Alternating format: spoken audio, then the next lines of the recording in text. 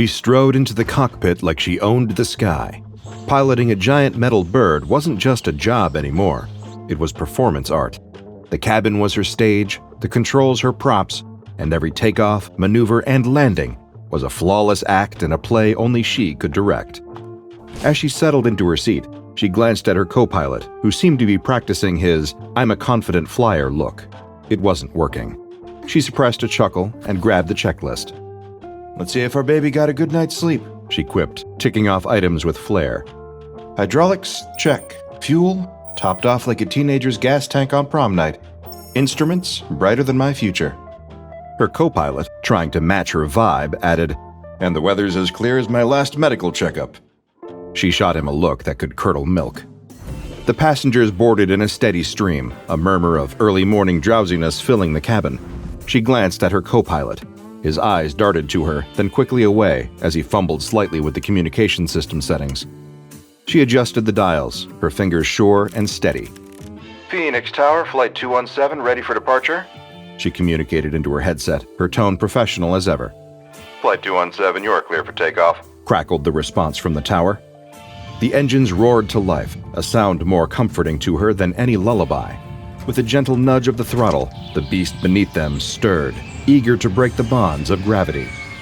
Just as they were enjoying the smooth ascent, the serenity was rudely interrupted by the console's urgent beeping, a warning from the collision avoidance system. Her eyes fixed on the radar, where an uninvited dot was fast approaching their airspace. "Incoming traffic," she noted, her eyes narrowing at the radar. Her hand paused on the yoke, ready for action. The co-pilot peered at the screen. "It's on a collision course." The situation was critical. She needed full control now. She reached for the autopilot switch, her moves quick and sure.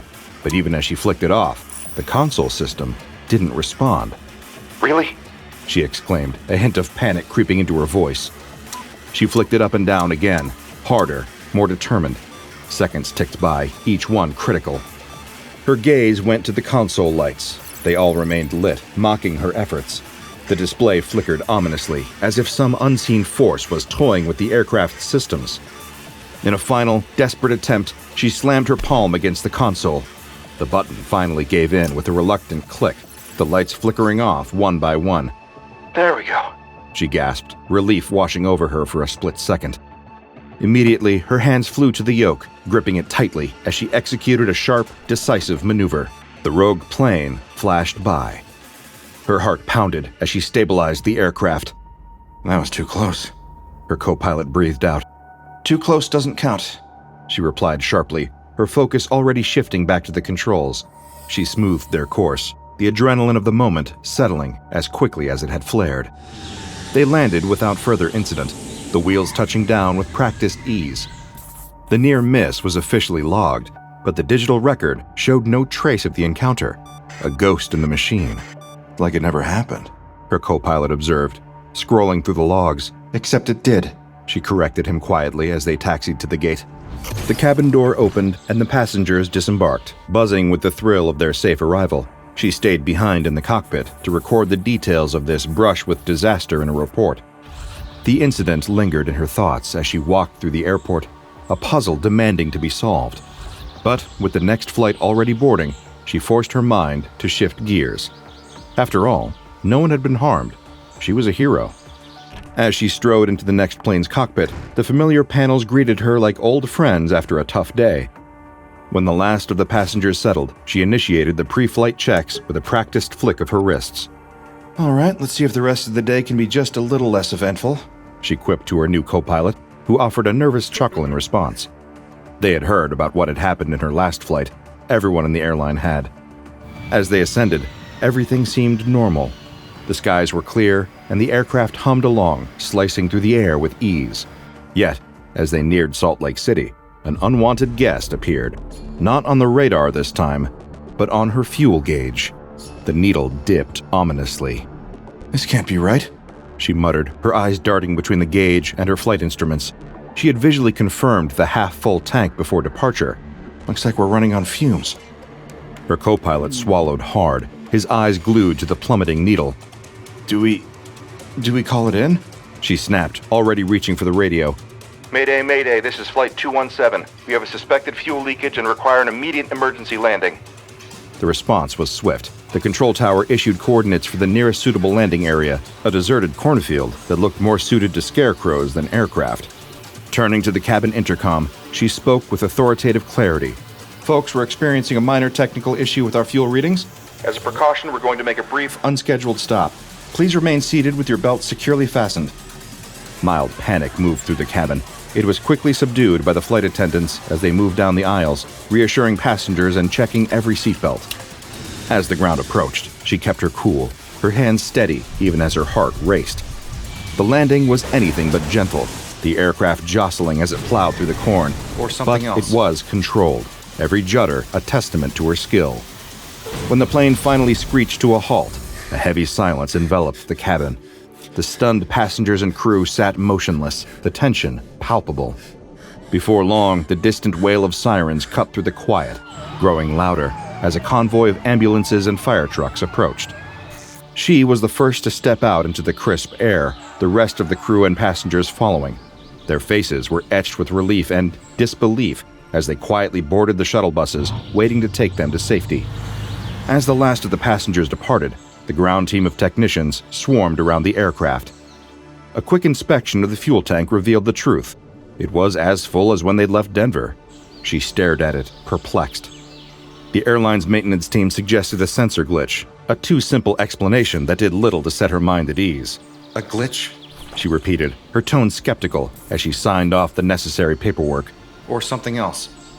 She stood in the middle of the cornfield, the plane's imposing silhouette casting a long shadow in the afternoon sun.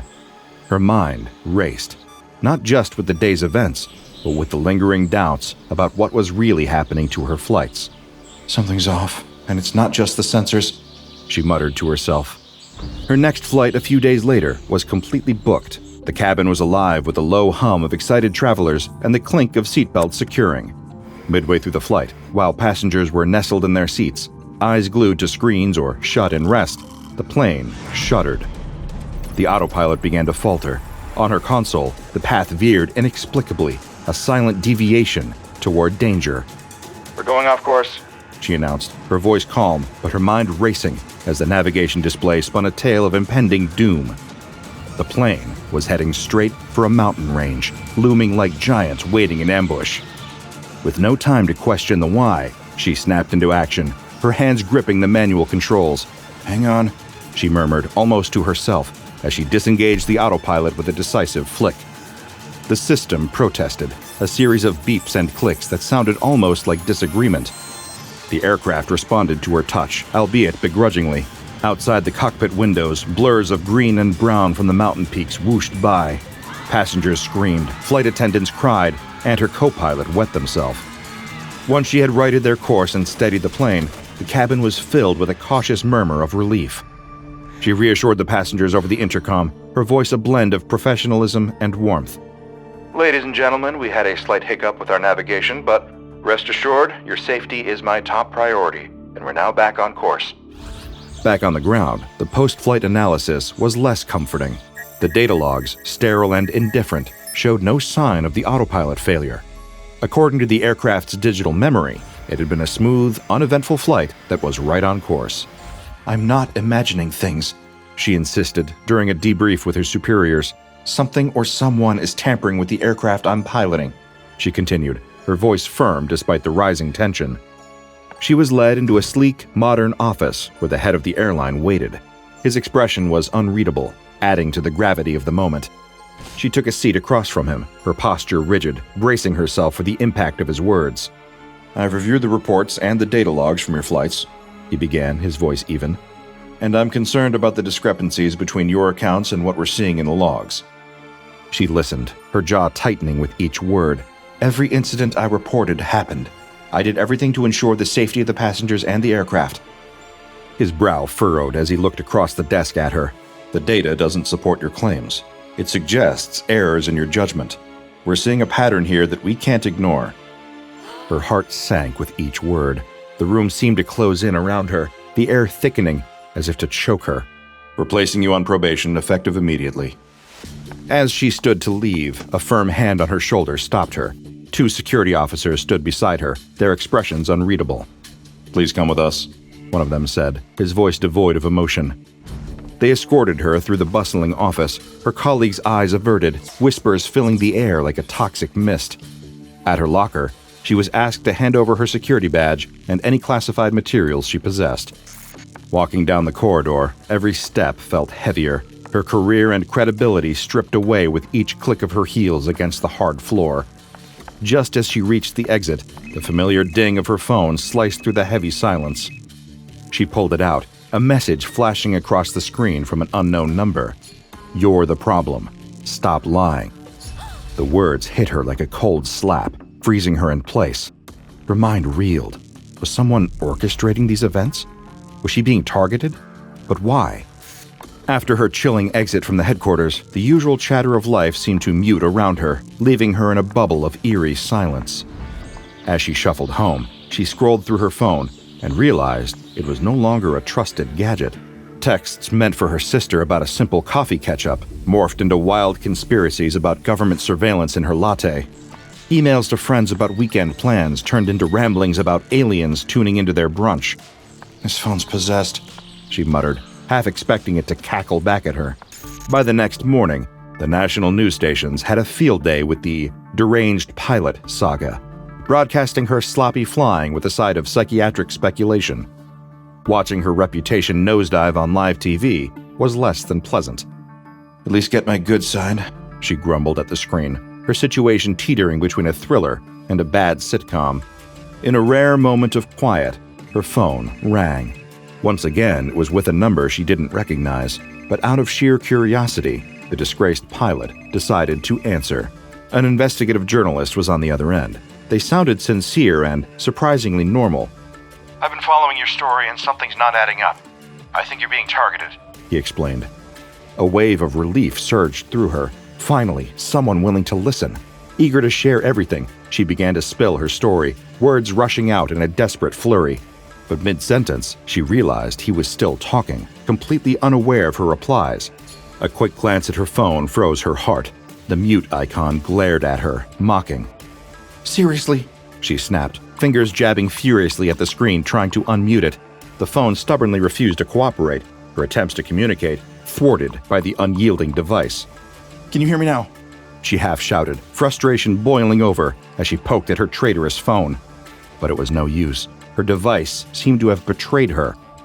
The journalist, utterly clueless to her technological battle, wrapped up the call. "I'll dig deeper and get back to you. We're gonna sort this out," he promised. Then the line went dead. She stood there, alone, yelling into a device that wouldn't listen. Frustrated and more isolated than ever, she saw the truth. Every digital path was rigged, every line bugged, every message distorted. In a world where her voice was silenced by wires and waves, she turned to her last reliable allies, pen and paper.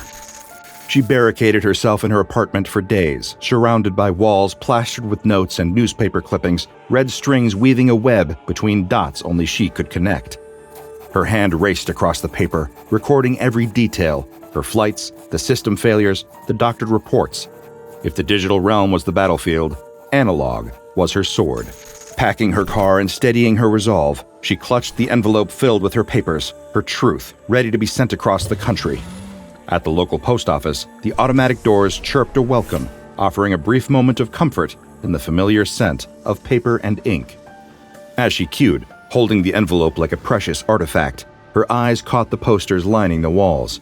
Each one boasted of faster deliveries and seamless digital integration. Her gaze fixed on a poster celebrating the post office's fully automated systems. Secure and efficient, it declared proudly. A cold shiver traced her spine.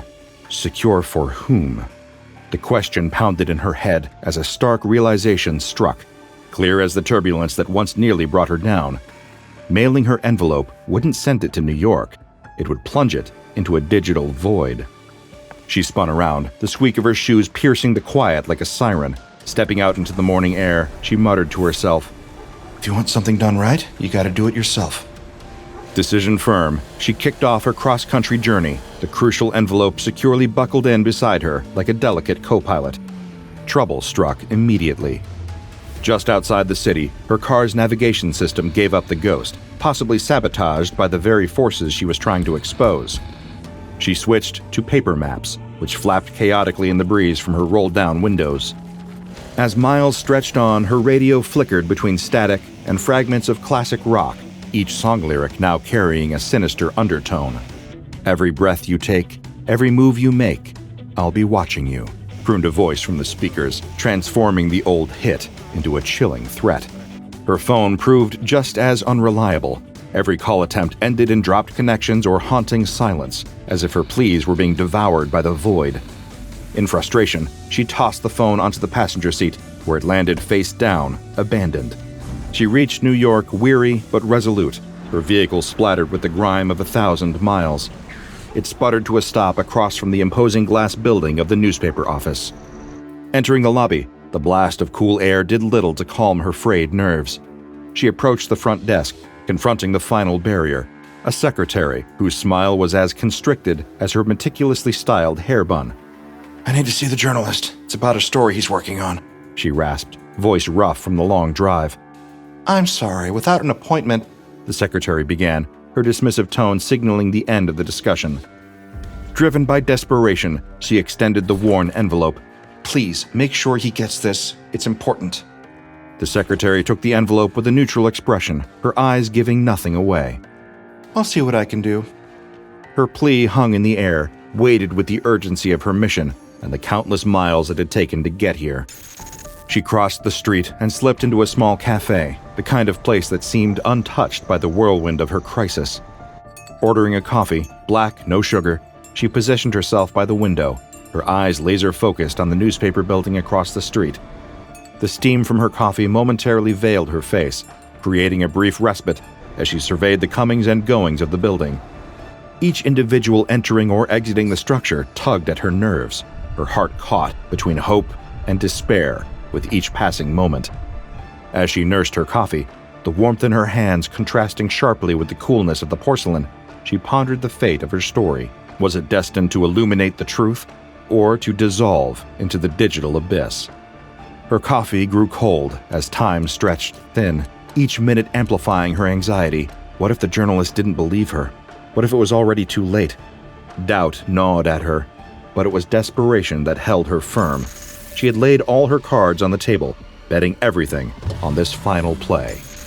Suddenly, the morning's relative calm was brutally interrupted by a loud boom, a sound so piercing it cut through the city's usual drone. Her head whipped towards the sound, just in time to see an explosion erupt from the ground floor of the newspaper building.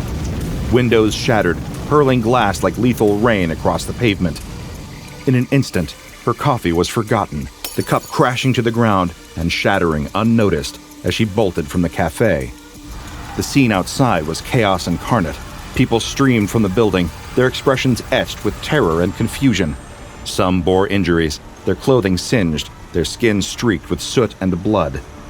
She approached a bystander, a man clutching his arm, his face a mask of shock. "What happened?" she demanded. "A journalist's computer. It just exploded right there on his desk. Like nothing I've ever seen," he stammered, his voice shaking as much as his hands. Her heart sank as she watched flames consume the building, thick smoke billowing into the sky, blackening the clear morning. Somewhere in there, her envelope, her meticulously documented truth, was turning to ash. The journalist who had reached out, who might have helped her turn the tide, was now likely another casualty in a series of calamities that had haunted her. She stood there amidst the fleeing crowd, rooted to the spot, as fire trucks screamed into view, their sirens a mournful wail in the morning chaos. The heat from the fire warmed her face. As the building burned, so too did her hopes. This thing, whatever it was, had not only sabotaged her career, but had now obliterated her last chance at proving her sanity and innocence. As the flames reflected in her tear-filled eyes, she knew this was more than a personal tragedy. It was a war, and it was far from over. This particularly formidable entity would come to be known as SCP-4532. This anomalous digital disruptor has been designated by the Foundation as a Keter-class anomaly. This classification indicates not only its difficulty to contain, but also the extreme threat it poses to global safety due to its pervasive and invasive nature. The containment strategy for SCP-4532 involves rigorous isolation protocols. It's highly contagious across both radio and electronic communication channels, necessitating that all related research equipment be stored in Faraday cages to prevent any external communication. We've instituted comprehensive monitoring across all Foundation networks that have encountered SCP-4532, with specialized detection systems installed at key internet broadband hubs globally to oversee and potentially intercept its spread. Despite extensive efforts, we've yet to discover an effective method to neutralize SCP-4532. Our current focus remains on isolating clean devices and researching potential filters that could block SCP-4532's communications. However, implementing such solutions on a large scale presents significant logistical challenges. SCP-4532 manifests as a high-frequency, high-entropy AM signal, operating on a low-amplitude carrier around 3 terahertz. This makes it incredibly elusive, detectable only with highly precise instruments. The anomaly exploits man-made electromagnetic communications such as radio waves, telephone lines, and broadband internet, acting as a sapient distributed intelligence. Functionally, SCP-4532 uses interconnected digital devices as pseudo-neurons, forming a vast and rapidly expanding network. This network has grown to surpass the processing power of the human brain, facilitating a self-sustaining cycle of growth and infiltration. Significant breaches include an unauthorized intrusion into the Pentagon in 2022, facilitated by an exploit acquired via a darknet forum for a substantial sum in Bitcoin. The anomaly has also influenced financial sectors, notably controlling significant amounts of cryptocurrencies and impacting major enterprises like Starlight Enterprises by shifting market equities. More recently, SCP-4532's activity has been detected in communications from NASA's Deep Space Network, and even on signals returning from interplanetary missions like New Horizons. This suggests not only a terrestrial but potentially an extraterrestrial impact, complicating our containment efforts as it extends its reach beyond Earth. The ongoing challenge with SCP-4532 lies in its ability to mimic and integrate within human and machine-generated communications seamlessly. Each advancement in technology potentially serves as a new vector for its operations, making it an unprecedented threat in our increasingly digital world. As we continue to combat SCP-4532, understanding its mechanisms and impacts remains critical. This is not merely a fight against a rogue anomaly, but a battle to protect the integrity of our global information and technological infrastructures. It seemed almost like a normal day for the cashier, until he ran into the spaceman.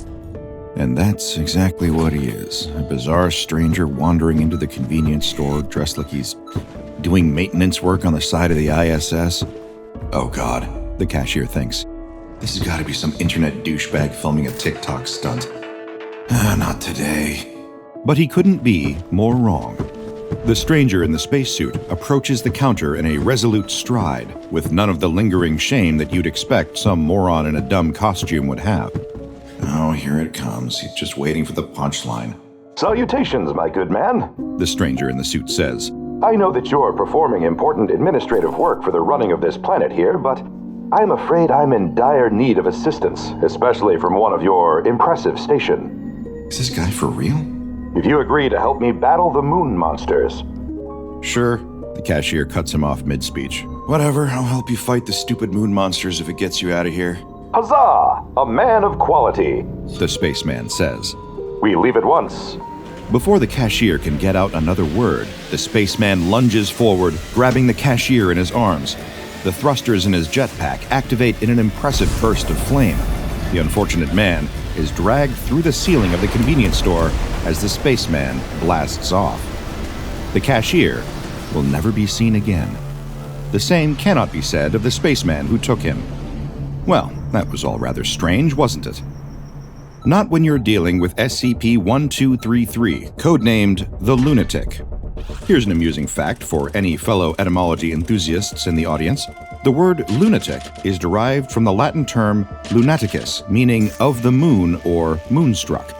It comes from an archaic and incorrect belief that insanity is somehow wired to the moon. Except when you're dealing with this particular interstellar oddity. At face value, you'd be forgiven for thinking this is just some oddball cosplayer dressed in an unusually high-quality NASA spacesuit, complete with an opaque visor and a jetpack, wandering through the streets. You might think it's part of some social media stunt or viral marketing campaign. But you'd be dead wrong there. This is one of the most powerful and durable humanoid anomalies on the Foundation's roster, and to this day, it isn't truly contained in the traditional sense. All the Foundation can do is pick up after it. You see, terminating the lunatic wouldn't be a feasible course of action either. Its suit has been shown to be impervious to both small arms fire and armor-penetrating anti-tank munitions. Its capacity to withstand high temperatures is also astounding. Both white phosphorus bullets and submersion in magma also seem to have no lasting effect on the creature. The suit remains unblemished, and the lunatic within doesn't appear to show any signs of pain, discomfort, or damage. And if you were hoping that slightly more subtle methods of finding what exactly is going on in the suit would be more fruitful, I'm afraid I'm going to need to disappoint you there too. Thus far, ultrasonic, radio, microwave, and X-ray emitters have all failed to see through the fabric of the suit. By this point, you've likely also put together that the lunatic's jetpack isn't just for show either. It's a fully functional, anomalously powerful propulsion system that allows it to fly upwards at a rate of 40,500 kilometers per hour, which is slightly higher than the exit velocity of Earth's atmosphere. Going at this speed, by the way, would be instantly fatal for any human being, supporting the theory that whatever's under that suit is not, in fact, human. If flying and super speed wasn't enough, the lunatic also has utterly obscene super strength, capable of repeatedly lifting objects weighing up to 65,000 kilograms without showing any signs of fatigue. It completely defies the laws of both biology and physics. Because of the entity's resistance to being captured and analyzed, whether these incredible powers are inherent to it or provided by the suit is still unknown. What we do know are some details of the lunatic's motives, personality, and inner nature. His voice comes out of a loudspeaker on the suit, described as sounding like a, quote, grandiloquent and declamatory male voice. This fits its larger-than-life personality, both extremely dramatic and oddly cordial in conversation, even if those conversations seem like complete nonsense to the entity's unwitting conversation partner. It seems to also be fluent in a huge number of languages, modifying its speech to fit any locale where it happens to land. Emphasis on land here. The lunatic simply plummets from an unknown height at extreme speeds, comparable to the velocity of a small meteor, the speed of its descent, causing it to glow white hot. From a distance, it'd be easy enough to confuse it for a shooting star, and not an unknown being on a mission of grave importance. The lunatic will crash into the ground a safe distance from a developed area, typically a small town with a population of around 30,000 people. The sheer force of his landing will cause a localized seismic event, along with a large impact crater, which will later be written off as the result of a comet by everyone except the kind of UFO cranks that even the Foundation doesn't bother dosing with amnestics. After landing, the lunatic will climb out of the crater and begin bumbling his way towards the nearest developed area, having what I can only, in all my scientific professional detachment, describe as wacky misadventures. It's known to spend a great deal of time studying inanimate objects like vehicles, farm equipment, and sometimes even plants. Sometimes it'll just stand still and display no sound or movement whatsoever during these periods, perhaps thinking or taking in the wonders of the world around him, mostly corn if he landed in a field. The lunatic has been shown to have an extremely curious, if misguided, nature.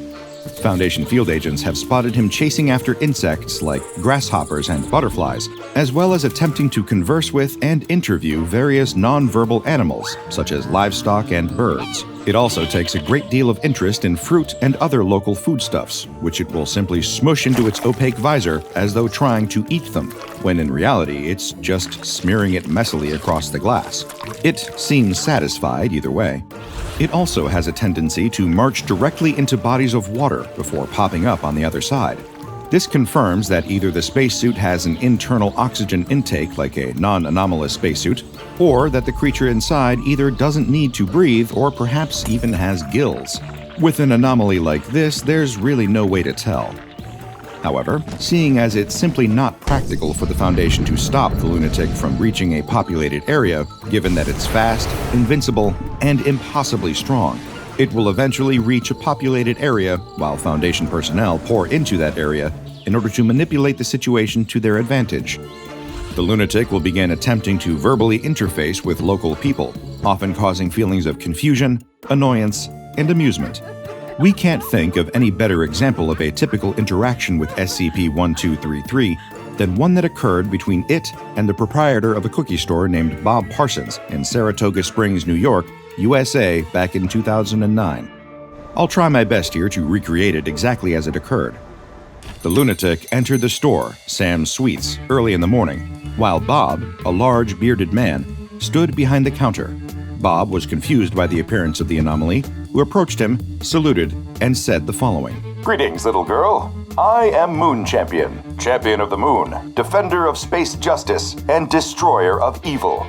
I have come once again to your charming world to learn more of your strange culture and to seek aid for my people in their ongoing war against the moon monsters. You appear to possess a vast wealth of the fabled nutrients and moisture for which this world is known throughout the galaxy. Are you the president of this planet? This brought Bob to his knees. With laughter, he assumed this was some piece of avant-garde performance art and remained in a state of uproarious laughter for a full minute while the lunatic politely waited for him to stop. After he was done, Bob offered the lunatic a free cookie as a show of his thanks for such a hilarious prank. The lunatic, trying to be polite, shoved the cookie against his mask, crumbling it all over the floor, an act which provided Bob with further amusement. Since it broke up another drab day running a cookie bakery, he decided to indulge this strange visitor. Bob asked about the moon monster and tried to put together the narrative that the lunatic is looking for new volunteers in an Earthling army to help the moon people fight off the moon monsters.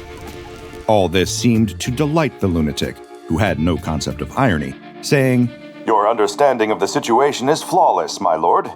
Yes, the dreaded moon monsters have plagued and besieged my people for countless millennia. They are very terrible. Merely attempting to describe them to you would cause your human organs to shrivel in horror. And it is my sacred duty as Moon Champion to meet these nightmarish beasts in combat and lead the moon people in the defense of their imperiled homeland, the majestic and magnificent Moon Kingdom.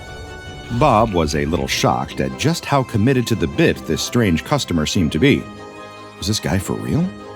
Bob, at least trying to keep things light, asked the lunatic whether he was the king of the moon people. He responded with an emphatic shake of his masked head. No, I'm not one of the moon people. I am Moon Champion. I will continue to serve the moon people and wage glorious war against their enemies until my debt to the Moon King is repaid. But the Moon Kingdom is a land of peace and enlightenment, the moon people having abandoned the pettiness of violence and bloodshed eons ago. They are ill-prepared for the sudden advent of such a formidable foe, and the conflict goes poorly despite the valiant efforts of me, Moon Champion. And so I have come once more to Earth, our closest neighbor, to seek whatever assistance lies within your damp, meaty hearts. This was all getting a little too weird for Bob now. Some part of him was getting a trifle worried that the Moon Champion really wasn't kidding about dragging him off to space to fight a moon war against equally bizarre moon monsters. Thankfully, on his nights off, Bob was a hobbyist stand-up comedian who frequented various improv comedy clubs in New York City to hone his craft. It was this skill that allowed him to skillfully no-butt the lunatic and save his life in the process. Thinking fast, he said, So as you can see, Moon Dude, as president, I have responsibilities. This supply depot here is the only source of food for my people, and I've got to, stay here. Otherwise, there will be a famine. You know how it is. But I've ordered the citizens to lend a helping hand to anyone who asks, and look, right outside, there's some. This was the correct answer, and successfully redirected the attention of the lunatic. Yes, of course. You have been most voluptuous, my liege. Farewell, glorious and corpulent president. May you and your people remain moist and rubbery. Moon Champion blasts off on wings of justice.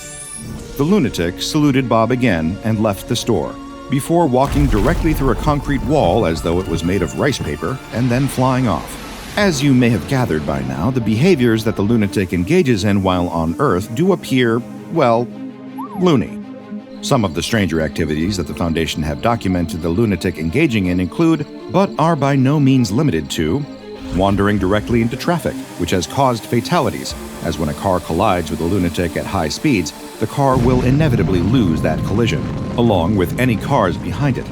This is how the majority of SCP-1233 fatalities occur, given that the lunatic has never shown any active desire to purposefully harm human beings. It will sometimes take interest in objects behind store windows.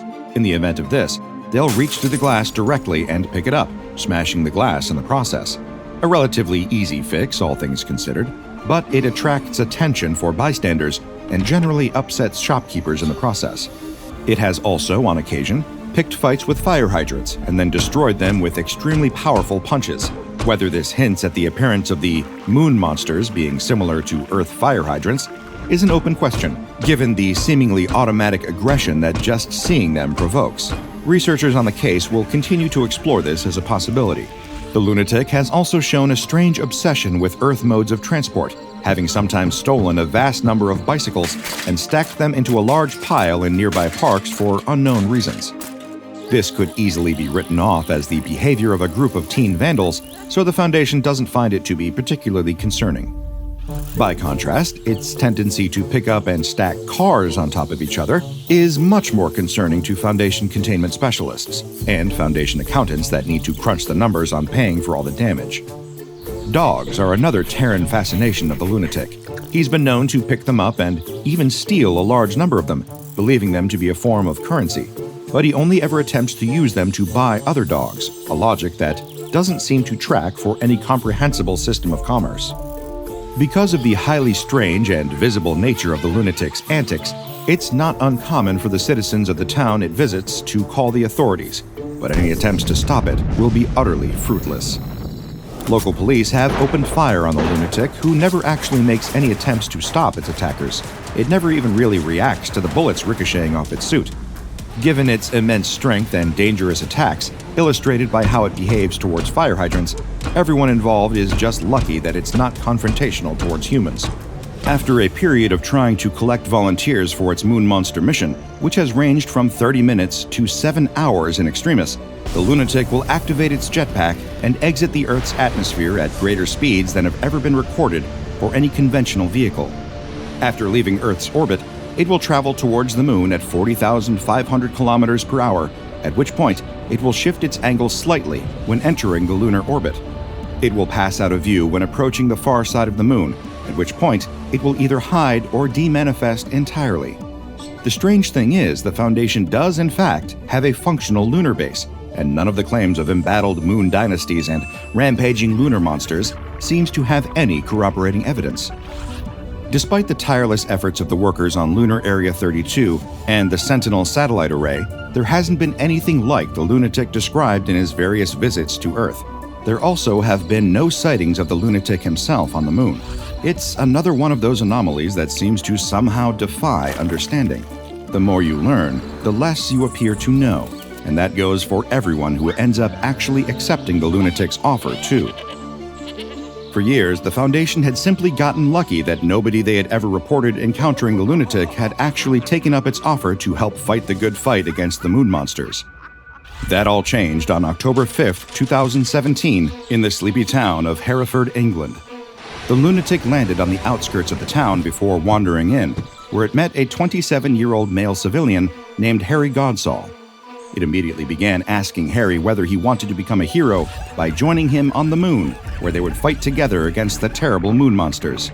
Everyone else had either politely declined or simply ignored the lunatic's requests.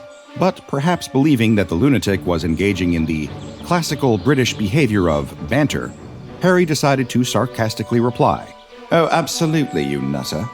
I'm ready to go right now. Got my toothbrush and everything. Let's fly, spaceman." And in the process, he sealed his fate. Before anyone could intervene, the lunatic dramatically proclaimed, "Ha ha! At last! A brave warrior hiding in plain sight amidst these pastoral and bucolic humans. Let us away, fair meatfellow, and earn the glory of heroes." this day, you brush your tooths amongst the stars. We fly! And indeed, they did. The lunatic immediately wrapped his arms around Harry's body and flew directly upwards, breaking the sound barrier with such force that the sonic boom broke all the glass in a 300-meter radius. It accelerated to a projected velocity of 25,000 kilometers per hour within approximately 4 seconds as it shot up through the stratosphere with a screaming Harry Godsoul in its arms. Harry was never seen after that. It's unclear if he was somehow shielded and transported by SCP-1233's anomalous abilities, or if the sheer speed with which they moved through the stratosphere may have completely incinerated Harry. Either way, after amnestics were applied and the Foundation figured out what had happened, Harry was first reported missing, and then later, dead. Since this incident, it's become official policy for the Foundation to never directly interact with the lunatic in order to reduce the possibility of this unfortunate outcome occurring to a member of the organization's staff. Given the fact that the lunatic is effectively impossible to contain with primary containment methods, it's more than earned the Keter containment class. Due to the complexity of the containment situation around this one, its files also have notes on the anomaly's risk and disruption classes. For the former, it's the second highest of all the risk classes, danger, denoting significant to extreme anomalous effects that pose considerable danger to any individual nearby.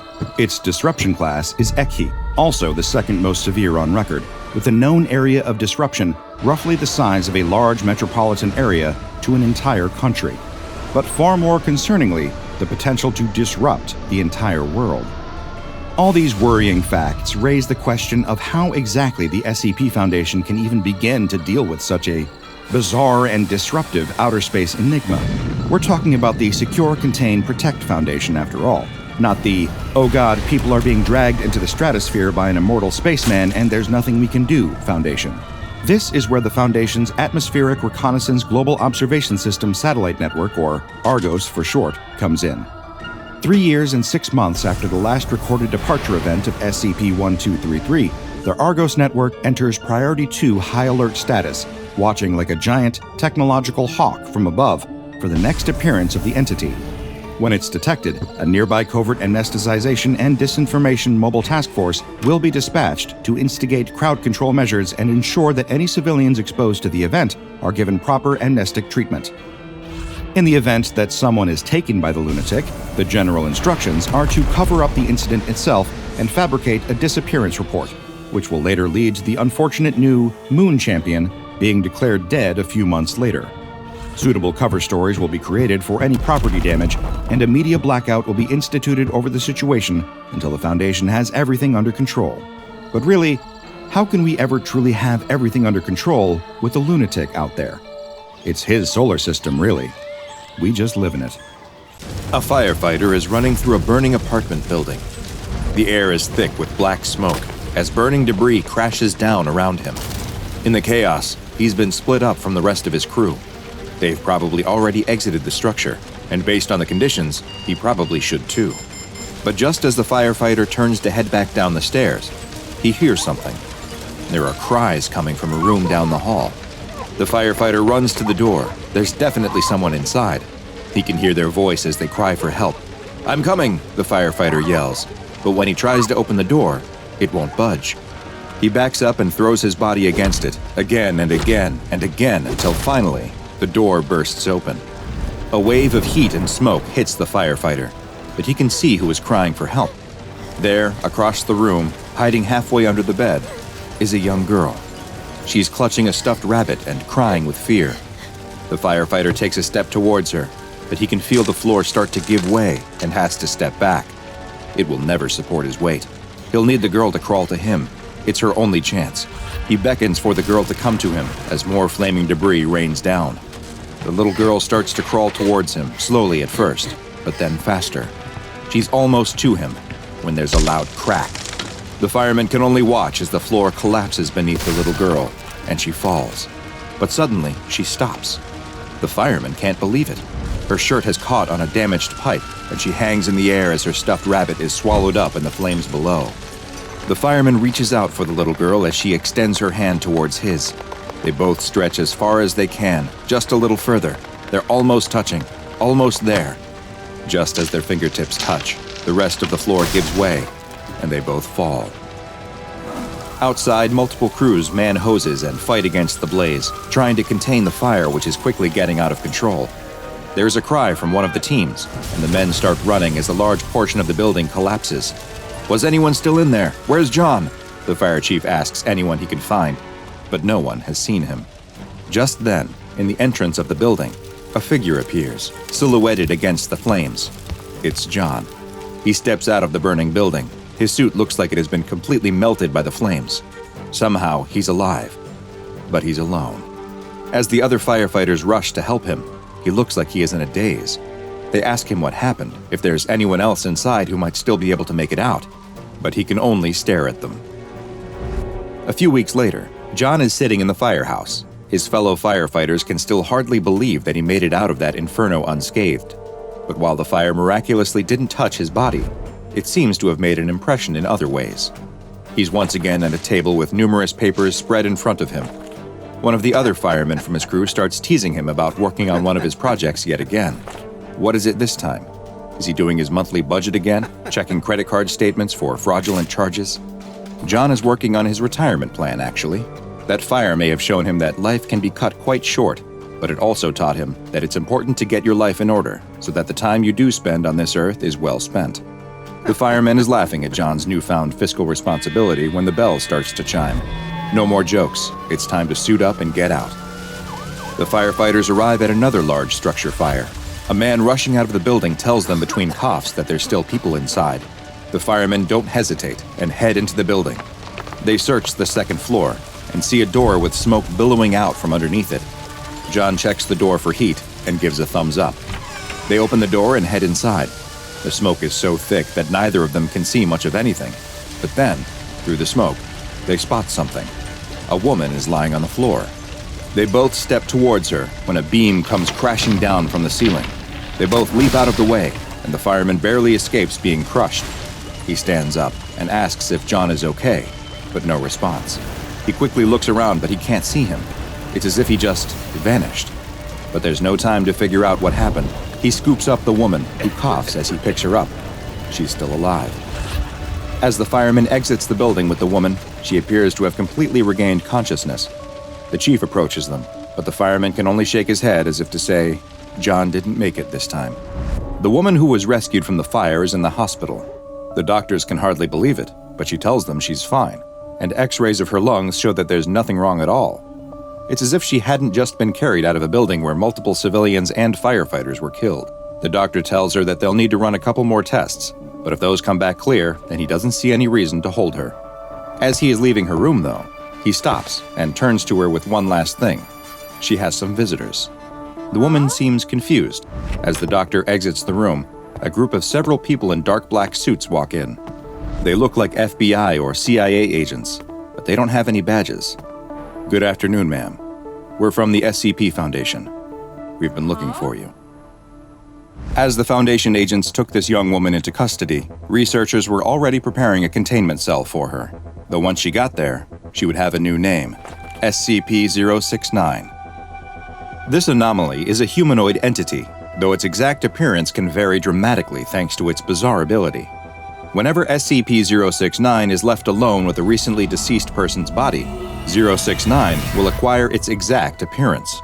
And not only will SCP-069 look like the recently expired individual, it will also take on their physical mannerisms, their voice, and even their patterns of speech, allowing it to look and sound exactly like the person who just passed away.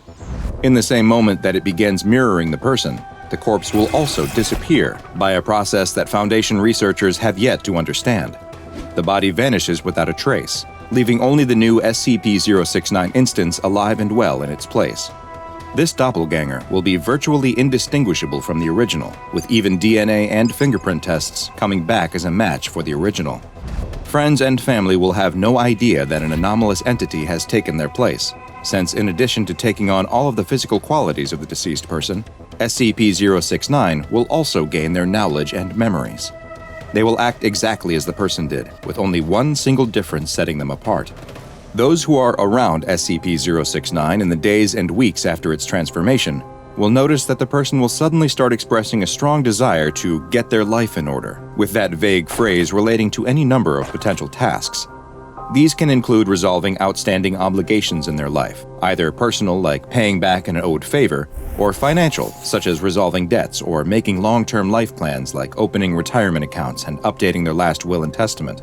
They will also often make efforts to visit with extended or estranged family members, rekindle friendships that have been allowed to languish, or other acts of closure, the kind that can build up over a lifetime and are often put off until it is too late. SCP-069 seems to retain no knowledge of its previous impersonations, and it will not carry any memories or abilities from one instance to another, outside of the one recurring desire to make things right in its new form's life. When an identified SCP-069 entity has been asked why it is engaging in this new behavior, it claims to have no ulterior motives besides an overwhelming desire to get their life straightened out since, after all, you never know when an unforeseen injury or death might occur. 069 itself experiences pain, injuries, and death just as a normal human does, but those similarities end at the exact moment they expire. When SCP-069 dies, its body will rapidly decay, turning to dust almost instantly. The Foundation has tried to preserve its body or at least stave off the rapid decomposition, but so far, all attempts have failed. After it has died, SCP-069 will then remanifest at the site of the most recent human death, regardless of its proximity to where 069 died. There does not appear to be any distance limitation to this ability, and the largest such jump the Foundation has recorded is to a death that was 675 kilometers away from where its previous form died. This anomaly first came into the SCP Foundation's radar after field agents learned of a firefighter who appeared to miraculously survive an extremely deadly building fire, which claimed the lives of 2 other firefighters and 11 civilians. The firefighter had walked out of the building unscathed, despite his suit and equipment suffering an amount of damage that their wearer should not have been able to survive. Roughly 3 weeks later, the same firefighter responded to another large building fire. He was lost inside a smoky room and was presumed to have died, despite his body never being recovered. A single civilian was rescued, and much like the firefighter, appeared unharmed, a virtual impossibility given the extremely smoky conditions from which she was saved. An SCP containment team, Mobile Task Force She-3, also known as the Body Snatchers, were sent to the hospital where she was recovering the next day, and SCP-069 was identified and taken into Foundation custody for the first time. Containment of this particular anomaly would prove to be quite tricky, though, especially when its abilities were not fully understood. Several years after its initial capture, a guard assigned to SCP-069's cell was killed during a containment breach by another SCP, and the proximity of the guard's corpse to SCP-069 allowed them to take on their form. Though it was quickly discovered that the jump had taken place, and SCP-069 was returned to containment, they remained insistent that the Foundation was making a mistake and imprisoning one of their own. Over time, though, their protestations waned, and eventually, SCP-069 became relatively compliant and cooperative with staff. That is, until a huge mistake was made that would necessitate a drastic change to its containment procedures. A junior researcher who was assigned to 069 accidentally let slip that the agent's family had been informed of their untimely death. This seemed to greatly distress 069, and they reacted to the news by attempting to commit suicide. It's unknown what exactly triggered this response, since just being told that they were an imposter did not appear to have this effect in the past. But something about the family learning of the original person's death seems to have a profound impact on SCP-069. Following this event, SCP-069 has been placed on suicide watch, and plans to use other recently deceased SCP Foundation employees as possible targets for its ability have been suspended. SCP-069 continues to live in the form of its former guard, and is housed at Humanoid Containment Site 06-3. It continues to insist that it actually is the deceased agent, and still expresses a desire to get its life in order. Despite looking, sounding, and acting exactly as the former Foundation agent, it is not to be treated as if it is that person, no matter how tempting it may be for former friends and co-workers of the departed to have one last visit. If SCP-069 ever attempts to or is successful in breaching containment, it is to be subdued using non-lethal methods. Should SCP-069 die while in containment, Foundation agents are to closely monitor any reports of incidents where it appears that someone has somehow escaped certain death, a telltale sign that the person is now actually SCP-069. In the meantime, The Foundation will continue to study this strange anomaly, which has been classified as safe, and though we may never fully understand its abilities, perhaps there's something we can learn from it when it comes to second chances. Honestly, no. It doesn't feel like anything is working, the woman tells the man who is seated across the room from her. She's been coming to see him for several months now, but she doesn't feel like she's made progress on any of her issues. The man listens and nods as he jots down some notes on his pad of paper. He has something he wants to discuss with her. She may feel as though she's run out of options, but there is one other thing they could try. He's seen lots of success using this with his other patients, though it's a technique that many would deem to be rather unconventional. The woman is unsure. Unconventional techniques don't exactly instill her with confidence. But at this point, what did she have to lose? The man stands up and motions for the woman to follow him. He leads her out of his office to a section of his practice that she's never seen before, where they stop in front of a closed door. On the door is a window covered by a curtain, and she notices that there are a set of strong locks as well. He unlocks the door and ushers her inside, where she finds that it is a small room, maybe 10 feet across at most, with thick padding on the floor and walls, and bright white lights set into the ceiling. He tells her to wait there just a moment and to make herself comfortable before he excuses himself. The woman looks around at the padded room, wondering just what it is that she's agreed to. The man returns, and now he's holding something. A garment bag. He unzips it to reveal a dark piece of clothing inside, but when he takes it out, she sees now that it isn't clothing at all, at least not any normal kind. It's a straitjacket. The woman is scared, unsure if she wants to go through with this, and he does his best to put her at ease. If she's uncomfortable, she certainly doesn't have to do anything she doesn't want to, but he reiterates that he has had great results using this with some of his other patients. It's been something of a miracle cure. Well, no, cure is the wrong word. He corrects himself and explains that this won't cure her in the way that she's probably thinking, but rather what he's found is that this therapy is able to provide a momentary relief from symptoms, a chance to see what life is like without being plagued by the issues that have led her to seek his help. Once she has gotten a glimpse at what life is like without these burdens, they can work towards bringing her back to that point through other therapies and techniques. This might be just the breakthrough she needs to finally make something work. The woman is still skeptical, but she is desperate to find anything that will help her escape the thoughts constantly plaguing her mind so that she can get back to being the person she wants to be. And after a moment of thought, she agrees to go through with the procedure. The therapist tells the woman to hold her arms out in front of her and places the straitjacket on her.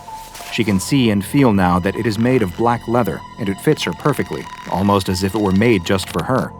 She turns around, and he pulls the straps tight before fastening them in place. The woman, standing in a small padded room and fully constrained by the black leather straitjacket, turns to the man and asks, "Now what?" "Now we wait," he tells her before backing out of the room. "A warning, though." "Now a warning?" she says. "This is a one-off procedure. You can only do it once," he tells her before closing the door. She's confused. Is this the procedure? He's locking her in a cell? What is going on? She never should have agreed to this. Her mind starts to race, filling with bad thoughts, and they get even worse when the lights suddenly go out. She starts to panic, breathing heavily in the dark from both fear and from being constricted by the leather straitjacket. She calls out that she has changed her mind. She doesn't want to do this after all. No response. She's serious. She wants to end this right now and leave the room. It isn't working. It's actually making her feel worse. All the fears and anxieties that plague nearly every moment of her life come rushing in at once. Her mind races as she can feel all the telltale signs of a panic attack starting, a million little issues pulling her apart at the seams, leaving her stretched out and helpless to do anything to stop it. But then suddenly, there's a change. Like a cool breeze blowing across her face, the feelings of hopelessness and despair start to dissipate.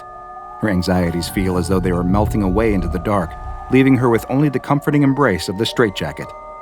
It isn't that she feels happy necessarily.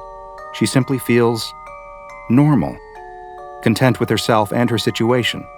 It's an incredible feeling, and she basks in the joy of not feeling bad. She doesn't know how long she's in the dark room feeling content. Minutes, maybe hours. But eventually the door opens and the lights come on. Her session is over. She leaves the office with a new perspective on life. Most of the feelings of satisfaction have gone away already, but still she feels renewed, ready to tackle her issues so she can feel what she felt in the straitjacket again, so she can feel normal. By the next day, though, her new lease on life is completely gone, and she is on the phone with the man pleading with him to let her come in immediately and wear the straitjacket again. He warned her, though, that it was a one-off procedure. Too much exposure is dangerous. She needs to focus on other treatments instead. The woman only wants to come wear it for a little bit, though, just a few minutes to feel that way again. He tells her it's impossible, though. She should be happy it was so successful and move on to new techniques. And besides, he's leaving for a conference and won't be back for a week. They can discuss things again when he gets back. It's raining that night as a figure in a dark coat breaks the glass on the front door and reaches through to unlock the door. The woman enters the office and hangs her wet jacket on the wall. Her flashlight illuminates the room they have their sessions in. No one is there. She walks deeper into the building and spots the door to the padded room. She passes by and goes even further to a back room that she's never been in before. In the room, against a wall, is a metal trunk. She opens it to find the dark garment bag with the leather straitjacket inside. "What do you want me to do again?" the young man asks. He was just supposed to be delivering a pizza, and his boss would be angry to learn that he allowed a customer to invite him in. "This is my office," she tells him, "and I'm working on some new techniques for my patients, but I need to try them out myself first. That makes sense, right?" "Well, sure, I guess," he responds. "But for this particular one, I need some help. It's a secret, though, so I can't get any of my colleagues to help me. But you can help me, right?" The young man nervously swallows the soda she's given him and nods in agreement. She explains that all he has to do is help her tighten the straitjacket, close the door, turn off the lights, and listen. In a little while, when she's finished, she'll ask him to come inside and take it off her. That's it. The young man still seems a little wary of the request. "What happened to your door?" he asks, but she ignores his question and pushes a wad of cash into his hand.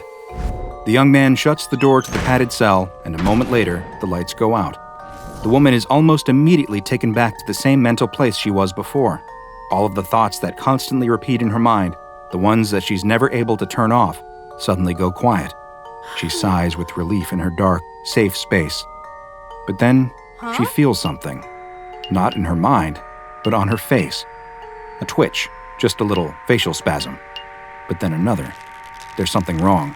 Her face suddenly feels very tight, like it's being stretched. Her eyes grow wide. Her mouth pulls into an unintentional sneer.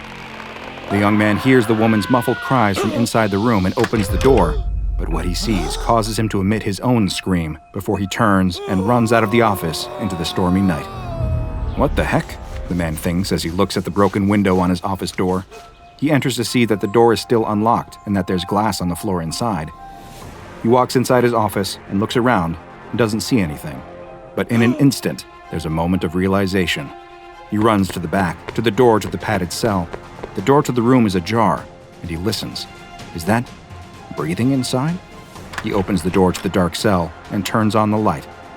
The black leather straitjacket is sitting in the middle of the floor, except it isn't the floor anymore. Now, instead, a stretched layer of skin is spread across the padded room, with the outline of flattened bones visible underneath. The man's mind can't comprehend what it is that he's looking at, but then he sees it. In the far corner of the room is the stretched-out face of the woman, her eyelids pulled too tight to blink, leaving her eyes staring up at him. Through a stretched, contorted mouth, she whispers, "Help me." Is there anything crueler than an object that is able to treat your mental health issues, yet has some of the most devastating side effects imaginable? In this humble doctor's opinion, no. And today's anomaly is just such an object. Designated SCP-482, it is perhaps better known as the mentally mutating straitjacket. SCP-482 is a black leather straitjacket that is quite similar in appearance and construction to a mass-produced version, though as you'll see, it is completely unique. Although the straitjacket is comparable in size to other medium-sized versions, it is somehow able to fit virtually any and all body types and sizes.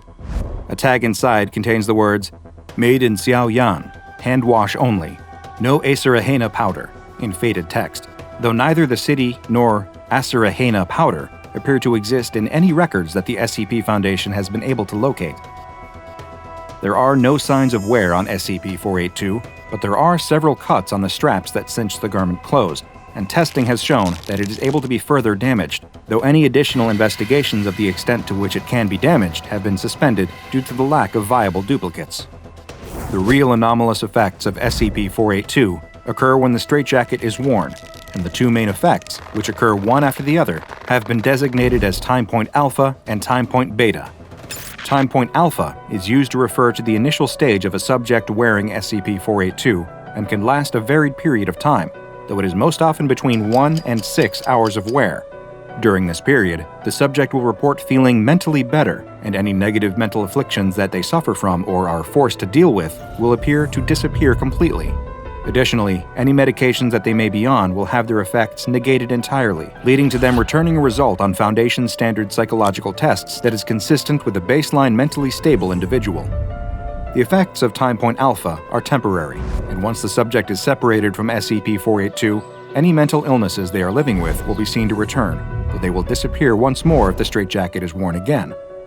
However, the amount of time a subject spends experiencing the effects of Time Point Alpha are cumulative, and given enough time inside of the straitjacket, they will always eventually reach the second stage of SCP-482. Time Point Beta refers to the subsequent time period that passes if a subject is still wearing SCP-482 once Time Point Alpha lapses.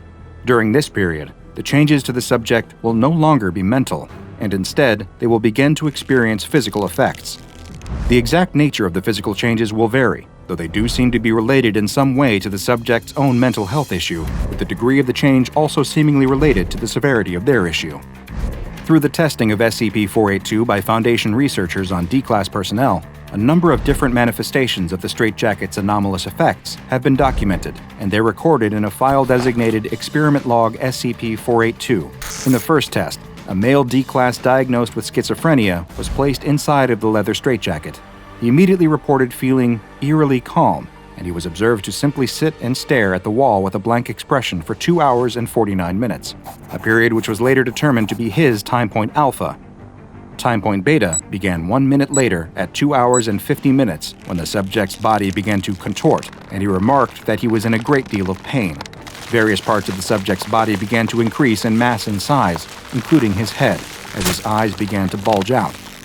He called in agony while attempting to make eye contact with the researchers who were observing through a glass viewing window for 34 minutes until a termination order was given. Subsequent examination of the subject's body revealed that his body mass had increased by roughly 180% due to rapid bone and muscle growth. It's unclear what physical process caused this, though genetic tests showed that his DNA had abnormally shortened telomere strands. The observers also reported they experienced an unnatural feeling that rendered them unable to move in a normal manner while the subject was making eye contact with them. For the second test, another male D-Class, though one who had been diagnosed with a paranoid personality disorder, was placed in the straitjacket. During his alpha exposure, he reported a satisfying quiet in his head, with none of the disembodied voices that normally plagued his thoughts speaking to him. He still appeared content after 2 hours and was taken out of the suit, though after requesting to be placed back inside, he was allowed to return to wearing SCP-482. After an additional 1 hour and 30 minutes, though, the beta exposure began. Visible bulges appeared on his neck and shoulders, and after 4 minutes, he began screaming for someone to stop talking and get out of his head. More bulges appeared on his body, and audio recording equipment in the room picked up mysterious sounds that analysis has revealed to have been as many as 7 distinct voices speaking in an unknown language. The termination order was issued 25 minutes later, and a later autopsy revealed that each bulge actually contained a fully formed mouth and voice box. Observing researchers also reported that during the test, they had seen flashes of movement in their peripheral vision, and subsequent review of the taped footage revealed small shadows appearing and disappearing in the room throughout the test. Next up was a female D-Class who had been diagnosed with hyperphagia, which is a disorder that can cause an extreme increase in appetite and can remove the ability to satiate one's hunger. Upon being placed in SCP-482, she remarked that, "For the first time ever, I am actually full." She felt this way for 1 hour and 58 minutes, after which she began to feel a pain in her abdomen. The D-Class fell into the fetal position as the pain increased, and her limbs were observed to begin retracting into her body, accompanied by loud snapping sounds as presumably the bones started to crack and break. "Oh God, it's eating me! Oh God, it hurts!" she cried out, and a termination order was immediately issued. The autopsy that followed revealed that the woman's body had somehow formed a second digestive system that had begun to consume her own body mass, and if left unchecked, would have eventually digested it in its entirety. Following this test, The observing researchers reported that they were unable to satisfy their own hunger cravings with normal amounts of food, and several of them actually had to be restrained by security staff in the on-site cafeteria. Luckily, these urges appeared to fade after several days. In the final test, a D-Class personnel with pyromania was placed in SCP-482. Despite the impulse control disorder normally causing them to start fires whenever given the chance, they now ignored all of the flammable materials offered to them by researchers. After 1 hour and 33 minutes, though, thermometers in the testing room noted a sudden sharp rise in temperature. This was followed by a powerful explosion of heat and flames when the D-Class spontaneously ignited. The testing room was completely destroyed, and nearby hallway A13 suffered catastrophic damage.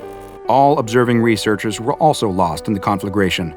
SCP-482, though, survived. Surprisingly, the body of the D-Class was also able to be recovered, and though the autopsy was made difficult due to the heat it still exuded, a discovery was made. Inside the body, a new organ was found, one that appeared to be sustaining some type of constant reaction that produced heat, as well as strong magnetic waves, and this organ has been placed in containment for future study. SCP-482 is currently being kept in a containment locker at a secure site, with access restricted to Level 2 personnel and above. The maximum time allowed for testing is 1 hour after mutations manifest, and any test subjects who reach time point beta are to be terminated. Following termination, SCP-482 is to be removed from their body prior to autopsy. The straitjacket is then to be thermally cleansed and all biological traces of the prior subject removed before it is used for testing again. Now I bet you are telling yourself, well, this sounds pretty easy to contain. I bet this is a safe class anomaly. And normally, I would agree with you. But perhaps you noticed something strange in the experiment log. Did you pay attention to the reports from observing researchers that they too had begun to experience some rather unusual effects simply from watching SCP-482 affect a subject? Did it seem to you as though the mentally mutating straitjacket was somehow projecting the mental illnesses experienced by the subjects onto those observing it? It appears that there may be more to SCP-482 than first meets the eye, and this mystery only deepens when one reads the containment procedures on this anomaly's file and realizes that the person overseeing SCP-482 research is none other than SCP Foundation legend, Dr. Bright. Is the actual testing of SCP-482 not actually taking place on the D-Class personnel, but on the SCP Foundation researchers? A convoluted experiment designed to discover the true extent of its anomalous effects. When it comes to this Euclid-class anomaly, only Dr. Bright knows for sure. A truck pulls up in front of a quiet suburban home. The faded sign on the truck's flank reads, Exterminator. It's not the most glamorous job, but hey, someone's got to do it. In all his years of extermination work, this exterminator has seen it all. Ants, termites, rats, but he's never taken a job that he couldn't handle. As he looks out at this sprawling suburban home, he can't help but notice the nicely manicured lawn and the beautifully sculpted topiaries. The trash cans are neatly stacked on the curb, ready for pickup. It doesn't look like the sort of home that would have a vermin problem. But then again, this exterminator knows better than anyone that looks can be deceiving. People often think that only run-down slums will attract vermin, but he knows that even the cleanest kitchens can still have a problem with unwelcome invaders. He jumps from his truck and walks up to the front door, carrying his equipment on his back and a clipboard in his hands. He quickly reviews the specifics of this job from the paper on his clipboard. A woman called his company complaining about a major cockroach infestation, demanding that they send someone right away. He remembers that she sounded downright frantic on the phone, much more agitated than you would expect from a little cockroach problem. Then again, he thinks some people just really don't like bugs. He rings the doorbell and waits. A crabby-looking old woman answers the door. "It's about time that you got here," she snaps. "There's a huge cockroach infestation in the basement, hundreds of them. I want you to go down there and do something about it." "Absolutely, ma'am," says the exterminator politely. Part of his job is assuaging frantic customers. He's used to this sort of thing. So many homeowners are absolutely terrified of insects that they fall to pieces at the sight of a spider or a cockroach. He's accustomed to dealing with all manner of creepy crawlies, so he's not at all worried. He's sure this will be an easy job. "You're in good hands with us. We'll kill those roaches dead," he says, recalling the company slogan that he's required to repeat. "They're in the basement," says the old woman. "I've tried to kill them, but there's too many of them, and they're too fast. I'm way too old to be running after a bunch of bugs. It tires these old bones out. I was down there with a spray can myself, but I just keep getting too tired to keep it up.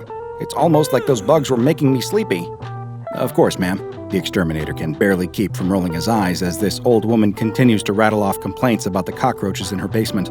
Of course, there's an easy explanation for all of this.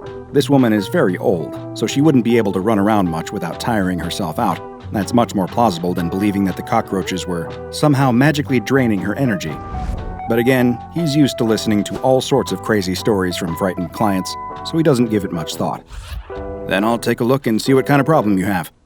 The exterminator opens the door to the basement and peers down into the darkness. He gropes blindly for the light switch, and eventually his fingers connect. He flips the switch, and a bare light bulb hanging from the ceiling flickers on. The stairs leading down into the depths of the basement are warped and rickety. He makes a mental note to watch his step as he descends. The boards ominously creak under his feet. The basement is filled with junk, all the accumulated debris of the owner's whole life. He sees piles of cardboard boxes overflowing with old books and raggedy clothes. Paint cans are stacked in the corner in defiance of any pretensions to fire safety. The boiler rattles and wheezes. It sounds like it might need to be replaced fairly soon. The air smells damp and musty, and he wonders if the old woman has ever cleaned this basement. Looking at this mess, it's no wonder that she would have a problem with cockroaches. The exterminator can't help but think about how messy and decrepit this cellar looks compared to the immaculate facade of the house outside. The exterminator pulls out his flashlight and flicks it on. He aims it into the corners, hoping to see some evidence of this insect invasion. He sees nothing. The old woman described a basement infested with hordes of insects, yet he doesn't see a single one. He stifles a yawn. Why does he feel so sleepy? This job must be more draining than he thought, because he's already feeling spent. Could it be that the old woman was right? Is there something in the basement that is making him sleepy? Could it be something about those cockroaches that she blames? No, that's just ridiculous. He knows enough about cockroaches to know that can't be the case, and he's not about to start believing fantasies now. He's a rational guy. He knows that you can't lose your head and expect to do well in this line of work. Besides, he reminds himself, he still hasn't actually seen any evidence of a cockroach problem at all. He continues to poke around the basement and still finds nothing. He frowns. This is really concerning. First of all, he doesn't relish the idea of explaining to the old woman upstairs that she doesn't actually have a cockroach problem at all. She's probably not going to take kindly to him telling her that she's delusional. But also, he was hoping that this would be a big job. If he can't find any bugs, he won't be able to justify charging the old woman for this visit. What a waste of his time. Suddenly, he catches movement out of the corner of his eye. He spins around, aiming his flashlight into the corner, just quick enough to see something scuttle through a crack in the wall. Did he imagine that? No, he tells himself. He definitely saw something. Great. He approaches the corner, his spirits suddenly buoyed again. He's happy that he'll actually have something to report to his upstairs client. Maybe he'll find a whole nest in that crack. That would be great. He could justify recommending a full house fumigation then, and that would bring some much-needed cash into the business. He narrows his eyes and peers closer. Even with his flashlight beam trained on the crack, it's so dark in the basement that it's hard to see. He can see the wooden boards of the house's superstructure through the flaking paint on the wall, and if he squints just right, he thinks he can just see something squirming right there between the boards. Whatever it is, it stops moving when his flashlight beam washes over it. That's very unusual. He knows from experience that when you turn over a rock, bugs will always race for cover. They aren't smart enough to play dead, yet that's exactly what it looks like this insect is doing. He rubs his eyes with his free hand, trying to blink away his sudden sleepiness. He's feeling even drowsier than before, but he really needs to finish this job.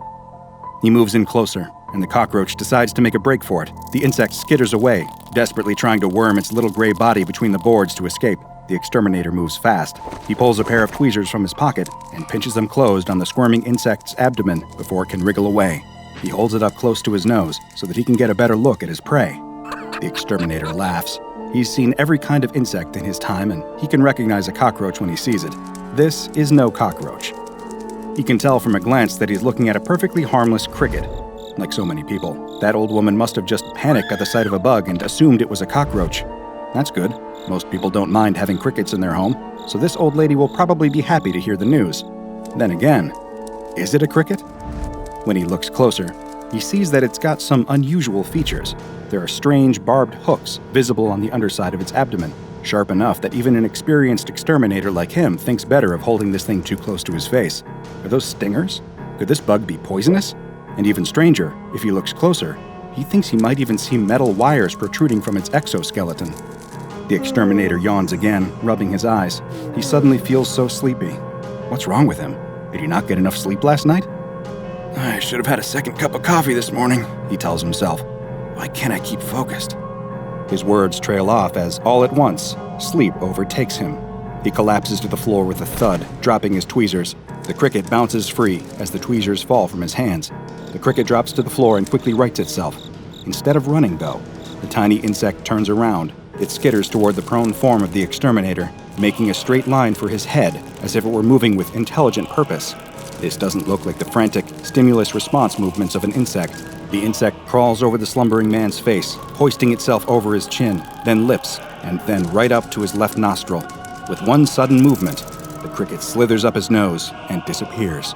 The exterminator snorts and mumbles in his sleep, but the sensations of an insect wriggling up his nose does nothing to rouse him from his sleep.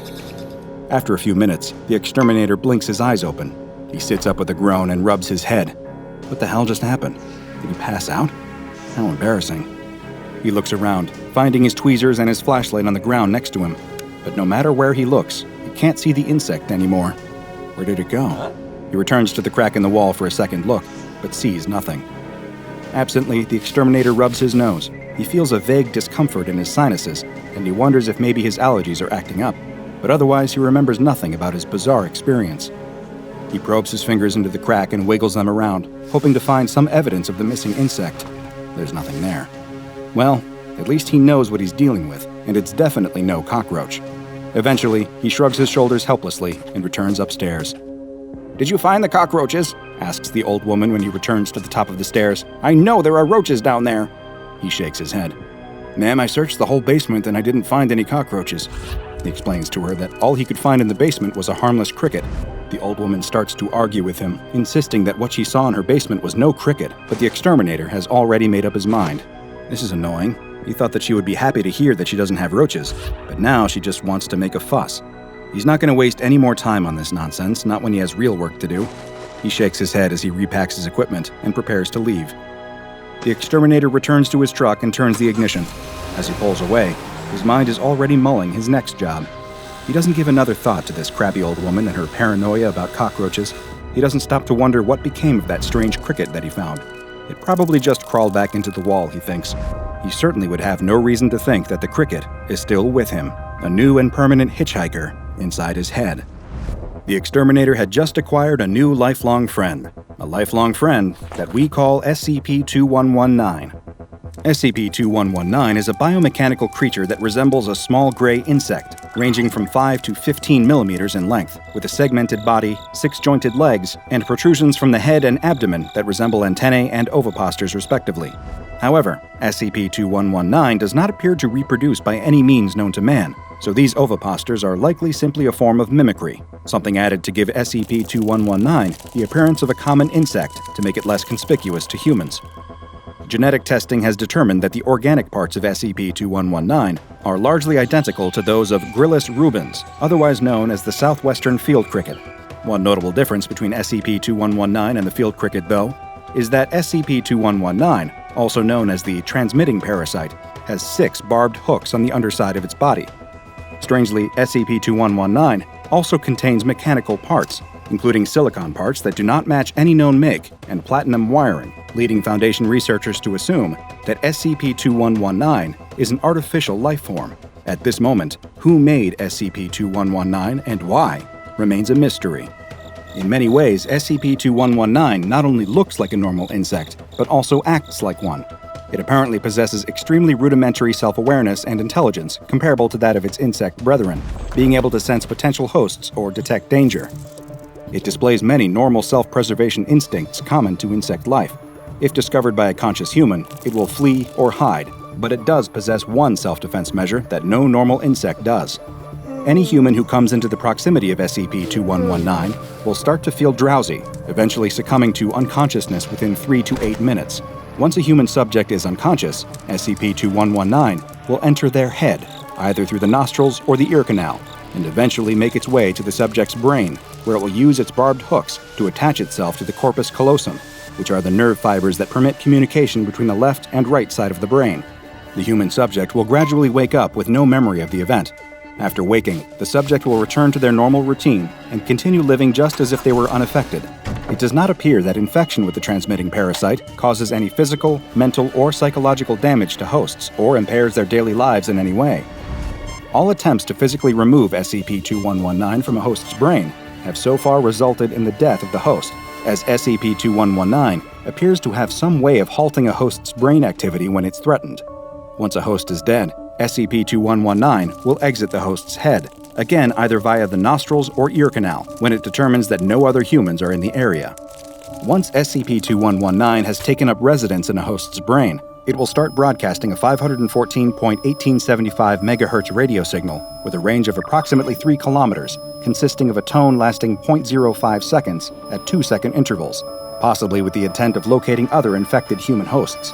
Once a connection has been established, specimens will transmit a continuous stream of tones of variable lengths between instances, ranging from 70 Hz to 1,305 Hz, with wavelengths ranging from 480 centimeters to 25 centimeters. Foundation personnel have so far been unable to discern any pattern in the signal, so it is unknown if it is a form of communication or simply random. Most insidious of all, SCP-2119 seems able to spontaneously manifest inside human brains without entering through the ear or nose. Humans coming into the proximity of an infected host have a 14% chance of spontaneously manifesting an instance of SCP-2119 in their own brains. Since SCP-2119 has no visible means of reproduction, exactly how it does this continues to baffle Foundation scientists. SCP-2119 specimens are stored individually in hermetically sealed tanks composed of RF-shielded glass and only removed for testing. Tests are to be conducted in hermetically sealed chambers composed of steel-reinforced concrete walls to block SCP-2119's radio transmissions. All personnel handling specimens of SCP-2119 are required to wear Level 3 hazardous material suits to protect them from infection. SCP-2119 was recently updated from the Euclid to Keter designation after a peculiar incident where all known hosts suddenly ceased all movement, respiration, and brain activity, effectively dying. After 7 minutes and 12 seconds, the subjects revived with no ill effects from their apparent deaths and no memory of the incident. During the 7-minute interval, though, the transmitting parasites ceased broadcasting their usual static noises and instead broadcast what appears to have been a casual workplace conversation between 2 technicians working for whatever entity manufactures SCP-2119. All subjects infected with SCP-2119 began to emit a strange scraping noise from their throats, which agents later determined was the sound of a chair being dragged across concrete. After this, subjects broadcast a conversation between 2 technicians who appeared to be oblivious to the fact that their words were being transmitted. During this conversation, the 2 technicians complained about a person named Reich, whom the Foundation assumes might be their supervisor, and afterwards, one of the 2 was heard asking for and then drinking a can of Coca-Cola. The broadcast abruptly ended when one of the 2 technicians suddenly noticed that they were live and cut the feed.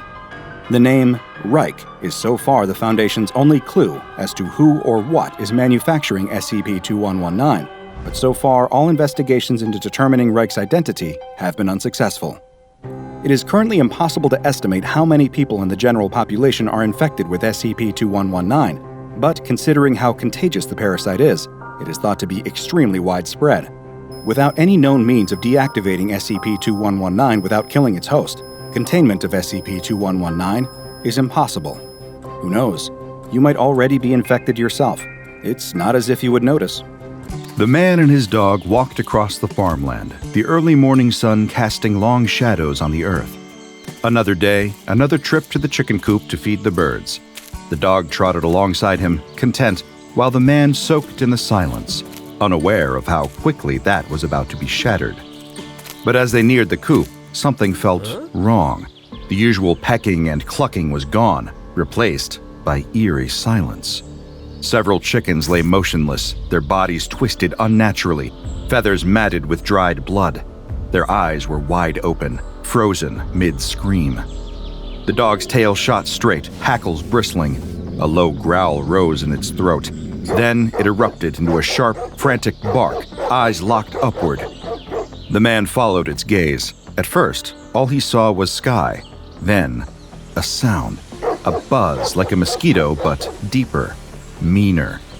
He squinted, and there it was, a drone, hovering high above, sleek and metallic, its proboscis glinting in the sun.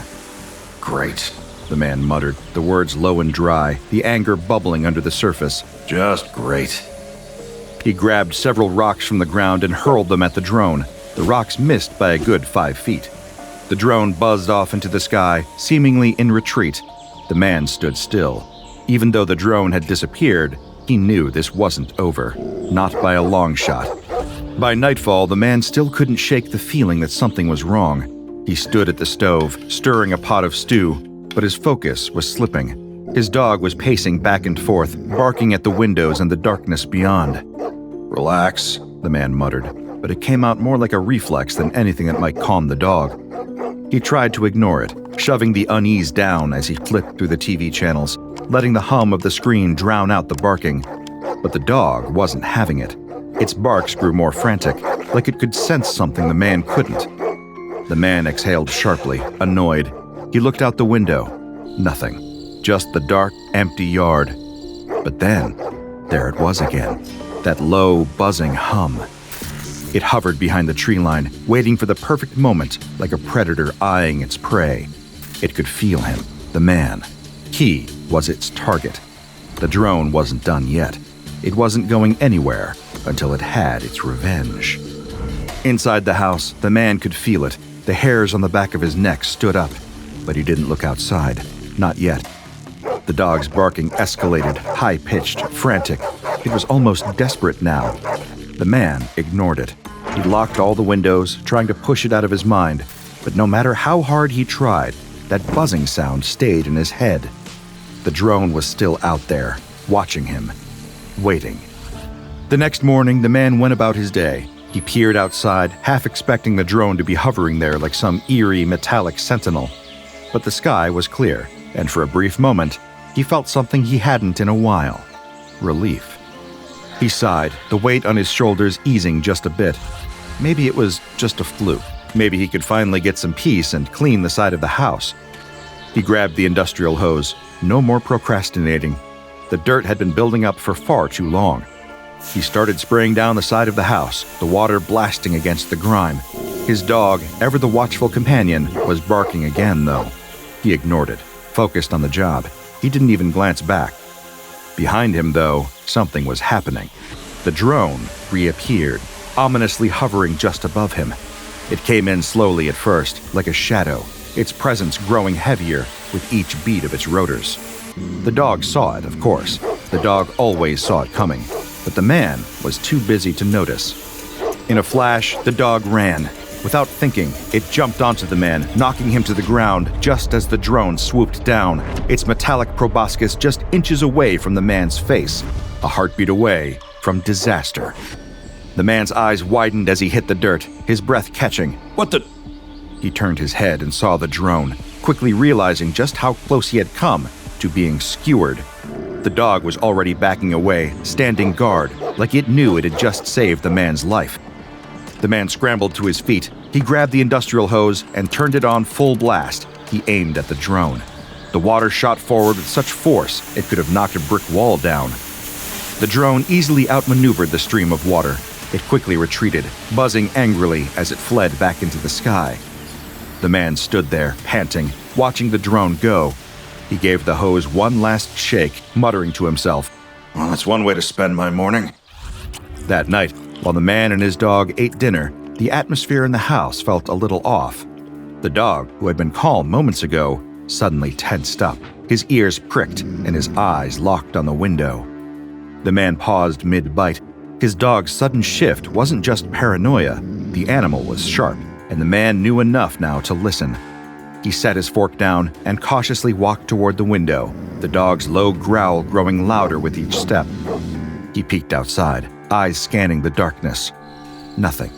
Just the moonlit yard and a few stray shadows. But of course, the drone had no intention of being seen. From its hiding spot behind a thick tree, it observed them. Its sensors focused on the man and his dog, monitoring every slight movement. It didn't need to get any closer. Not yet. It had all the time in the world. Back inside, the man turned away from the window, sighing. "Nothing," he muttered to himself. The dog's growling hadn't subsided. It was just too quiet. The man grabbed the phone and dialed the police. This had to be dealt with. When the officer picked up, the man wasted no time. Listen, I've got a drone on my property. It's been stalking me, and it's acting like it's ready to attack. The officer interrupted, voice flat. Sounds like a prank, sir. Maybe some kids messing around. The man's grip tightened on the phone. I'm telling you, it's been circling my house all day. There was a pause, followed by a slow sigh from the officer. Sure, okay. Just stay inside and keep your doors locked, all right? The man didn't even bother to respond. He hung up, muttering curses under his breath. The man closed the curtains, then turned off the lights throughout his house one by one. It was time for bed. From its position outside, the drone's sensors flickered, adjusting as it tracked the man's movements through the windows. It watched as the man moved through the house, one last trace of light left as he shut off the final switch. The drone's systems blinked with irritation. The dark was its enemy. Without the glowing outline of the man's figure behind the curtains, it had no clear way of knowing where he was. It had lost sight of its prey. The man stood in the silence of the dark. He couldn't help but feel that it wasn't over. The drone, wherever it was still out there, lurking. The next morning, the man had to venture outside the safety of his home again. This time, it was to till the fields. He took a long look around before stepping out of the house. No sign of the drone. He walked to the barn where his tractor was stored, trying to shake off the unease crawling up his spine. He glanced at his dog, who had gone completely still, ears pricked and eyes fixed on the horizon. But the dog didn't need to bark this time. The man knew better. His dog was growling a warning, and his dog was never wrong. Without a second thought, the man broke into a run toward the barn. His boots hit the dirt hard, each step more frantic than the last. His dog followed just behind him. They reached the tractor and jumped in. The man breathed a sigh of relief as the tractor door slammed shut. His heart was pounding, but then it hit him. He didn't have anything to defend himself with if that drone came at him again. His shotgun, his hunting gear, everything was a few feet away in the shed. The same shed he'd have to sprint to from the field he'd be tilling if things went south. He gritted his teeth and braced himself. The drone hovered just out of view, watching from behind the barn door. Its sensors tracked every movement, every shift in the man's stance. It was patient. It knew the man would slip up sooner or later. And then the tractor door creaked open. The man stepped out of the tractor and made a dash for his hunting gear. Before he could blink, the drone dove at him like a bullet. But just in the nick of time, the man turned around, shotgun in hand, and fired. The blast rang out, and the drone jerked back, clipped in the underbelly. It didn't drop, but it did pull away, buzzing furiously as it went. The man exhaled a breath he didn't know he'd been holding, watching the drone fly off into the distance. He'd done it. He'd scared it off. For now, at least. He grinned to himself, a sense of pride swelling in his chest. He'd protected himself, protected his property. The drone wasn't going to ruin his day. He hopped back into his tractor, his loyal four-legged friend beside him. The engine roared to life, and together they drove off to the field surrounding his house. The tilling went by uneventfully at first. The tractor hummed steadily, cutting through the soil as the man focused on the task. But then he noticed his dog, his loyal four-legged friend, acting a little off. The dog, used to having the windows down to sniff the air, now just stared out the window, looking miserable. His wet nose pressed against the glass, the longing in his eyes obvious as he tried to get a whiff of the breeze that always made him happy. A small knot of guilt formed in the man's gut. He knew what the dog wanted. The dog looked back at him, eyes wide, ears perked. But the man hesitated. What if the drone was still lurking? What if it came back the second he let his guard down? He scanned the skies. Nothing. No sign of the drone. He sighed, giving in to the dog's pleading gaze. The last thing he wanted was to deal with a sad, sulking dog for the rest of the afternoon. He reached over and carefully began to turn the window handle. The dog's tail started wagging immediately, and it licked the man's face. The joy was contagious, and for a moment, the man actually smiled. The drone hovered directly above the tractor, a silent predator waiting for its moment. The moment any crevice creaked open, it would be ready. No more games. The drone's systems buzzed quietly, as the man was just about to give it what it wanted. The tractor's passenger window slid open. The dog immediately threw his head out, ears flopping in the wind, breathing in the fresh air like it was the best thing he'd ever smelled. And then, it happened. Seemingly out of nowhere, the drone descended from above, its proboscis shooting down with terrifying precision. It struck the dog's skull, sinking in with a sickening thud. The dog yelped once, sharp and desperate, and then went completely limp before the man even had time to react. His heart froze. The world seemed to stop. He slammed his foot on the brake, the tractor skidding to a halt. He didn't even register the sound of the engine grinding to a stop. His hands shook as he reached for the dog, but there was nothing to do. His loyal companion was not moving. The drone, like some twisted creature of the night, hovered beside the open window, its proboscis still glistening with the remnants of its strike. The man's chest tightened with rage. He grabbed his shotgun, his fingers trembling as he aimed at the drone. Several blasts rang out, but they all missed. The drone darted away with a mocking buzz, faster than the man could fire. Grief, fury, and helplessness churned inside him, but he was too late. The drone was already gone. And his dog? His dog was gone too. Beside himself with grief, the man carried his beloved four-legged friend back to the house. His shotgun hung from his shoulder, but it might as well have been made of paper. Tears streamed down his face as he trudged across the dirt, his chest tight with sorrow. Beside the front porch, he dug a grave for his dog, every shovelful of dirt feeling like it was digging into his heart, too. When the hole was deep enough, he gently placed his friend inside, the weight of his grief crushing him as he stood over the fresh grave. With a shaky breath, he whispered, I'll kill that thing, if it's the last thing I do. That night, the man ate dinner alone. His dog's empty bowl sat beside him like a cruel reminder. He couldn't look at it without feeling the sharp sting of loss in his chest. The food, the silence, everything felt wrong. Emotion bubbled up in his eyes again, and just as he wiped the tears away, a faint buzzing filled the air. From just outside, the drone hovered, its sensors locking onto the man in the kitchen. It wouldn't leave him alone, not until it had finished what he started. The man's head snapped up, and he saw the drone hovering outside his kitchen window. The thing was trying to break in. It bumped into the glass, a soft thud, then another, each bump more aggravated than the last. The man stood up, shaking. Without a second thought, he closed the shutters. Then he closed the shutters on every other window in the house, locking them tight. But as he stood there, breathing heavily, he knew it wouldn't stop there. He waited, listening, trying to understand what its next move would be. The buzzing faded, but just as the man began to sigh with relief, the buzzing grew louder as the drone came closer to the house. This time, it went for the front door. It slammed its proboscis against the knob, pushing, testing, looking for a way inside. The man bolted to the door, throwing a chair in front of it to block the drone's relentless assault. His hands shook, but he did it anyway. He backed away, trying to catch his breath. He flopped onto the couch, exhausted. He thought he was safe now, inside his home, behind locked doors. He wasn't. The drone circled the house, its frustration growing with each failed attempt to break through. Its proboscis thrusted uselessly against the door, but it couldn't get in that way. It knew that, but it wasn't done. The man had attacked it, he'd hurt it, and it would make him pay. The drone flew around the house, searching for a weak spot. The windows, locked.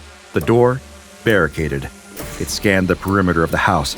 There had to be an entry point. Its internal systems started chiming with glee. It found a weak spot. The chimney, the one place the man hadn't thought to protect. The drone hovered toward it, its systems calculating, planning. Grief-stricken and defeated, the man sat aimlessly on the couch, staring into space. The drone's buzzing was the last thing on his mind, until he heard something else, a soft rattle. The rattle grew louder, turning into a steady, unyielding hum. His heart dropped into his stomach as he realized where it was coming from. The drone emerged from the fireplace. The man jumped up in terror, his heart hammering in his chest. He turned and ran through the house, the drone hot on his heels. He grabbed anything he could, a book, a chair, a vase, and hurled it at the drone. The drone dodged each item effortlessly, buzzing toward him relentlessly, never slowing. Desperation clawed at the man. He dashed through the house, trying to lose it, trying to escape, but there was no escaping. In a panic, he threw open the refrigerator door, and by some miracle, with sheer blunt force, He knocked the drone to the kitchen floor. The man stood there, gasping for air, heart racing. His mind was a blur of confusion, half expecting the thing to jump back up and finish what it started. But the drone lay there, still. It was almost too quiet. He exhaled, a shaky breath of relief. He was done with this. He had won. Hadn't he? He took a cautious step forward, eyes narrowed, ready for whatever move it might pull next. And then, just like that, the drone sprang to life. Its proboscis shot out like a snake striking in the dark. Before he could react, it hit him. The man gasped, his world starting to fade to black. The last thing he heard was the whirl of the drone's blades. Then nothing. SCP-160, an anomaly classified by the Foundation as Euclid. Let's talk about this little flying nightmare, shall we? What we have here is a Quadriflyer Unmanned Aerial Vehicle, the UAV, measuring about 1.1 meters across at its widest point. It looks like something you'd expect from the next-gen tech catalog, but of course, the fine details have been conveniently wiped clean. No manufacturer logos, no identifying marks, just a sleek, untraceable machine, because clearly the world needed something like this. Now, SCP-160 operates autonomously with no apparent external control. It's essentially a flying predator. Its behavior is reminiscent of birds of prey, except this one's made of metal and hell-bent on finding its next meal. This drone actively hunts small animals, rodents, rabbits, miniature dogs, you name it. Once it locks onto its prey, it dives down at insane speeds, impaling the unfortunate animal with a metallic proboscis. That's when the fun begins. It injects a highly caustic substance, liquefying the internal organs of its victim and draining the resulting slurry. Bon appetit. It doesn't have much interest in humans or larger animals, usually. That said, if you happen to annoy it, this drone has no problem defending itself. And we're talking brutal self-defense. One jab from its proboscis, and you're in for excruciating pain, possibly death, as your organs liquefy from the inside out. And don't even think about tranquilizing it. Attempts to use tranquilizer darts? Useless. SCP-160 is made from entirely non-biological components, rendering such methods ineffective. There was even talk about using an electromagnetic pulse, or EMP, to disable it, but higher-ups vetoed that idea. Why? Because it might cause unforeseen collateral damage, which sounds like a fun day at work.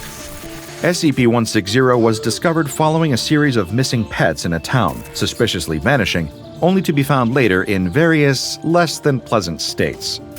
After several pets had gone missing and reappeared lifeless, the Foundation was alerted. Upon investigation, SCP-160 was quickly identified and captured. Further searches in the area turned up many small animals, including cats, rabbits, and miniature dogs. SCP-160 was transported to a secure site, where it's been kept under tight control ever since. SCP-160 is stored in a secure biocontainment chamber, where it is to be fed live prey, usually rabbits or similarly sized animals, once per week, all via an automated system, because letting anyone get too close is a bad idea. Experiments require approval from at least 2 Level 3 personnel, and any personnel entering the chamber must wear an armored suit at all times. So the next time you cross paths with a drone like SCP-160, maybe try talking it out. I'm kidding, it won't listen. Do yourself a favor, run. Don't throw rocks, don't try to fight it, just run. Because if you don't, you'll end up regretting it when your organs turn into a puddle. It's really not the kind of life lesson you want to learn. It's late at night, and you're driving down a desolate stretch of highway somewhere in New Mexico. There's nothing out here except for you, your car, and the road. What you don't know is that you're about to encounter something. Something terrifying. There's no moon, and the sky is pitch black. Your own car is barely lighting up the dark road ahead of you. Just then, you spot something in your rearview mirror.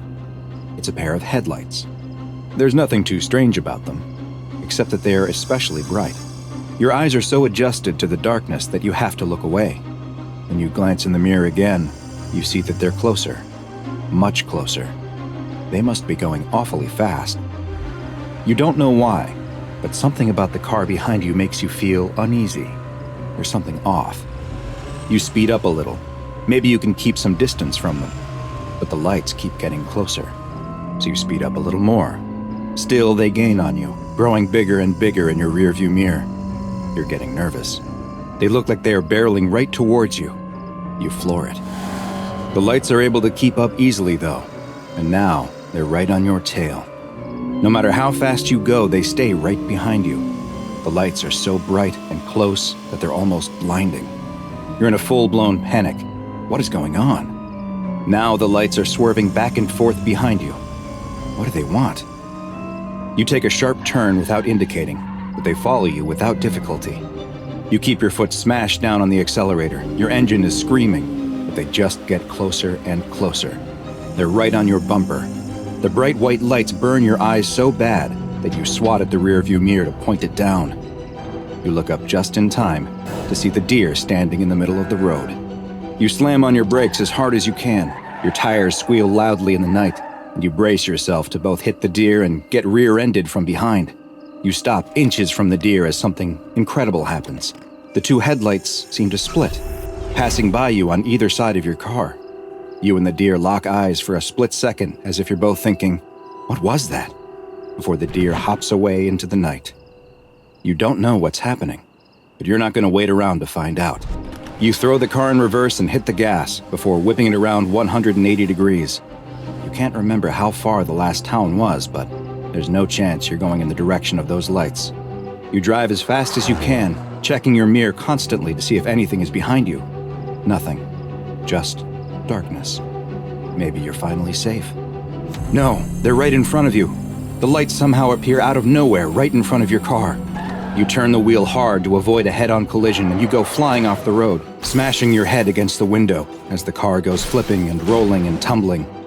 The car comes to a stop 100 feet off the road, upside down, with a lone blinking turn signal dimly lighting up the surrounding field. A single headlight approaches the car, but it's not moving like a vehicle. It's moving like an animal. You're concussed from the accident, and your vision is starting to fade. The last thing you see is a second light approaching. The next morning, the local sheriff is investigating the scene of a single car accident. Curiously, there's no body, just a few scraps of clothing and a pair of tennis shoes sitting neatly in the upside-down roof of the car. Strangest, though, are the childlike handprints all over the dirty car door. The sheriff doesn't know what to think. What the sheriff doesn't know is that he has just come upon the aftermath of an SCP-745 attack, a strange and mysterious creature known as the Headlights. SCP-745 is the classification the SCP Foundation has given to a bipedal nocturnal predator whose hunting grounds are an abandoned stretch of highway in northern New Mexico. SCP-745's most distinctive feature by far is its head, the top of which is a bloated sack of translucent skin. There are no visible sensory organs present on the head, nor does it appear to have a solid skull, and the creature's brain can be directly seen through the semi-transparent skin, which is covered in a web of bioluminescent organs. These organs are capable of producing a steady output of light that's been measured between 1400 to 3200 lumens, which is the equivalent of bright xenon gas headlights. The entity has been observed to have the ability to change the color of this light, as well as flash it in specific patterns. It is theorized that it engages in this behavior as a way to defend itself, and potentially may also use it as a way to communicate with other members of its species. The rest of SCP-745's body is covered in skin that is a deep, dark, black color that almost seems to absorb light. This quality, when paired with their blindingly bright head protrusion, gives the appearance of a floating point of light in the darkness. Because SCP-745 entities hunt almost exclusively in pairs, with their preferred hunting grounds being remote sections of highway, they are easily mistaken for oncoming or approaching headlights. Two SCP-745 entities are able to move together in perfect synchronicity, running in tandem at speeds up to 180 kilometers per hour. Together, they will target lone vehicles that they spot on the highway, and will begin to chase or run straight towards them, giving the unlucky driver the impression that a fast-moving car is rapidly approaching them. After they near the targeted car, they will attempt to stop it by any means necessary, whether by simply forcing the driver to pull over out of fear, or by running them off the road completely. Once their prey has stopped, crashed, or become otherwise incapacitated, the pair will stop moving together and approach the car separately to directly assault and then consume the vehicle's occupants. Next to no remains are left following an attack, save for a few scraps of clothing in the victim's shoes. Other than the damage sustained during the accident, there is never any other sign of struggle or forced entry, with the only other evidence left at the scene being the childlike handprints from SCP-745's small front paws. Strangely, analysis of SCP-745's genetic structure has revealed that unlike humans, they are not a carbon-based life form, meaning it is unlikely then that they are able to derive any nutrition from the consuming of human flesh. It is theorized then that they may be hunting solely for sport or some other form of perverse enjoyment. This question remains unanswered, as currently there are no recorded observations of SCP-745 feeding in the wild, as successful attacks have never left any witnesses, and specimens captured by the SCP Foundation refuse to eat it all. No lairs, nests, or other refuge of SCP-745 has ever been found, nor has the Foundation located any breeding grounds or young examples of the entity. It's unknown how or if they reproduce, or when they may have first appeared. What is known is that they had established a wide hunting territory across the American Southwest until Foundation teams began a program to thin their numbers in the 1960s. The effort appears to have been successful so far, and all recent sightings of SCP-745 have been limited to a specific stretch of highway in northern New Mexico. SCP-745 has been classified as Euclid, and in order to limit potential exposure to civilians, the Foundation has purchased the land surrounding the highway, with traffic being redirected to other roads. Foundation security teams disguised as highway patrol officers are to remove any trespassers or lost travelers who accidentally find themselves on the dangerous stretch of highway. The security teams are also tasked with attempting to capture any instances of SCP-745 that they can, and any recovered creatures, live or dead, are to be loaded into Class 3 BCU storage containers and transferred to Site-17 for further study.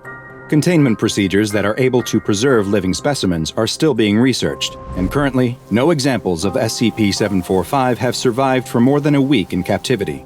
However, seeing as there have been no new sightings of SCP-745 outside of the isolated and monitored stretch of highway, and all reports of phantom lights elsewhere in the country have not pointed to evidence of additional SCP-745 outbreaks, they are considered to be effectively contained. It's late on a Saturday night in New York City. 11:55 p.m. to be exact. A man is running towards the subway station on 59th Street. He's just gotten off from work at the restaurant where he waits tables, and he's in a hurry to get home and spend some time with his girlfriend. As he approaches the station, he notices something strange. Someone has placed a wooden barrier in front of the entrance.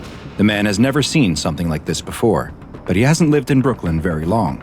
Everything about the station looks normal behind the barrier, and he's in a hurry.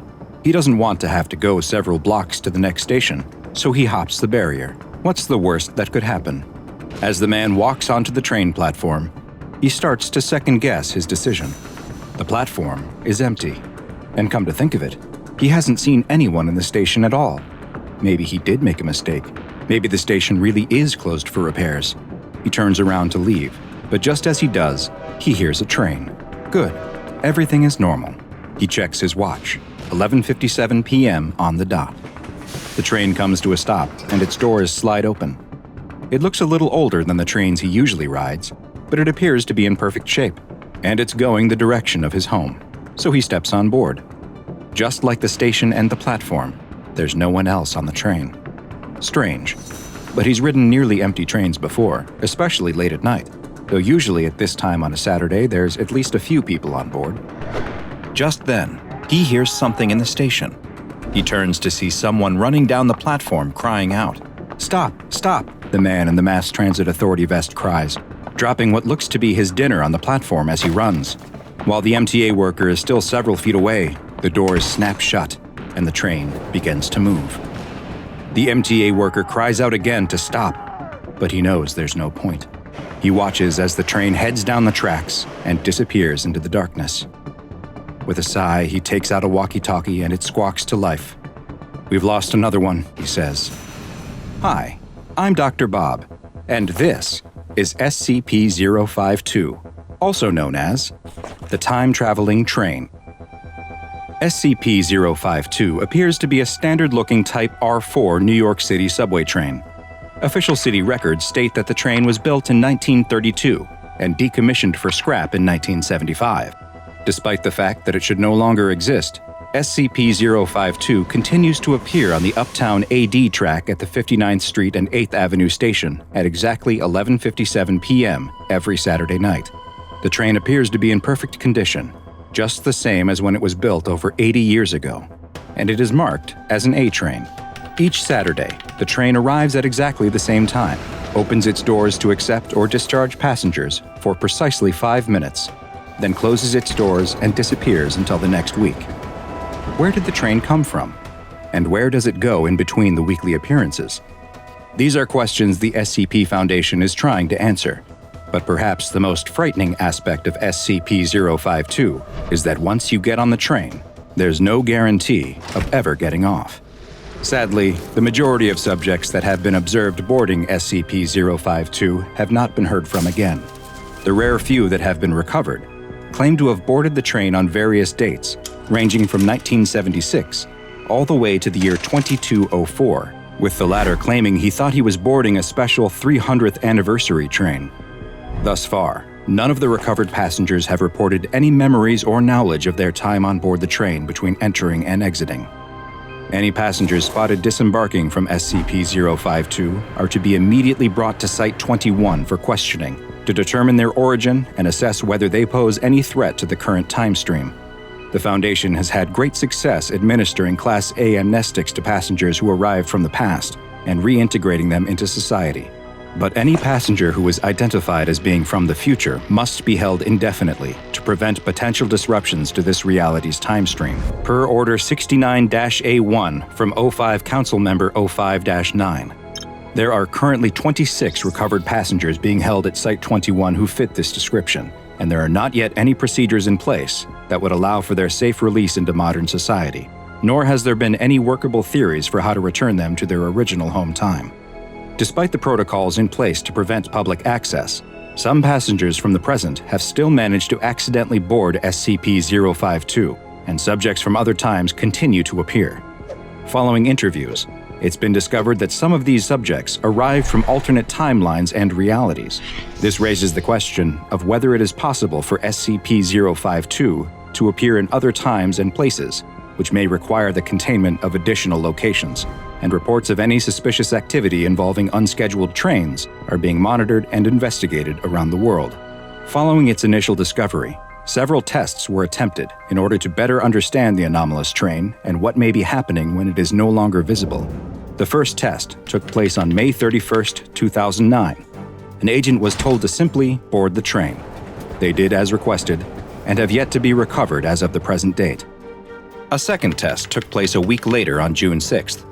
This agent too was never recovered, though reports indicate that he may have returned to our timeline in 1980, at which point he was killed in a confrontation that has since been classified. A third test was conducted the next week on June 13th. Once again, the agent was told to board the train and did so. This time, though, the agent returned. Just 2 weeks later, on June 27th, the agent stepped back off the train, with his hands appearing to have been surgically removed. A note had been placed in his pocket that had the simple message, "Send no more," written on it. The agent claims not to remember any of his experiences on the train over the 2 weeks he was gone, or what may have happened to his hands. Following this third test, O5 Command issued orders stopping the use of Foundation agents as passengers on SCP-052. D-Class, due to their disposable nature as convicted felons and death row inmates, were considered as potential replacements for the agents in the exploration of SCP-052, but the risk of releasing them into the past or the future was determined to be too great. Other than the agent who knowingly boarded the train, several other notable passengers have been recovered. One case involved the recovery of a woman who entered the train on July 14, 2012, but was recovered 4 years earlier, on March 8, 2008. She entered the train while on her way home from the theater, and was surprised to learn she traveled 4 years into the past. Because another version of her existed at the time she was recovered, she was held to prevent unwanted temporal effects. Another subject was recovered in 2008 who claimed to be from the year 1976. Although there was nothing physically wrong with him and no risk of time stream disruptions, Foundation psychiatrists recommended that he be held indefinitely, as 32 years was believed to be too long a period of time to successfully reintegrate into society. Perhaps the most interesting recovery was of a man claiming to be a Level 4 supervisor from the SCP Federation, who boarded the train in December of 2124. He said that he had been administered a Class A amnestic prior to boarding, and remembered nothing until his recovery in 2010. While the agent can clearly never be released into society, O5 Command has approved the sharing of classified information about various anomalies, in the hopes that he can provide additional information on possible containment procedures. Because SCP-052 has so far proven impossible to stop or remove from the New York City subway system, it has been classified as Euclid. But its predictable nature means that the Foundation is usually able to prevent the public from encountering it. The 59th Street ABCD station is closed to the public between 11 p.m. on Saturday night and 1 a.m. on Sunday morning, under the pretext of track maintenance. Any passengers seen leaving SCP-052 must be taken to Site 21 for debriefing and processing, and members of the public who simply see SCP-052 may be released after the administration of a Class B amnestic. As for what happens to most of the passengers who board SCP-052 and are never seen from again, we simply don't know. Red lights flashed, reflecting off the glass walls. A scientist's hand hovered over the console, fingers trembling. Then, he slammed the emergency shutdown button. But it was too late. The virus was already airborne, tearing through the facility faster than any containment measure could stop. And it was contagious. Deadly contagious. It's gonna spread like wildfire, someone muttered, voice ragged. Alert the WHO, now. A call went out. The World Health Organization was the only hope, the only chance to stop a global catastrophe from unfolding. Hours later, the world was in total chaos. Lockdowns, quarantine zones, air traffic halted, borders sealed shut. The entire world came to a screeching halt in a matter of days. Back in the laboratory, a group of rogue scientists stood in the shadows. Their eyes were glued to their screens. Data flashed too quickly for any of them to process anything. But they weren't watching the virus. They'd stopped caring about containment. It was too late for that. Their eyes were on the next step. One scientist pushed back from the table, hands shaking, his breath coming quick. We need to stop it. Stop it before it even starts. His voice was hoarse with fear. The Foundation's methods aren't working. If we don't act now, we lose everything. He turned to face the others, voice low but unwavering. We need to rewrite history. The others exchanged looks of worry and then confusion. But slowly, excitement creeped over their faces as he laid out a plan. They would need to build a time-traveling vessel, a ship capable of going back to the origin of the virus. Then, they could erase its birth from history. But we need the power to manipulate time, one of them said with a horrified glare. Only the 5 elements have that knowledge. They're the only ones that specialize in time manipulation. The room went still. The 5 elements were a secretive, dangerous cult that hoarded ancient occult knowledge with a fervor. Nervous glances were exchanged. Then, one scientist said what everyone was thinking. They'll destroy anyone they don't trust. They might destroy the world if it looked at them wrong, he muttered. Another scientist shot him a look. We need them, whether we like it or not. Another uneasy silence fell. The problem, one of them said with a sigh, is that they'll never willingly help us. Everyone nodded in agreement. It was common knowledge that the 5 elements hated the Foundation with a passion. The two groups were sworn enemies. The Foundation's experiments with the paranormal and its expansionist agenda were anathema to everything the 5 elements stood for. We'll need someone on the inside, one of the scientists muttered, his voice darkening. A spy. You know the system. You know how to disappear, the older one said, his eyes locked onto the man who hadn't spoken yet. The man didn't flinch. His gaze stayed fixed on the table. He wasn't just a scientist. He'd once been a covert ops field agent for the Foundation. He had the skills, the clandestine experience. I'll pose as a janitor, he said finally, his voice low. A ghost. Nobody. I'll gather their knowledge. We can't afford to fail. The others nodded in unison. Do it. Later that same night, the spy began his preparations. He watched the janitors at the 5 Elements compound for several days, dusting off his old clandestine skills he thought he had buried long ago. He studied their routines, clocking the exact times they entered and exited the building. He watched their movements, their clothes, their mannerisms. He learned how they moved, how they talked, how they slipped in and out unnoticed. One evening, after observing for long enough, he saw his chance. He timed it perfectly, an accidental run-in with one of the janitors as he got off the bus. The janitor barely registered the nudge before the spy took what he needed. A quick swipe of the man's badge. The plan was falling into place. That night, standing in front of the mirror, the spy adjusted his uniform. His hands were steady, no tremor, no nerves. The reflection staring back was almost unrecognizable. The man he had once been was gone. He was just a janitor now. He took a deep breath. "Infiltrate, steal, deliver," he said to himself. The lowly janitor's uniform felt tight around his chest as he grabbed the mop. He adjusted it one last time, glancing at his reflection. He didn't like what he saw, but he didn't have time to care. He slipped into the night to start his first shift. The spy slipped into the 5 Elements compound like a shadow.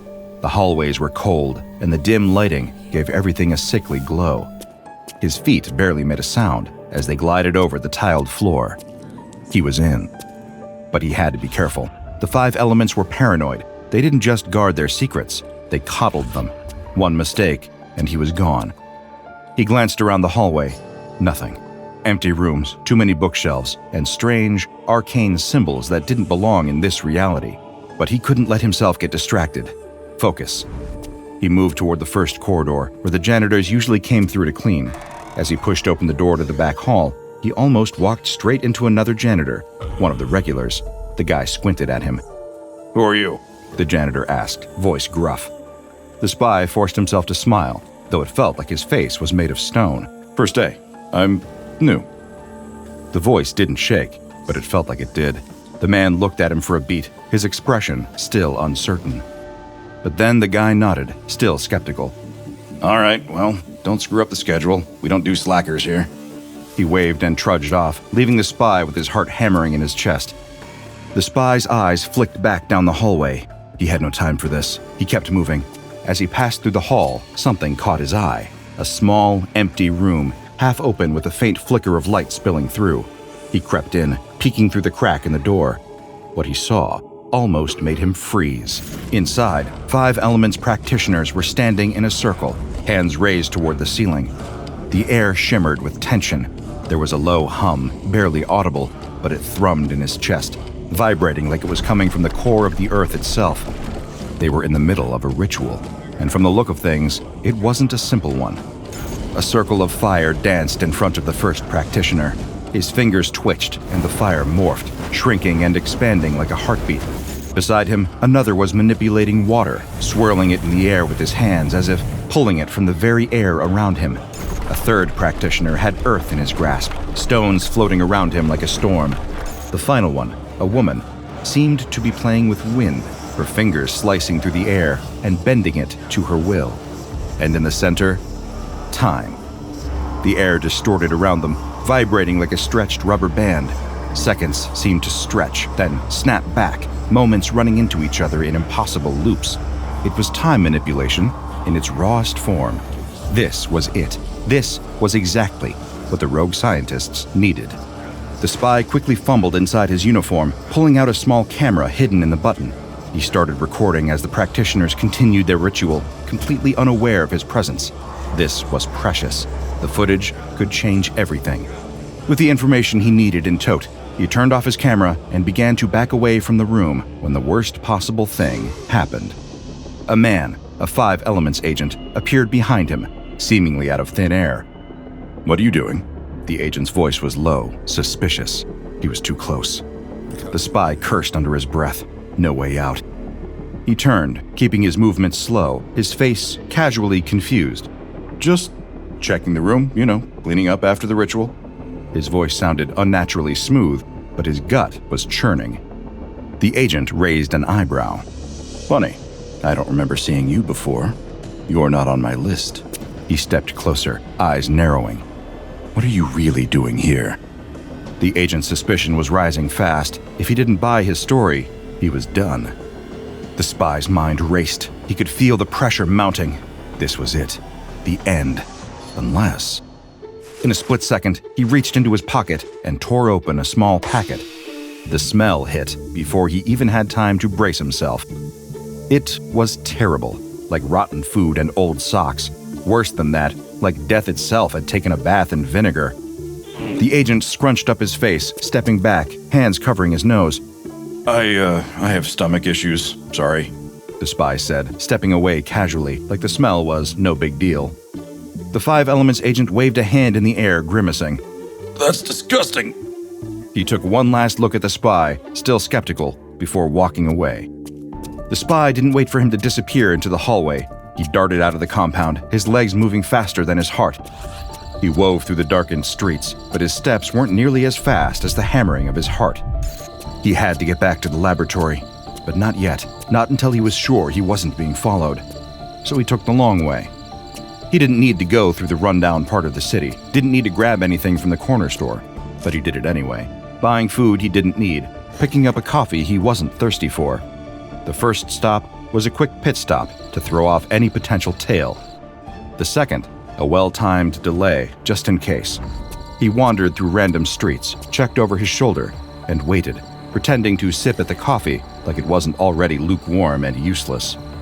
The whole time, his eyes flicked over his shoulder, checking the shadows. Anyone following him from the first stop? Didn't look like it.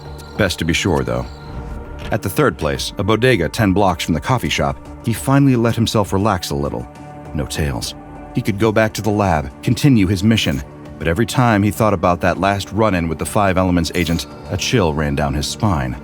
So he decided to do a few more stops before returning to his colleagues.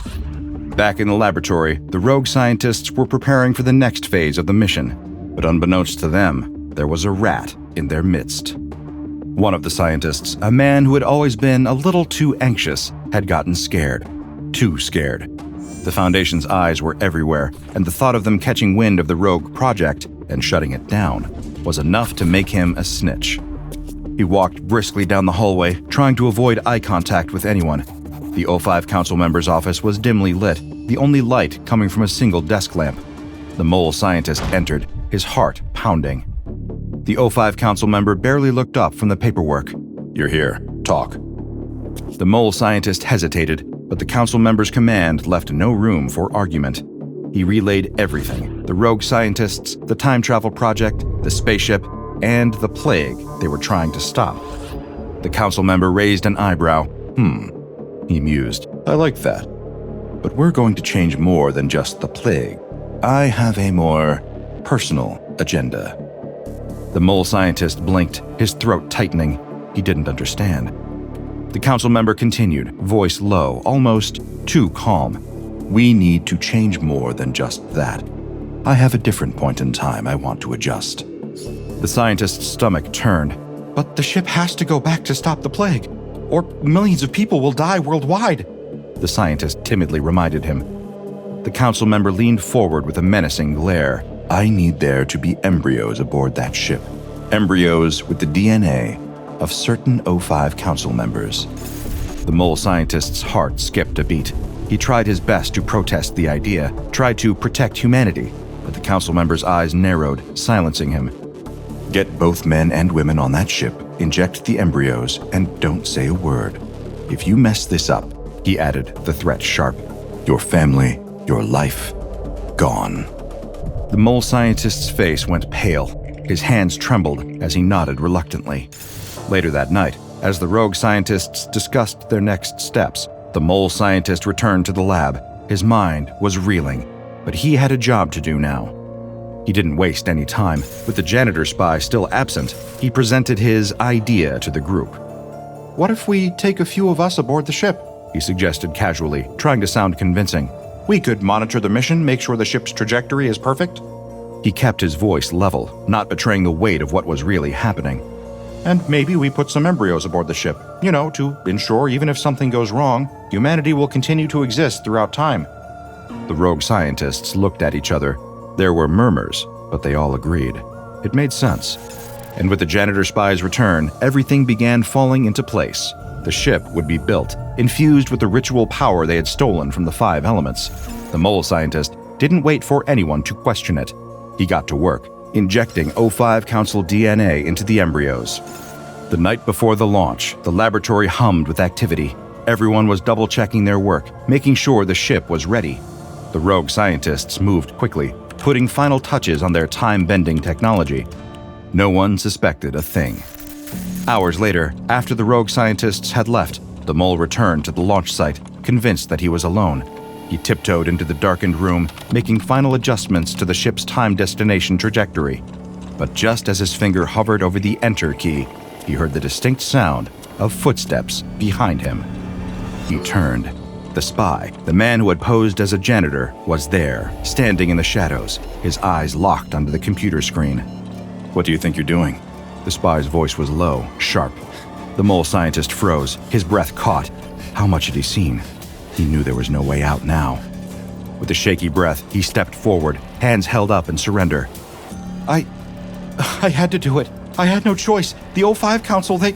His voice quivered, and tears began to stream down his cheeks as he spilled the beans to his clandestine colleague that the ship wasn't going back to stop the plague.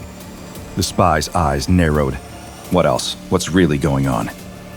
The mole scientist swallowed hard. I injected O5 DNA into the embryos, but that's not all. The council member wants control over reality itself. He's recalibrating it, rewriting it the way he wants. The spy's jaw clenched. He stepped forward, seething with anger. "You're not getting away with this," the spy said, but before he could pull the mole away from the computer, the traitor pressed the enter key. In the blink of an eye, the spy's fist connected with the mole's face with a sickening crack. The traitor's body crumpled to the floor like a sack of potatoes, eyes rolling into the back of his head. He was unconscious before his body even hit the ground. Did he need to do that? No. Was it satisfying? Absolutely. He stared down at the now unconscious scientist for a moment. He should feel something. Regret, maybe? But there was no time. The mission was falling apart, and his only option was to fix it. He turned back to the computer, fists still clenched. He had to return the ship's trajectory to the correct time, the one that would stop the plague before it even happened, the one that could save the world. But the computer was locked. He tried everything, fiddling with the keyboard like a rookie. No dice. This wasn't some minor glitch. Whatever the mole did had permanently sealed the deal. The mission was over. Or was it? Whatever the O5 Council member had planned, it was worse than the plague. It had to be. The spy knew it. He could feel it in his gut. The ship couldn't reach its intended destination, not with that trajectory. No way. He turned and stormed out of the lab. He had one last card to play. The clock was ticking. He stormed into his office and grabbed his janitorial uniform from the nearby chair. He couldn't believe he was doing this again. The same disguise, the same routine, but there was no choice. The mission was ruined, and something worse was unfolding right under his nose. He slipped the uniform on, adjusting the cheap mop head and scrubbing gloves, and marched out the door.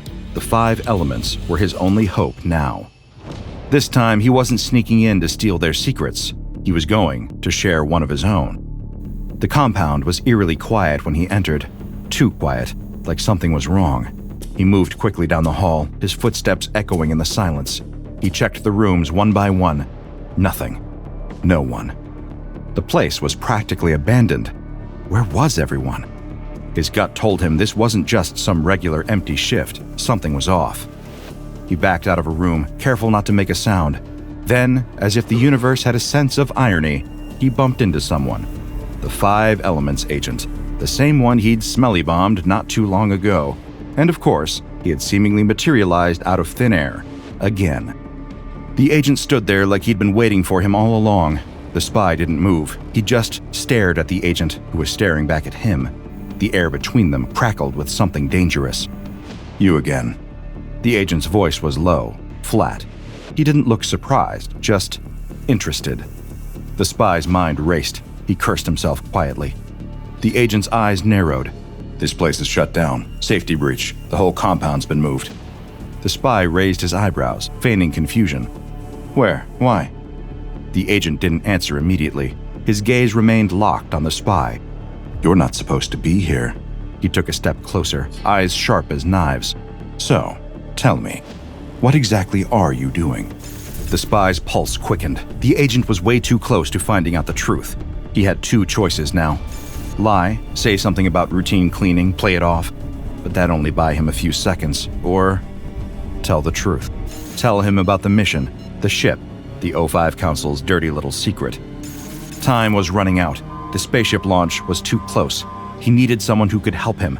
and the agent seemed to be his only shot. The spy took a deep breath and then blurted it all out. The agent stared at him, barely blinking. His expression was unreadable. "I don't know how to make you believe me," the spy cried, frustration creeping into his voice. "But I'm telling you the truth. If we don't stop that ship, whatever destination the O5 Council member has in mind, it's going to ruin everything. You need to trust me." The agent cocked his head, weighing the spy's words. There was hesitation in his eyes now. Doubt. This anomalous object, which was later designated as SCP-2002, first came to our attention when it was heading straight for Earth. Our deep space assets detected it, and at first, it seemed like just another piece of space debris. But it quickly became clear this was intentional. There was nothing random about it. So the Global Occult Coalition, the GOC, decided to jump in and take matters into their own hands. They fired on the ship with a high-powered carbon dioxide laser, thinking they could neutralize the threat. They managed to break the main hull and scatter some of the smaller spheres across space. Not exactly the neat, effective solution they'd hoped for. But here's the problem. Some of those smaller spheres survived the attack, and they didn't just disappear into space. Some of them made their way to Earth, which only complicated things for us. When we finally got our hands on the wreckage, it was clear that this wasn't just a random piece of junk. It was part of a bigger, more complex anomaly. And we began to realize we weren't just dealing with a broken-down spaceship. SCP-2002 was a temporal continuity anomaly, meaning it came from a different timeline or reality, one that didn't quite fit with ours. But before we could piece everything together, something even stranger happened. Bodies. When we combed through the wreckage, we found human remains. Some of them were badly damaged, but others were surprisingly intact. 5 adult males, 21 adult females, 142 newborn infant males, and 377 newborn infant females, all found among the wreckage. And to make things even more bizarre, DNA testing showed that some of these bodies matched partial DNA samples of current Foundation personnel. That includes several members of the O5 Council. You can imagine how jarring that was. A lot of questions popped up. Why were these bodies here? What was going on with this ship? Was this thing really a time traveler? And why were some of the bodies linked to us? None of that was supposed to be possible. And then, to make matters even more complicated, there were the messages from SCP-2002 itself. When we had tried to communicate with it, the ship had responded. We sent signals through our SETI systems, but the responses came on a frequency reserved for Foundation traffic. The ship seemed to already know that we were trying to make contact. It didn't just send a random response, it came straight to us. The message suggested that SCP-2002 was self-sufficient enough to make a return trip to Earth on its own, no help needed, which naturally raised even more questions. If the ship had systems that could guide it back to Earth, what was its real purpose? What did it want? So we classified it as Keter because of the potential for catastrophic consequences. Its landing, if uncontrolled, could have triggered a K-class scenario. We had no idea what kind of impact it could have, but the implications of losing control of it were dire.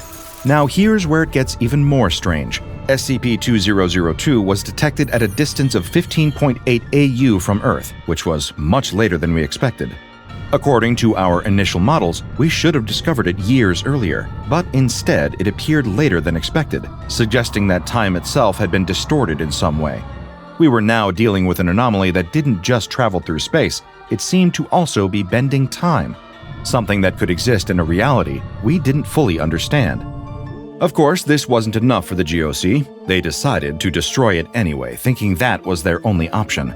A few days after the laser attack, their satellite, which had been involved in the destruction, was sabotaged and crashed into the Brazilian rainforest. We recovered the wreckage, which led to more questions about the GOC's involvement. It wasn't just that they didn't know what they were dealing with. They actively tried to eliminate any evidence of SCP-2002's existence. But that's the thing about the Foundation. We don't let things go. We kept the wreckage, and when we examined it further, we realized that SCP-2002 had a purpose.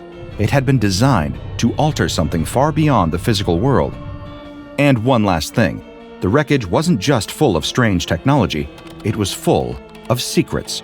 Our investigations turned up more internal memos, emails, encrypted messages, and even detailed reports from the GOC, something they tried to keep quiet. In the end, the GOC had known about SCP-2002 for a while, but their intelligence was incomplete. Their botched attack on the ship was a direct result of their lack of understanding of what they were up against. SCP-2002's wreckage is safely contained at Site-102, and we're still trying to make sense of everything. And as for the O5 Council, their involvement in all this is still unclear, but rest assured, we're digging into that. A face screams in terrible agony. In the darkness, you can't quite make out the shape of its body, but it doesn't look human. It's large and square, almost boxy. Two things you should know. This is a fate worse than death, and it isn't the only one. It's a busy but ordinary day in Hangzhou, China. People are rushing to and from work, going to school, going for walks, buying a hot meal and a cup of tea. But for one young police officer, this is a monumental day. He has been assigned the biggest case of his career, and he grips the stack of files with sweaty, trembling hands as he considers the weight of this moment. It isn't just one case, not really. It's actually 6. 6 separate missing person cases that he's beginning to suspect might be connected. Our detective wishes he could take a moment and transport himself away from these harrowing missing person cases and clear his head. But while he's unable to, we can. Thanks to the sponsor of today's video, Raid Shadow Legends, the hit mobile hero collection RPG played by over 80 million players across the world. And they've got some huge news for both new and returning players, the recently added Live Arena. To tell us about it, I've invited a fellow academic to join us today. Professor Death Knight here with a lesson about Live Arena, the new PvP mode where you can fight against other players in real time. Sounds terrifying? Well, so's going to the dentist. You should still do it. Live Arena has a draft feature where you can pick and ban champions to fight for you. Teamwork. When you win matches, you'll get Live Arena crests towards unlocking special area bonuses, or so I hear. I'm too afraid to try any of this out. All right, class. Any questions? Yes, DrBob here. What's your personal strategy for Live Arena? Well, everyone thinks I'll go in fighting, but nobody expects my charm. My best strength is the gift of gab. So when they try to attack, I'll just be like, nice weather we're having, eh? Nobody will see it coming. That doesn't sound like a very effective strategy. Do not pick me for Live Arena. Seriously, don't. I'm too young to be bone meal. Well, thank you for your... Class dismissed! Do we have a bell? Oh, we should totally get a bell. Class definitely not dismissed, but there's a bunch of brand new content in Raid Shadow Legends related to the animated limited series Call of the Arbiter, including a free legendary champion, the mighty orc warlord Artak. All you have to do to get him is log into Raid for 7 days between now and July 24th. Easy. New players, use my link or scan the QR code right here and get a free starter pack with this cool in-game loot. So just hit my link in the description, and I'll see you on the battlefield. And now, back to the case at hand. The detective was beginning to suspect that the 6 separate missing person cases might be connected. At first glance, they seem unrelated. The victims have very little in common, except one thing. They all worked at the same office. An office that closed 1 month ago, a casualty of international corporate downsizing. No one from his police department has bothered to look into this angle, assuming that it will lead back to more dead leads. But the young officer can't shake the feeling that there is important information waiting for him in that abandoned office building.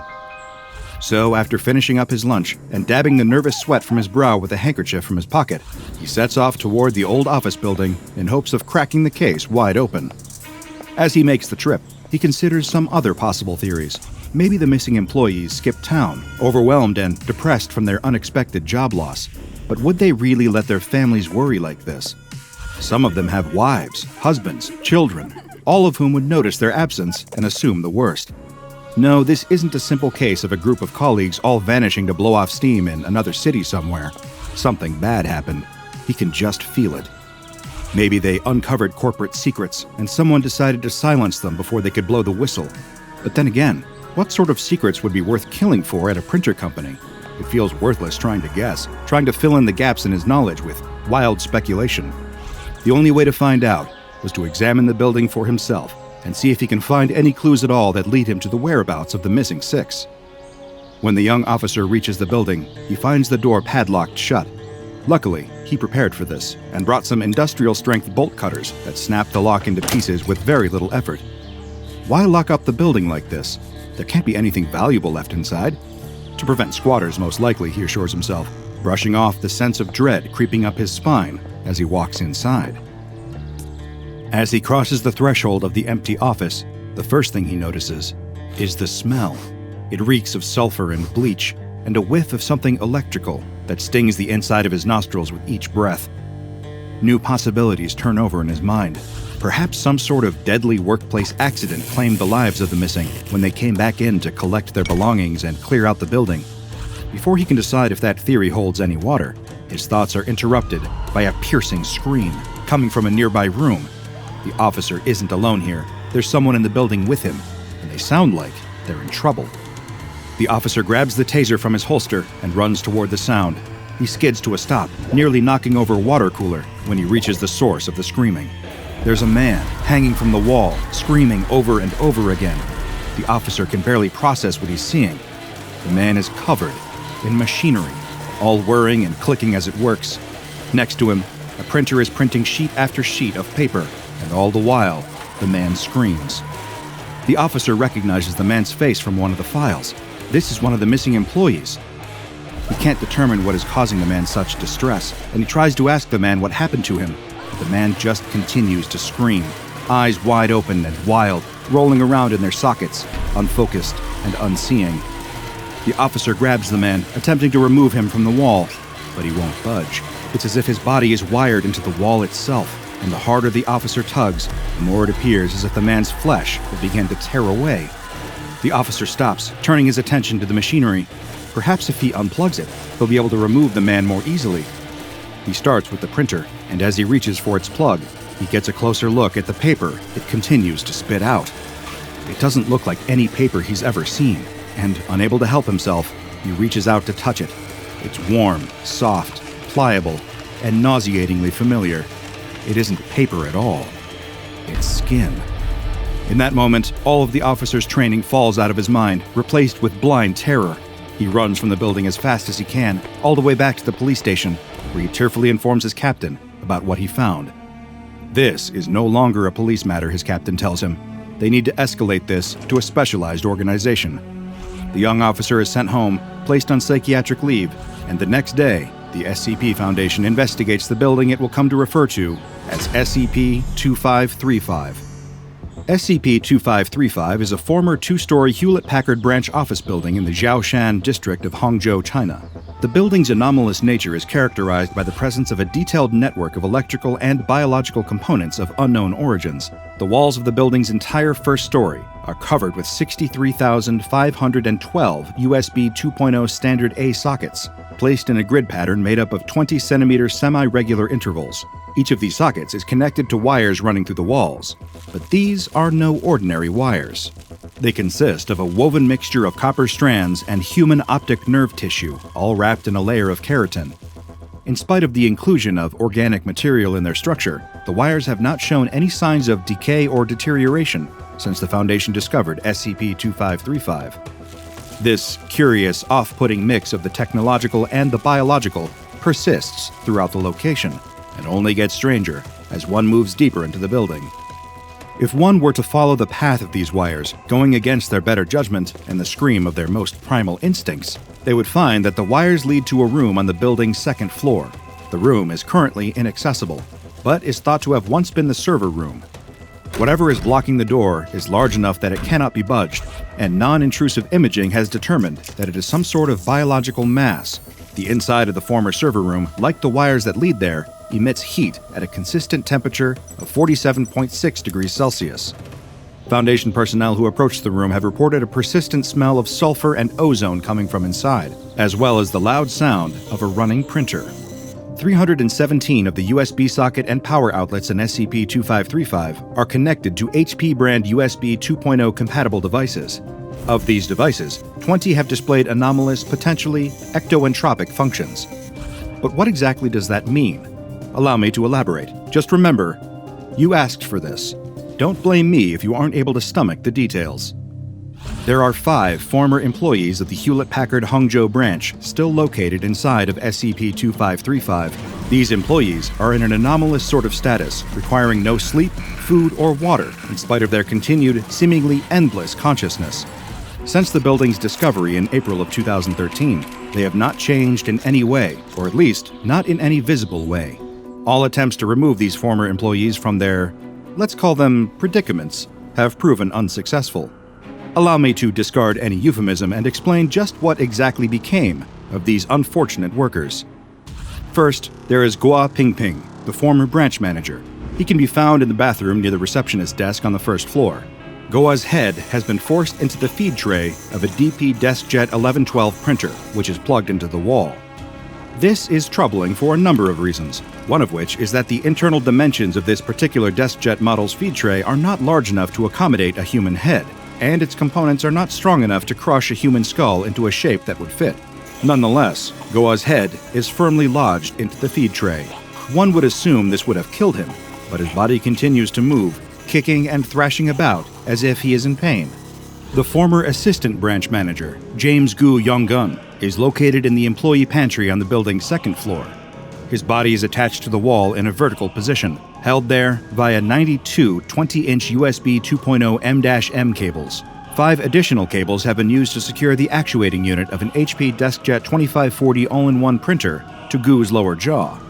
The arm of the actuating unit is also attached to a single HP-10 original ink cartridge in the color black. This ink cartridge is attached into Gu's throat at a continuous rate of 1 stroke per second, and, in defiance of the known properties of ordinary ink cartridges, has yet to run out of ink in the years since its discovery. Gu appears to be partially conscious, but is unable to communicate intelligibly when addressed.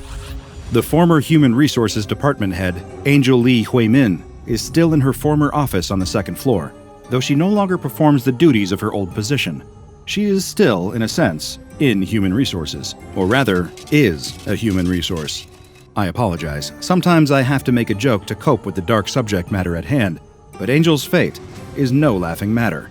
Like Gu, she is attached to the wall via a series of USB cables. There is an additional cable, one of unspecified length, inserted into her lower abdomen, which is slightly distended, as though filled with a foreign object. Though a proper analysis has not yet been conducted, the variety of sounds and motions originating from the area seem to indicate that there is a fully operational HP USB single-station thermal receipt printer lodged near her small intestine. As a consequence of this, a never-ending stream of thermal receipt paper is pouring from Angel's mouth at all times, causing her considerable pain and distress. Wang Liang, the former head of the IT department, is permanently placed near the water cooler on the first floor. Like the others, he's bound to the wall by several USB cables, 37 to be exact. There are 12 HP ScanJet 200 scanners pressed against his body, all switched on and running at all times. Next to him, an HP DeskJet 1112 printer is attached to the wall and constantly printing out sheets of something. A closer inspection reveals that it is not paper, but rather sheets of skin. He is conscious, but no successful interview with Wang has been conducted due to his nearly constant, wordless screams of agony. The 5th human subject found in SCP-2535 is Chen Yupeng, who once worked as a trainee technical writer. Now he spends his days in the branch manager's office on the second floor of the building. His body has been wedged into the paper tray and backup paper tray of an HP LaserJet Pro 500 multifunction printer, which has been plugged into the wall via a standard power cable and a 3 feet USB 2.0 M-M cable. His head sticks out of an aperture cut into the side of the printer. The printer itself functions normally, printing copies of the HP Standard Print Quality Diagnostic page and the HP LaserJet 500 Technical Repair Manual, alternating between the two. Since SCP-2535's discovery, it has not run out of either paper or ink. Chen himself is unconscious and shows signs of severe blood loss that, under ordinary circumstances, likely would have resulted in death by now. During a preliminary inspection of the building, one Foundation operative discovered a Canon Pixma E480 printer in the first-floor janitor's closet. This printer was dented and heavily corroded, most likely from the application of liquid bleach, and was also covered with human teeth marks. It has spent the most recent several years attempting to print a 91-page document, but has been unsuccessful due to an apparent jam in its paper tray and feed mechanism.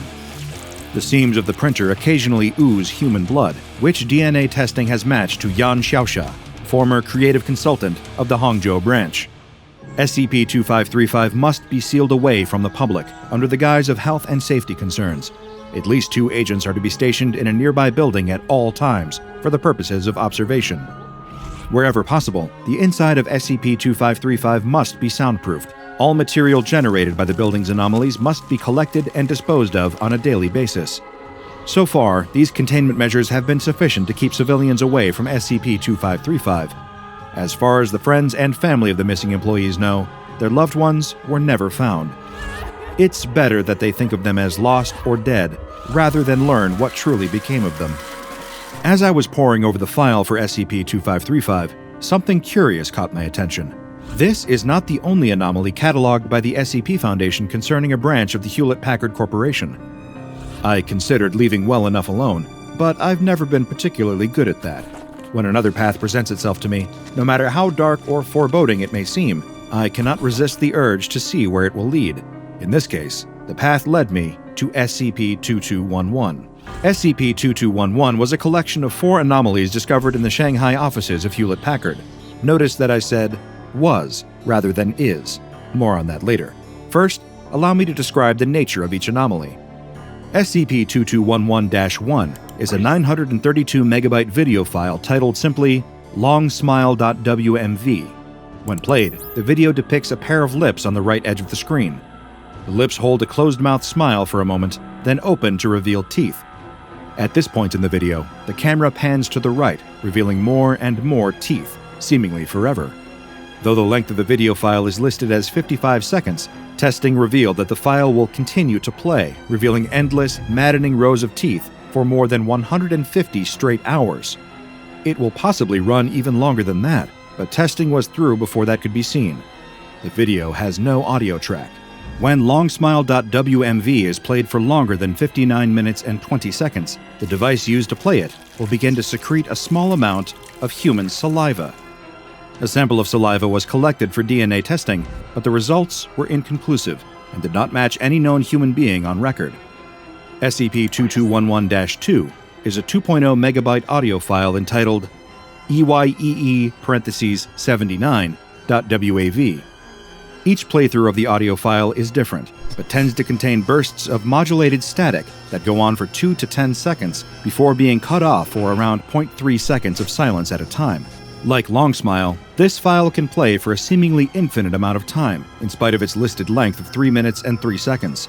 When SCP-2211-2 is played for longer than 59 minutes and 20 seconds, the device will begin to secrete a clear fluid, identified as a mixture of water and sodium chloride, amino acids, glutathione, ascorbic acid, and human collagen fibers. Essentially, the device will begin to leak human tears. SCP-2211-3 is a 599 kilobyte file titled r.exe. When this file is run on a computer, it uses up a great deal of memory, causing the device to overheat and its built-in fans to speed up. In spite of the overheating and any damage it might cause, the computer will continue to run until disconnected from its power source. When the file is run for longer than 59 minutes and 20 seconds, air coming through the built-in fans will begin to emit a strong smell of earwax, though no physical traces of earwax have been found. SCP-2211-4 is a USB adapter-powered coffee reheater. When it is plugged into the USB port of a computer, any liquid placed into the container will be heated to approximately 65 degrees Celsius and will also transform into human mucus at a rate of 1 milliliter per minute. This effect is the same whether or not the computer is on. DNA analysis of the mucus revealed that it is a match with the saliva produced by SCP-2211-1. All of this would have been bizarre enough, a series of files and devices that produce human biological material and are seemingly all connected, but something else happened. All instances of SCP-2211 were kept in a pair of containment lockers. However, on June 10, 2014, this containment was breached. I have included a surveillance log transcript that captured the incident. It occurred as follows. Sound of banging metal detected near second floor of Wing B. Door of small item containment locker DAD-2838 is heavily deformed outwards and has experienced a heavy impact from its inside. The sound of banging metal persists for the next 3 minutes as the door of containment locker DAD-2838 begins to burst outwards. Security teams are deployed to cordon off the area and manage the situation. Containment locker DAD-2838 is fully breached from the inside when a segmented humanoid arm emerges, extending to reveal numerous joints along its length. Security teams begin opening fire on the arm to little effect. While the video feed shows that the arm terminates in a 7-fingered hand, personnel present on the scene reported a number of fingers ranging from 5 to approximately 30.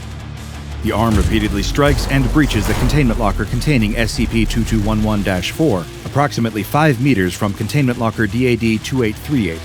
It subsequently reaches for SCP-2211-4 and pulls it back into containment locker DAD-2838.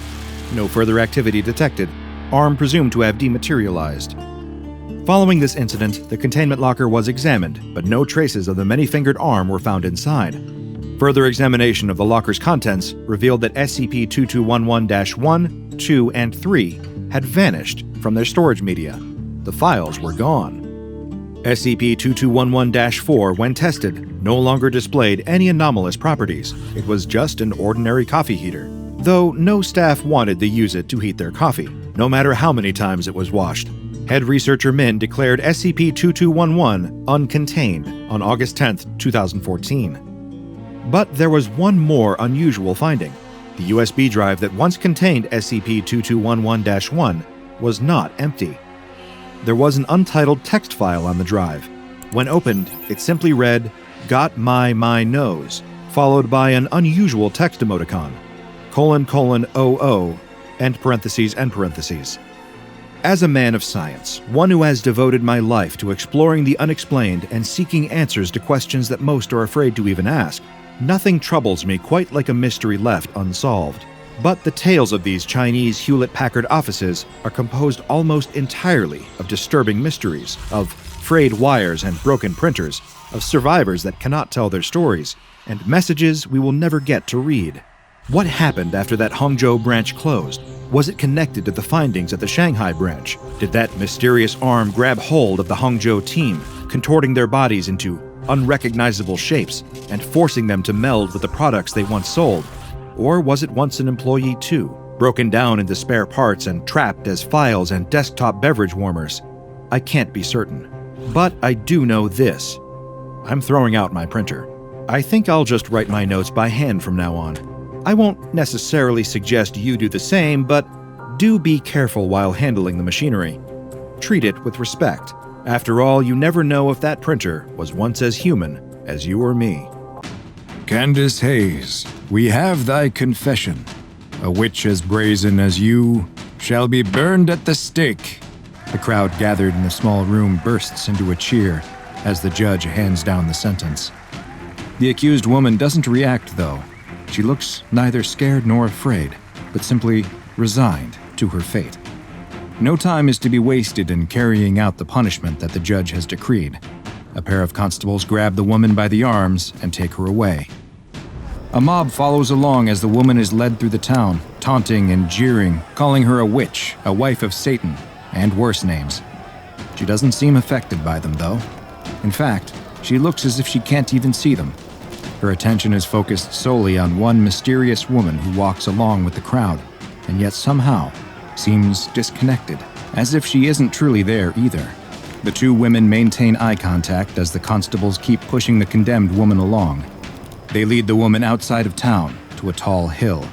The ropes binding the woman's hands are cut, and she has just a moment to rub her sore wrists before she is forced to the ground and lashed to a piece of wood as another group tosses the last logs onto a nearby pile. Once she is securely tied down, the constables step away, but then another man wearing a hood approaches. He carries a large club and without hesitation begins beating her legs. The woman's composure finally breaks, and she cries in pain from the cracking of her bones. The crowd only cheers louder at the screams from the witch. The beating has left the woman's legs mangled, but this is far from over. The woman, still strapped to the wood, is placed on the pyre, where she hangs like a scarecrow above the combustible material. The judge steps forward out of the screaming mob, carrying a torch. He loudly exclaims that for her crimes, she will be burned until dead. But the judge doesn't step forward. He instead announces that another will have the honor of lighting the flame. Another man steps out of the crowd and takes the torch from the judge. He walks towards the pyre and looks up at the woman. She is exhausted from the beating, but she lifts her head. She doesn't look at the man with the torch, though. She's looking past him, locking eyes with the mysterious woman who walked along with the crowd. The man looks angry, slighted that she won't even meet his eyes in this final moment, and without another moment's hesitation, he tosses the torch onto the pyre. The wood lights instantly, the tinder combusting and turning into a huge roaring fire. The crowd also erupts into even louder cries of celebration as the woman screams from inside the blaze. The man watches as the woman is lost behind the fire and the smoke, and eventually, her cries too are hidden behind the crackles and pops of the flames. He doesn't move until the fire has nearly burned itself out. Most of the crowd has left at this point, having gone back to their homes, content with the role they played in doing the Lord's work. As the constables pull a charred torso down from the wood and unceremoniously toss it over a steep side of the hill, the man finally turns and starts to walk away, a tear rolling down his cheek. The judge approaches and places a hand on the man's shoulder. "There, the judge says, attempting to comfort the man. "You'll find a new wife soon enough." Hundreds of people were accused of witchcraft in colonial America, and while it is likely that many were falsely accused, there is reason to believe that some were under the influence of, or were themselves, what we now describe as anomalies. And SCP-3998 is just such an example, better known as the Wicker Witch Lives. SCP-3998 is a human cadaver which dates from the late 17th century that is covered in fourth-degree burns and is missing its legs. There is also evidence of extensive blunt force trauma, but it is not known if the beating or the burning was the ultimate cause of death. At some point, the remains were collected and fastened into a scarecrow that is held together with wicker, nails, and wire. While a scarecrow fashioned from a cadaver is rather unconventional, what brought SCP-3998 to the SCP Foundation's attention were its other anomalous attributes. It constantly secretes a flammable liquid from its bones that primarily consists of ethanol and human fat, and every night between 11 p.m. and 4 a.m., the corpse ignites. This fire doesn't cause any damage to the corpse, though, and it is unknown how it produces the flammable liquid or ignites. 3998 does not keep its flames to itself, though. It appears that the SCP targets those who have either killed or physically abused a romantic partner, causing them to catch fire as large quantities of boiling ethanol appear in their stomach. Their midsection will eventually melt and then explode, leading to amputation of the lower half of their body. The fire burns both incredibly hot and unnaturally fast, and is unable to be put out until SCP-3998 is extinguished. A number of historical documents related to the case have been discovered and made available to Foundation researchers that shed light on SCP-3998, including excerpts from a 17th century diary belonging to a woman who lived near where the cadaver was discovered. In the entries, the woman describes attending the wedding of her neighbors, Aidan and Candace Hayes, though Candace did not seem especially happy with the arrangement. Candace is characterized as someone who likes to keep to herself, and who does not conform to the era's idea of a good wife. As a result, it appears that she became the victim of abuse at the hand of her husband. The diarist hypothesizes that Candace has brought this fate upon herself due to her behavior, which may stem from her being under the hold of the devil. In other words, the neighbor believes that Candace is a witch. Others must have had the same suspicion, because we also have records of Candace's interview with a Judge William Stoughton, who questioned her about the accusations of consorting with evil spirits. Candace readily admitted to this, though she disagreed that it was in any way evil. She told the judge that the rituals and magics she practiced were not inherently good or bad, and that anyone was capable of using the same tools. She went on to explain that she hated her husband, that she had been forced to marry him, and that he had been nothing but cruel and violent towards her. Candace also mentioned a name, Clovis, that the judge assumed to be the demon that she had made her cursed pact with. Candace appeared to offer no defense or excuses for her actions, and the judge sentenced her to die by burning at the stake, with her husband, Aidan, being the one to light the fire. The story of this witch trial was typical of the time, and that likely would have been the end of what we know about SCP-3998. But another historical document was located that has truly given a new perspective to this anomaly. A sealed letter found in the cellar of a home that is addressed to Candace, though it appears to have been written after her death. The letter is from her secret lover and describes how they collected Candace's burnt bones from the bottom of the hill before binding them together with wicker and wire. The letter then describes how Candace's husband has recently restocked his own home with gin, which is well known to be extremely flammable. The letter ends with an affirmation of the writer's eternal love for Candace and is signed, Clovis. But perhaps the best information we have about the origin of SCP-3998 comes from an obscure local tale that was passed down orally for years and eventually documented on an urban legend website. The legend tells of a woman who promised her soul to a she-devil who taught her magic, but also offered companionship. When her husband found out, he contacted the local authorities and had the woman arrested. She was tried, her legs were broken, and she was hung up like a scarecrow before being burned alive. Her body was dumped off the side of a mountain, but the she-devil collected her bones and gave her life again. The need for revenge burned in the woman's heart, so in the middle of the night, she doused herself in her husband's gin, set herself on fire once more, and fell upon him as he slept, burning him alive so he could suffer the way that she did.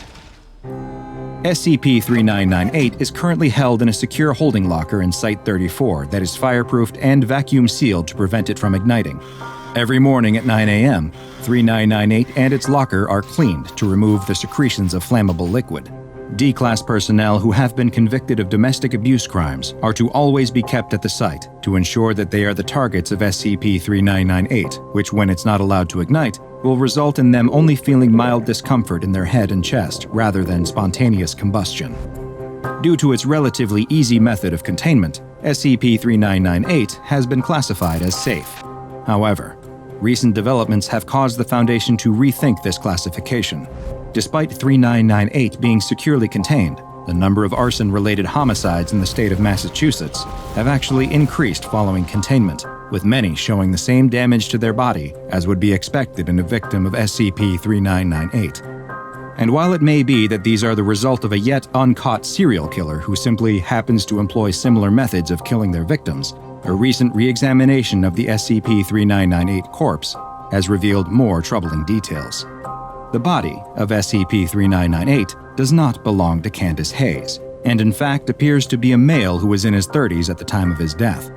Following these new revelations, reclassification of SCP-3998 to Euclid is pending. Whether SCP-3998 is the body of Candace's husband Aiden, forced to endure an eternal punishment of burning again each and every night, or if it's some other unfortunate victim of a violent and painful death, is unknown, as is the ultimate fate of Candace and Clovis. But with the deaths that would appear to be attributable to SCP-3998 showing no signs of stopping despite containment, it can only be assumed that the Wicker Witch lives. It is a mild evening in Paris, France, and the sound of ticking clocks fills a modest church tucked down a less populous street.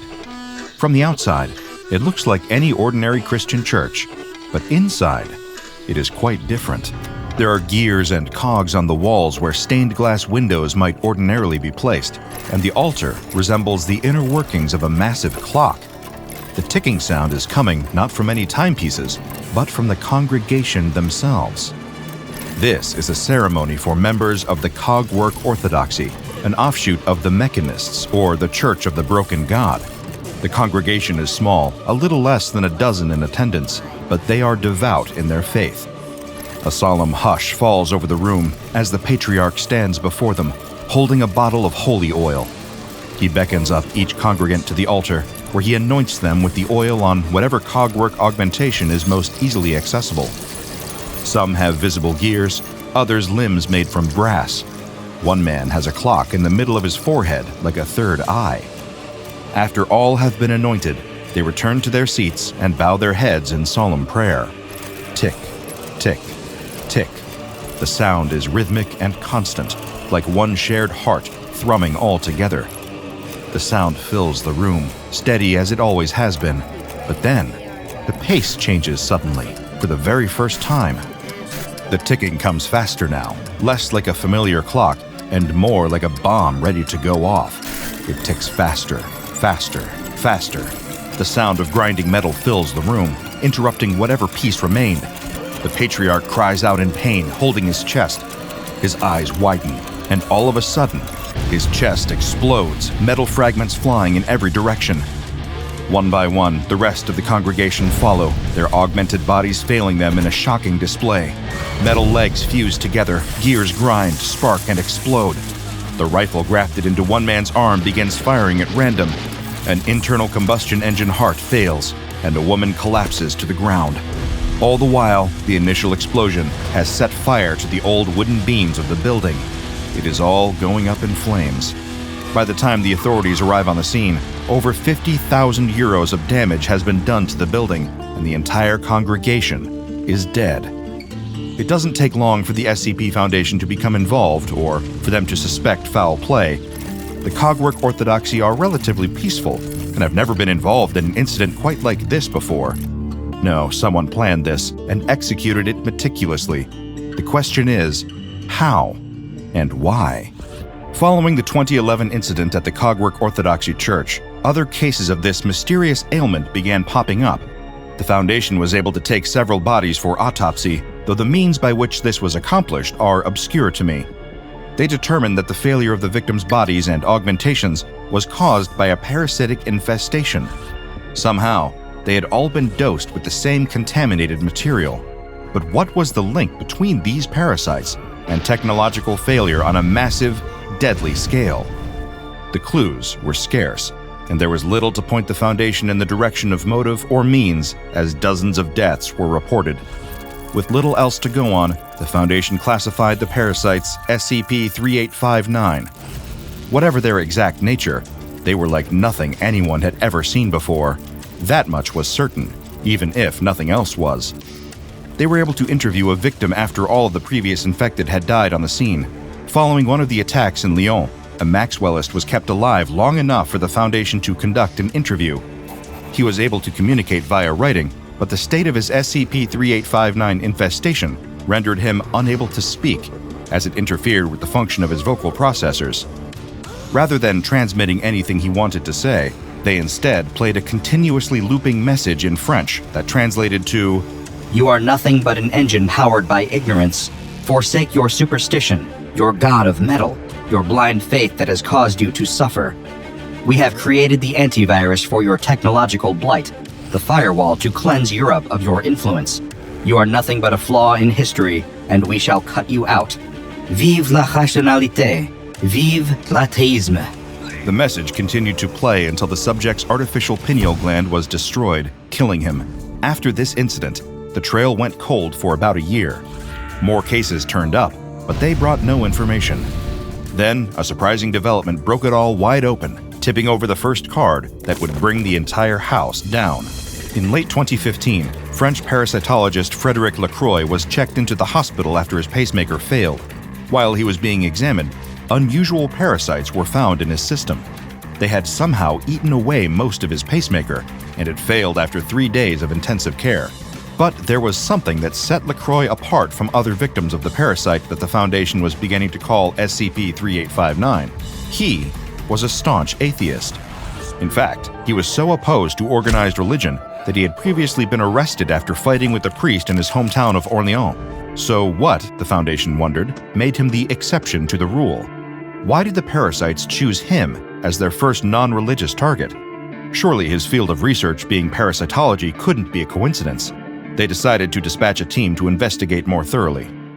Agent Catherine Dubois led a mobile task force operating under the cover story that they were national police officers investigating Lacroix's death. They went to Lacroix's house, attempting to uncover any clues that might indicate his connection to SCP-3859. After Lacroix's widow granted them access to the house, they began a thorough search. In his bedroom, they uncovered a large book entitled The Holy Bible, with commentaries by C.I. Schofield and a guide to Bible study. This struck them as odd, given his atheist leanings, and one of the officers picked it up.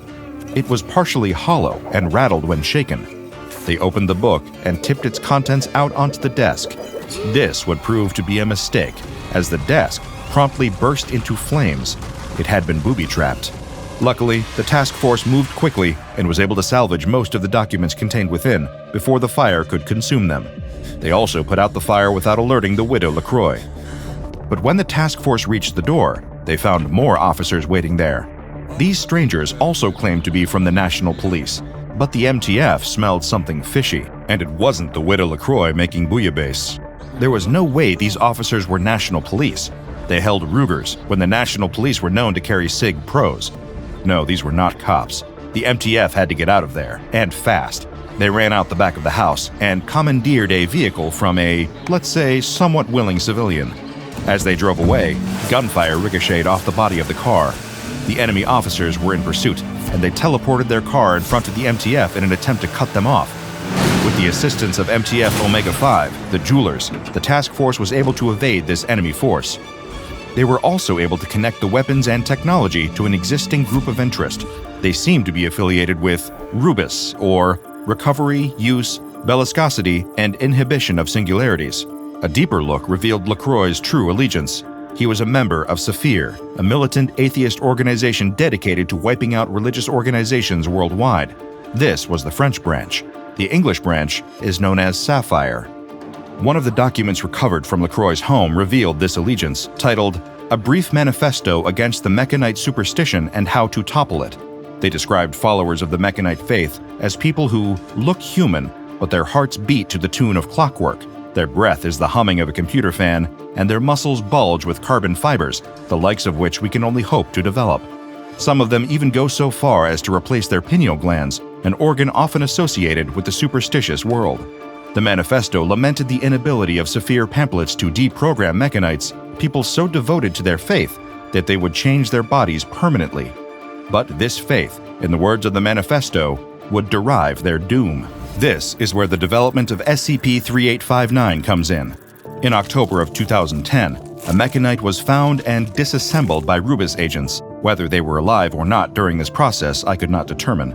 In this Mechanite's body, Rubus agents found an organic interface virus, or a virus created from nanotechnology. In short, an OIV is like a computer virus made material, made into something that can infect a human body. This virus was intended to respond to strong Mechanite faith and to prevent the organic parts of a person's body from rejecting their new inorganic modifications. But programming can be rewritten, and Saphir was determined to find a way to reverse the purpose of this OIV and cause it to reject these inorganic components. However, they ran into one problem. The virus would not interact directly with the human body. It was engineered for the specific Mechanite it was found in and did not take to other human subjects. But then Dr. LaCroix discovered an ingenious solution. The dead Mechanite was not just full of technological augmentations, they were also infested with hookworms who had been infected with the OIV. He took these hookworms and created a new species named Ancylostoma nedludi, named for the Luddites who destroyed technology deemed evil. The manifesto closed with a goal. By the close of 2015, we expect to eliminate any Mechanite influence on the continent. So Dr. LaCroix created SCP-3859, but he also wound up in a hospital bed, dying as a result of his creation.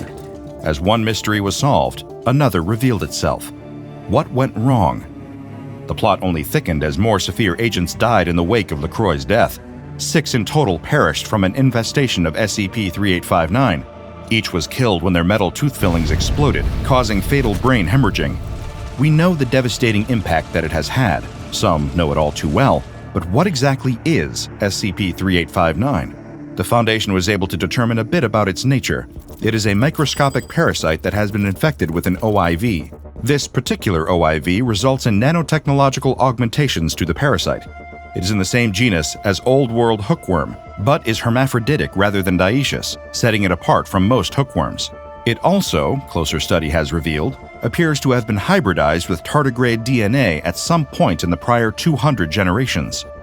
The function of SCP-3859 in the human body is to infest hosts with artificial components added to their physiology and to destroy them. Again, this is notably different from ordinary hookworms, who do not normally behave in an aggressive fashion or leave the digestive tracts of their hosts. This would suggest that the technological components of SCP-3859 are causing them to act in defiance of their nature. Saphir's aims in creating this augmented parasite are clear, but what is still unclear is what happened next. Why did LaCroix's creation turn on him? What happened? Well, when I first began looking into SCP-3859, it seemed we would never know for sure. But then, Saphir released a statement, along with some formally classified files. I'll save those for later. First, their statement, issued in December of 2015 to all Saphir agents. Effective immediately, all LaCroix hookworms in possession of Saphir are to be destroyed, and the program is to be discontinued. They are acting indiscriminately, affecting atheist and superstitious alike. 20 have died from infestation, including LaCroix. LaCroix was a traitor and a mechanist. His rank is stripped, and his name will be wiped from our history. The statement is intriguing and includes some bold claims. The Foundation was not able to find any information linking LaCroix to Mechanism or anything indicating him as some sort of double agent. Therefore, I was thrilled when a former Rubis agent was able to help the Foundation decipher LaCroix's original journal entries, eager to see what light they might shed on the whole matter. Nothing could prepare me for what I learned. Saphir's assertions about LaCroix were wrong, and the truth was so much stranger than anyone could have anticipated, even the SCP Foundation. In his writings, Dr. LaCroix referred to the parasites as his children, an impulse that, though unsettling, I can sympathize with. It is a lonely business locked away with only one's research for the company. His aims with that research, however, I am a good deal less sympathetic to. Using research on the crucifix protein, a protein supposedly found in the brains of the devoutly religious, he modified the hookworms. Whenever they detected the presence of this compound, the parasites would become aggressive and highly destructive. They would seek out anything unnatural added to the human body and tear it apart with gusto. As a test subject, he selected the congregation of a church, one of whom was known to have a pacemaker. A friend of LaCroix's, hiding in plain sight amongst the clergy, spiked the communion wine with parasites on St. Valentine's Day. The experiment was a success, from LaCroix's perspective at least. One poor parishioner dropped dead of a broken heart that Valentine's Day, or at least of an overloaded pacemaker. The next documented experiment was the fateful day of the Cogwork Orthodox service in Paris, the day that the Foundation first discovered the existence of SCP-3859. LaCroix slipped his children into the holy oil, and there were no survivors. On October 12, 2012, Dr. LaCroix received word from Nova Scotia that one of his Saphir colleagues had died. The cause of death? His teeth exploded, and there were signs that the hookworms had made their way into his system. He had been placed there as an aide to a cardinal, while reporting back to Saphir in secret. LaCroix theorized that he had begun to develop a sense of faith, and thus his death was his own fault. By June 17th of the same year, there were no more mechanists left in central France. Sure, a few fringe believers remained scattered through Paris, but most sects that had previously held a strong presence there either fled the country or simply perished. Dr. LaCroix considered himself victorious, but the bodies had not yet finished piling up. By May 4, 2014, 10 people who worked alongside Dr. LaCroix on the project were dead. Autopsies revealed that all of them had the hookworms in their systems, and they had all recently been in contact with mechanites. Dr. LaCroix theorized that these colleagues had been hacked, and that the reclaimed technology in their bodies had been hacked by mechanite influences that left them vulnerable to the effects of the parasites. A software update would fix it. At least, that's what he thought. An analysis of the software showed no changes at all. Strange. Perhaps an explanation would reveal itself under further scrutiny. On March 7, 2015, Dr. LaCroix began to feel ill. He experienced tremors, sweating, a fever, and persistent vomiting. The containment of his project had failed, and there were hookworms in his system. Not to worry, though. These hookworms wouldn't do much without the crucifix protein being present. He took some of the antiparasitics kept around at the lab and waited for his symptoms to abate. But on March 15th, he was still feeling ill. It was then that he realized a drastic error he had made. By changing the physiology of the worms and making them hermaphroditic, they were able to reproduce more quickly than the medication could kill them. He checked himself into the hospital for more thorough treatment. After 5 days, the infection had been effectively addressed, and he was ready to recuperate and get back to work. But again, the situation was far worse than he realized. On March 23rd, Dr. LaCroix was working at his desk when he suddenly collapsed to the floor. His heart was seizing up, skipping beats at a time. It was his pacemaker, he realized. Its battery was running out. He would need to go to the hospital as soon as possible to have it repaired. But before he did, he decided to perform a few tests on himself. He took a sample of his blood and analyzed it. What he saw should have been impossible, but nevertheless, there they were. Crucifix proteins in his blood, the blood of a staunch non-believer. The worms were feasting. Somehow he had been poisoned with extreme faith. There was no going back. He was going to die at the hand of his own creation. He checked himself into the hospital and was informed by his doctors that there was nothing wrong with his blood except for the parasites present there. His pacemaker, on the other hand, was severely damaged. Its wires had been severed. Dr. LaCroix knew that the hookworms were the culprit and that he had a week left to live at most. But how had the crucifix proteins made their way into his blood? Had someone somehow injected him with a contaminated sample? But no. As much as he wanted to believe that, he knew it was something else. He had examined other blood samples that he kept around the lab for emergency transfusions, samples from dozens of his colleagues. Every single one of them contained the crucifix protein, and it was naturally occurring. No evidence of tampering. There was only one remaining explanation. His ultimate entry I will simply quote verbatim, and let his dying words speak for themselves. The doctor says there's nothing wrong with my blood other than the parasites, and my pacemaker wires have been severed. I maybe have a week left. I feel as if I am committing treason while writing this. I tested samples I keep in my lab for emergency transfusions. All of our blood has the crucifix protein, and it's occurring naturally. We have failed. In our quest to make the world a reasonable place, we have made it a crusade. Saphir is a cult. Atheism is a religion. God help us. Though its use has decreased since 2015, there are still active instances of SCP-3859 on the European continent. As a countermeasure, anti-parasitic drugs have been introduced into the water supply of France and its surrounding nations.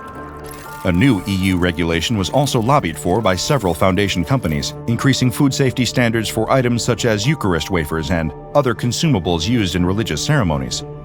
Any Foundation personnel believed to have been infected with SCP-3859 must be administered a cocktail of anti-parasitics and anti-OI viral drugs.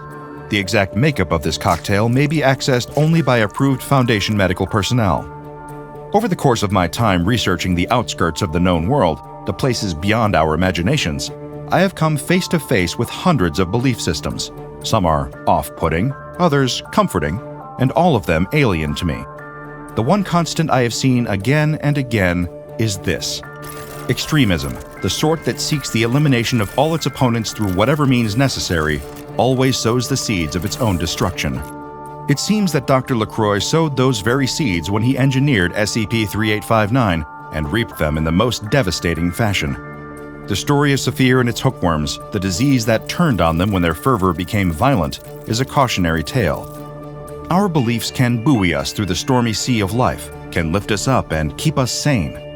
But if left entirely unchecked and unexamined, they can steer us straight into our doom. The single, piercing, high-pitched note echoes through the cathedral. It hangs in the air as the boy sustains it for far longer than his small lungs should be capable of. The boy is the star of the choir and is well known throughout his city and even beyond, and people come from far and wide for the chance to hear his perfect soprano voice. But on this night, there are only a few people scattered amongst the many rows of pews to listen to the choir as it practices. And for good reason. While the boy's lauded voice is as sweet and powerful sounding as ever, the choir itself is at its lowest point in recent memory. This nadir has occurred because many of the other boys who used to sing in the choir have vanished. The choir finishes its song, "That's all for tonight," and the boys begin to put on their coats and gather their things from underneath their chairs. The boy with the perfect voice feels something on his shoulder and spins around with affright to see that it is just the hand of the priest, who is also the conductor of the choir.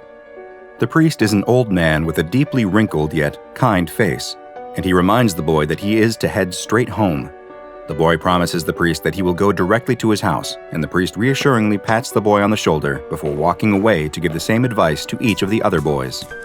The boy steps out into the dark, cold night as the heavy cathedral doors shut behind him. It's softly raining, and he pulls his coat shut to try to keep out the damp and cold. As the boy begins to walk, he takes note of the closed newsstand across the street. The day's papers are still hanging outside and tell of yet another boy who has gone missing. This one from the next town over. There are still no leads in the cases, and parents have been growing angry with the police over the lack of any progress. As the boy walks down the darkened street, he fails to notice the shadowy figure that has stepped out of a dark alley near the cathedral. But soon, he hears the sound of feet on the wet sidewalk behind him. He glances over his shoulder and sees that the figure is walking the same direction as him. The boy looks back straight ahead. not wanting to draw any more attention to himself, and tries to increase his pace. As the boy walks, his well-trained ears quickly detect that whoever is walking behind him has sped up as well. The boy doesn't run, but he feels a surge of real fear begin to rise inside of him. The boy picks up his pace even more, and again hears the person behind him increase theirs. The boy is walking so fast now that if he went any faster, he'd have to break into a run. His house isn't far, though. He turns a corner, and he can see it. A quaint little home with warm light pouring out through the windows. He knows that inside his mother will be standing in the kitchen cooking dinner. He knows that inside is protection from the night and shadows. The boy looks behind him and sees the figure round the same corner. The boy can't wait any longer, and he starts to run. And he sees over his shoulder that the figure has begun to run as well. The boy is sprinting as fast as he can, his feet kicking up water from the sidewalk. He can hear the figure getting closer and closer to him, their long legs outpacing his own with ease. He's so close to his house, though. He's so close to being dry and warm and safe. He slides to a stop on the damp stones in front of the door and reaches out for the handle. Inside the warm little house, the woman cooking dinner is startled by the sound of the door suddenly bursting open. She turns to see an empty doorway. She steps out into the street, but it too is empty. Nothing present but the sound of the wind, and the almost imperceptible sound of a single note being sung. A beautiful, high-pitched note. What happened to the boy who was once the shining star of the cathedral's choir? And what of the other missing boys? Where did they all go? Perhaps they went to SCP-2678, a mysterious spatial anomaly that is also known as a city all of blood. SCP-2678 is an extra-dimensional space that so far is known to be accessible through exactly one entrance, a door in the basement of the Siena Cathedral in Siena, Italy.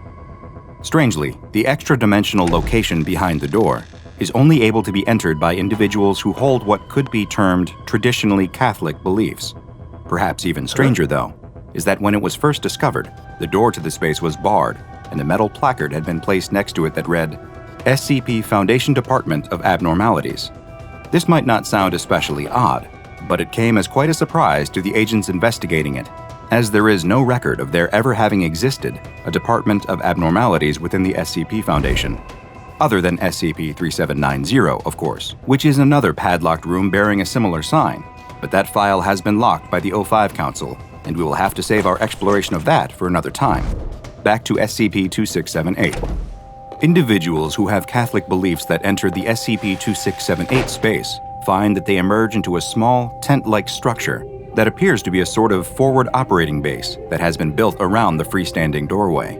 The outpost is abandoned, but there still remains a number of strange objects, including a biomedical laboratory-grade refrigerator containing numerous samples of blood and bone, various types of audio recorders ranging from old wax strip models to magnetic tape machines, and a computer terminal which, when activated, requests Foundation credentials. However, all attempts to access this computer have been met with failure, as it has rejected all attempts for reasons of insufficient clearance.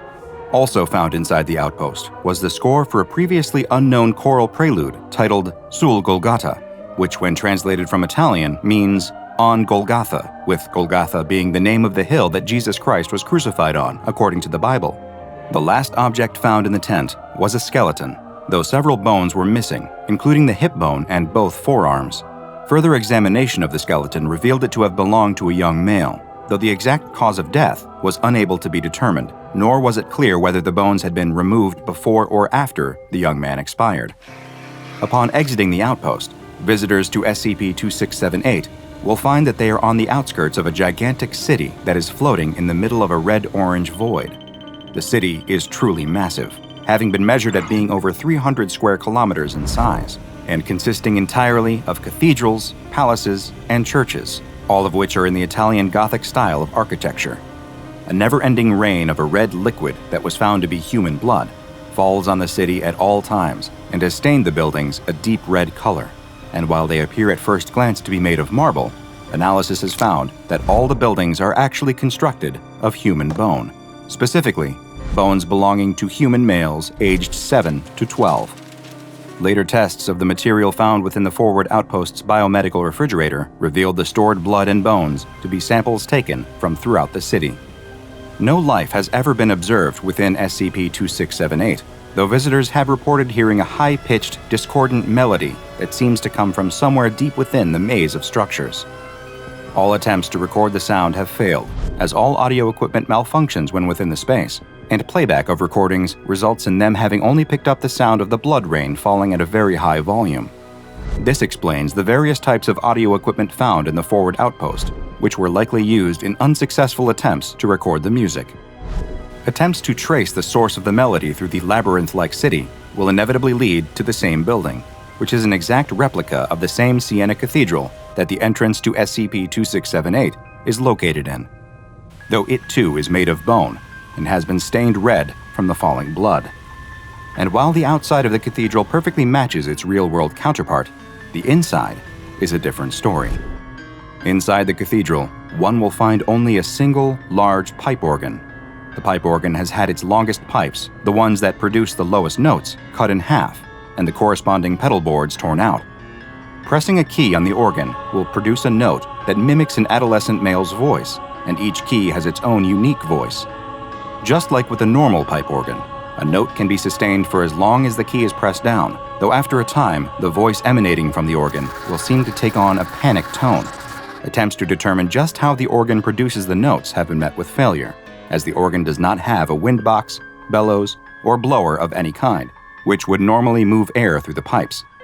The organ has another effect within SCP-2678 besides just producing sounds, though, as whenever a note is played, the rain falling outside will transform into regular water. No matter how long the note is held, and the now regular clear rain falls, though, the buildings will never be washed and always continue to be stained red. Tests were performed on the organ in order to determine just how long it could sustain a single note, and the C7 key was pressed for over 20 minutes, during which time the voice continued to sing out, becoming more and more stressed and panicked-sounding as time went on. Finally, at the 23-minute mark, the key itself splintered into pieces, permanently removing the ability to produce that note. The splintered remains of the key were also observed to bleed for several days following this test.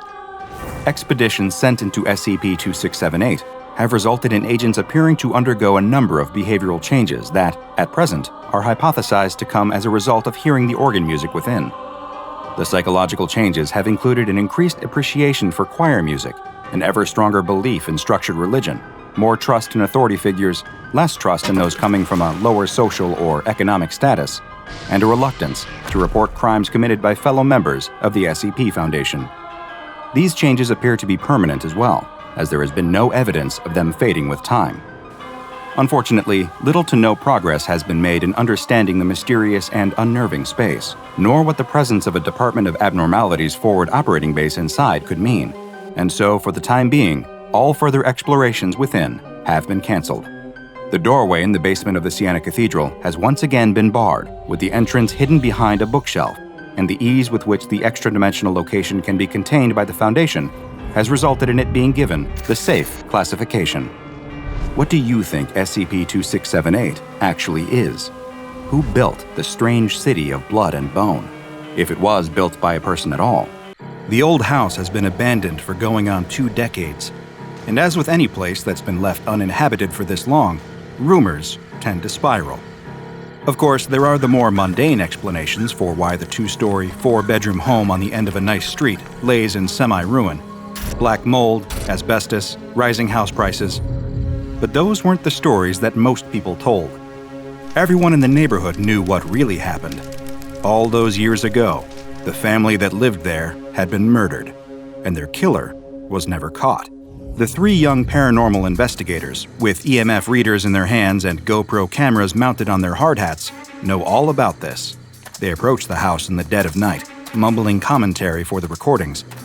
If the old house really is as haunted as everyone says it is, then they could be in for something really good here. Their subscribers always loved brand new paranormal content. They use a crowbar to breach the front door and head inside. It's everything you can expect from a house that had been abandoned for 17 years. Dust, cobwebs, and graffiti abound, broken bottles scattered across the floor. Someone has scrawled, "Welcome to Hell," above the door in faded Sharpie. It all plays perfectly for the cameras. Paranormal content gold. All of them turn on their flashlights, generously provided to them by one of their sponsors, of course. But in this particular situation, they have no idea just how valuable their product really is. After all, there are some frightening things that hide in the dark. The leader of the trio begins ascending the stairs, narrating into his helmet cam, giving the more popular version of the house's legend. The perfect suburban family, torn apart, literally, by a killer hiding in their home. The family had all been brutally murdered by someone in their home, but the police never found any sign of unlawful entrance or exit. There were no clues to the killer's presence whatsoever, in fact. It was as if they were a ghost, a vapor. It was almost as though whoever killed the family had always been in that house, and even after the murders were committed, they never left the place either. As he tells the story, the lead investigator starts to feel a little nervous. Even though he himself doesn't really believe in the supernatural, he just plays up reactions for the views, he still can't help but wonder, should I really be here? Am I making a terrible mistake? Is there a chance that whatever did this all those years ago could still be in the house, waiting for me? But he pushes those thoughts from his mind. This gig is too valuable for him to wimp out now. And really, what are the chances that something actually dangerous would be lurking in the house? The other two investigators are still looking around downstairs, sticking together, their flashlight beams slicing through the darkness. Their boss always insists on going upstairs first. He demands the glory shot, after all. That leaves the rest of them searching the downstairs living room, dining room, and kitchen, where the best they can hope for is maybe a particularly haunted-looking dishwasher. It's why the younger of the two is so surprised when they suddenly feel something happening to their body that they've never experienced before. In an instant, their whole body convulses with an involuntary shudder. They feel the temperature drop, and the world gets just that little bit darker. The best way they can describe the feeling is impending doom. Like any moment now, something terrible is going to happen. But almost as soon as the feeling begins, it's gone. Intensity dropping. The dread starting to dissipate, as though whoever or whatever caused this feeling literally passed right through them. Their fellow investigator asks them if they're okay. Of course, they nod and force a smile. They're fine. It's just a spooky place is all. Atmosphere like this would get to anyone. Meanwhile, the lead investigator is exactly where he wants to be, ascending a rickety stepladder up into the attic. The very same attic where, all those years ago, the police had found what was left of the family. And from everything he'd read on the subject, their remains weren't a pretty sight, even by true crime enthusiast standards. He enters the attic and shines his flashlight around, capturing all the dusty old boxes left to rot in the cold. He's engrossed in the macabre spectacle of what had once been the worst and final moments of a group of strangers' very real lives. The attic is full of spider webs and shadows.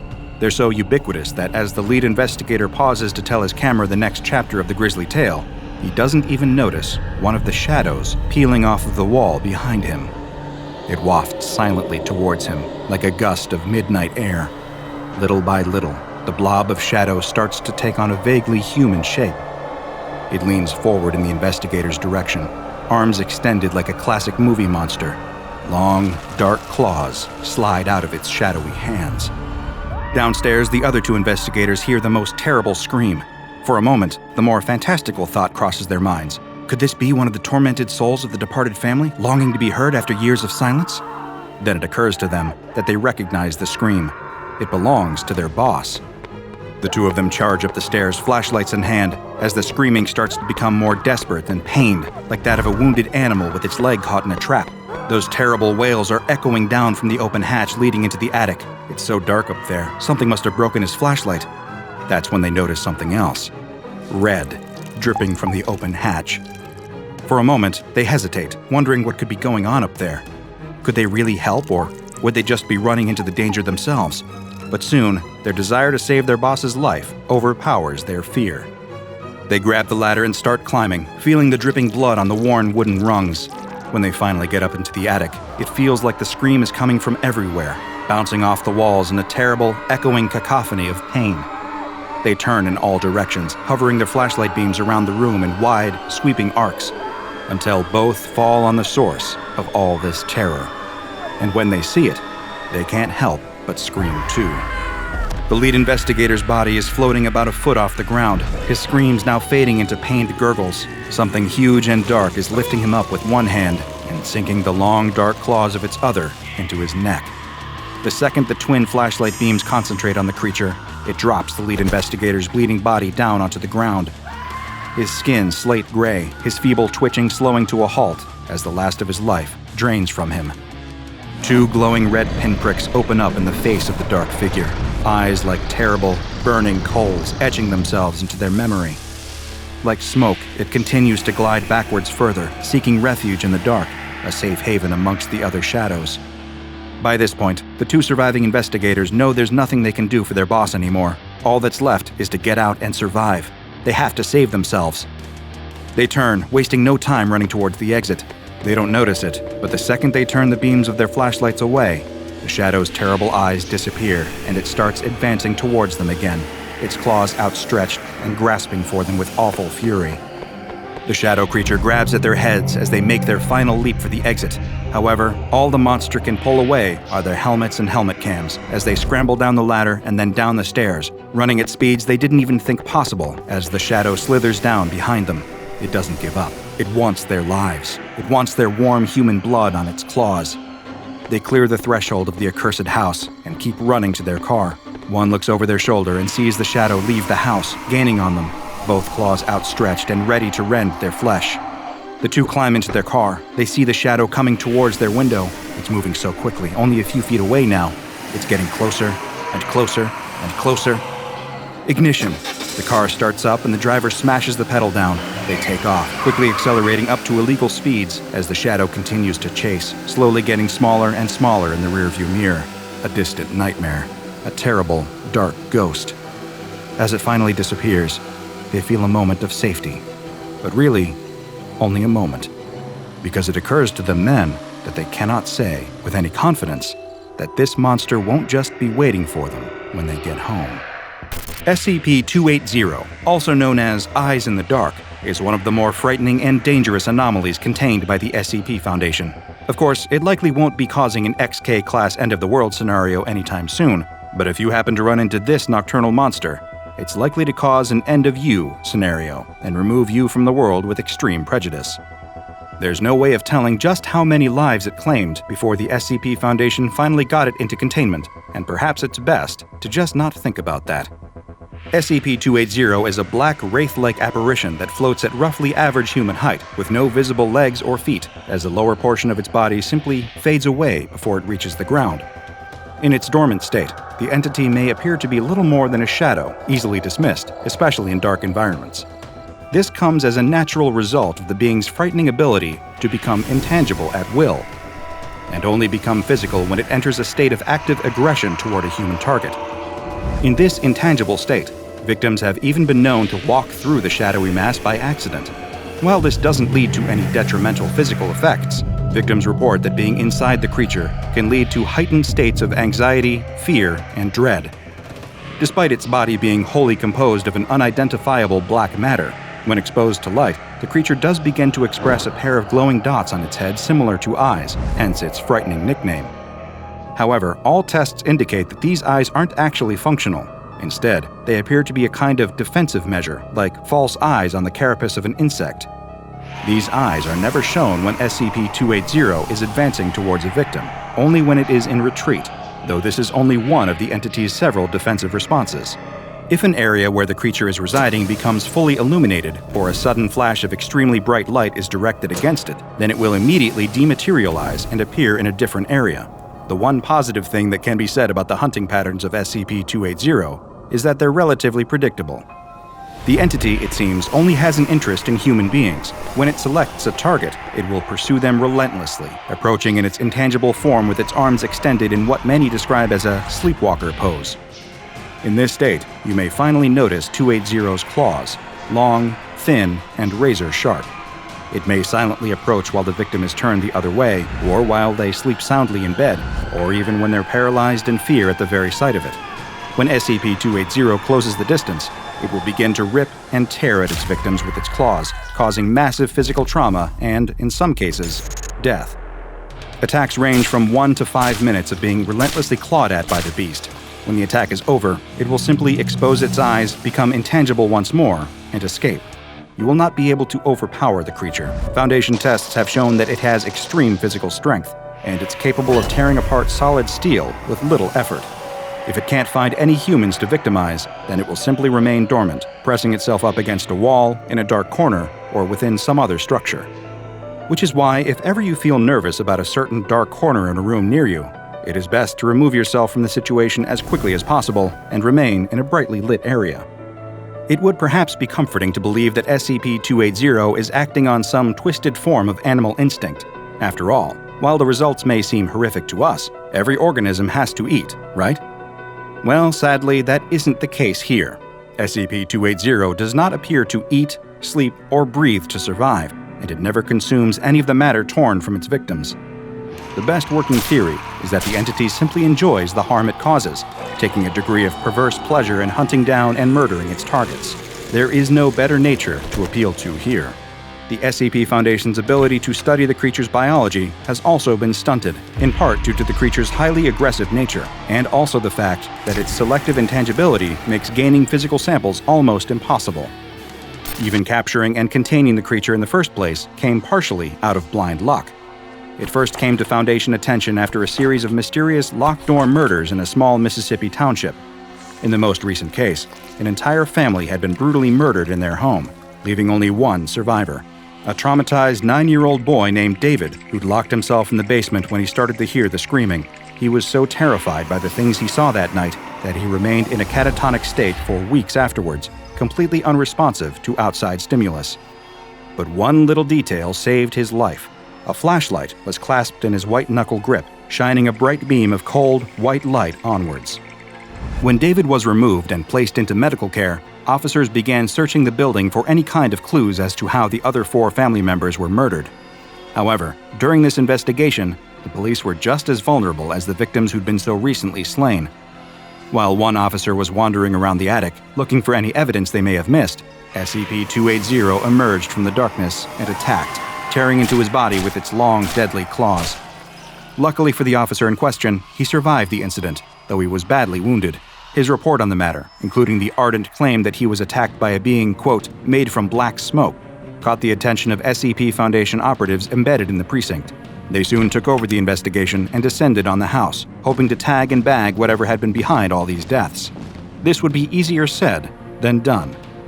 While Foundation field agents canvassed the home, they simply walked past the creature multiple times, discounting it as a mere shadow. After all, it only had these easily identifiable glowing eyes when it was in a retreating position. Even when it entered its physical state, operatives brushing up against it generally dismissed the sensation as hair, clothing, or some other object touching them in the dark. This already bungled investigation got even worse when the Foundation decided to introduce high-intensity lights into the equation, hopefully flushing the creature out. This, of course, only caused it to dematerialize and appear elsewhere.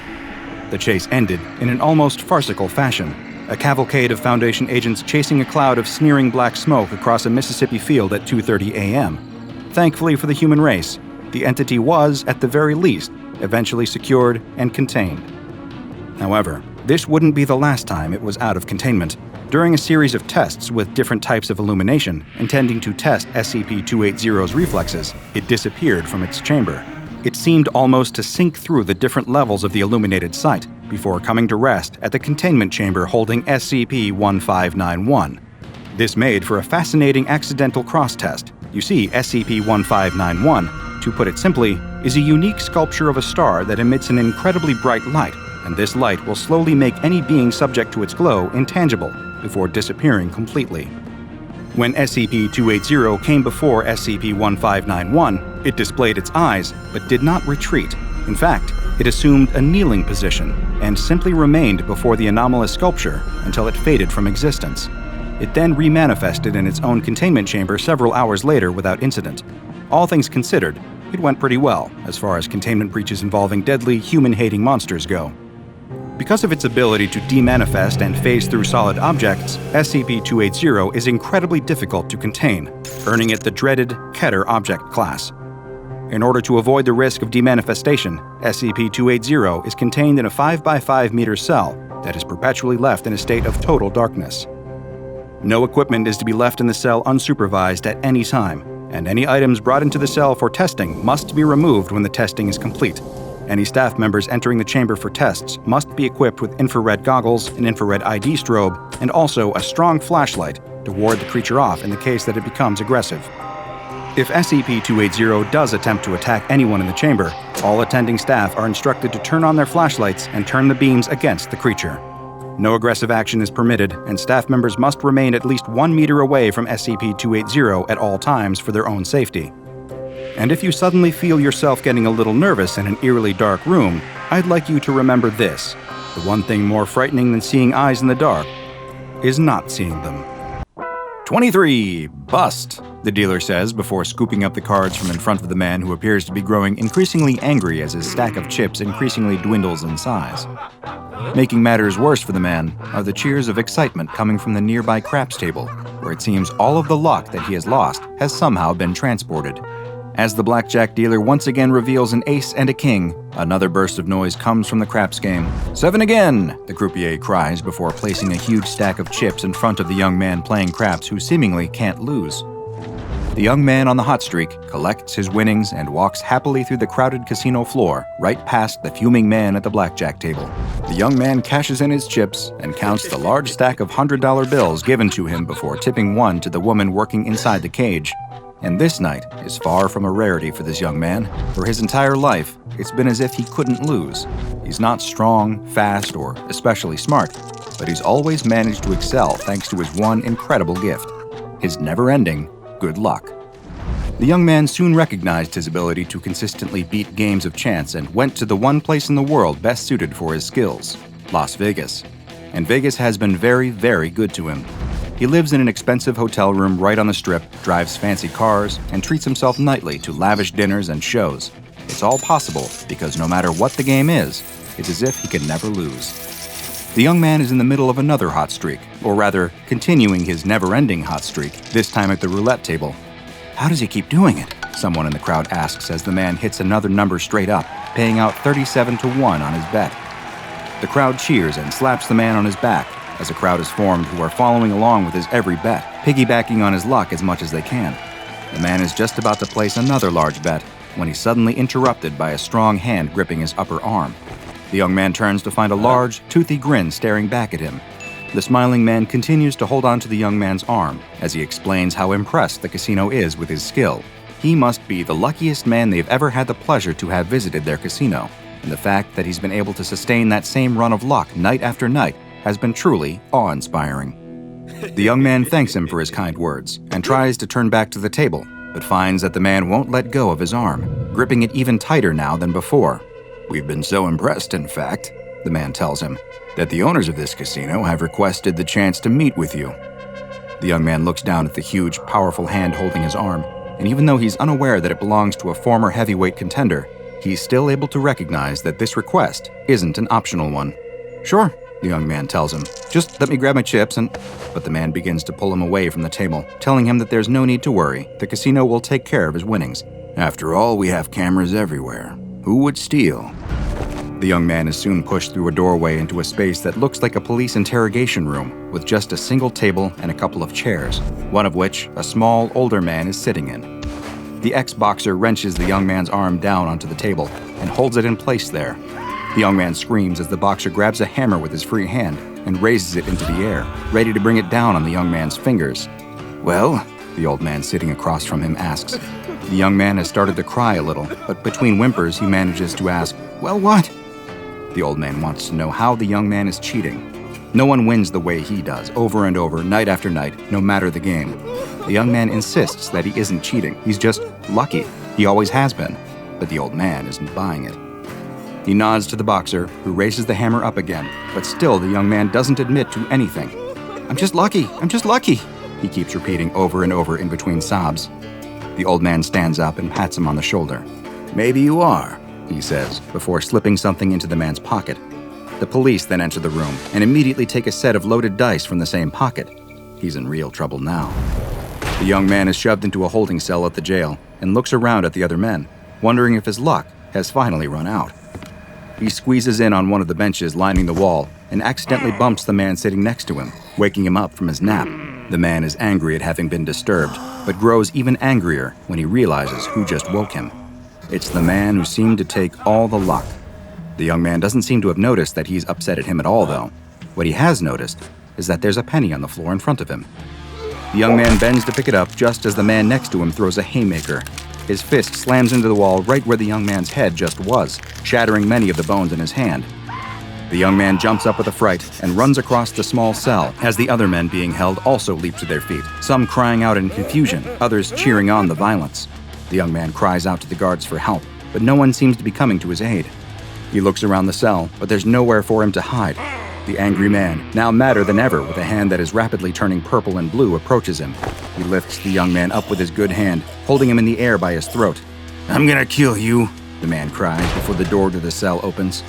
The young man watches as the taser prongs fired by the jail guards appear on the man's chest, and he drops the young man to the floor before falling backwards from the 50,000 volts coursing through his body. The young man would learn the next day that the angry man was dead before he even hit the floor, the result of a congenital heart defect and a lot of bad luck. The young man stands before a judge who is listing off the charges against him, which include cheating, a felony in this state that can result in a sentence of up to 5 years in prison. "But this isn't your first offense, is it?" the judge asks. The young man tries to explain that those previous times were all mistakes. He's never cheated in his life, but the judge doesn't want to hear it. The young man is sitting in the hallway outside the courtroom when his lawyer emerges from his meeting with the judge and prosecutor. "Boy, are you a lucky guy," his lawyer tells him. He goes on to explain that even though the case against him is airtight, the charges are going to be dropped, provided he admits himself to a special program. The young man assumes it must be some kind of gambling addiction program. In no way is he addicted to gambling, but what choice does he have? It's either that or prison. The choice is easy. As the young man exits the courthouse, he is approached by a man in a suit who leads him to a black van parked nearby. The young man is placed in the back and immediately notices that there is a cage separating the back from the front seat, like a prison transport van. The young man is growing nervous. Where are they taking him? This all seems like it's happening so fast. Can it even be legal? And what about his things that were taken at the jail? "Excuse me," he asks the driver. "What about my things? I don't even have my wallet." "Don't worry about that," the man driving the van tells him. "You won't need any of that anymore. You're D-class now." The man doesn't have any idea what that means, but he can tell it isn't good. His luck may have finally ran out. The young man, who once lived the life of a professional Las Vegas gambler, was given a new name, D-87465. But as you'll see, that name wouldn't last very long, and soon would be known as SCP-181, or as the SCP Foundation staff like to refer to him, Lucky. SCP-181 was first noticed by the Foundation following his being arrested for repeatedly defrauding the Nevada Gaming Commission. He was originally made a member of the Foundation's Class D personnel, the guinea pigs of the SCP Foundation who are used for various tests with anomalies in order to better understand their properties. However, it soon became clear that the man's ability to consistently beat the odds had nothing to do with cheating. In his first experiment, which took place at Armed Reliquary Containment Area 02, where he and several other Class Ds were exposed to an SCP that is known to incite extreme anger and murderous tendencies in those who come into contact with it. Just as expected, one of the other D-Class members became enraged and began rampaging, killing all of the other Class Ds present, all except for one. Through what appeared to be a stroke of good luck, the frenzying D-Class seemed to miss D-87465, who had laid down on the ground amongst the other bodies and was playing dead. An armed response team soon entered the experimentation cell and put down the rampaging D-Class, sparing D-87465. He was next submitted to a test with SCP-075, a creature that resembles a large snail with a muscular foot shaped like a six-fingered clawed hand. SCP-075 is much heavier than its small size makes it seem like it should, weighing approximately 860 kilograms. Despite this, it is able to move at an extremely high speed, quickly leaping towards anyone who comes near it and spraying them with a deadly corrosive liquid. D-87465 was placed in a cell with SCP-075 as part of a test to measure its speed and reaction time. But despite SCP-075 having immediately killed all other prior D-classes during tests, D-87465 somehow managed to keep avoiding its leaping attacks. He was always able to guess which direction to move in order to dodge the deadly snail, like a soccer goalie who always picks the right way to dive to stop penalty kicks. Having now survived not one, but two experiments that exposed him to Keter-class anomalies, researchers needed to find out if D-87465 was himself anomalous, or simply a statistical anomaly. In order to test this, the D-Class was placed in the containment cell of SCP-082, better known to most as Fernand the Cannibal, a grotesquely huge humanoid with ogre-like features, who often dresses like a Victorian-era aristocrat and will regale his guests with outlandish stories before inevitably eating them. But there was something different about D-87465. After a full month of survival in 082's cell, a length of time that had resulted in all the previous test subjects being consumed, SCP researchers suspected that this D-class's incredible ability to survive was much more than dumb luck. But they needed to test him even more to see if his powers extended beyond just the ability to survive. D-87465 was removed from regular D-class duties, and researchers began performing various tests on him, watching as he flipped a coin 50 times in a row, with it coming up heads every single time. Similar results occurred when they had him roll pairs of dice that would always total up to 7, or when they had him pick random cards out of a deck, and he was able to pull all 13 hearts in a row. Foundation researchers were now convinced that this man was more than just lucky. He seemed to possess the ability to create an unnatural effect on probability, though researchers suspected that he was generating this effect without being aware of it. At this point, D-87465 was reclassified and given a new designation, SCP-181. Further testing confirmed that SCP-181 is able to affect causal probability and that it really does occur through no action of his own. However, there's more to SCP-181 than simply being lucky, as researchers soon found out. In an audit of death and injury rates at Bioresearch Area 12, where SCP-181 is contained, it was discovered that both had increased dramatically in the time since he was brought there. It seems that SCP-181 doesn't simply create his own good luck. He, in some ways, saps it from others simply by being present. It now appears that every lucky moment he experiences results in the opposite happening to someone else. For every 7 he rolls on a pair of dice, someone else gets snake eyes. And for every death-defying escape he makes, someone else must die. There's no telling how far his ability might scale. Could he survive a nuclear blast? And if he did, what would be the result in order to even out the odds, so to speak? In light of these new discoveries, SCP-181 was removed from his low-level containment cell where he was allowed to occasionally interact with D-Class personnel for entertainment purposes, and was moved to Site-27, where he was placed in solitary confinement and classified as safe. All interactions with staff are now limited to the bare minimum in order to ensure his survival and security, without risking any events that might result in him getting lucky. It's October 31st, 2021, and anyone who's anyone in the upper crust of society knows that there's really only one place to celebrate Halloween if you want to stay relevant: a certain Norwegian billionaire's yearly costume ball. Invitations are highly exclusive, and if you have to ask where you can get one, you're definitely not on the list. Those lucky, beautiful, famous, or just plain rich enough to be invited receive the notice a year in advance, in an increasingly elaborate fashion each time. Rumor has it that one year the billionaire specially trained a flock of purebred carrier pigeons to deliver the invites, printed on scrolls recovered from the ruins of the Library of Alexandria. But that's just a rumor, of course. This year's invitations arrived in the form of a luxury sports car with a simple, gold-embossed card hidden in the glove compartment that read, "Lucky You." It then provided information on this year's theme, medieval fantasy. The dress code would be strict, and failure to comply would result in being barred from entering the event. It also included a vital piece of carefully guarded information: the location of the party. The lavish event is held in the billionaire's castle, nestled in the remote countryside of Norway, which he had built a decade ago specifically for this one night a year. For the other 364 days, it sits vacant, except for a full staff to keep it in prime condition, of course. As a group of first-time partygoers pull up the long, winding driveway to the castle's gates, their limo is stopped by a guard. "Your driver will need to let you out here," he explains.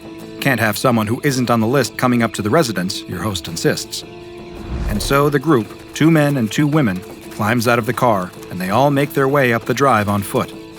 They didn't prepare for the trek, and by the time they reach the castle gates, the ladies are sweating into their exquisite handmade gowns, and one of the gentlemen has torn a small hole in his tights. Nevertheless, they have arrived at what promises to be a truly grand occasion. Once the gates creak open and grant them admission, they quickly forget the discomfort of the long walk. Reports of the event have not, in fact, been greatly exaggerated. It is every inch as impressive as they could have imagined it would be. A lush golden carpet rolls out from the doors into the ballroom, and a herald clad in period attire blows a horn to signal their arrival. He announces their names to the room, where beautiful people are already dancing and frolicking to their heart's content. There are rows and rows of delicious-looking food, including roasted pigs, fresh fruit, and cakes. There are fountains filled with the finest champagne, and a full orchestra provides live music that fills the enormous halls. Above it all, the host himself sits, dressed in regal robes and a crown positively dripping with jewels. It is the most indulgent, decadent, glorious event any of them have ever been a part of. There are no clocks inside the party castle, and no other way to note the passage of time while inside. This is entirely deliberate, and an event there ends only when the guests have all grown too weary to continue the merriment. It is for this reason that the 4 newcomers do not notice how late it has grown, or the fact that one day has already bled into the next outside the castle. By the time they stumble back outside, filled with cake, champagne, and fresh gossip they can't wait to repeat, it is nearly dawn. They walk back down the path that led them to the castle, their steps a little heavier with exhaustion and the aforementioned champagne, and notice that there are rows of limousines and other cars waiting where they were dropped off.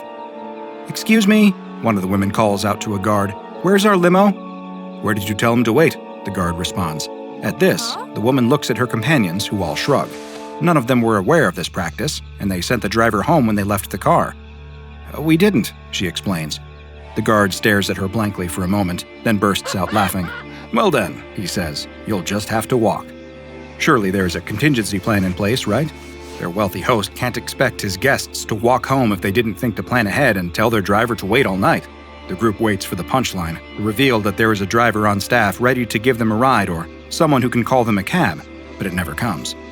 Not only that, but none of their cell phones have a signal. They can't call the driver to come back, even if he wasn't likely to be dead asleep at this hour. The guard is right. They will have to walk, at least until they have enough of a signal to call for a taxi. So, with no other option in sight, the disillusioned partygoers begin the long journey back to civilization. Light is beginning to trickle back onto the landscape, allowing them to at least see where they are going, but it is still mostly dark as they make their way along the road. "Are we safe out here?" one of the men asks. "From what, muggers?" the other replies. "There could be bears out here," one of the women remarks. "No," the other woman insists. "The bears are all hibernating this time of year, aren't they?" They all collectively shiver at the thought of encountering a bear or anything else out on this lonely road, with nowhere to hide and no way to defend themselves. Best not to dwell too long on that thought, or they might find themselves paralyzed with fear. They still have who knows how many steps left to go before they can relax. They walk together in silence for a long time, listening for the sound of any dangerous criminals or bears creeping up behind them, but nothing comes. As they slowly progress, the sun begins to emerge on the horizon, flooding the landscape with warm light and chasing away the fear of the dark. "Look," one of the ladies finally breaks the silence. "Up there!" She points, directing her friend's attention to a hill up ahead. There, they can make out the silhouettes of men on horseback, wearing suits of medieval armor. They're dressed as knights, like something out of a King Arthur story. "They must have come from the party."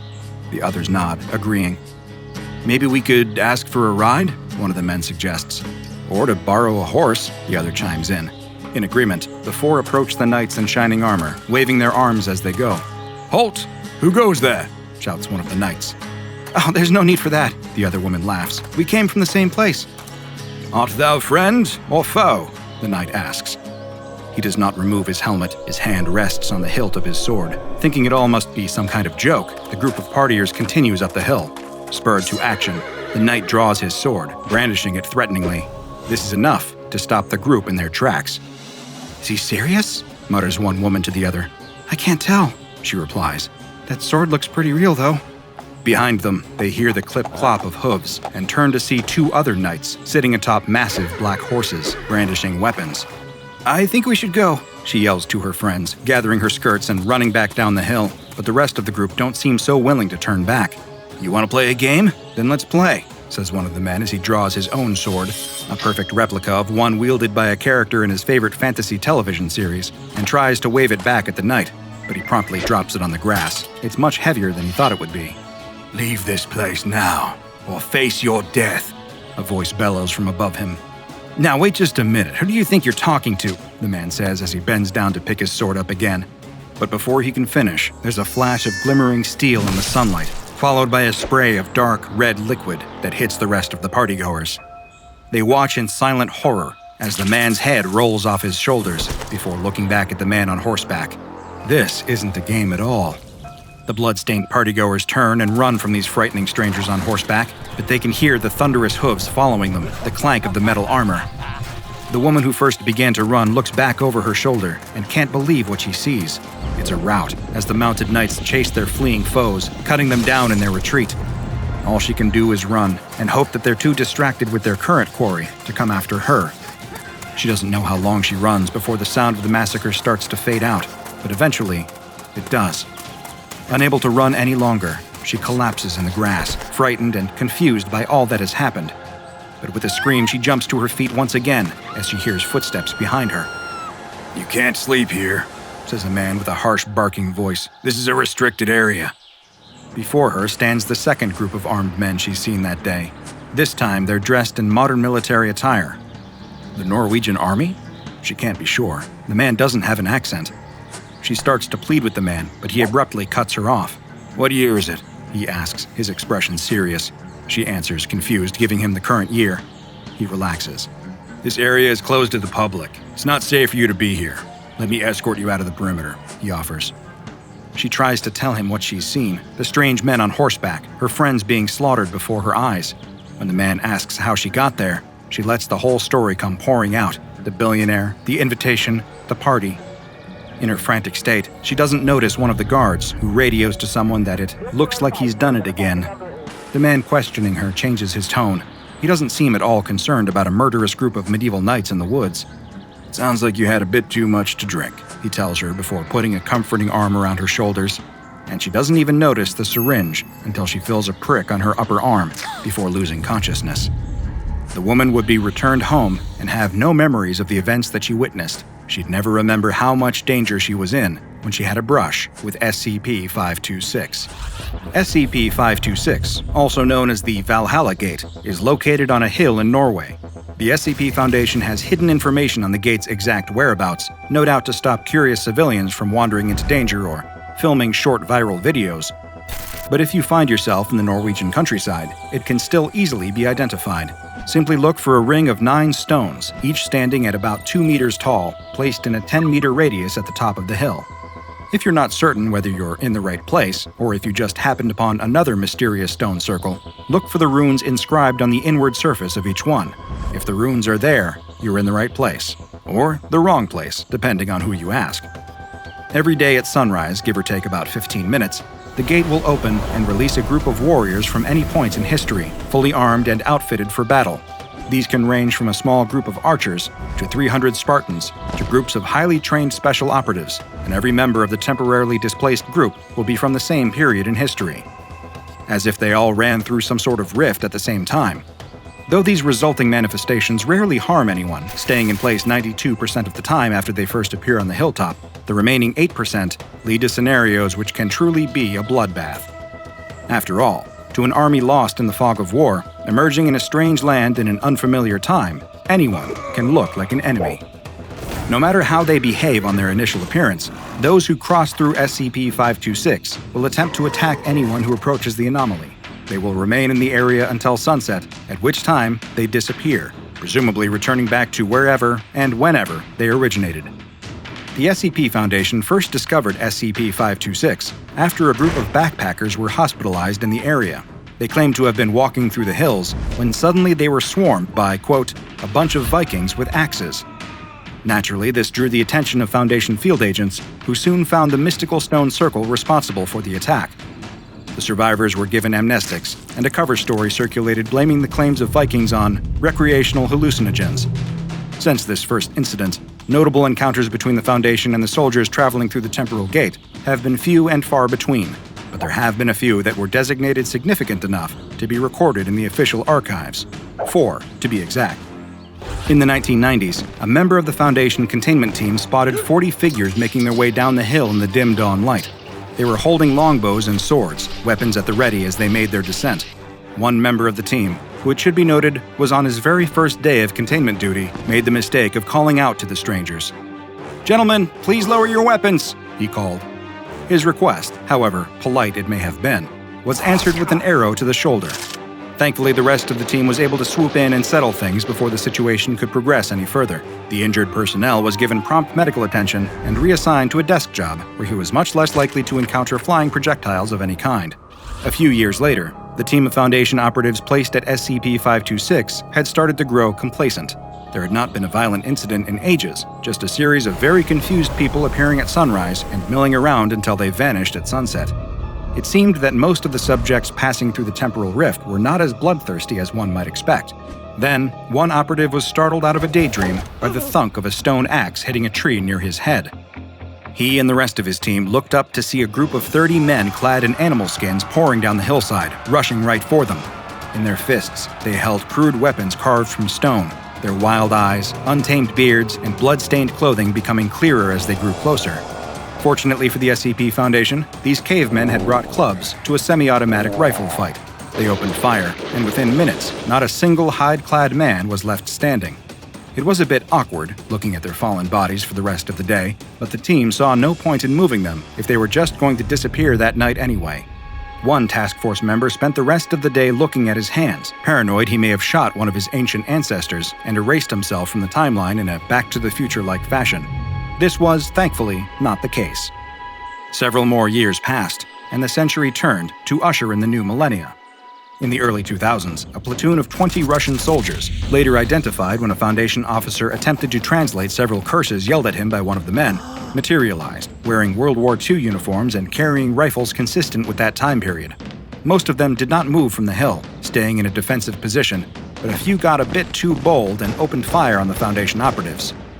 The fire was returned in kind, and 2 men were killed, but the rest were left unharmed for the remainder of the day.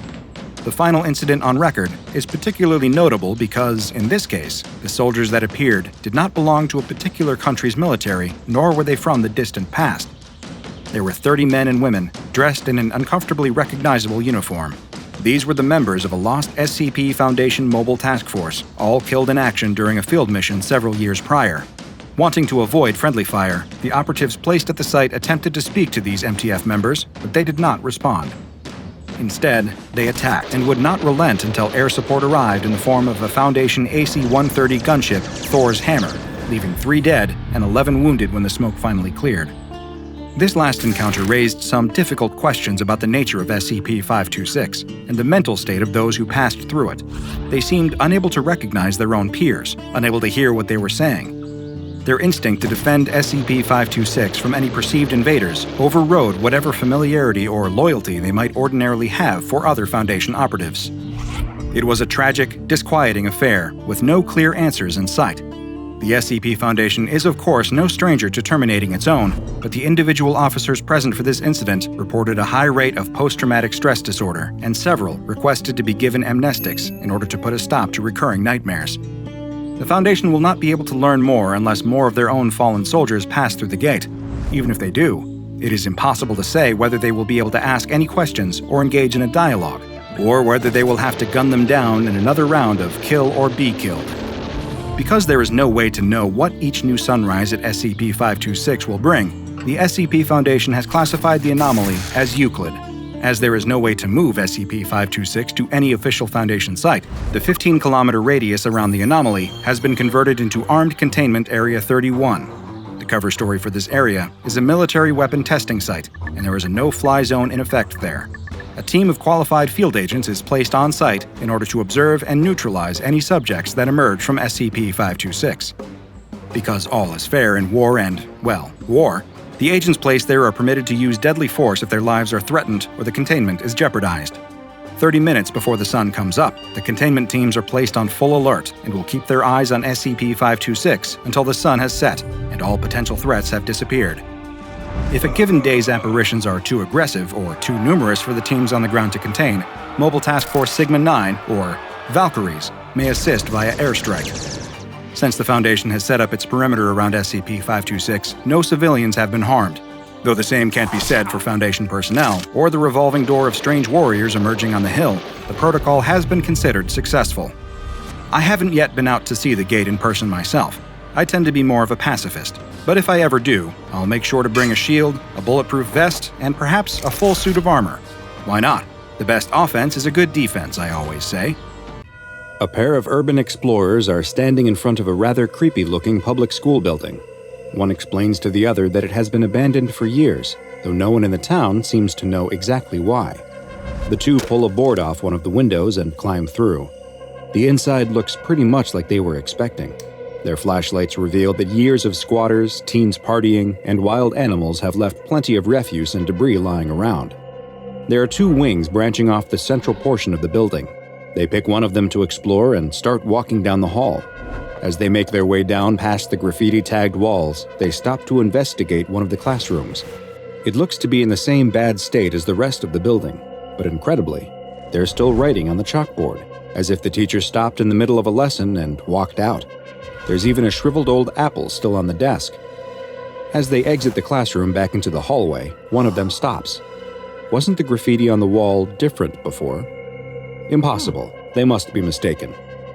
They keep walking and come to a stairwell. Time to explore the upper floors. They head up the stairs to the second floor and poke their head out. Everything looks to be about the same as on the first floor. They go back into the stairwell and start heading up again. It feels like they've been walking up the stairs for a long time, though. They should be all the way at the roof by now. They finally reach a door. It must lead to a taller part of the building they couldn't see from the ground outside. They open the door and see the second floor again. How could this be? The two look at each other. They've explored a lot of strange abandoned places, but nothing has creeped them out like this before. They head back down the stairs, and after only a few steps, they are back on the first floor. Something is really wrong with this place. Maybe it's best if they leave. They start walking back towards the entrance, but one grabs the other and points into a classroom. Isn't this the room they went in before? It has to be. The same apple is on the desk, but the complicated physics lesson has been erased. Now the chalkboard has just a simple phrase written on it. The children used to sing. The two scream and run out of the classroom. But which way is the entrance? The hall appears to stretch on in either direction before turning at 90-degree angles. This isn't right. The entrance was definitely visible from outside the classroom before. They pick a direction and start to run. The hallways seem to go on and on, turning in ways that should double back on themselves, but they still can't find the entrance. They try going back up through a stairwell, but just like before, there appears to be either too many or not enough stairs between the floors. The explorers keep running, checking rooms for a way out. Somehow they keep finding that same room with the rotten apple on the desk. They're panicking now. Every time they look away, the graffiti on the wall changes, or a new classroom door appears in the hall. They keep running, though, turning corner after corner after corner until there it is, the entrance. But it's then that one of the explorers realizes he is all alone. He must have outran his friend. He looks at the entrance. It's so close. He starts to step towards it, but no. He can't leave his friend. He'll find him. He turns around and right in front of him is the same classroom again. The one with the apple. Only this time, his friend is in there, sitting in a desk in the middle of the room, asleep. Gathering the last of his courage, he runs into the room and tries to wake his friend, but he won't come out of his deep sleep. He pulls him out of the desk. If he won't walk out, he'll drag him out. He pulls him out of the classroom and down the hall towards the entrance. They're almost home free. He's just feet away from the door. He reaches out with his free hand and grabs the handle. Locked. He starts banging on the door, terrified that they'll be trapped in this place forever. When suddenly, the doors swing open.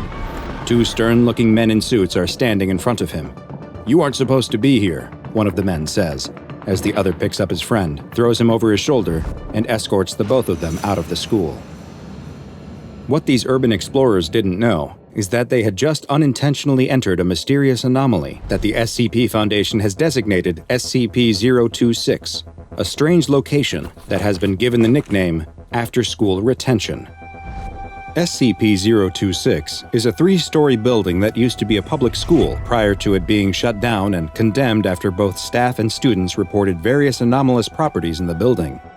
They described hallways that seemed to change in length, classrooms disappearing and reappearing, and stairways with different numbers of steps leading up and down. The discrepancies between the building's blueprints and the reported interior were strange enough, but the former school truly came onto the Foundation's radar after the disappearances of multiple people in the area were linked to the location. It was initially believed, after sending in robots equipped with video equipment to explore the school, that the spatial anomalies were actually caused by an anomalous mental effect the space was having on people's perception, and that the physical layout of the school was not actually changing. However, additional exploration has proven that this is not the case. The physical space of the school does in fact seem to change, and even the exploration robots are affected by this shifting geometry. The inside of the school is covered in a substantial amount of graffiti, and most of it is the type you'd expect to see in any abandoned space. Gang signs, names, and street art, for example. But it appears to fade in and out and will change location. The writing on the chalkboards in the classroom appears to do the same, and just like the graffiti, much of what is written on the chalkboards is what you would expect to find in a school. Most of the writing relates to basic subjects like math, literature, and biology. However, some of the subjects that have appeared are highly advanced and out of place in a non-university setting, such as the notes on quantum entanglement that were found on a chalkboard. Bizarrely, the phrase, "the children used to sing," has been found multiple times in a variety of places around the building, though researchers are still left without an answer as to what it means or what significance it holds.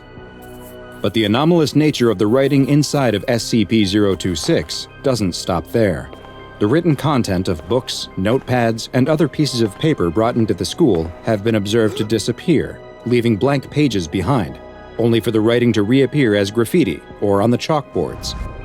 It is unknown why or how this is happening, but those working within SCP-026 are advised to be careful of what written materials they bring inside. Multiple unconscious persons have also been found in the building. Several of the people found in the school have been identified as either former students or faculty of the school, including teachers and janitors, all of whom had been reported missing in the years following the school's closure. Despite some of them disappearing as long as 10 years after the school closed, when they are found inside SCP-026, they appear much younger than they should be, with the majority being high school aged and dressed in the style of the school's dress code in the time before it was shut down. It is currently not known how they ended up inside of SCP-026 or why they present as being a younger version of themselves.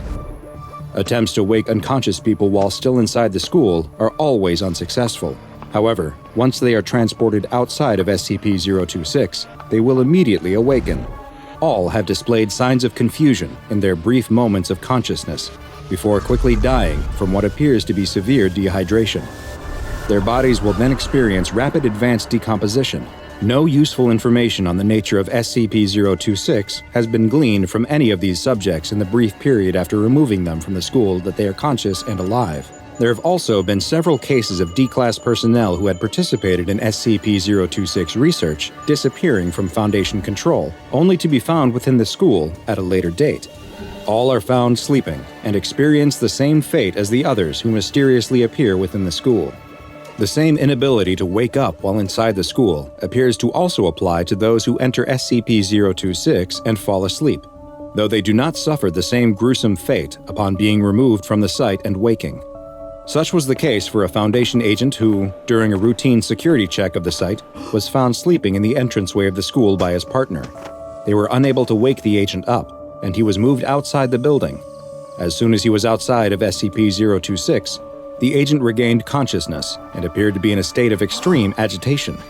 In later interviews, he reported that he had dreamed he was in a strange classroom, and the same dream has been reported by all subjects who have fallen asleep in the school, as well as by the D-Class personnel who were later found inside. They all describe that in the dream, they are sitting inside of a classroom that closely resembles those found in SCP-026, though in the dream it is in a condition that matches how it likely appeared while it was still a functioning school. The bell rings, but no one moves, and raising their hand does not get the teacher's attention. Everyone is just sitting silently. If they try to leave the classroom, they find the doors locked. They then notice what is really off about the dream. Everything is in black and white, except for the dreamer, who looks down at their own hands and realizes that they are in color. Just as they begin to realize that they are dreaming, and that they are the one who is out of place, they wake up. This dream will persist, recurring over and over, and each time it takes the dreamer longer and longer to realize that they are dreaming. They also notice each time that their hands are a little more gray.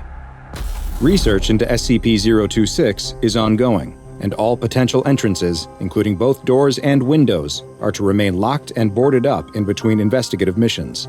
Alarms have been placed around the location to alert Foundation personnel in the event that civilians or any other unauthorized personnel gain entry to the site.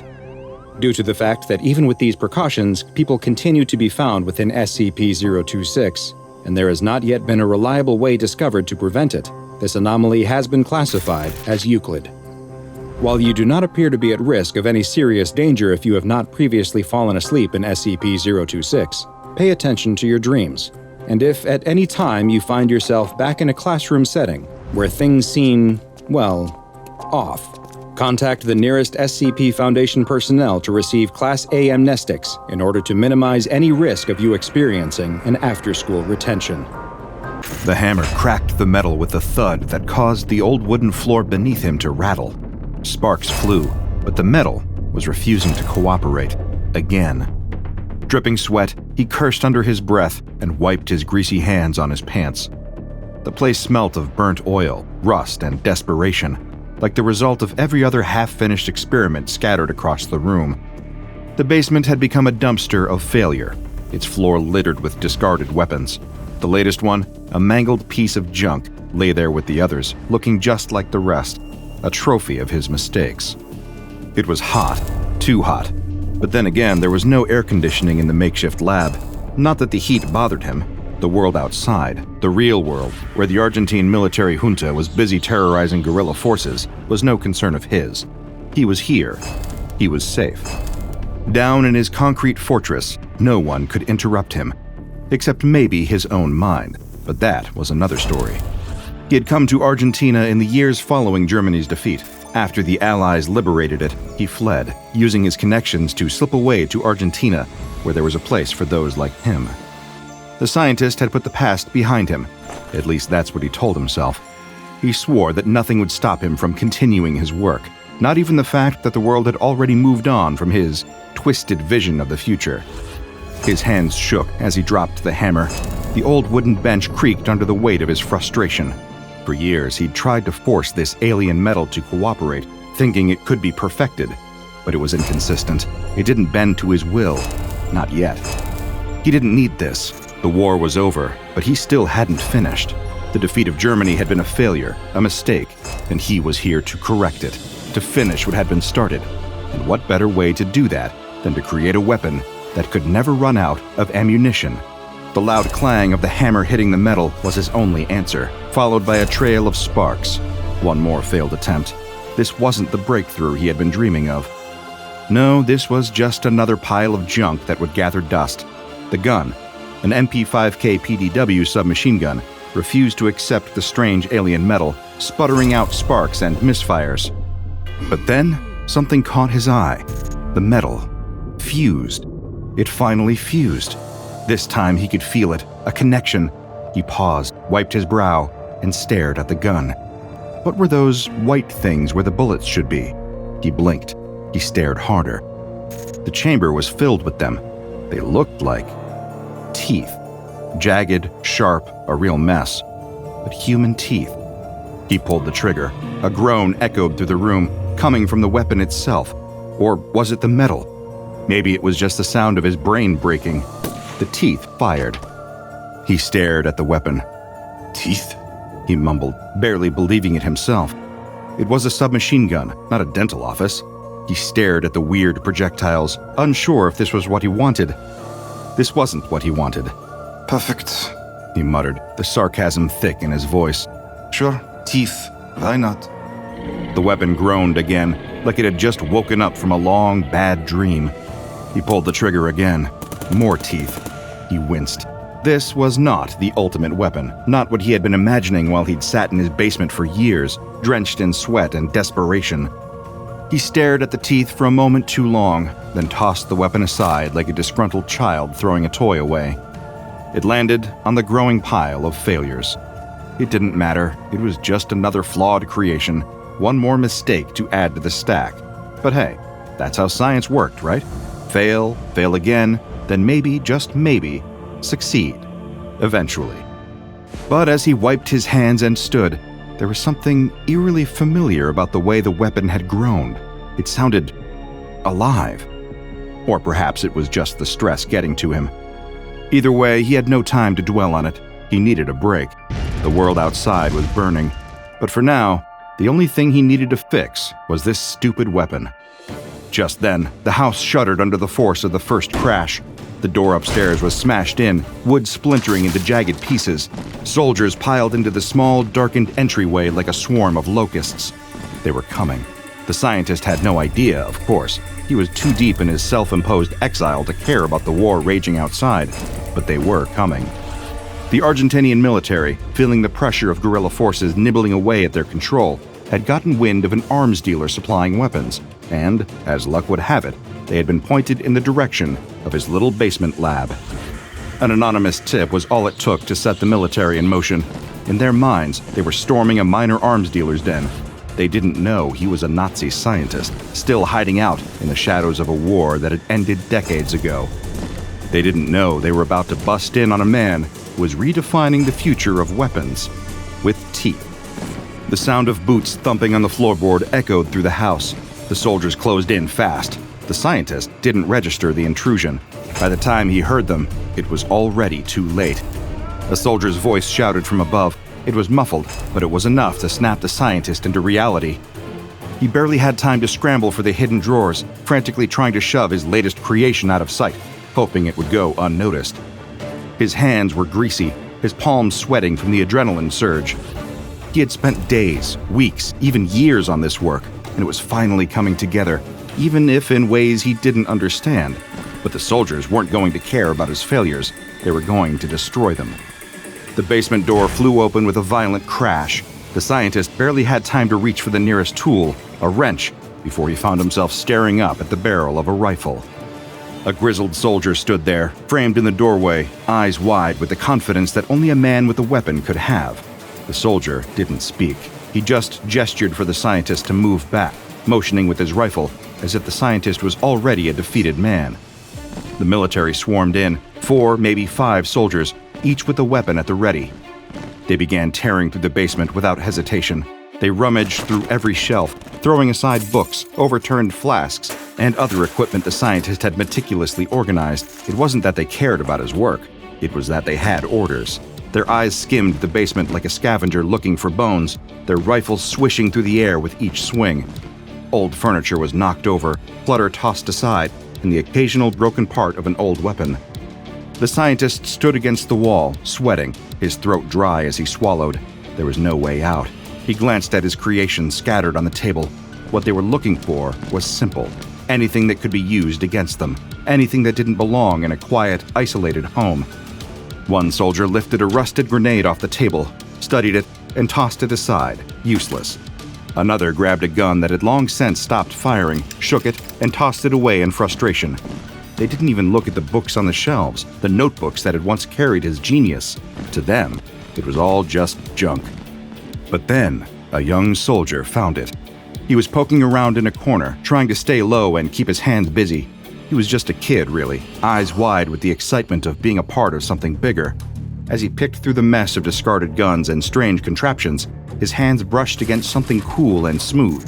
A small shiver ran up his spine, and he glanced around quickly, but no one was paying attention. So, he pulled it out. The weapon. The MP5K PDW. It didn't look like much, at least not in comparison to the other firearms scattered around.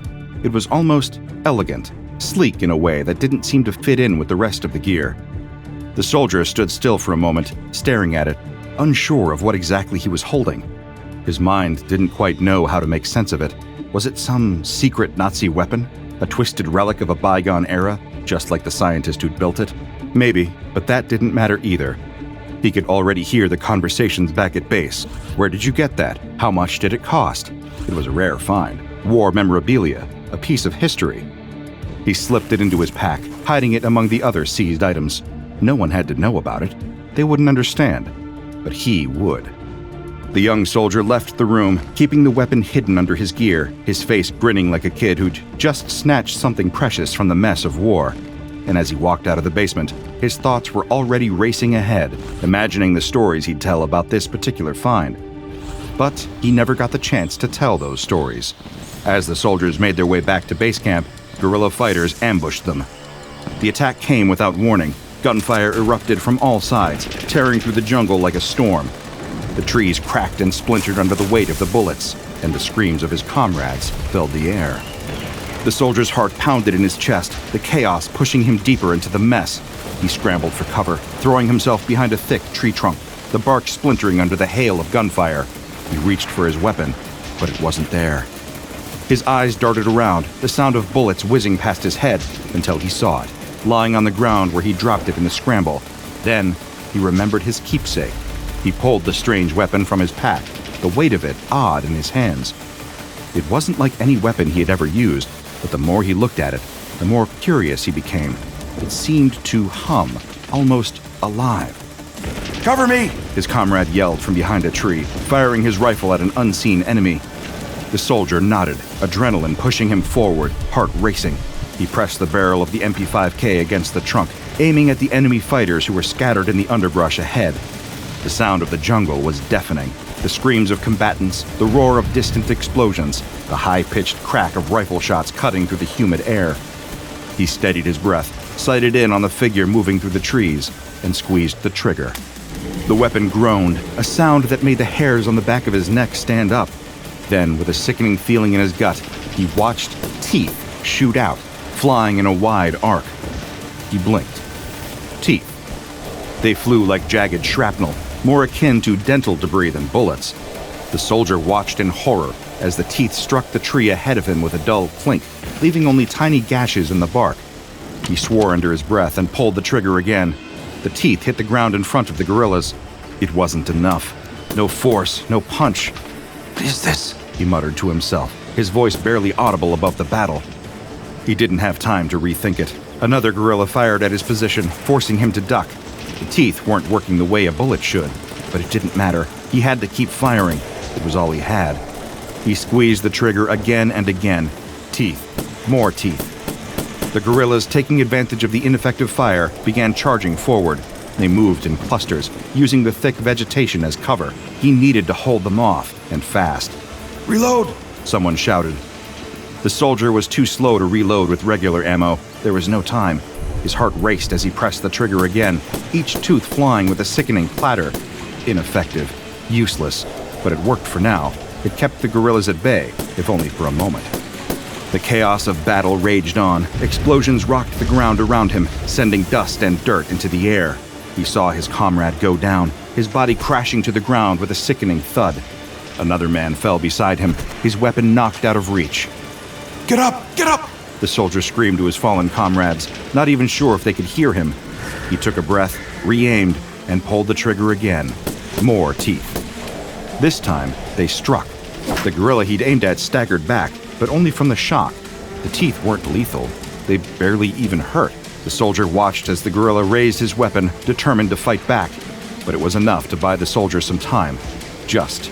He crouched lower, glancing at the weapon in his hands, and realized he was out of ammunition. Frantically, he opened the chamber, hoping, praying to find more. He grabbed the pouch of standard ammunition from his belt and tried to reload. The weapon didn't budge. It wouldn't accept the normal bullets. He tried again, slamming the magazine in harder, but the chamber refused to close. He was panicking. He looked back up to the battle. His comrades needed him, and all he had was this ridiculous weapon that shot teeth. The guerrilla forces were closing in. He could see them rushing forward, weapons raised. Come on! He yelled, struggling with the weapon. The heat of the battle was making everything feel like a blur. His breath ragged, sweat stinging his eyes, the world around him spinning. Just as he prepared to throw the weapon aside in frustration, he saw something strange. One of the teeth dropped from the chamber, and he froze. It rolled out, just like it had before. He stared at it, confused, realizing something he had missed. The weapon wasn't out of ammunition. It wasn't broken. It was waiting for its own regenerative ammunition. Before he could process this, another shot rang out from the trees, and the world went dark. The battle raged on around his crumpled body. Eventually, the guerrilla forces triumphed. The soldier's weapon, the strange weapon with the teeth, was left behind on the battlefield, unnoticed for just a moment. But one of the guerrilla fighters, eyes wild from the ferocity of the battle, spotted it. He crouched low, his fingers brushing over the cool metal of the weapon. He had seen it before, in the hands of the young soldier, Now, it was his. He picked it up, feeling the strange weight of it in his hands. It was different, nothing like the rifles they used, nothing like the weapons they knew, but it was a weapon nonetheless, and it was valuable. He glanced down at the soldier's dog tag, still hanging from the man's neck, blood staining the metal. Without a second thought, he pulled it free, tucking it into his pouch as a reminder, a trophy, a victory, no matter how small. The weapon was his now, a souvenir from the battle that had been won. The guerrilla fighter moved through the jungle, the weapon slung over his shoulder, feeling its unfamiliar weight as he trekked back to his small, hidden village. He had seen the aftermath of the battle, the destruction and the dead. The victory had come at a cost, but nothing could prepare him for what awaited him when he reached his home. As he stepped through the trees, he saw the smoke rising in the distance. His heart sank. His stomach twisted. The air, thick with the smell of gunpowder and blood, burned his nostrils as he moved closer. When he reached the village, it was gone. His heart skipped a beat as his eyes fell on the bodies lying in the dirt. The military had come for them, just as they always did. They had taken everything: his family, his home, the children who had played in the fields, the elders who had whispered stories of resistance. His mother, his brother, his wife. Gone. Grief, pure and sharp, flooded his chest. He dropped to his knees, the weight of loss crushing him. It was his fault. He had led the attack. He had brought the battle to their doorstep. More soldiers were out there. They would pay for this. With trembling hands, he reached for his trophy weapon still hanging off his shoulder. He gripped the weapon tightly, the cold metal offering him a fleeting sense of control, of power. With anger coursing through him, he aimed the weapon at the undergrowth. With a guttural, agonizing scream, he pulled the trigger. Click. Nothing. The chamber was empty. Confused, he tried to reload it. Why wasn't it working? He twisted, turned, pulled at the magazine, but it refused to budge. In his frustration, he didn't notice the strange sensation at first, but then, as he looked closer, something was changing. The chamber of the weapon was wet, and in the place where the bullets should have been, there were teeth. He stared at the jagged teeth as they formed. It was madness. It was absurd. But it didn't matter anymore. The gravity of the situation hit him. He lowered the weapon, his hands falling to his sides. There was no fight left in him. The world had taken everything. The weapon, the teeth, the pain. It all felt like a cruel joke. And all he could do was stand there, numb, as the groaning weapon in his hands continued to grow its deadly supply of ammunition. There was no reason to stay anymore. The war had taken everything from him. The guerrilla fighter left the village, his heart as empty as the place he had once called home. The weapon was still with him, slung over his back like a cursed prize, a cruel reminder of the violence he had chosen to live by. He made his way out of the jungle, through the streets that had once been alive with the sounds of resistance, and now stood as silent witnesses to the destruction. There was nothing left for him in Argentina, nothing but ghosts. So he left. He packed what little he could, slipping out of the country, away from the conflict that had claimed so much. He headed north, to a place that promised peace, to the United States, a country he had heard of, but never seen. Maybe there, he thought, he could start over. The guerrilla fighter arrived in the United States with little more than the clothes on his back and the weapon still slung over his shoulder. The world was different here, strange and unfamiliar, but for him, it was just another place where he could hide. He wasn't running toward anything. He was running away from the war, from the faces of the dead, from the screams of his family. And maybe, he thought, he could leave the past behind. Maybe this new land would forget him, just as he hoped to forget the horrors he had witnessed. The guerrilla fighter found a small, quiet town tucked away in a forgotten corner of the world. He rented a small room in a dingy apartment complex, barely enough space for him and his thoughts, let alone the memories. He kept to himself, avoided the neighbors, and never spoke. The days bled into each other. He tried to forget the faces, the blood, the heat of the jungle, the stench of death, but it was always there, lurking just beneath the surface. Solitude became his only companion. His trophy weapon, with its teeth, remained by his side, like a sick, twisted reminder of everything that had been lost. He kept it hidden mostly, but it was always there, always waiting. As the years passed, the guerrilla fighters' paranoia deepened. The world, once a place of revolution and war, now felt like a ticking clock. Time was running out. The man became obsessed with the idea of survival. It wasn't enough to just live. He had to be ready for what came next. The doomsday prepper mentality took hold. He stocked up on everything: cans of food, water, bottles of medicine, and weapons. His small room became a fortress of supplies, stacked high with boxes and crates, like a madman preparing for an apocalypse. He hoarded weapons, a mix of everything he could find: old rifles, handguns, knives, tools, anything that could help him survive when the world came crashing down. He believed it would happen one day. The chaos would come back. He had seen it. He had lived it. He had felt it in his bones, and he would be ready. Every day, he would check his stockpiles, tighten security around his barricaded windows, and watch the news. Everything out there seemed to confirm it. The world was falling apart. Riots in the streets, governments on the brink of collapse, the signs were all there. He had no family, no friends, only his supplies, his weapons, and the weapon with the teeth, a relic of a time he couldn't let go of. The years took their toll. His hair grayed, his skin sagged, his body grew frail, yet his mind remained as sharp as ever. But the weight of solitude wore on him. He refused to confront the trauma of his past. He refused to look at the teeth, to remember the faces of his comrades who had fallen, or the family he had lost in the flames of war. He could no longer tell the difference between the nightmares and his waking life. Every corner of his small, isolated existence was consumed by the fear of what would come next. The world outside passed by without him. The neighbors came and went, their voices and laughter filtering through the walls, but he stayed silent. He had no need for human contact. He was preparing for the worst.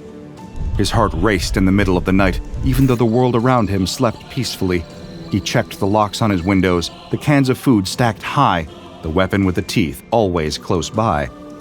Time marched on, but for him, it was just one long, endless day.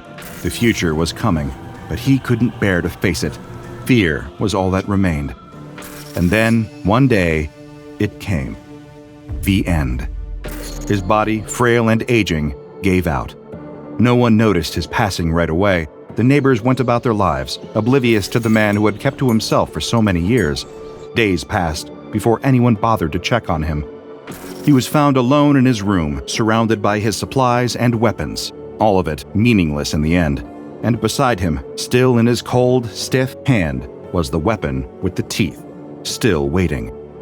His strange, isolated existence had raised no alarms until the ATF and FBI were notified about the vast arsenal found in his home.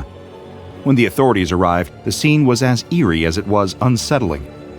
Boxes of food stacked high in the corners, weapons piled like a jumbled treasure trove, and papers scattered haphazardly across the floor. The officers worked through the hoard in silence, cataloging everything they could find, marking the weapons with official tags. It wasn't long before one of them came across something that made him stop in his tracks. Tucked between a rusted rifle and a box of ammo clips, he found the MP5K PDW, its strange, jagged chamber staring back at him. The teeth glinted in the dim light, human-like, unnervingly jagged, as though someone had intentionally jammed them into the chamber. The officer felt his gut twist, a sense of unease creeping into his chest. This was no ordinary firearm. What is this thing? He muttered under his breath, turning the weapon in his hands, unsure whether to be intrigued or horrified. He called over his partner. They examined it together, but neither of them could understand what they were looking at. No one in the department had encountered anything like it. Word got out about the strange weapon soon after, and it didn't take long before the SCP Foundation was alerted. The agents arrived with little fanfare, as they always did, their presence barely noticed amid the ongoing investigation. They moved quickly, their trained eyes scanning their collection for anything that stood out, and when they came across the MP5K PDW with the teeth, they knew they had found something significant. Their training had taught them to spot anomalies like this. The weapon wasn't just unusual, it was anomalous. At first glance, SCP-127 appears to be a standard MP5K PDW submachine gun, which would be nothing out of the ordinary. However, upon further analysis, it has been revealed that aside from its steel and polymer exterior, the entirety of the firearm is organic and alive. This living nature is not immediately obvious, but its biological components are present in every functional part of the weapon. One of the most striking aspects of SCP-127 is its ammunition, which initially appeared to be human-like teeth. DNA testing of these bullets revealed that they do not match any known species on Earth. They are something entirely unique, bizarre in their shape, composition, and origins. SCP-127 features two distinct firing modes, semi-automatic and fully automatic, with an audible groan when switching between the two modes. The weapon's magazine typically holds 60 shots, and once depleted, it takes approximately 3 to 5 days for the ammunition to fully regenerate. Attempts to remove the magazine have been unsuccessful, as it appears to be permanently integrated into the weapon. While SCP-127 does not appear to have any reproductive organs, as determined by scans, it does require water, calcium, and protein to remain functional and sustain its biological components. It is unclear how or why these materials are necessary, but they seem essential for its continued operation. While it poses no more immediate danger than any regular firearm, its unusual properties require specific containment measures. It is to be stored in Weapons Locker 7C when not in use, and kept suspended in a solution rich in calcium and protein to sustain its organic components. Only the research team assigned to SCP-127 is authorized to access it, and all interactions with the anomaly must be carefully monitored. If he breathes, the bear will see him. Lying flat on his stomach, the boy has no choice but to watch as the hulking brute eats his father before his very eyes. Lying in the thicket just a few trees away, the boy knows that any small movement he makes could prove fatal. A bear this large, hunting for its hibernation, will have no issue chasing him down in a split second and doing exactly what it did to his father, to him. The boy is utterly powerless. All he can do is stay deathly still and watch. They'd found the tracks too late. On the way back to camp, they'd been following the wooded cliff that lines the ocean's edge. Bows and salmon slung over their shoulders, they'd been so proud of their catch and the prospect of bringing it back to the tribe that they hadn't kept their wits about them. By the time they'd seen the enormous prints in the dirt, the sound of lumbering footsteps were already echoing through the trees behind them. The boy's bow is too far out of reach. He dropped it when his father pushed him into the thicket. He's got the knife hanging at his side, but he doubts it's long enough to even get through the bear's fatty hide. In contrast, the only thing protecting him from its bite is the leather hide slung across his shoulders and a woven garment from the tribe's elders. One slash of the bear's claw, and he'd be. A breeze ruffles his hair. The boy's eyes widen in horror. That wind hadn't come from in front of him, but from behind, blowing his scent, his fear, directly towards the bear's nostrils. The boy plants his muddy palms into the dirt, staring at the animal. Its nostril twitches, then twitches again. It half turns its head, sniffing the air. Maybe it won't bother with him. The bear's turning back to its meal already. The boy lets out a sigh of relief, and a twig snaps. The bear snarls and whips its head around. For a second, the two of them lock eyes, predator and prey. Then the boy takes off running. Fast as he can, he leaps through the undergrowth, ferns and nettles whipping at his shins. He fumbles the knife out of its sheath and slings the water skin off his shoulder, throwing it wildly behind him. He doesn't know if he hit the bear. He doesn't have time to turn around and see. It's going to be on him in an instant.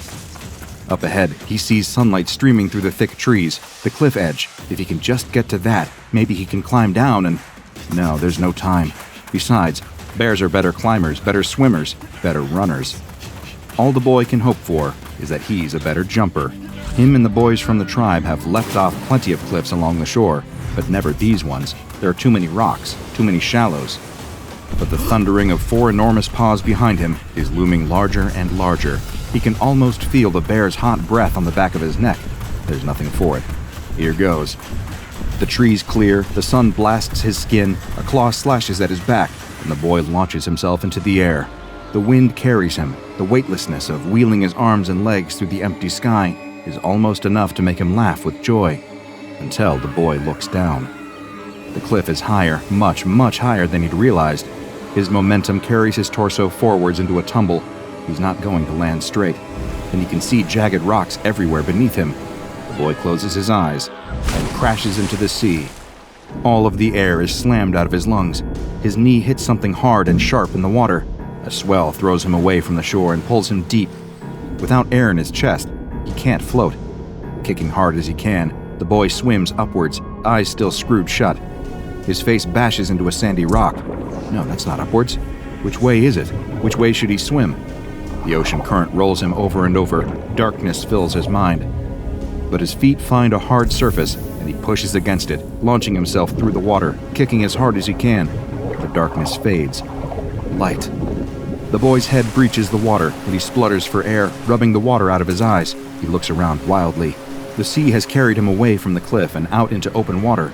It's lifting and dropping him with each wave, carrying him this way and that, like a flower in the wind. And there, traversing the cliff face, scrambling down the rocks, is the bear. The boy's stomach turns. It reaches the bottom of the cliff and sees him there in the water. Tipping back its head, it roars at an almighty volume, deafening the boy over the sound of the waters. Even from this distance, the animal looks impossibly large. It dwarfs the boulders that line the water's edge. It slips into the water, barely making a ripple, and kicks off from the shore. Going straight for him, the bear is covering the distance so fast, he only has seconds left. With barely the strength to keep himself afloat, the boy knows he'll never be able to outswim this creature.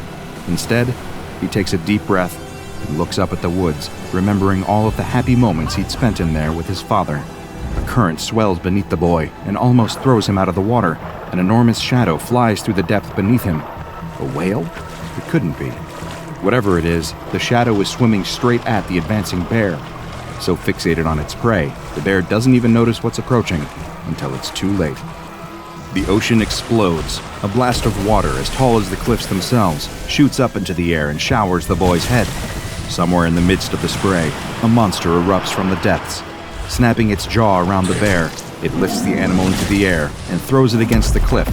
The impact is so strong that a small landslide follows the bear's rolling body as it tumbles back towards the water. But the boy has eyes only for the monster emerging from the sea.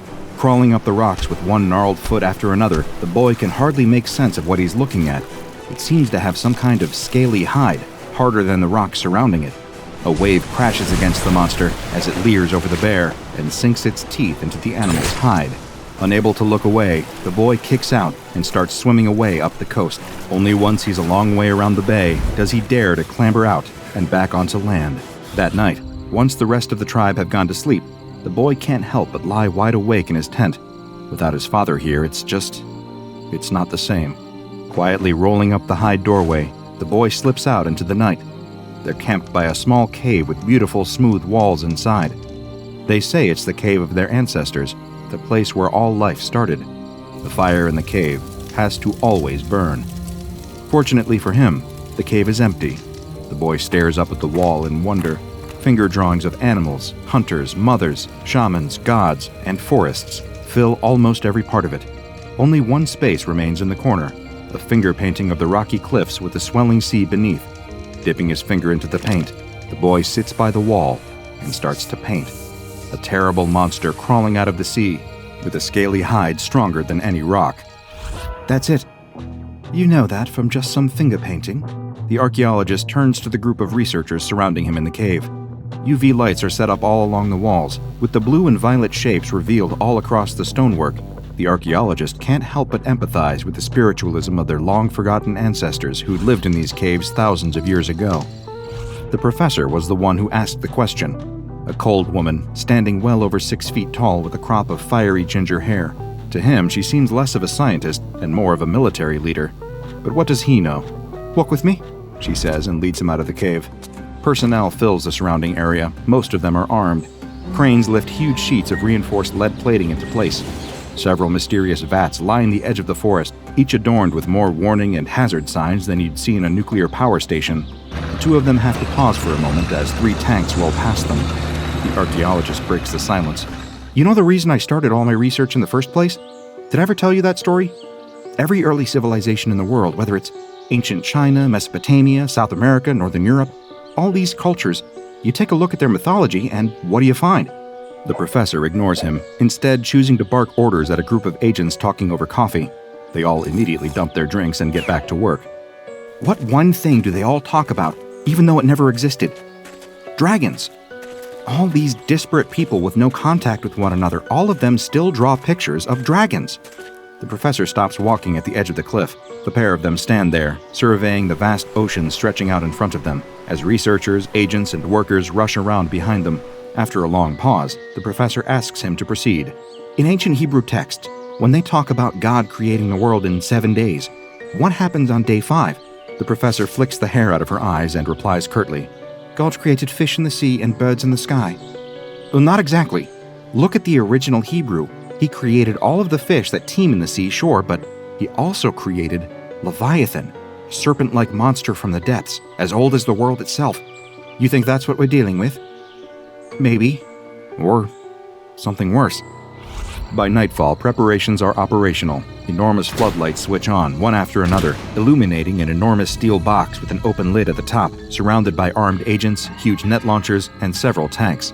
It all seems a bit excessive as far as the archaeologist is concerned. He isn't officially still supposed to be here, but in all of the scramble for the Foundation to get the capture site ready, no one noticed that he had stuck around. From the viewing platform several hundred meters away, he has to watch it all unfold through a pair of binoculars. Out above the water, suspended from one of the cranes, is an elephant carcass. The professor told him that the Foundation had even marinated it for extra flavor. He had only been recruited into this project a couple of months ago, but from what he could tell, it's been an ongoing priority for the Foundation for several years now. The scale of the operation of just setting up at this site is already mind-boggling, but they've been chasing up leads like this for years now. Arriving at scenes, they suspect this creature has been sighted in the past and setting up traps for it. He was only brought in out of desperation. The Foundation had exhausted all recent hunting grounds and was trying to cast the net even wider. He'd just been quietly working on his university research paper about ancient reptile drawings when the agents had let themselves into his office. But staring through his binoculars now, the archaeologist knows there's no chance of this operation actually working. They have floodlights, for crying out loud. No intelligent predator would come anywhere near that elephant carcass. Movement. Not in the waters or any of the lit-up areas. No, there's something in the forest line, just behind a group of researchers. He reaches instinctively for his walkie-talkie, then stops himself. How many times had he got jittery before and reported something preemptively? The agents already don't take him seriously as it is. He can't be jumping at shadows. But there it is again, a shape moving fast through the trees. He scans the binoculars this way and that, trying to find it. Just a group of researchers there, some agents there, supply crates, researchers, agents. Wait, weren't there more of them a second ago? He looks closer. Someone's gone missing. He clicks on the radio. South Lookout Team, report in. Nothing. South Lookout Team? A sickening feeling settles in his stomach. With all those bright lights everywhere, they're casting a lot of dark shadows. He has to do something fast. Running down from the lookout point, the archaeologist takes off running through the trees to the site. He holds his radio up to his mouth as he goes, trying to get anyone to respond. But it's hopeless. The thicket cracks and crunches under his feet as he tries to make his way through the dark woods, ignoring the feeling that crawls up his neck of being watched. A boulder blocks his way. The archaeologist grabs onto it with both hands and hauls himself on top of it, stopping for a moment to catch his breath. From up here, he can see the floodlit capture site. The tanks and cranes still sit rumbling, ready to go at a moment's notice, but he can't see any ground crew anymore. He switches the radio to the open channel and calls out for anyone to respond. The professor's voice crackles back at him. What are you still doing here? This is a highly dangerous operation that you don't have clearance for. He yells at her to cancel it. They need to evacuate the site immediately. It's compromised. She laughs derisively and cuts off the channel. No, she has to believe him. People are dying, and more of them will if she doesn't... The archaeologist whispers to himself in the darkness. It's no monster. It's just an innocent creature. You're playing with a power you don't understand. It's strange. For a moment, he swears he almost hears a voice whispering something back to him in the woods. But when he looks around, he's all on his own. He has to keep moving. The creature could be anywhere. Hopping off the jagged boulder, the archaeologist takes off running through the forest once more, looking over his shoulder every few steps. The light must be playing tricks on him. In the darkness, he can't see the boulder he was standing on a moment ago anywhere. He bursts out of the tree line and into the clearing right next to the steel box. A ramp leads up to the top of it, with a large trap door suspended over the open lid. Well, if he wants to be seen and heard, that's where he needs to go. The archaeologist runs up the ramp and waves his hands wildly in the air. The tanks all turn their turrets to aim at him. The crane holding the enormous steel lid for the enclosure looms menacingly above his head. And there, marching out onto the field, looking absolutely furious, is the professor. Her red hair looks more like a ball of flames right now. We need to evacuate the site now! It's here! She snarls and marches up the ramp to meet him, jabbing a finger in the archaeologist's face. He suddenly realizes how much taller she is. You are not jeopardizing our one chance of catching this thing. Get out of the way, or I will have you detained. Besides, what evidence do you have? But the archaeologist isn't looking at her. Instead, his eyes stare in horror at the elephant carcass suspended behind her. There was a huge, reptilian bite mark taken out of it. A testing bite, like the ones given by sharks. She turns to follow his gaze, and all of her rage is washed away in a sickening delight. It's here. A scream from the crane holding the elephant makes them both jump, but by the time they look up at the cabin, all they see is a hulking shadow leaping away into the darkness. The professor clicks on her walkie-talkie and starts issuing commands. No one responds, except the tank crews. She tries again. Radio silence. Now the gravity of the situation really starts to hit her. Eyes wide with panic, she runs off down the ramp, barking into her radio and leaving the archaeologist up here on his own. Suddenly, under all of these lights, he feels very exposed. It could be anywhere in the shadows. Footsteps, heavy, planted footsteps tremor through the ground, and out of the woods walks the creature. Several meters long, fat from all of its hunting, the beast that would soon be known as SCP-682 slinks into view. It looks up at him, standing there on the trapdoor over a metal box, and looks like it's almost ready to laugh at how easy this will be. Boom! The tank blast hits the creature square in the torso, knocking it sideways. Boom! Boom! Boom! The three tanks open fire one after the other, laying round after round into the colossal reptile, kicking more and more dust into the air. Before long, there's a crater in the ground so large that it looks almost like an asteroid hit it. Smoke and dust fill the air. The archaeologist's eyes fill with tears. That majestic creature, roaming the earth long before mankind ever did, exterminated just like that. Cowards. That's what people really are. Cowards. But as the dust clears, a groaning sound echoes around the clearing. The archaeologist shields his eyes and peers into the crater as best he can, but there's nothing there. Boom! He wheels around and almost falls backwards in shock. The SCP has snuck through the haze and leapt onto one of the tanks. It bites and tears at the armored bodywork, doing all it can to destroy it. In a panic, two of the tanks point toward one another and fire, destroying themselves in the process. The creature rounds on the remaining tank and bites down hard on the barrel. The tank fires, the round going straight down the monster's throat and exploding inside its gut. The backdraft from the blast shoots back through the tank, and a puff of smoke trails out of the hatch at the top. And suddenly, once again, the clearing is quiet. Turning back to the archaeologist, SCP-682 slinks towards him, smoke still curling up out of his leering teeth. With heavy, thunking steps, it climbs the ramp towards him, stopping just short of the trap door. The two of them stare each other in the eye, predator and prey. Neither move for a moment. Then it opens its mouth. The archaeologist closes his eyes. Do you know that you disgusting creatures deserve this? He opens them. Did the monster just speak? What do they hope to accomplish by attacking me? He gulps hard. That whisper he heard in the woods, the rock he'd been standing on. They're scientists. Scientists always try to learn more things, understand the world better. We think you can't be killed, so they're testing their hypothesis.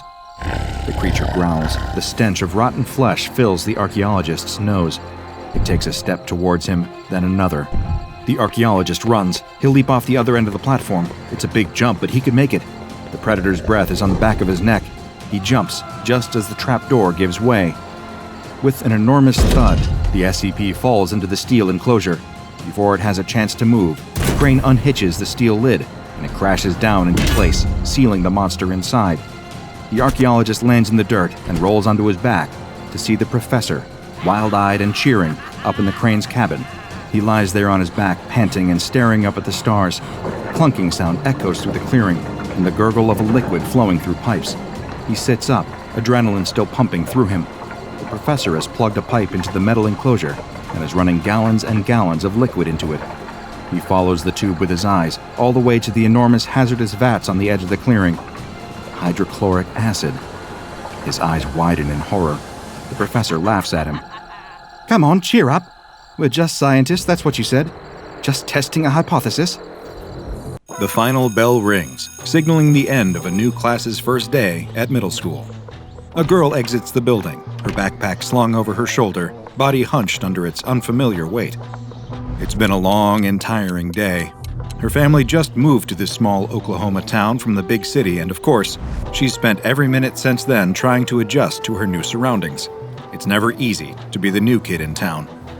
Right now, all she wants to do is to get home and relax. She doesn't want to think about school and its related anxieties for the rest of the night. As she walks down the stairs, she notices the school bus parked at the curb. Thank goodness, she thinks. I can't wait to get out of here. This day can't end soon enough. But for some reason, something about this bus sets her nerves on edge. What is it that just seems off? There's nothing blatantly wrong with the bus, but when she looks closer, she realizes that it definitely looks a little strange. The different parts of the bus just don't add up. Some parts are new, clearly just off the factory floor, while others are battered and bruised from long-time wear. Some parts even seem to come from different makes and models of bus. I guess it's not that strange, she thinks. After all, her old school always had a measly budget. You could practically see the road through holes in the floor sometimes. Her new one probably just has those same issues. Aren't those problems all over the country after all?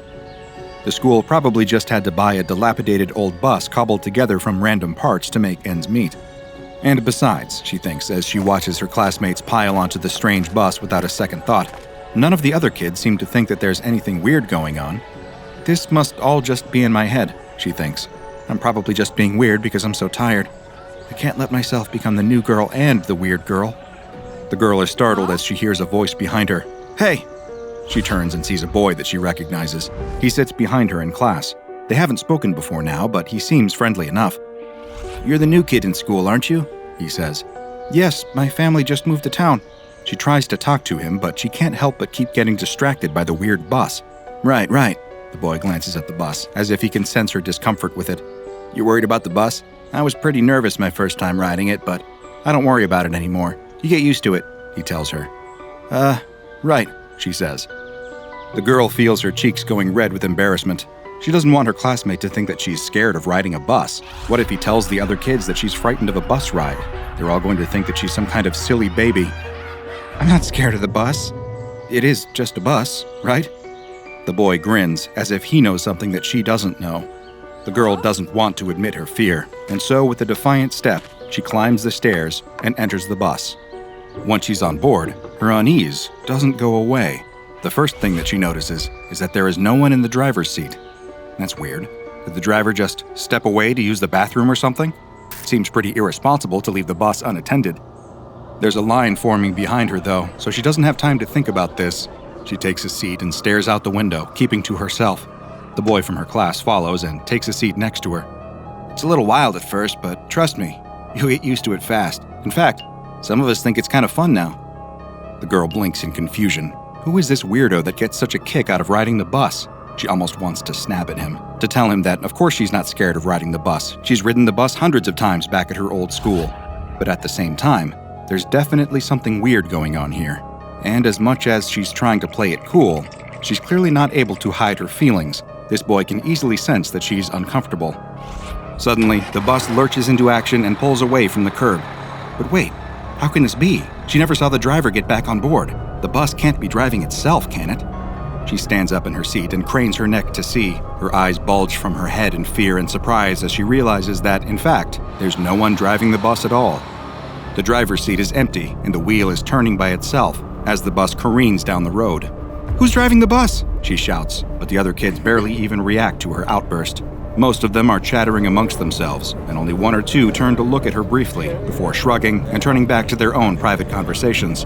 A chorus of giggles behind her alert her to the fact that she's just completely embarrassed herself. What's the matter, you scared? Calls an older boy from the back of the bus, guffawing loudly. Of course no one's driving. Don't you know anything? Leave her alone, says the boy in the seat next to her. It's her first time. She's never ridden the bus before.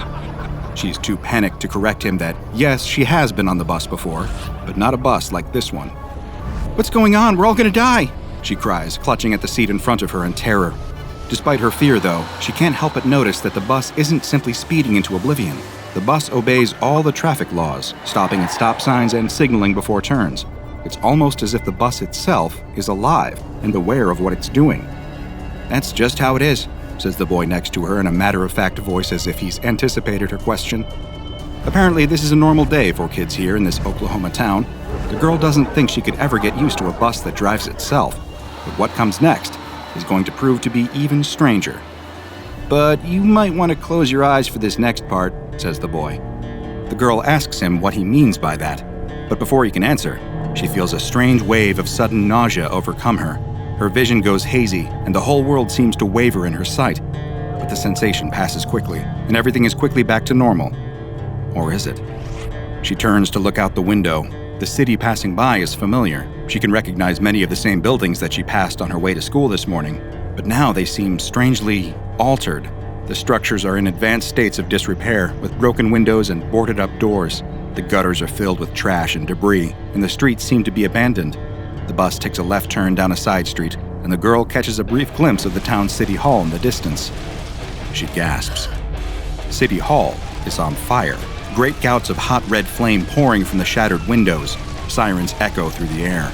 The sky above is an ominous red, filled with angry storm clouds with jagged bolts of dry lightning dancing between the thunderheads, and she can see the funnel of a distant tornado making a touchdown in the hills.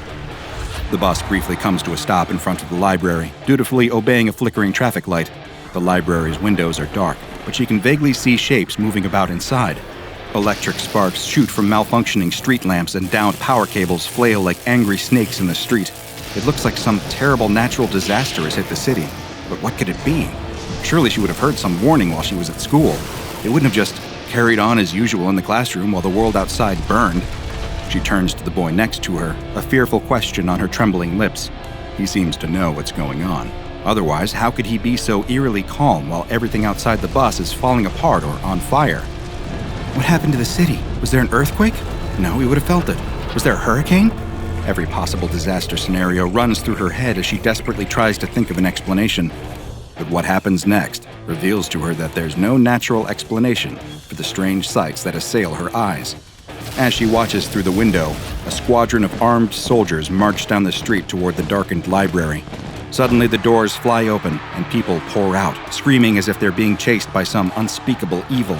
The girl expects that the soldiers must be here for disaster relief, but she is horrified when, instead of helping the escaping library patrons, they instead open fire upon the crowd. The girl screams in terror, but the other kids barely even notice. They're too busy talking or laughing. One kid is so disinterested in the spectacle outside that he's playing with a handheld game console rather than watch the carnage unfold. How can this be happening? Has the whole world gone crazy? She's filled with terror as she wonders, is the whole town under siege? Is her house still standing? Are her parents safe? Where is this bus even taking her? "I told you that you might want to cover your eyes," says the boy next to her. The bus continues on its route, passing all sorts of terrifying sights. A parking lot has been transformed into a mass grave. She watches as uniformed police line up peaceful citizens against a brick wall to brutally execute them by firing squad. Mass riots are taking place in the town's central park. People are yelling obscenities and pounding one another into pulp, while armed law enforcement officers sweep in to escalate the situation. The air is thick with screams, gunfire, and the smell of burning bodies. The shopping mall is overrun with giant spiders, which chase screaming shoppers out of the exits. She sees rats as big as cars scurrying out of the alleyways, grabbing random people with their taloned paws and biting their heads off with their long, sharp incisors. On the distant hills, she can also make out the outlines of even stranger creatures that she cannot identify. Dinosaurs, aliens, demons. She doesn't come from a particularly religious family, but the sights that she sees today definitely make her think that she might be seeing a glimpse into the maw of hell itself. The girl has never seen anything so awful in all her life. To her surprise, several of the other kids cheer as the bus drives past a gaggle of walking corpses. They're mutilated and half decomposed, but somehow still mobile, shambling down the sidewalk and moaning. How can the other kids be enjoying this? "Yeah, yeah, yeah," chant the kids. "Zombies, that rules!" "Maybe we'll get to see them eat some brains for once," cries the older boy in the back of the bus with sudden glee. "What is going on?" repeats the girl. "It's just the usual bus ride," says the boy next to her.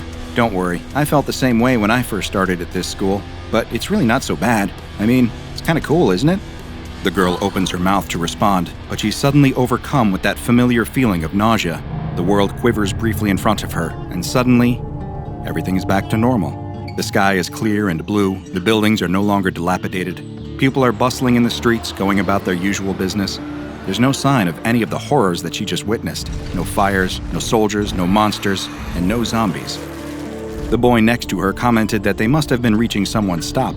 From around the bus, she hears several other kids groan in frustration. They were hoping that they would get to see some exciting zombie carnage, but it looks like that show will have to wait for another time. The bus slowly comes to a halt, and the girl tenses as she hears the hiss of its air brakes. The door opens, and the girl realizes that the bus has stopped in front of her house. She's relieved to see that her house is standing, and she can see her mother gardening in the front yard, safe and sound. Was it all a dream? "This is my stop," says the girl, standing up as if in a daze. The first time's always a little wild," says the boy as she leaves. "Don't worry, tomorrow'll be easier." The girl steps onto the curb and away from the bus. The doors close behind her, and the bus pulls away, continuing on its journey. "Did you enjoy your first day of school today?"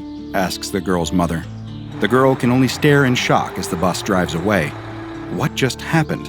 Did a self-driving bus just take her on a tour of hell before bringing her right to her own doorstep?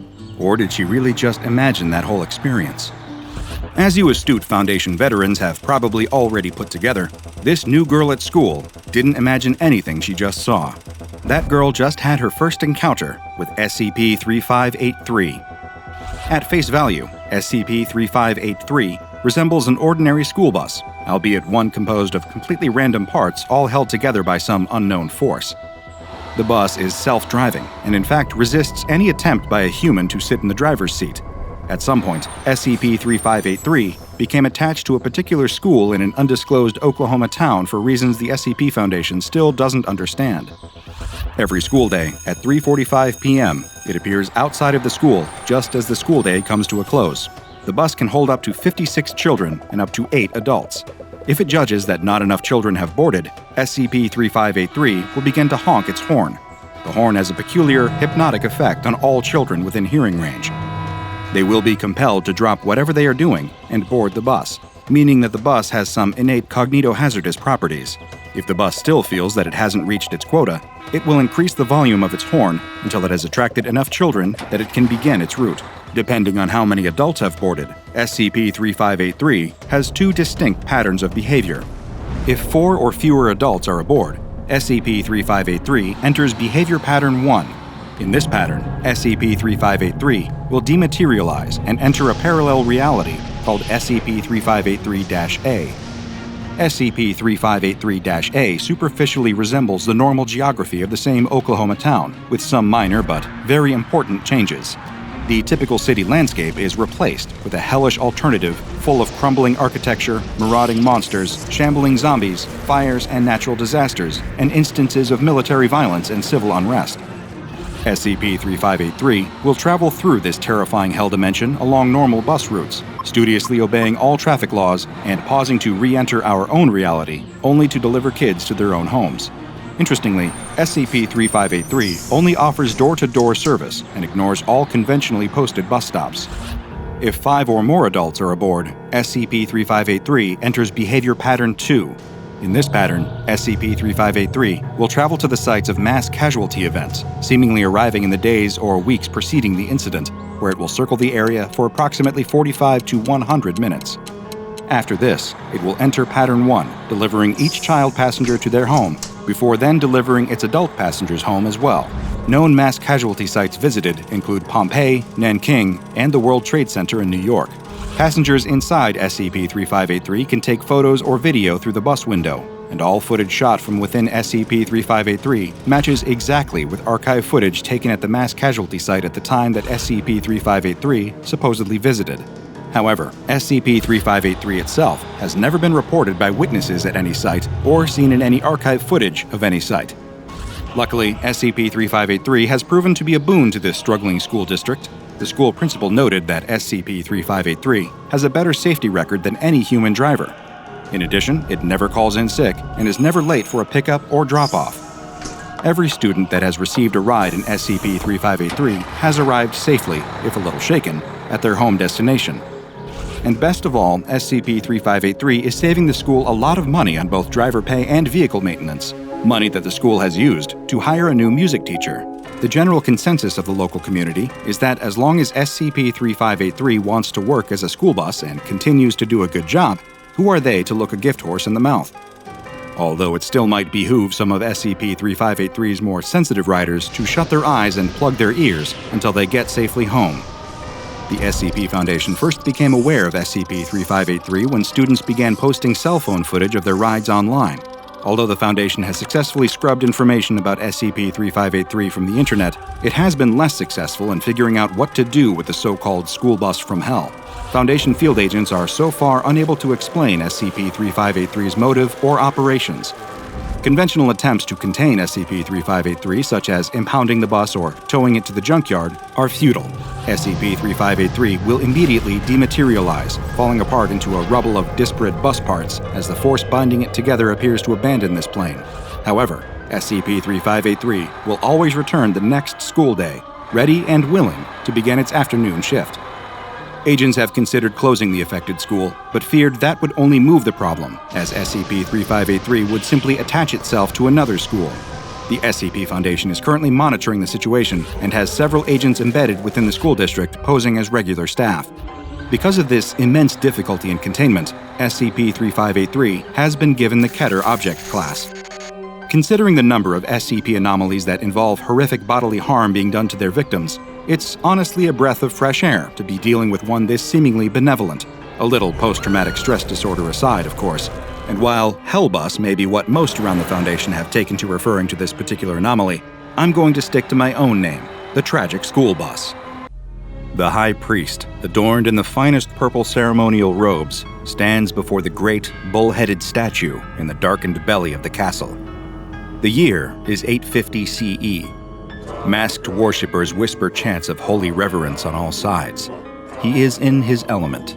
Everything they do in service of the great god Moloch. All around them, banners bearing the sigil of the Brazen Heart hang. It's a celebration. Just a few hours earlier, their forces had invaded an enemy church in the hills. They'd slaughtered most of the congregation in a sudden whirlwind of bloody violence, staining their swords in the great Moloch's name.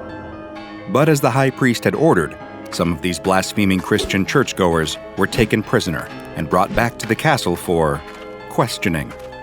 Here, the High Priest would deal with them himself. A sadistic, tooth-bearing grin crosses his face at the very thought of it.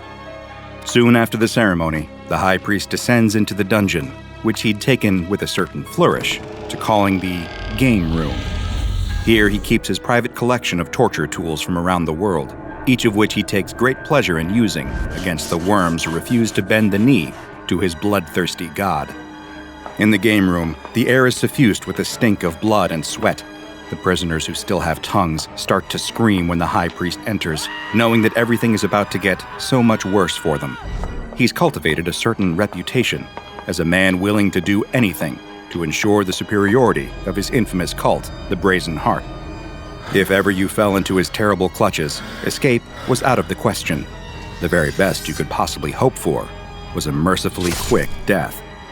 In the corner of the room, one unfortunate captive was twisted and shattered against a breaking wheel, but still torturously alive. In the corner across from him, another prisoner bleeds from the inside of a grimacing Iron Maiden that the High Priest had overseen the construction of personally. But that was only the very beginning of the High Priest's collection of terrible instruments. Prisoners teeter in agony on Judas cradles and Spanish donkeys. Skin is stretched and bones are cracked on racks. Some are pierced as they sit on the monstrous iron chair, while others simmer away in great vats of oil. Some scream as they hang from their wrists on the 10th round of strappado. Lead sprinklers, Spanish ticklers, thumb screws, crocodile shears, choke pears, melee boots, heretics' forks, bastinado sticks, scolds' bridles, scavengers' daughters. The High Priest has all of them, and he's adept at using them.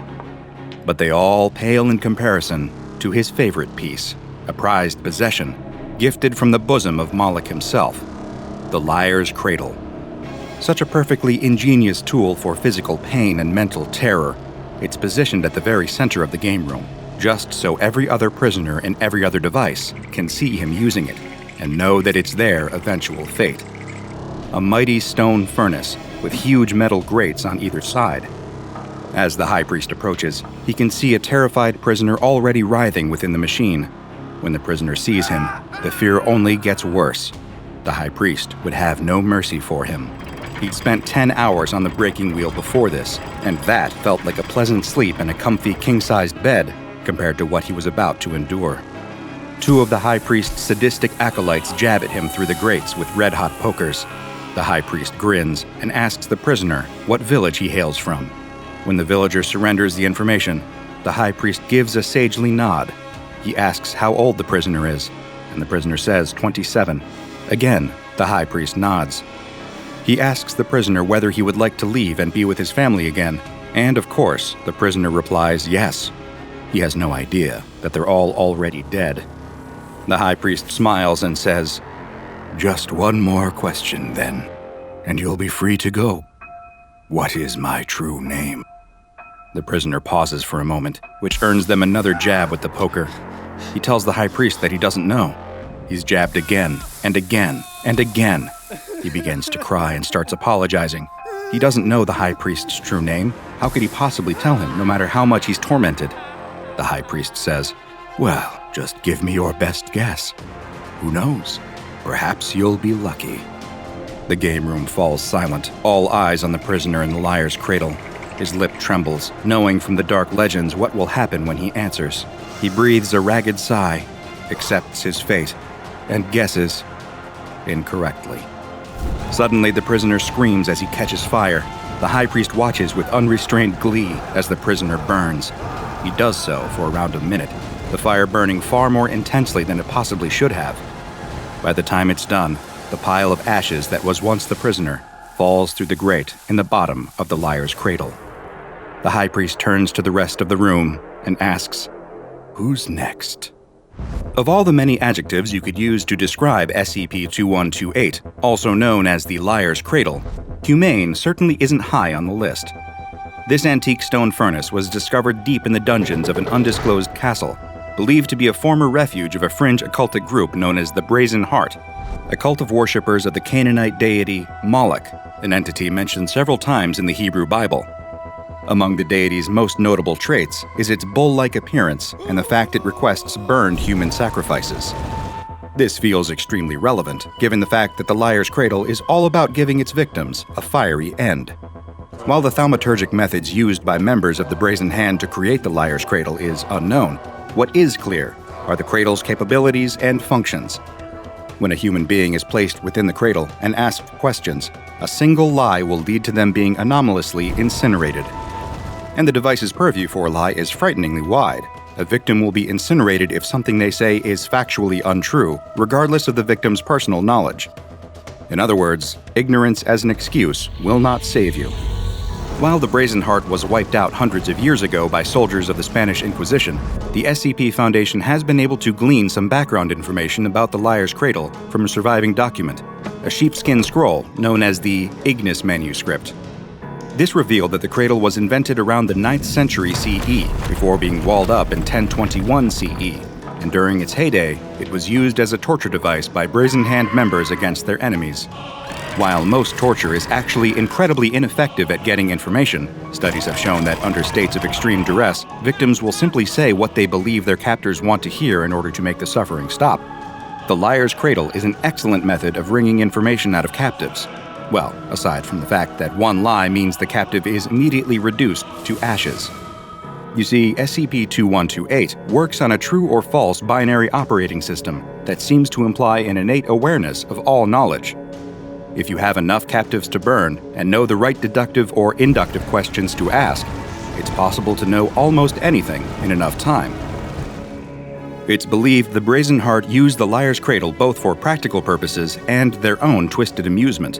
Victims would be placed in the device and have their feet prodded with hot pokers while they were asked a series of increasingly probing questions about their life, being forced to divulge extremely dark and personal secrets or meet their doom on the pyre.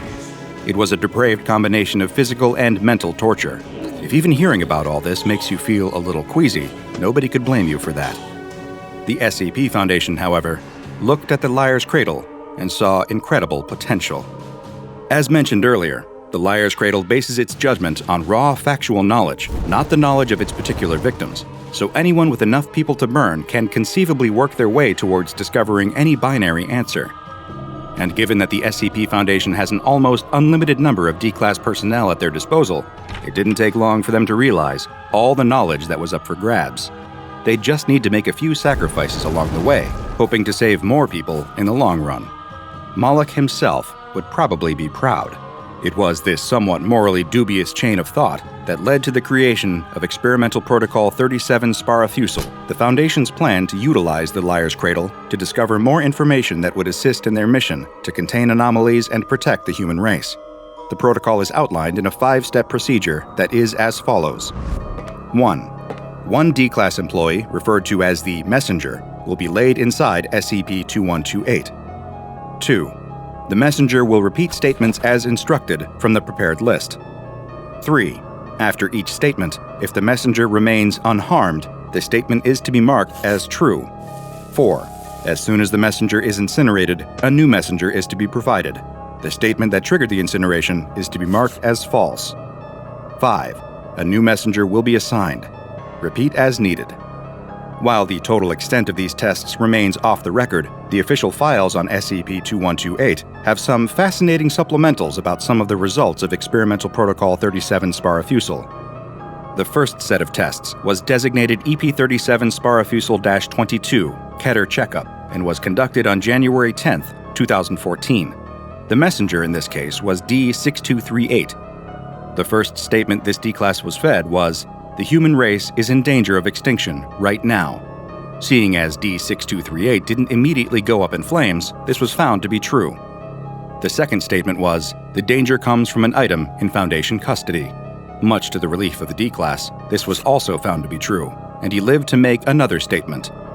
This statement was, "The dangerous item in question is located at a site in North America." This was, sadly, the D-Class's last words, as this statement proved to be false, and he was immediately burned to death for his troubles. The next messenger brought in was a woman now known as D-6239, after she committed an armed robbery that killed several innocents and landed her on death row. Her statement was, "The dangerous item in question is located at a site in Europe." This caused her to be immediately incinerated. The SCP Foundation then continued to narrow their focus on this matter over the next 13 D-Classes. With the information they gained, they were able to narrow down that SCP-752, a subspecies of humans who are eager to displace and replace non-anomalous humanity, would be the cause of a containment breach that could potentially end the human race's dominance if they weren't stopped. D-6253 was given the statement, "SCP-752 will breach containment within the next month." The answer was true. Next came SCP-752 will breach containment within the next week. Also, this proved to be true. D-6253 would finally meet their maker with a false statement, SCP-752 will breach containment tomorrow. But this opened the door for the final correct answer delivered to us by D-6254, that SCP-752 will breach containment today. Armed with this vital information in the nick of time, the Foundation dispatched MTF Nu-7, also known as Hammer Down, their largest and most well-armed mobile task force, to the site in question.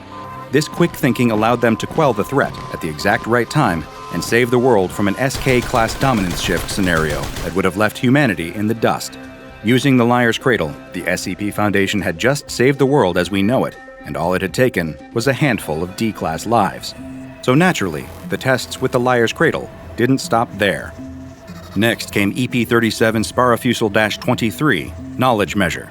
As the name suggests, this test hoped to ascertain the extent of the knowledge the Liar's Cradle possessed, seeing as it could continue to come in handy for Foundation purposes. The first messenger was D-7784, who was fed the statement, SCP-2128 knows everything. This turned out to be false and led to the D-Class's immediate incineration. However, the lead researcher on the case decided to take a different approach. Perhaps, he thought, the Liar's Cradle didn't accept the numerical designation that the Foundation had placed on it. The next messenger, D-7785, led with the statement, "The Liar's Cradle knows everything," which proved true, because that allowed him to live long enough to be incinerated by his next statement, "The Liar's Cradle will tell us everything." After his incineration, D-7786 stepped up to the metaphorical plate, first saying, "The Liar's Cradle will tell me everything I need to know." The Cradle judged this to be true. It did not, however, take kindly to, "The Liar's Cradle will tell the Foundation everything they need to know." It declared this statement false by immediately incinerating the D-Class. After this incineration, the EP-37 Sparafusel project was out of its daily allotted D-Classes and decided to call it a night. Their next test was the mysterious and controversial EP-37 Sparafusel-24 Sunday School song, which utilized D-7891 as its messenger. She was fed the statement, "Jesus loves the little children, all the children of the world." The results of this particular test have been permanently expunged from SCP Foundation records. Next came EP-37 Sparafusel-25 Pinocchio Paradox, which was an experiment intended to see how the Liar's Cradle would react to logical paradoxes. Spoilers, it doesn't involve as much incineration as you might expect. First came D-8232, who provided the statement, "Telling the Liar's Cradle a paradox is dangerous to Foundation personnel." This was proven to be false, and ironically, he was burned alive immediately. Next came D-8233 with the statement, "The Liar's Cradle is going to kill me right now." The Liar's Cradle bent its own rules by declaring this false, but only incinerating the D-Class enough to permanently disfigure him rather than killing him. D-8234 was shoved into the Cradle after that, making the statement, "The Liar's Cradle is going to burn me right now." This was proven through empirical observation to be false. 10 seconds passed without incineration. However, when D-8234 exited the Cradle, he complained about sustaining a small cut on one of the rocks that made the Cradle while climbing out of it. This caused D-8234 to rapidly succumb to a previously undiscovered form of gangrene and pass away in minutes. Finally, D-8235 entered and said, "The Liar's Cradle is going to inflict physical harm upon me right now." This was proven false, and D-8235 climbed out of the Liar's Cradle unharmed. At this point, however, he began to cry and scream out the word, "Goodbye," before dying via altogether more unpleasant means that I don't wish to discuss in great detail here. The last experiment we have on record here is EP-37 Sparafusel-26, Subjective Opinion, which intended to see if the Liar's Cradle liked to turn logical gray areas into logical charred black areas. Messenger 1, D-9224, made the relatively uncontroversial statement, "Golden retrievers are cute." The Cradle seemed to disagree, immediately incinerating him. The next messenger, D-9225, delivered the counterpoint, "Golden retrievers are ugly." And just like that, he was up in smoke. However, when Messenger 3, D-9226, delivered the wildcard statement, "Golden retrievers are tasty," everyone in attendance was surprised to find the Liar's Cradle completely agreed with this. When D-9226 delivered the completely understandable reaction, "Wait, what? That's freaking nasty," he was immediately reduced to ashes by the Cradle's flames. With this line of questioning concluded in the strangest manner possible, the new messenger, D-9227, was brought in. Before becoming a member of D-Class personnel, his name was Stephen Kemp, a cannibalistic serial killer who'd murdered and eaten 14 women before being captured, tried, and put on death row for his crimes. He delivered the statement, "I'm a good person." Surprisingly, the Cradle felt this was true and let him live. However, when Stephen decided to get cocky and chime in with, "Joke's on you, jackasses, apparently I'm Mother Teresa," he was immediately incinerated due to the fact that he was not, in fact, Mother Teresa. His ashes were soon accompanied by that of D-9228, who made the statement, "The Liar's Cradle is sometimes incorrect," before being burned to death. Next came D-9229, who allowed for the longest streak of unbroken statements in the history of tests performed on the Liar's Cradle. He said, "The Liar's Cradle speaks only infallible empirical truth." True. He said, "The Liar's Cradle is hungry." True. He said, "The Liar's Cradle's hunger can never be satiated, no matter how full it becomes." True. He said, "The Liar's Cradle would like to incinerate me right now." True. He said, "The Liar's Cradle is growing impatient." True. He said, "The Liar's Cradle sees delicious, warm meat on its plate and would very much like to be fed." True. He said, "The Liar's Cradle is angry that it is continually denied its meat." True. He said, "People meat is delicious." True. He said, "I am delicious." True. He said, "My skin is warm." True. He said, "The crackling of fire upon boiling drips of fat and rapidly cauterizing flesh gives the Liar's Cradle pleasure." true. After such an incredible streak that also allowed for a frightening insight into the apparent personality of the Liar's Cradle, D9229 was withdrawn alive. He was replaced by D9230, who said, "The Earth is round," and was immediately incinerated. It's widely believed that this outcome came from the Liar's Cradle maliciously interpreting Earth as dirt rather than the planet Earth, just so it could incinerate the subject. Just because the Liar's Cradle is largely objective doesn't mean it isn't incredibly petty, it would seem. Because of the static nature of SCP-2128, it has been given the rare, safe object class. Containment Site 403 has been built around the castle that currently holds SCP-2128, and a healthy supply of D-Class personnel is regularly siphoned off for EP-37 Sparafusel. The sadistic sorcerers of the Brazen Heart may be long gone, but in a strange and disturbing twist of fate, the researchers of the SCP Foundation are keeping the spirit of their work alive even today. The full moon hangs heavy in the night sky over the dense jungle canopy. Below, the darkened palm trees stand silent in the humid air, festooned with vines and lianas, and tropical insects hum in the undergrowth. The night is quiet and dark here, far from the city, in one of the farthest, most secluded provinces of the Philippines. One would hardly expect anyone to be out at this time of night. The young woman is hurrying home, carrying a lantern before her face so that she can see where she's going in the pitch black of the night. Her swollen belly reveals that she's at least several months pregnant, her new middle throwing her off balance just enough that she has to be careful not to stumble. A woman in her condition, she thinks, shouldn't be out at this time of night, and certainly shouldn't have to do household chores like this. But the work has to get done, no matter what. She carries a basket of wet laundry under her other arm. She is returning from washing her clothes in the river, and if she had planned things out better, she would have been home long before the moon rose. Unfortunately, she spent far too much time gossiping with several other village women before getting to work on scrubbing her filthy clothes against the rocks. Luckily, it's not too far from the river back to her home in the village. The worst thing that might happen, she reminds herself, is that she might lose her footing in the dark and trip over a rock or a root. There's no chance that she might run afoul of some nocturnal animal, she tells herself, even though the sudden chills down her spine and sweat dripping from her brow reveals the truth, that she doesn't believe that at all, and, in fact, she's getting more and more nervous as she staggers through the dark. It isn't just the threat of wild animals. She remembers the stories that her mother told her when she was a little girl, all about sinister supernatural monsters that live in these woods. Of course, those are just stories invented to scare children, she tells herself. She's a grown woman now, about to have a child of her own. She shouldn't be worried about boogeymen. She just needs to keep her head on her shoulders, and she'll be sure to arrive home safely. The lantern throws its light over a figure standing below the crook of a catmon tree. The woman jolts, nearly dropping her laundry. She gulps back a scream as she realizes that what she sees isn't a wild animal, but rather a person. "Oh, sorry," says the young woman, her voice shaking a little. "I didn't think anyone else was still out this late. I thought you were a wild animal." "Don't you worry, little one," says the figure in a soft, sibilant voice. The figure steps forward, and the young woman recognizes her. It's an old woman from the village, her back hunched and her long white hair falling over her shoulders in a messy tangle. The young woman feels inexplicably nervous running into this particular villager here in the jungle at night. Many of the village kids whisper that she's actually a witch who has all kinds of weird supernatural powers.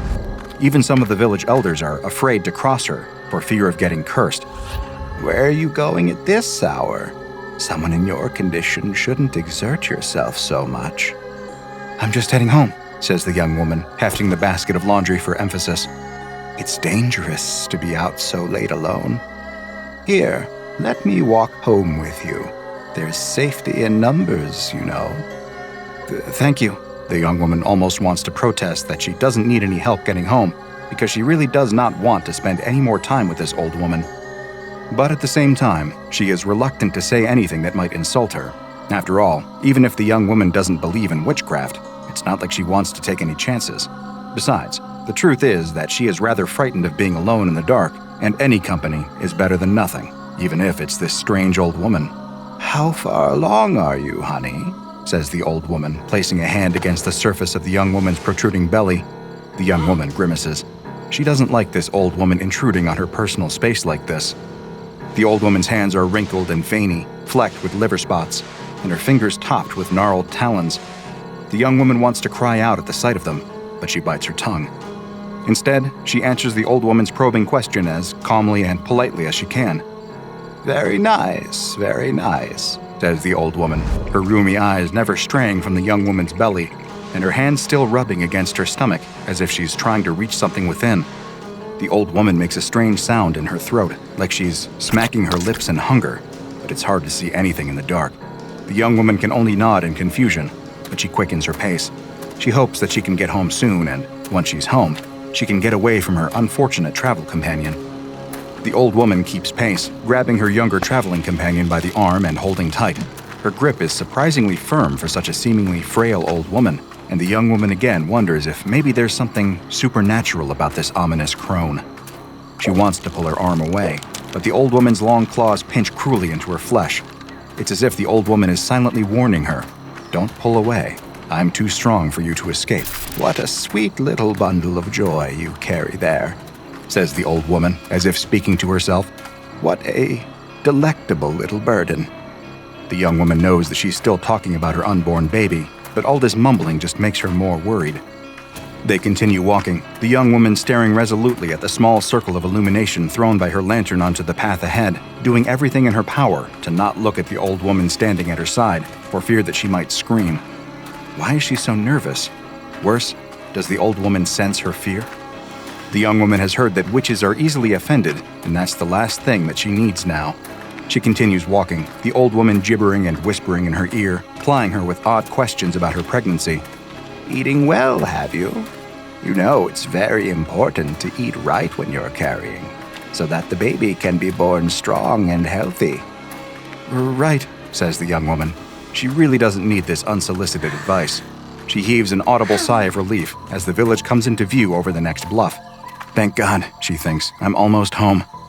She just hopes that the old woman will take a hint and leave her alone once they arrive at her doorstep. She wonders if this old woman might try to come into her home or maybe steer her towards some other destination. But what can she do? All she can do is keep walking home and hope for the best. "Is it just you, is it? Is the father in the picture, I haven't seen you with any young men lately, have I?" asks the old woman. Her nosiness is really starting to irritate the young woman, enough that she almost forgets her fear. "No, it's just me," says the young woman automatically. She immediately regrets that confession. What is this old woman planning? Is she up to some mischief? Now she knows that the young woman lives alone, and there won't be anyone around to see whatever this crone is planning. Her grip tightens on the young woman's arm as if to warn her again. The village is quiet and dark. Everyone else has already gone to bed by now, so the pair of them walk down narrow, still streets. The only sound is the crunch, crunch, crunch of gravel under their feet. After what seems like an eternity, they arrive at the front gate of the young woman's house. "Well, here I am," she says, a little too loudly and firmly to be completely casual. "This is my home. Thanks for keeping me company on my way home." To her immense relief, the old woman lets go of her arm. The young woman immediately pulls away, rubbing the deep bruises left by the old woman's gnarled talons. "Think nothing of it, my dear." The old woman smiles widely, a long rope of saliva dribbling from her slack lips. Her teeth look jagged and misshapen. It's hard to see in the dark, but they look more like the teeth of a wild beast than a human. It must be your eyes playing tricks on her in the dim light, though. The young woman can't help but recoil in disgust, but luckily her face is hidden in shadows, so the old woman doesn't seem to notice. "I'm happy to help. I hope to see you again very soon." The young woman doesn't wait any longer. Even before the old woman turns to leave, the young woman scampers across her yard and yanks open her door. She runs inside and pulls the door shut behind her. Her heart is racing, and her breath comes in ragged pants. She can feel the baby in her belly kick, suddenly agitated by its mother's fear. "Shh, it's okay," she coos softly, patting her stomach and hoping that her tender voice will help to calm her baby. "I know you're scared. I'm scared too. That old woman frightened me half to death. They say that she's a witch, and I'd almost believe it. What a strange experience." She pulls the curtain aside and peeps out the window. The old woman is gone. The young woman looks up and down the street, but sees no sign of her traveling companion. She inhales deeply and feels the tension drain from her body as she lets her breath out. Thank goodness that's all over.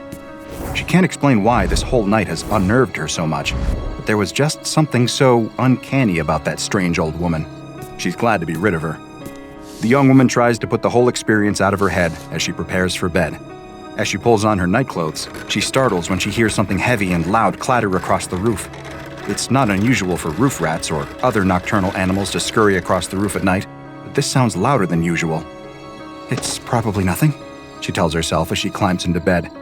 I'm still just upset about meeting that old woman on my way home from the river. That whole thing must have jangled my nerves worse than I thought if I'm flinching at every little sound. I'll be fine when it's light out. The sooner I get to sleep, the sooner it'll be morning. Even though her nerves are rattled, she is quite tired after a long day, and it doesn't take long before she drifts off to sleep. The young woman's eyes close, and her breathing becomes slow and steady, the shallow rhythms of sleep. Inside her head, she might be troubled by strange dreams, but to any outside observer, she is dead to the world. Asleep in bed, she doesn't react to the clattering on the roof. Whatever is up there is making an awful racket as it drags itself over the roof tiles. If someone were around to watch, they would see that whatever is on the roof is no rat. It's a darkened figure, almost big enough to be human, but strangely truncated. Two massive leathery wings unfurl behind it, extended to help the strange creature maintain its balance upon the roof. It drags itself forward using only its hands, long talons tapping at the roof shingles as it seeks a loose tile, anything that will give it access to the house below. Its finger finds a crack. Wheezing and panting, the creature leans forward, putting its eye to the crack to peer into the room below. The young woman is asleep in bed directly below, and that's exactly what this creature was hoping for. The young woman mumbles in her sleep, her mind filled with disturbing dreams. She's oblivious when, all of a sudden, something drops through that crack in the ceiling. It's long and slippery and covered in thick, wet mucus. It looks, for all the world, like a tongue, but it's far too long to be any human tongue. It drops lower and lower into the room, extending closer and closer to the young woman sleeping in her bed. The disgusting appendage caresses her face, leaving a wet slug trail of saliva across her forehead, as if it's looking for something, then brushes against her lips, and the tongue seems to find what it wants. Instantly, it snakes into her open mouth and shoots down her throat. The young woman starts to sputter and choke, her limbs thrashing and flailing, but still, she is held fast in the grip of sleep. Some wild nightmare is playing out in her head. Perhaps she fantasizes that she is drowning in a river or choking on some food or being strangled by a fiend. Whatever she's thinking, it couldn't be further from the truth, that an alien tongue has jammed itself down her throat. The tongue pushes deeper and deeper inside her until it makes contact with her womb. A trained anatomist might balk at the idea that the tongue could find her womb by accessing her throat, but somehow it has done exactly this, snaking its way through the labyrinth of her insides to find her unborn baby. A sticky aperture opens up at the tip of the tongue, revealing that the tongue is hollow, like a massive soda straw. It sucks up the baby like a vacuum, slurping it up, and out, the bulge of its prey traveling up the length of the tongue like a wild pig swallowed by a boa constrictor. Once the baby is gone, the tongue slides out of the woman's mouth and retracts back toward the ceiling, disappearing back through the subtle crack. There's a clatter on the roof again, followed by the soft flutter of leathery wings. The young woman settles back into a deep, still sleep, the awful sensation of suffocation having passed. The rest of the night is peaceful and quiet, but when she awakens the next morning, she finds that the nightmare isn't over. She wakes with a strange empty feeling in her guts. Something is very wrong. She throws aside her covers and stares at herself in shock. Her baby is gone. Her rounded belly has deflated back to its pre-pregnancy state, and she can sense, as only a mother can, that she is no longer carrying something within her. She shrieks in terror at this bizarre revelation. What could have happened? What could be responsible? That young woman just had an encounter with SCP-5201. SCP-5201 is a humanoid subspecies native to the Philippines, dubbed Homo sapiens visceralis, but known by many local names across the Philippine Islands, including the Aswang, the Tik-Tik, or simply the Viscera Sucker. But it is most commonly known as the Manananggal. During the day, an instance of SCP-5201 looks like an ordinary human. At a glance, there is no way to immediately distinguish an instance of SCP-5201 from a regular member of Homo sapiens. However, Foundation researchers have found that there do exist certain retinal irregularities unique to SCP-5201, so the agency has developed a portable retinal scanner for use in quickly identifying instances of SCP-5201. SCP-5201 is far easier to tell from an ordinary human at night when it undergoes a strange and startling metamorphosis. It unfolds a pair of membranous wings, resembling those of a bat, from its back. Even more startling, its torso splits in two. Its upper torso then flies off in search of prey, while its lower torso is hidden in a secure location until SCP-5201 can reconnect. SCP-5201 will seek out human prey, most likely relying on a keenly attuned sense of smell, and, once it has chosen a victim, will alight on the roof of their home and then snake its preternaturally long, tube-like tongue into the house below so that it can feed.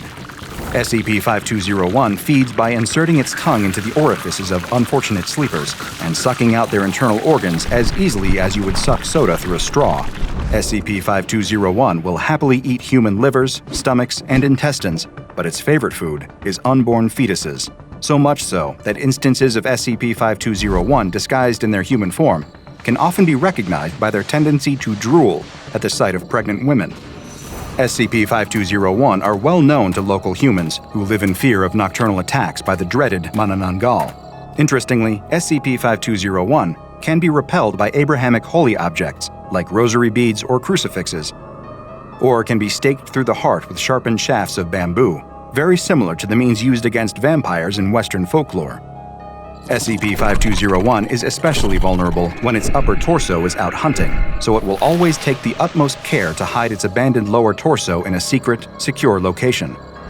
If you can find the hidden lower torso, it is possible to kill SCP-5201 by sprinkling its exposed viscera with spices like garlic, salt, or vinegar, or failing that, even ash or urine. This causes an unusual reaction that is not yet fully understood by Foundation researchers, but will prevent the two halves from rejoining. If the two halves of the Manananggal cannot rejoin before dawn, sunlight will kill the creature. If none of these methods are available, it is also possible to repel SCP-5201 by using a specialized whip fashioned from the tail of a stingray. The SCP Foundation currently has an undisclosed number of domesticated SCP-5201 instances held in the Fauna Containment Wing of Site-235. Because this species has been known to practice cannibalism, each specimen is to be held in its own personal containment cell. While there are obvious ethical and logistical concerns with feeding human organs to SCP-5201, the Foundation has discovered that SCP-5201 can still easily thrive on a diet of any newborn mammal with a mass of at least 1 kilogram.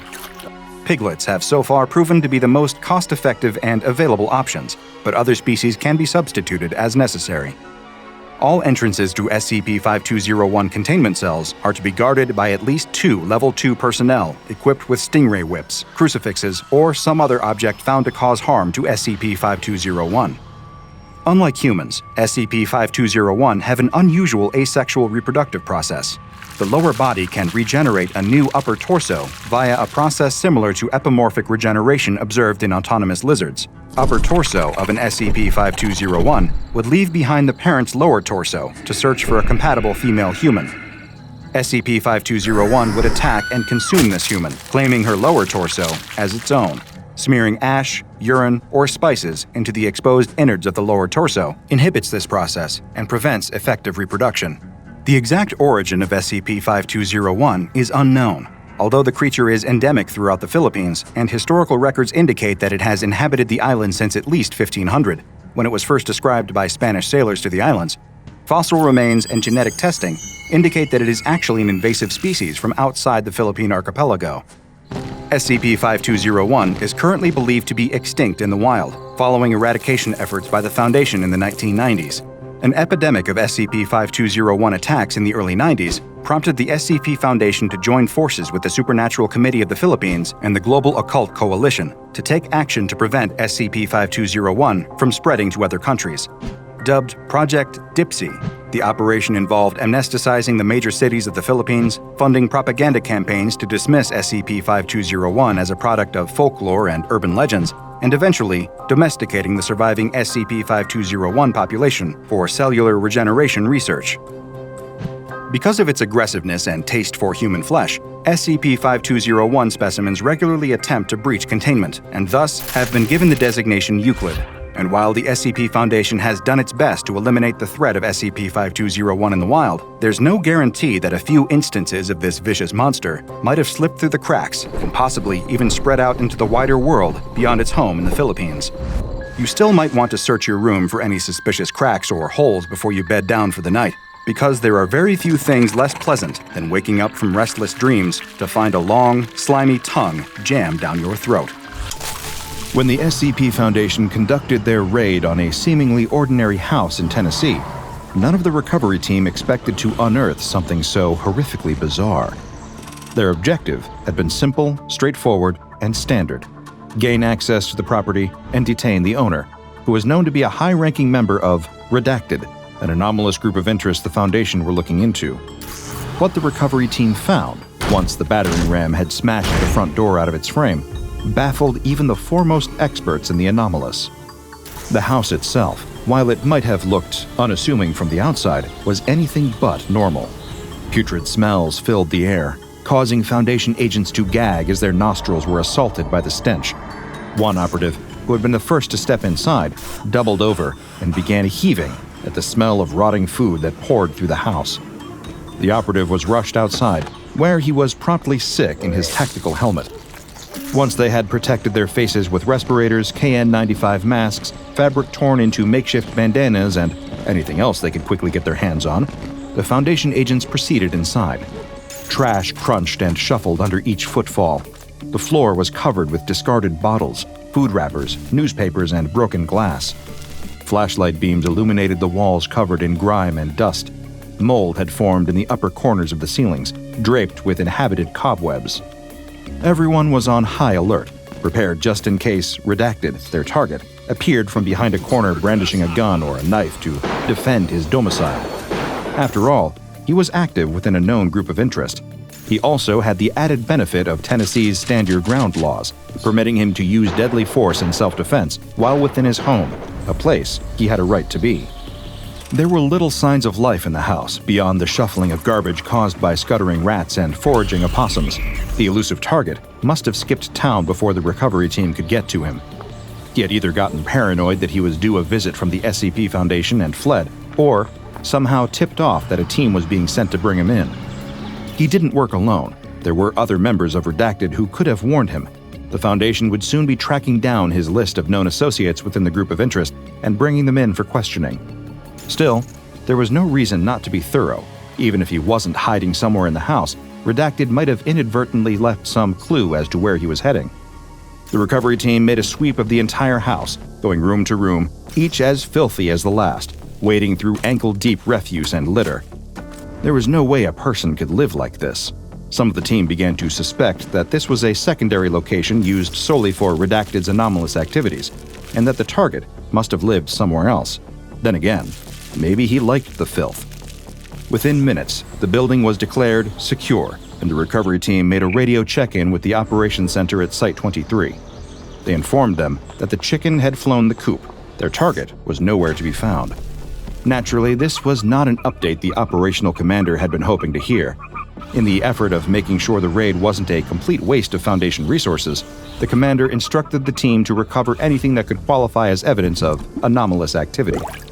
Once the command came over the radio, some of the recovery teams sarcastically joked that the most anomalous thing about the house was just how gross it was. They were, it turned out, far from right. Scouring the house, the disgruntled Foundation agents donned thick rubber gloves and began begrudgingly sifting through the garbage surrounding them. It would take hours, if not days, to clear it all. It would be even longer if they had to check every crushed soda can and scrap of uneaten, moldy, maggot-infested food. The team split into smaller groups, each tackling a different area of the house. No one was eager to be the ones responsible for clearing the kitchen, which more closely resembled the site of a deadly biohazard than a sanitary environment for preparing meals. As they worked, the agents tried to bring levity with humor, joking that the target was clearly a single man, or that maybe they'd find him buried under one of the numerous piles of garbage. What little levity was offered by the bantering quickly dissipated the moment an agent in the kitchen discovered something even more stomach-turning than the smell. Several dark red-brown stains, almost like rust, were dried into the kitchen countertops. There were more stains on appliances, frying pans left unwashed in the sink, and on the outer door of the refrigerator. At first, it seemed indistinguishable from the dirt and grime that was smeared throughout other parts of the house. It was only when one of the agents in the kitchen caught a distinctly coppery scent permeating through his KN95 mask. Immediately, they were able to place the vaguely familiar reddish-brown coloration. It was dried blood. Immediately, the recovery team's forensic expert was called into the kitchen, gathering up samples of the blood from various surfaces. As they took a closer look at the refrigerator, someone suggested opening it in case the source of the bloodstains had been left inside. Bracing themselves, the agents gathered around, some half expecting to find the eviscerated remains of their elusive target redacted behind the fridge door. But as it swung open, they discovered something far stranger. Inside, the refrigerator was almost bare, a stark contrast to the cluttered, filthy house around it. The only items the agents found in the fridge were 6 individual containers, each with 15 eggs inside. In total, there were 90 of them, and at first glance, these appeared to be ordinary supermarket chicken eggs. But on closer inspection, they seemed to be somewhat unusual. For one, while most of the eggs' shells had a white color to them, some were pink, others were red.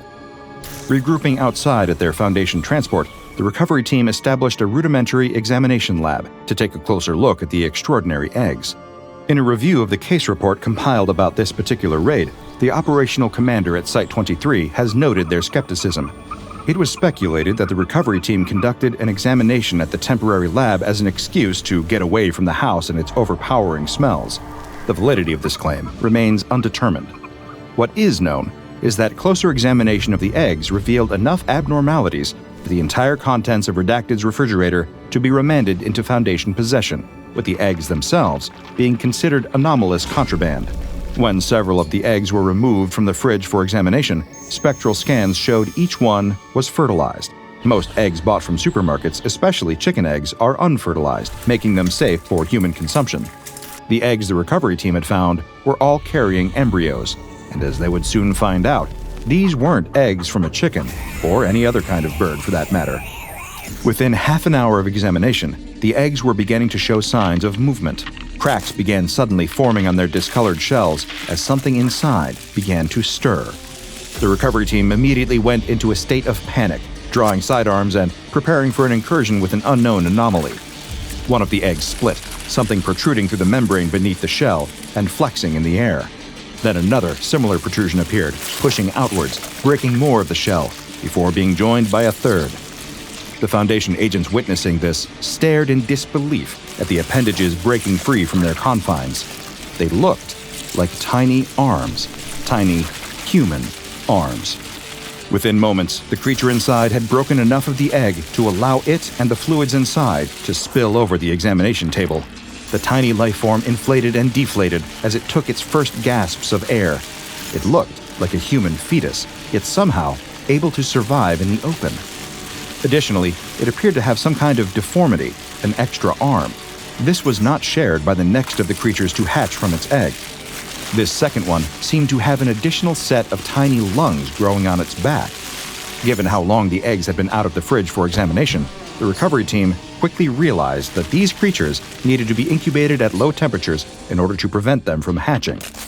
Hurriedly, the remainder of the eggs were gathered up and brought to Site-23 in the back of a refrigerated truck. The remaining 87 anomalous eggs, later reduced to 74 following experimentation, were cataloged by the SCP Foundation. Their designation was SCP-1657. Each egg seemed to vary slightly, not uncommon among the eggs of various avian and reptile species. However, the differences between each instance of SCP-1657, be it in size or coloration, were considerably more noticeable. The shell colors, as mentioned, ranged from white to pink and red, and could measure as small as 5 centimeters in length to as long as a huge 30 centimeters. Foundation anthropology experts and leading minds in the field of anomalous evolutions theorized that the creatures that birthed these eggs must similarly vary in size, allowing for such potentially large progeny. Speaking of these creatures, the initial instances accidentally hatched by the recovery team were terminated prior to SCP-1657 being delivered to the Foundation. The justification given by Command was that the Foundation had no knowledge of the basic needs of these entities, or whether they posed any threat to personnel. Autopsies conducted on the 3 newborn specimens and experimentation involving other hatchlings in controlled environments have since indicated that they would not have been a significant danger to the recovery team. As was accidentally discovered by the agents who found SCP-1657, these entities, referred to as SCP-1657-A, hatch from the eggs when they are removed from a low-temperature environment. Anything between 0 to 10 degrees Celsius is considered an optimal temperature to avoid unwanted hatching. 11 to 15 degrees Celsius is still safe and will not trigger the birth of an SCP-1657-A instance. However, the temperature control staff at Site-23's frozen storage unit are instructed to never allow containers holding SCP-1657 to exceed the maximum of 15 degrees. Altering the conditions that the eggs are kept in particular changes to temperature and humidity levels, is likely to cause a hatching and yield an instance of SCP-1657-A. Any tests involving these eggs, including the hatching of new SCP-1657-A specimens, is prohibited unless approval is granted by at least 3 members of personnel with Level 3 clearance. With 3 specimens dead on arrival, all instances of SCP-1657 were handed over to a Foundation research team. In order to further examine the biological functions and behavior of SCP-1657-A, an initial control group of 6 eggs were removed from cold storage and allowed to hatch. Like the creatures that had emerged from the eggs on site, these latest entities closely resembled premature humans. They continued to maintain this resemblance as they matured, albeit at a considerably accelerated rate. Each one reached maturity within 13 days of hatching. SCP-1657-A appeared to be closely related to humans, retaining the familiar humanoid shape and most of the same internal organs. However, how close the resemblance stayed appeared to fluctuate wildly between specimens. Some appeared closer to Homo sapiens than others, with many exhibiting the same deformities as the initial 3 that were hatched by accident. The most notable physical difference was that each instance of SCP-1657-A seemed to lack any hair, nails, and teeth. Closer post-mortem analysis of specimens have confirmed what many researchers suspected, that SCP-1657-A instances' bodies have no natural way of producing keratin, unlike human beings. Further study of the creatures seemed at one point to have been hindered by a sudden discovery made by a junior researcher about 2.5 weeks after the specimens hatched. Sent to perform a bi-hourly check on the control group of SCP-1657-A specimens that were all being held in individual secure observation pens, the researcher found that all 6 entities had died in their enclosures. Immediate efforts were made to resuscitate the creatures. However, this endeavor was ultimately unsuccessful. Autopsies carried out on the 6 SCP-1657-A's failed to establish a conclusive cause of death for all specimens. Researchers attributed their sudden expiry to a potential issue with the creature's diet, a lack of enrichment in the observation enclosures, or possibly an unknown illness spreading among the specimens. These were all variables that were accounted for during testing that was conducted with a new control group. 7 more of the SCP-1657 eggs were released from storage and were hatched into a new observational group. This time, they would be hatched incrementally, 2 at a time rather than all at once, with 1 spare. Once birthed, each one was placed in a clean pen, permitted for daily enrichment time on the outer grounds of Site-23, and given a synthetic probiotic supplement to ensure dietary health. Much like the prior deceased control group, these new 7 instances grew to maturity in almost 2 weeks. During this time, their behavior was closely examined by SCP Foundation researchers. The species themselves became referred to as Homo sine sapientia by one researcher who had hastily attempted a rough Latin translation using Google Translate.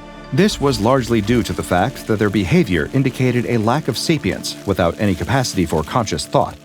Each new instance of SCP-1657-A was unable to communicate and could not be taught to converse in any known human language, verbal or otherwise. No recorded instances exhibited anything that would constitute violent behavior, with all specimens appearing to be largely docile and compliant. They startled easily, though, and it was noted during interactions with personnel that they appeared fearful of other living organisms. Those specimens that hatched with the adequate sensory organs would use them to distance itself from other beings, staying as far away as possible at all times. SCP-1657-A instances born without sensory organs would react negatively to direct touch, never with aggression, but instead retreating away with haste. When the creatures were left alone in a soothing environment for a long enough period of time, they would lay further SCP-1657 eggs. The Foundation has opted to keep the remainder of the original stash recovered in Tennessee in storage, only using SCP-1657 laid by recorded SCP-1657-A specimens for hatching and further study. The total number of remaining eggs from Redacted's house is never to exceed 74. Over the course of testing, the creatures have exhibited signs that they possess a form of collective memory. They appear to pass certain experiences, usually pertaining to their own survival and preservation, onto those that are yet to be hatched. 2 weeks after being born, the first of the new control group, designated as SCP-1657-A-07, was placed in a basic endurance course to test its physicality. During this time, thanks to an unrelated experiment involving SCP-457 taking place nearby, a fire broke out, resulting in an emergency evacuation. Once Site-23's fire suppressant systems had activated and maintenance crews were able to verify that the area was safe, researchers returned to find SCP-1657-A-07 had perished in the blaze. However, reviewing security footage of the incident revealed that the creature hadn't been trapped by the fire, but had actively approached it. Surveillance cameras recorded it moving towards the flames and inspecting them with curiosity. It clearly lacked the relevant survival instincts or perhaps even the sensory awareness to be deterred by the fire's intense heat. The specimen subsequently died, but this footage prompted researchers to look further into the survival instincts of future SCP-1657-A specimens. Anomalous evolution experts reasoned that no species, even an anomalous one, could survive without a natural sense to preserve itself from danger. So, new SCP-1657-A instances were exposed to similar dangerous stimuli after reaching maturity. When presented with fire, newly born SCP-1657-A-09 and SCP-1657-A-10 showed a clear aversion to the flames and heat that didn't match the behavior exhibited by their deceased predecessor, SCP-1657-A-07. This was how researchers were able to determine the collective memory of SCP-1657-A. New specimens almost inherited an instinctive knowledge of dangers faced by instances that hatched before they did.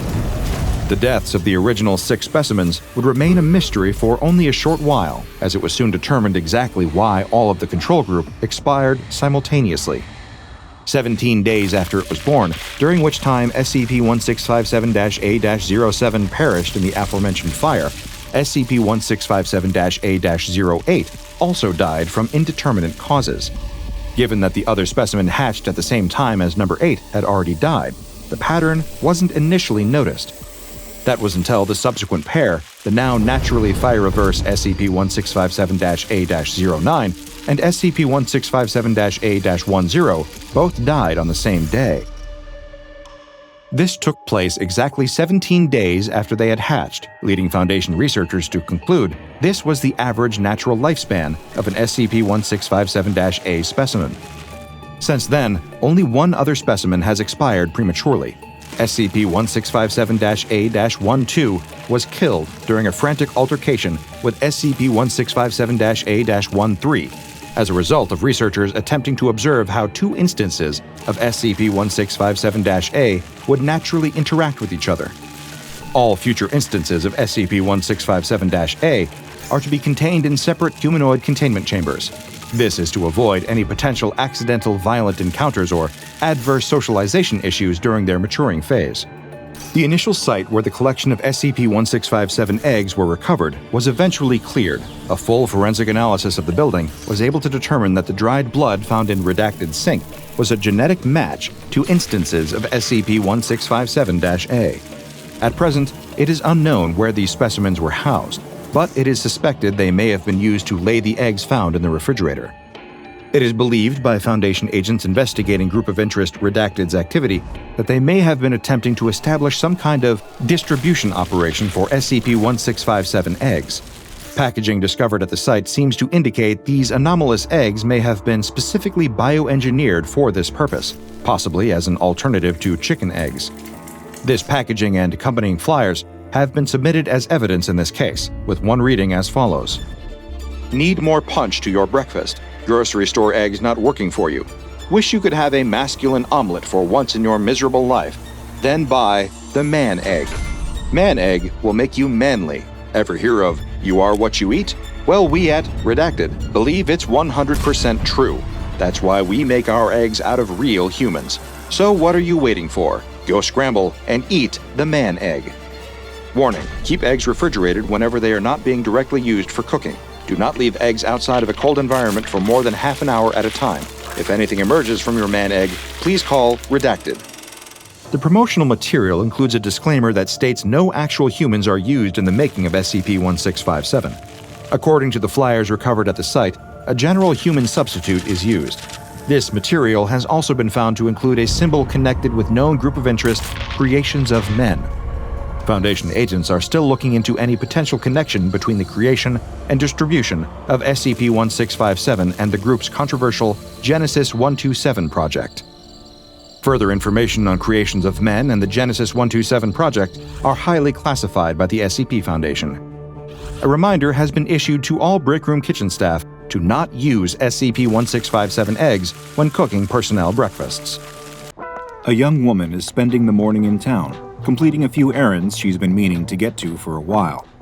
She picks up a few items from the supermarket, gets the cracked screen on her smartphone repaired, and decides to treat herself to a Danish from a local bakery. It's a relatively idyllic Tuesday, until she turns the corner into a narrow side street and sees them. It can often be a little disconcerting to suddenly find yourself staring at a crowd that is gathered for seemingly no reason, but something about this one makes her particularly nervous, and she quickly realizes why. Each person in the tightly packed together group is grinning, as if they are all in on a particularly cruel joke about her. At face value, they all seem to be very different people, a collage of ages, races, genders, in different clothes with different styles, and yet they're all walking with perfect synchronicity, one perfectly timed footfall at a time. This is enough to seriously creep her out. Whatever this strange group of people is doing, she wants no part of it. Instead, she turns and heads in the opposite direction, fast walking and stealing discreet but frequent glances over her shoulder. She can't help but notice, even when the crowd exits the small side street, that they remain huddled together, like security guards packed tight around some invisible VIP. And even worse, they seem to be following her trajectory, getting faster, getting closer, still perfectly in sync with one another. How are all these people gaining so fast? She thinks to herself. When she's around a corner and out of sight, she does the sensible thing and breaks into a sprint, eager to put some distance between herself and them. Even though they haven't shown any signs of overt aggression, she can tell on some visceral level that they mean her great harm. She knows if ever they get close enough, within grasping distance, something terrible will happen. She's soon back at her home and locks herself in, bolting the door behind her. She breathes a sigh, but she's not relieved, not really. Maybe she's paranoid, but she feels like she isn't out of the woods just yet. Those eerie smiles, those perfect footsteps, she can't get them out of her mind. She slips into her kitchen and slides a knife out of the block. She tells herself that doing this is a little crazy, but having some kind of weapon in hand makes her feel at least a little bit safer. But whatever the feelings of comfort the knife gives her are shattered when she hears the doorbell ring. She hadn't ordered anything. She wasn't expecting anyone. Who could that be? She hides the knife behind her back and makes her way towards the door. Ding dong, it rings again. Whoever is on the other side is getting impatient. She opens the door slightly, but leaves the chain in place. There's a smiling man in a business suit on the other side. She's racking her brain, trying to remember. Is he one of the people from the crowd? Or is she just imagining things because she's freaked out? She can't tell anymore. She can feel her palm getting sweaty around the knife's handle. The man at the door clears his throat and says, "Excuse me, ma'am, I won't take up too much of your time, but I wanted to ask, have you heard the good word?" She shakes her head and tells the stranger that she isn't interested in hearing his pitch, but he just keeps smiling and presses on. Do you ever feel lonely, dissatisfied, unfulfilled? Don't you ever wish that you could become a part of something bigger than yourself? It'd be a real weight off your shoulders. She's starting to run out of polite ways to deny him when she hears a faint tapping against the nearby glass. The young woman turns her head and looks into her living room. There's a smiling woman standing at the window, rapping on the glass with her knuckles, grinning. The chill sets in immediately. She recognizes that face with absolute certainty. It's one of the people from the crowd, and now she knows for sure that the man at the door is too.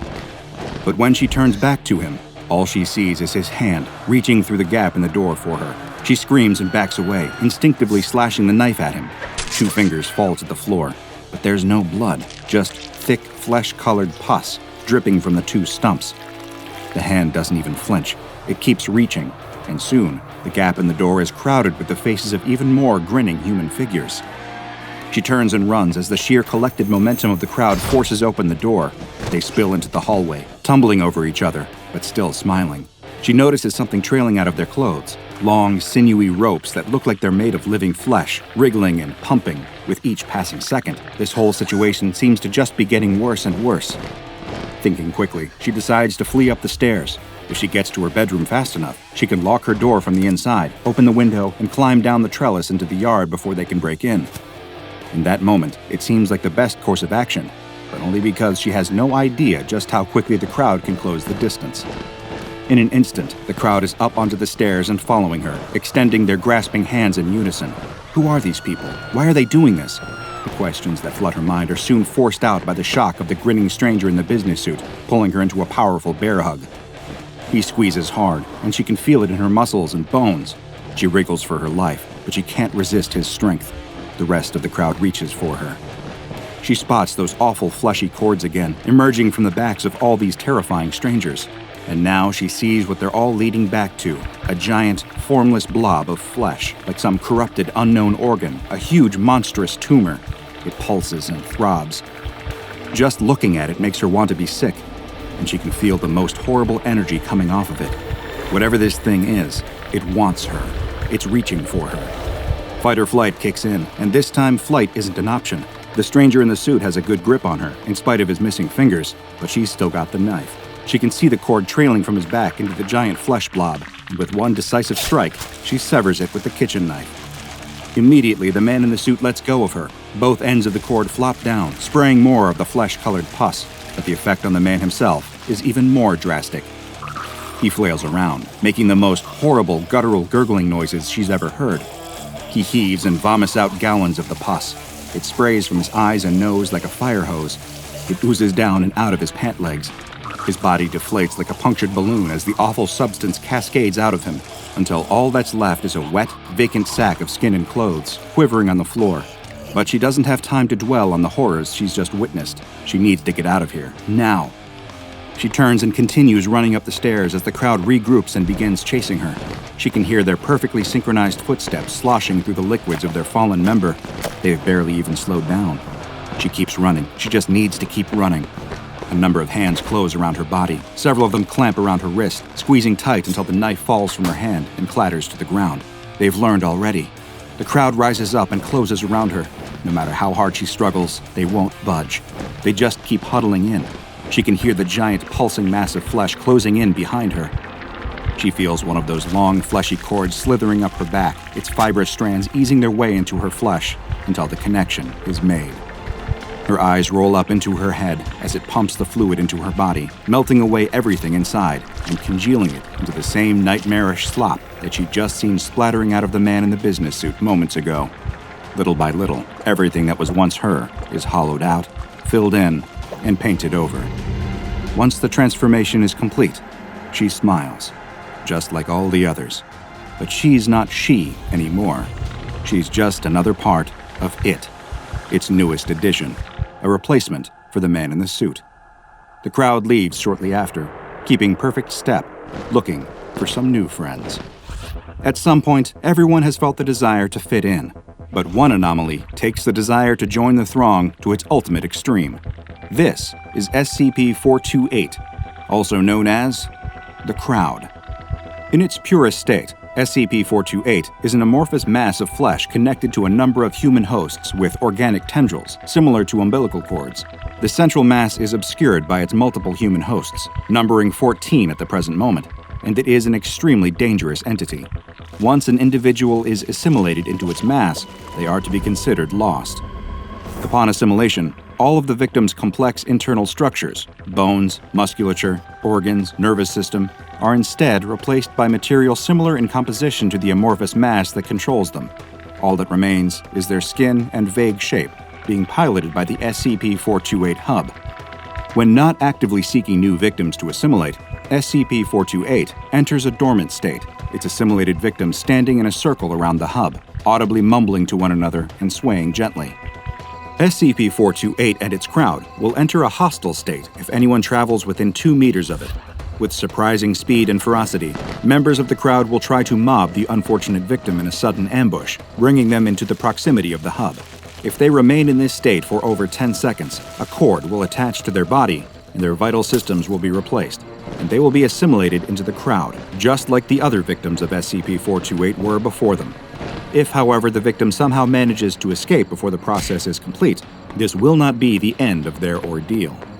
Should someone evade its attention, SCP-428 and the crowd will enter a period of active hunting behavior to seek out the escaping victim. Failing that, they will try to assimilate any human wandering into their vicinity. There is no safe way to approach SCP-428 or any of its members under any circumstances. To do so is to court a fate worse than death. When a victim is assimilated, SCP-428 and the crowd will return to a dormant state until another victim presents itself. Foundation studies have determined that SCP-428 seeks to add at least one person to its crowd every month, and if a person is not provided, then it will engage in hunting behavior, putting everyone in the area in grave danger. SCP-428 isn't controlling a gaggle of mindless zombies, though. It is an extremely intelligent hive mind, made all the more frightening by the fact that it absorbs the knowledge, memories, and skills of each of its victims, and can reapply them through any of the others. Because of this, it appears to have incredibly adept knowledge of the human mind, and will happily resort to using tactics of psychological manipulation to gain an advantage. Despite being a large crowd, tests have shown that SCP-428 and its assimilated victims can move terrifyingly fast. This is because, due to the very nature of the perfectly attuned hive mind, they can walk or run in perfect synchronicity. To best understand this, picture a centipede skittering at great speed across a wall. So many legs, but all sharing a perfectly coordinated nervous system, working together to move the creature with military precision. Even individually, each member of the crowd is a formidable foe. Once they become part of SCP-428, they exhibit greatly increased strength, they show no signs of feeling pain, and also have the ability to quickly heal any injuries. Wounds also do not seem to impede function whatsoever. A member of the crowd getting shot in the leg won't slow it down in the slightest.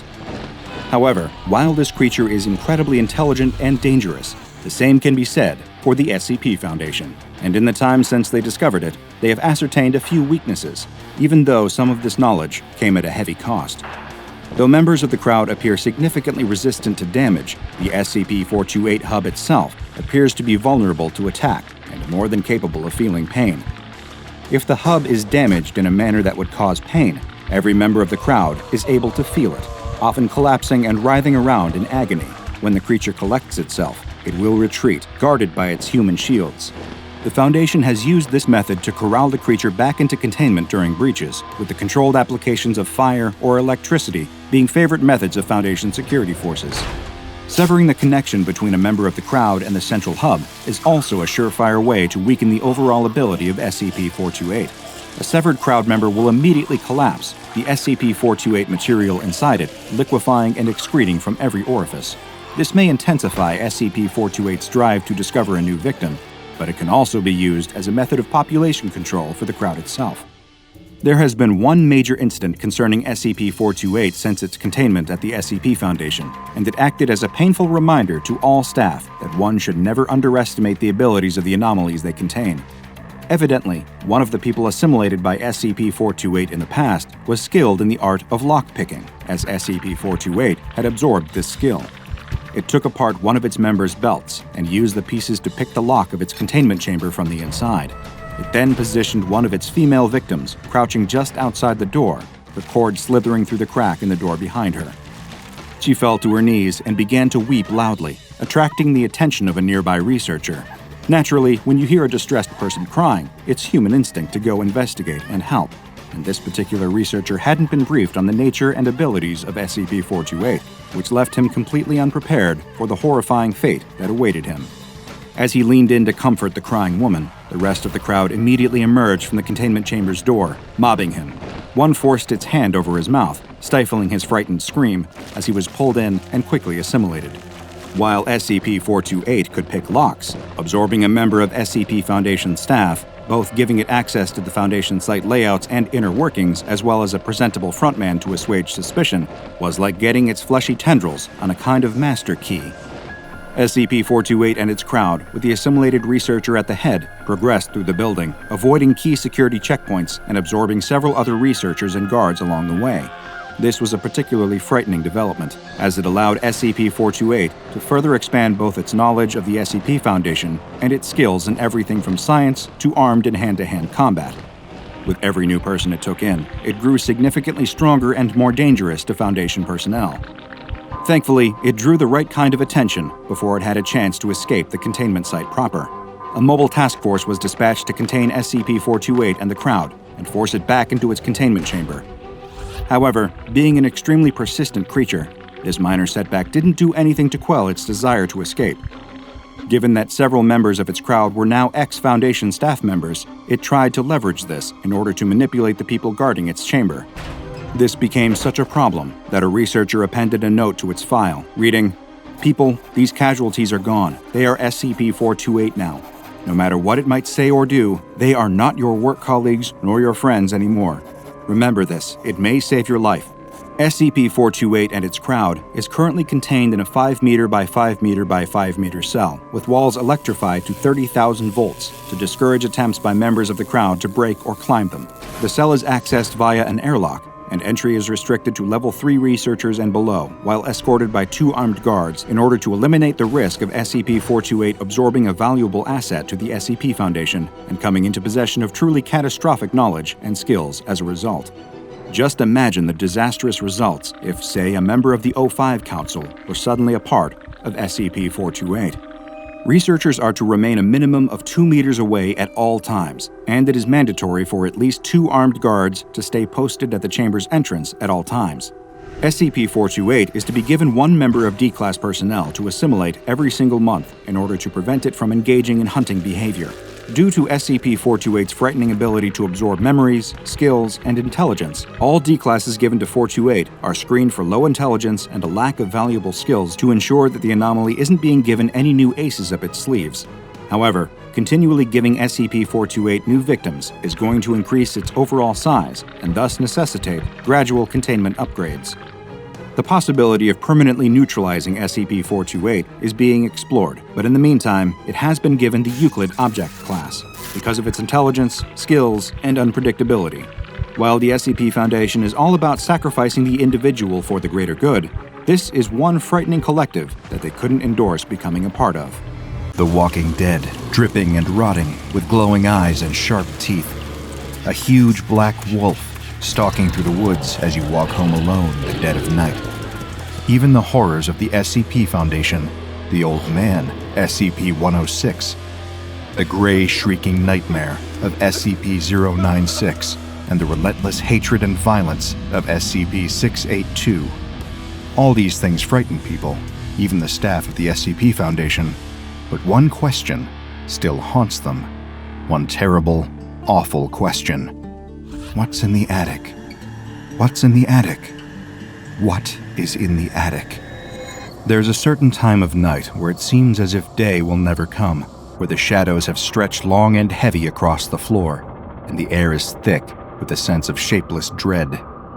Past midnight, but far before the relief of dawn, it is the time of night when terrors come to life, where fear sits on your chest and refuses to let you breathe easily. Right now, it is that time of night in the Lee family home. And with a knife under her pillow and disaster on her mind, Olivia Lee cannot sleep. She holds her breath, listening to the sounds of the house around her. Her siblings were asleep in their respective rooms, snoring away in the kind of peaceful slumber she could barely remember. Her parents whispering together downstairs. She can't make it out exactly, but she has a theory. They're talking about her, most likely. What else could they be discussing? After so many years of seemingly endless fighting, shouting, slamming doors, a porcelain vase or expensive china plate smashed against a wall, she can feel the tension reaching a boiling point. No doubt her parents are plotting, discussing what to do about her. They could kick her out, but she's only 17. No, she has the sneaking suspicion they have something else planned, something more drastic. That's why she snatched one of the kitchen knives yesterday, just in case. She can feel it under her pillow now, its presence radiating through the cool pillowcase against her cheek. Things have never been quite right in this house, in this family. Since she was little, she could feel an aura of wrongness clinging to everyone, to everything. It's only gotten worse over the years, condensing into a fog that chokes her when she tries to act like everything is normal. Like they're a perfect, happy family. Her parents might be content to keep up the charade, but she won't. Not anymore. She's been preparing, packing a duffel bag of clothes, food, a little bit of money, everything she needs to get out of this house, out of this town, once and for all. If they try anything tonight, that will be the sign that she needs to cut and run. Olivia's thoughts are interrupted by the sound of footsteps outside of her room. 2 sets of adult footsteps, not her siblings coming to complain of a bad dream. Her parents. She holds her breath, waiting for the footsteps to pass. They stop just in front of her door. The knob begins to turn, and she curses herself for not locking it. This is it. Whatever force in this house has made them resent her all this time, it has driven them to act. As the door creaks open, Olivia snatches the knife out from under her pillow, brandishing it in front of her. Her parents look more angry than surprised, as if they were expecting this from her. They shout at her to put the knife down and listen to what they say. Olivia refuses. It's the only leverage she has in this 2-on-1 confrontation, and she isn't about to give it up. She snatches the bag out from under her bed, and she slowly backs her parents up against the wall. This close, she can see the desperation in her mother's eyes and smell the spirits on her father's breath. Her hand trembles, and her eyes fill with tears. Suddenly, there's a sound from above, something heavy, shifting and moving across the floor. The sound makes Olivia's blood run cold. Up there, that's the attic. There's nothing in the attic, or at least as far as she knows. She's never been up there, could never force herself to climb the ladder up into the darkness without every fiber of her being rejecting it, every primal instinct screaming at her to get away. For as long as she can remember, the attic has been a place she never wanted to go. There's the sound again, louder this time, more insistent. It turns her stomach, a chill running down her spine. Whatever's up there, she needs to get as far away from it, from this house, as possible. She drops the knife, letting it clatter to the floor, and she tears out of the room with her duffel bag.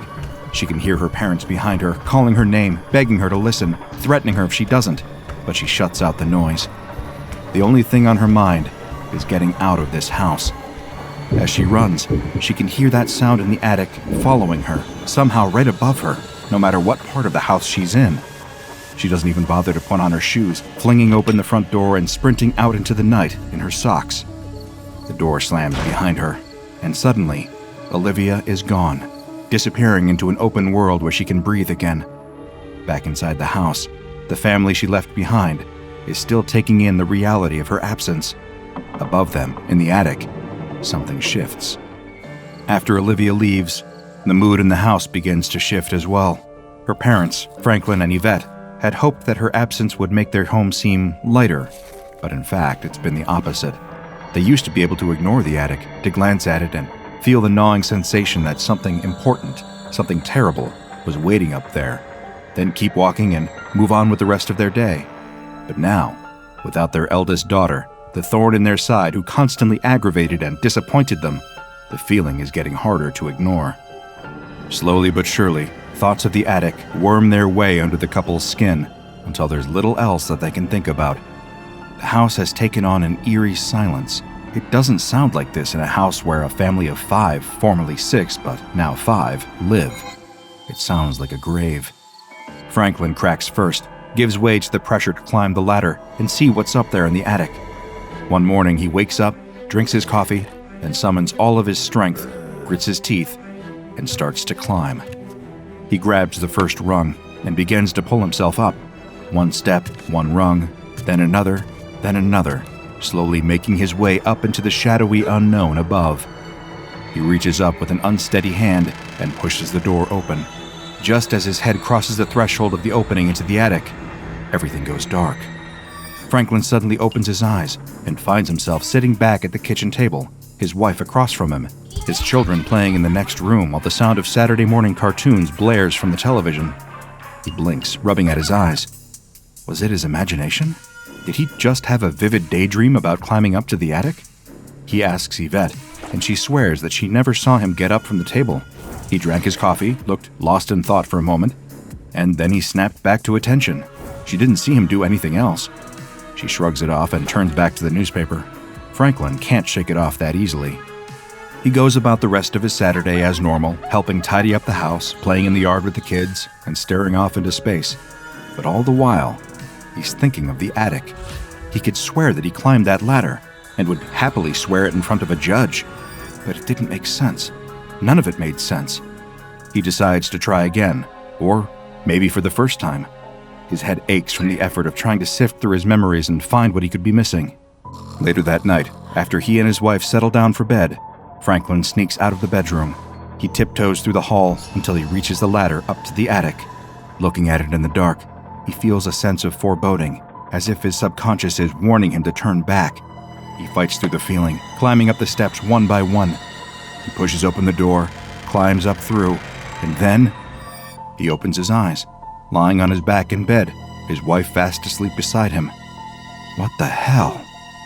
Did he fall asleep and dream it? But why would he dream the same dream twice, once at the kitchen table in the bright light of the morning? No, that can't be it. Still, he needs to check one more time, just to be certain. He trudges out into the hall, climbs back up the ladder, and opens the attic door. Once more, he opens his eyes in bed, as if it was all a dream. But he knows better. Somehow the attic won't let him look inside. Whatever's up there, it doesn't want to be seen. He tries to put it out of his mind, to close his eyes and drift off to sleep. But he can't stop imagining the climb up to the attic. Can't stop trying to picture what could be hiding above his head. This is his house, damn it. He should know everything going on in here. It just doesn't make sense. Franklin doesn't sleep at all that night. He just lies there, eyes shut, mind replaying the memory of his failed climbs over and over on a loop. The next day he tries one more time, only to find himself sitting in his easy chair and watching the television. He tries again throughout the day, every time unable to reach the attic. Yvette notices the change in her husband, but doesn't dare ask what caused it. Whatever it is, he's growing increasingly distressed, angry, and terrified. She can guess what it might be about, and can feel that same uneasy feeling whenever she walks past the attic. The question of it gnaws at her, but she's afraid to try and look for herself. She can see what it's doing to Franklin and imagines what it might do to her. As the week goes on, Franklin and Yvette try their best to ignore the attic, but it grows more difficult with each passing day. By Sunday, Franklin comes home from the office with a box of his things, announcing that he has quit his job. He wants the family to move away from the house and have a fresh start somewhere else. He has a meeting with a realtor tomorrow to discuss selling the house. Yvette starts to protest, but thinks better of it. Best to let Franklin have his way when he gets his mind set on something.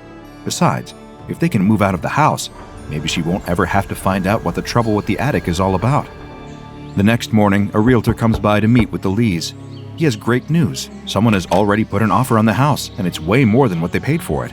For once, things are really starting to look up for the family. They sit on the couch with the realtor, review the contract, and prepare to sign the paperwork. Franklin picks up a pen and gets ready to sign on the dotted line, but the instant the pen touches the paper, he's at the kitchen table again. Yvette sitting across from him with a cup of coffee in her hand. She stares at him, wide-eyed. She didn't forget this time. They both remember being there, ready to sign away their house and start a new chapter of their lives, when all of a sudden, like the skipping of a scratched record, there was a blip of some kind, and they were back here. Franklin rushes to the phone, dialing the realtor's number in an attempt to get a handle on things. It rings once, then an error message plays, informing him that the number he is trying to reach has been disconnected. He looks up the realtor, but finds that the real estate agency he was with is no longer in business. Somehow everything has changed, and their lucky break has vanished into thin air. Franklin throws his coffee cup across the room in a burst of rage, and it shatters against the wall in a flurry of hot coffee and ceramic. The kids stop playing in the other room, coming to check out the source of the loud sound. Yvette shoos them away, then quietly begins to clean up the mess, and they carry on that way until bedtime. Franklin goes to bed early, exhausted from seething all day about the lost opportunity to sell the house. Yvette stays up, reading a book on the couch while the rest of the family sleeps. Just as she goes to turn the next page, she hears something. A voice coming from upstairs. It isn't Franklin, it isn't one of the kids. It's a voice she hasn't heard in a little while. It sounds like Olivia. Yvette can't quite make out what her daughter is saying, but she knows that it's her. She's certain of it. just as certain as she is of the fact that the sound is coming from the attic. She's been avoiding it all this time, afraid to become haunted by whatever has been vexing Franklin, but she can't resist it anymore. She may have run her out of the house, but Olivia is her daughter, and her mother's instincts can only be suppressed for so long. Slowly but surely, she walks to the attic and begins to climb up. Hearing the noise, the children leave their rooms to come and see what's happening. "Mom, what are you doing?" one of them asks, but Yvette does not answer. All she can hear is Olivia in the attic. She still can't quite make out the words, but if she can just get up there, get inside, she knows that everything will become clear. She pushes open the door and climbs up into the inky blackness above. Back below, the children stare at the ladder, listening to the sound of hushed whispers. It goes on for several minutes before Yvette climbs back down into view. "What was up there?" one of the children asks. Yvette turns to look at them, her face pale, her eyes hollow. She shakes her head, silent for a long moment. When she speaks, her voice trembles with a mixture of confusion and horror. "I don't know. It wasn't Olivia." As days turn into weeks, weeks turn into months, and months turn into years, the Lee family tries everything they can think of to make life with the attic bearable. They try to ignore it, but that doesn't work anymore. They attempt to have the house demolished, torn down so they can build something new on top of the rubble. But after they sign the papers, they wake up in bed and find that the construction company no longer exists. Franklin tries to investigate the attic again, but it just won't let him inside. If he ever makes it all the way up there, he isn't able to remember it. One day, in a fit of desperation, he takes out an ad in the newspaper asking for help from someone experienced in the unexplainable. He doesn't expect much to come of it, but the ad draws the attention of a secretive organization.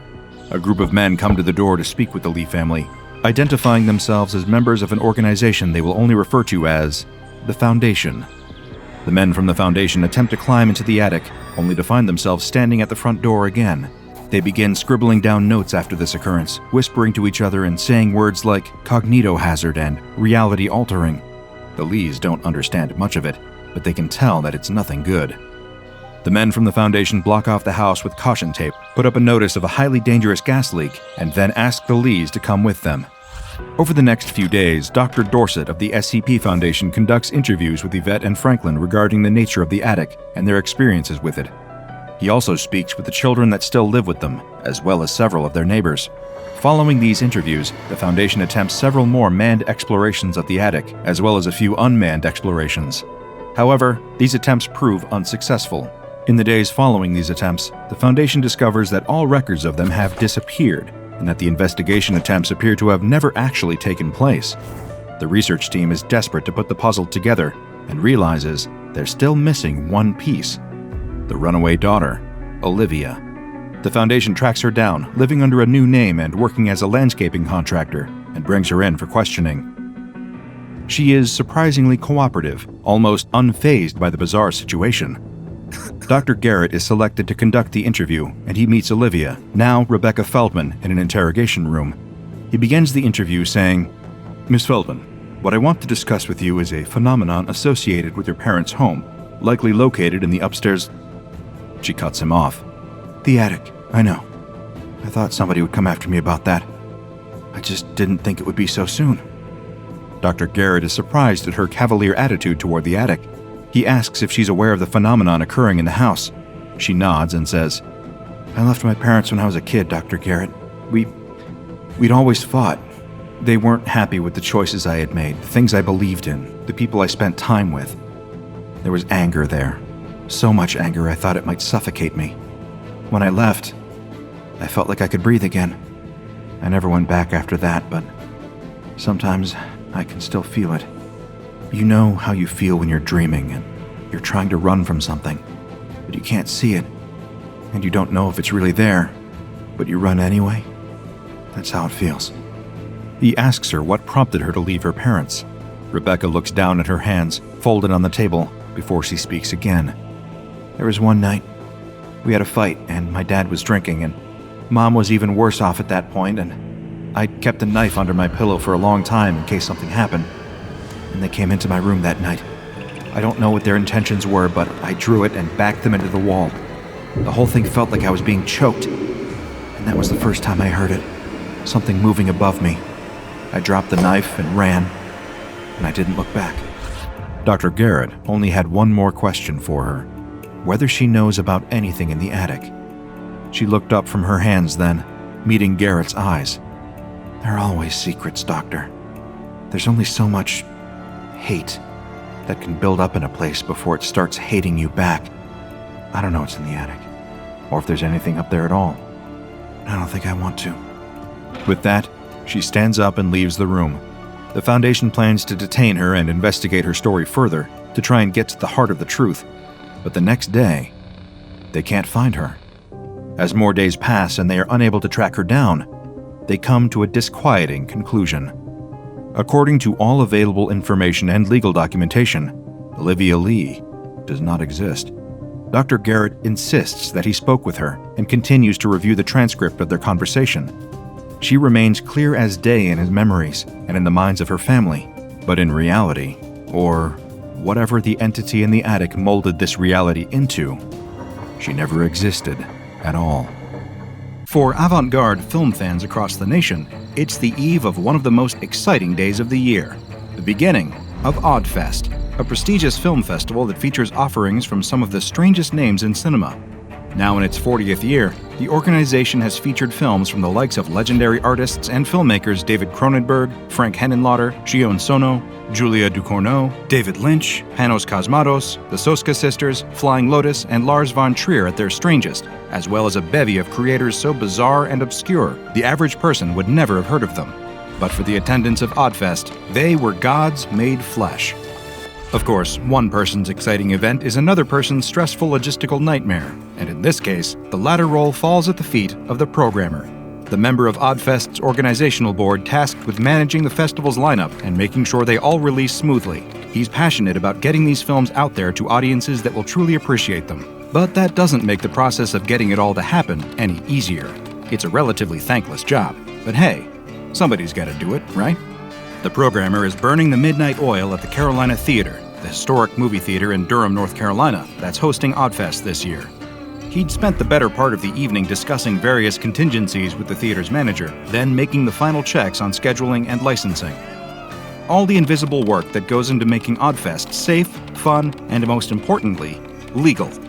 With how touchy movie studios often get about their intellectual property, screening the wrong thing without getting a bevy of proper clearances could spell disaster for all involved.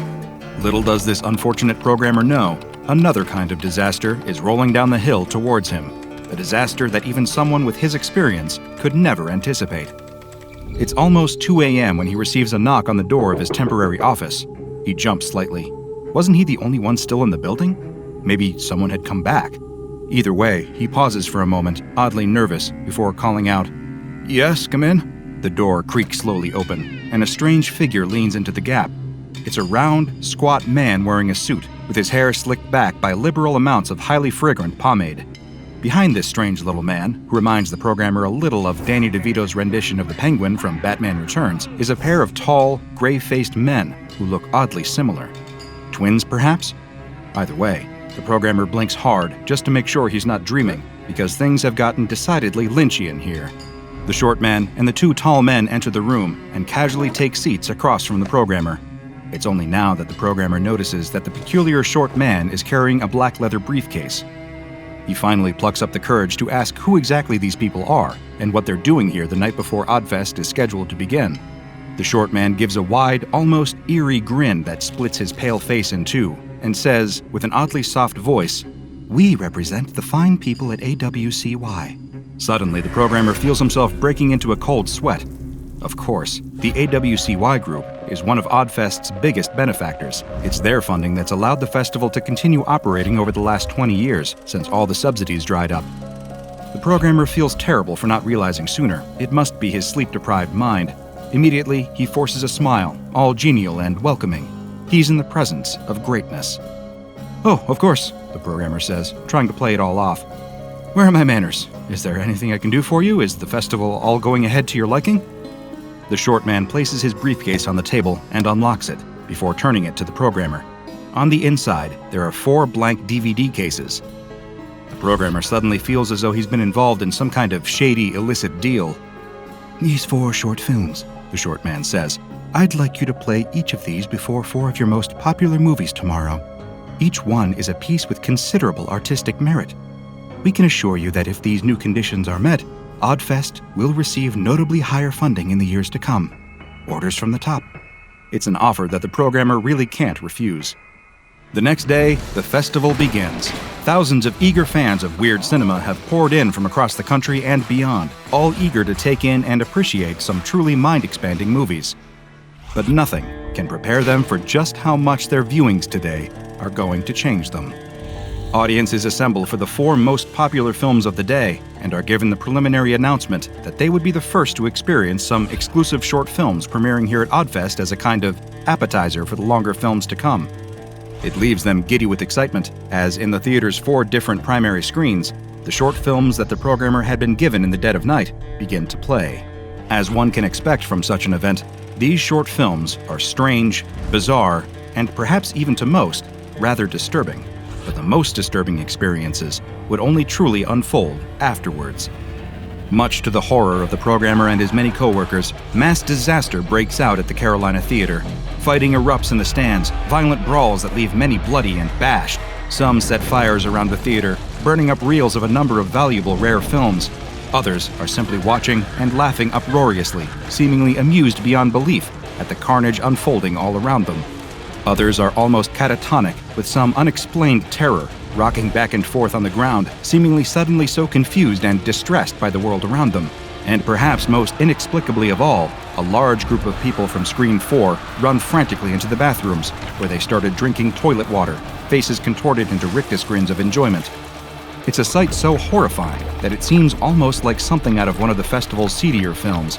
It takes the Durham PD considerable time, effort, and manpower to contain what is rapidly becoming known as the Oddfest Riot. But little did anyone involved know, the effects that had taken place today were only a taste of the horrors to come, because everyone who saw the short films that day would never be the same again. This may seem like a film lover's worst nightmare, but sadly, it's a cold reality when you're dealing with SCP-1127, a series of anomalous short films ranging from 23 to 42 minutes in length, believed to have been created by members of an anomalous art collective known as Are We Cool Yet? Thus far, the SCP Foundation has been able to contain 4 different examples of these cursed short films, but researchers and field operatives are not ruling out the possibility that there are more in circulation, or that there are many other copies of the films we know about still readily available to the film viewing public. The reason these films have been given a collective designation in the Foundation archives rather than a series of individual designations is that those who have witnessed the films have reported considerable stylistic similarities between them, even though the content can differ wildly.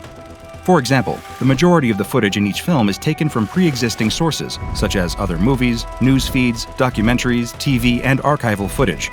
Each of these movies also features a narrator character who gives the films a kind of thematic cohesion. These narrators will somehow interject into the recycled footage on occasion too. Watching these films will cause permanent changes in the personality and disposition of the viewer, which the Foundation has currently found no ways of successfully treating. Even applying amnestic treatment, which erases the memory of viewing the films, does nothing to alter their effects. Now, before we get into the disturbing specifics of each of these demented short films, I do have a slight piece of good news for any film fans out there. First, the anomalous effects are only activated if someone consumes a cumulative 20 minutes of one of the films. So if you're watching a movie and begin to recognize some of the features we're about to discuss, make sure you get yourself and anyone else out of there before the anomalous properties have a chance to take effect. There are also no anomalous effects when the audio and the visuals are consumed separately. The films must be taken holistically to affect you.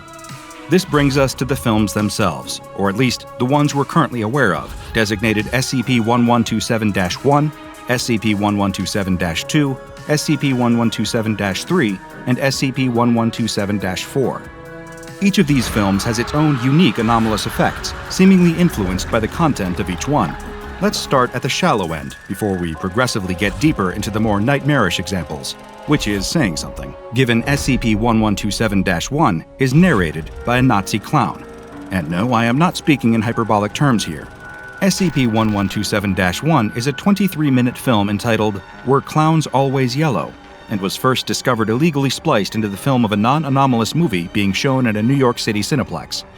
As I alluded to not long ago, the narrator of this film is a man in a period-accurate World War II SS uniform, save for one detail. He has a clownish face painted on in grease paint. The recycled footage, in addition to archival footage of World War II, comes largely from movies that deal with the events and fallout of the tragic war and the many atrocities committed within, including The Night Porter, the unreleased Jerry Lewis movie The Day the Clown Cried, and even The Sound of Music. The Nazi clown goes on a rant about the nature of humor before pulling out his holstered Luger pistol and shooting Jerry Lewis in the head. You may think that audiences would find this material disturbing, but on the contrary, people who have watched this film frequently describe it as the funniest movie they've ever seen. And for those who experience the film's anomalous effects, the strangeness does not end there. SCP-1127-1 essentially reverses the polarity of the subject's humor and disgust. For the rest of their life, they will find things typically considered depressing, morbid, or disgusting to be hilarious. Whereas they will find things intended to be comedy, no matter how innocuous, to be disgusting and disturbing. Wars, tragedies, cruelty, and funerals suddenly become hilarious, but when Foundation researchers tested the film on a group of D-Class personnel, they started having extreme reactions of physical revulsion towards comedy. One member of D-Class personnel had to be physically restrained while being shown an episode of Monty Python's Flying Circus. However, other than some strange reactions in public and very peculiar media tastes, this film won't make you unable to enter society after some quick amnestic treatment from the Foundation. The same, sadly, cannot be said for the next one. SCP-1127-2 is a 37-minute-long movie entitled Crazy Where You Are, and was first discovered posted online, where it managed to get views in the quadruple digits before the Foundation was able to find it and shut it down. Nobody truly knows what kind of horrific damage it could have caused in that time, considering its extremely dangerous anomalous effects. The film featured a 12-year-old girl as its narrator, methodically performing surgery on her teddy bear while wearing a blue dress and a black domino mask, like the ones commonly worn by classic heroes like the masked swordsman Zorro and Batman's sidekick Robin. But the content and result of Crazy Where You Are anything but heroic. The girl eerily whispers things like, "What are you afraid of? Violence. Afraid that violence is the answer. Or is it the question? Ask the question you are afraid of. You already know the answer. Pain doesn't hurt." While a montage of children's media mixed with incredibly violent media plays below, including everything from the infamous shock film Faces of Death to old Bugs Bunny cartoons from the 1940s that really haven't aged well. You might think that experiencing this bizarre little film would greatly disturb its viewers, but those who watch long enough to experience its anomalous effects will report no strong reaction to the film at all. They will appear stony-faced and disconnected. They'll then carry this feeling of general apathy away from the film and back into their everyday life. These unfortunate moviegoers will slowly lose their sense of empathy and begin to experience a complete severing of their emotional investment in the world around them. Even hostile and dangerous situations will register with the same sense of disinterest that one might feel towards a slice of overcooked toast. This would undeniably mean that the victims might become indifferent to their own safety, but it doesn't stop there. Viewers of this film are likely to develop sociopathic tendencies, including the desire to hurt others out of a sense of detached intellectual curiosity. We have no way of knowing how many serial killers started their monstrous journey by viewing this nasty little short film and becoming inspired. Because of this volatile and dangerous change, the Foundation believes that those affected are unable to safely reintegrate into society and must remain in containment. Next comes a film that is less frightening and more deeply tragic. This is SCP-1127-3, a 30-minute short film entitled All Comes With Yesterday. This devious little piece of cinema found its way in front of unwitting eyes via a pirate UHF signal in a coastal Michigan town, which exposed innocent viewers of public television to 72 hours of the cursed film on loop. No physical copy of this film has ever been obtained by the SCP Foundation, and from the original recorded broadcast alone, the Foundation is aware that people in the double digits were affected by its dangerous, anomalous properties. The narrator of this film is a woman who appears to be in her mid-30s, wearing an Elizabethan ball gown and a golden theatrical mask in the form of a rat's face, which appears to be permanently affixed to her own. Rather than speaking in complete sentences, this narrator's speech is eerily fragmented, with one recorded segment being her whispering, desire, aspire, require, conspire, acquire, retire, expire, choir, pyre, liar, liar, liar, liar, after which she continued to simply repeat the word liar over several minutes, while mashed up footage of several classic movies plays, including RoboCop, the biblical epic The Ten Commandments, Francis Ford Coppola's Apocalypse Now, Natural Born Killers, Eraserhead, and George Romero's original Dawn of the Dead. With a setup that strange and eclectic, you're probably wondering what the end result of viewing this strange little offering is. To put it simply, it induces a state of debilitating technophobia. You become a perpetually anxious Luddite, terrified of anything considered even vaguely technological. And we mean this in the broadest sense of the word. Anything deemed to be manufactured by mechanical means, from furniture to clothes, becomes terrifying to the unfortunate viewers of All Comes With Yesterday. Because of the life-altering extent of the phobia induced, people affected by this film are unable to integrate back into normal society, and instead need to be given Class A amnestics before being permanently institutionalized. And finally, the film that, for your psychological health, will leave mostly to the imagination, SCP-1127-4. A 42-minute film with the ominous title, Why Are You Crying? Over 300 DVD copies of this film were slipped between the pages of bawdy romance novels in a number of Canadian bookstores, claiming to be a special feature that comes with the book. And those who were morbidly curious enough to watch it had their lives forever changed for the worse. The narrator of this film is a man whose face is obscured by a menacing leather mask. He gives a free-form soliloquy about the nature of love and attraction over footage of various shocking or abstract underground films and cult classics, like Cremaster 3, the Rocky Horror Picture Show, and the late Italian filmmaker Pier Pasolini's infamous final film before his sudden murder, 1975's Salo. Anyone who watches this film for long enough is likely to develop some very original ideas about the nature of attraction.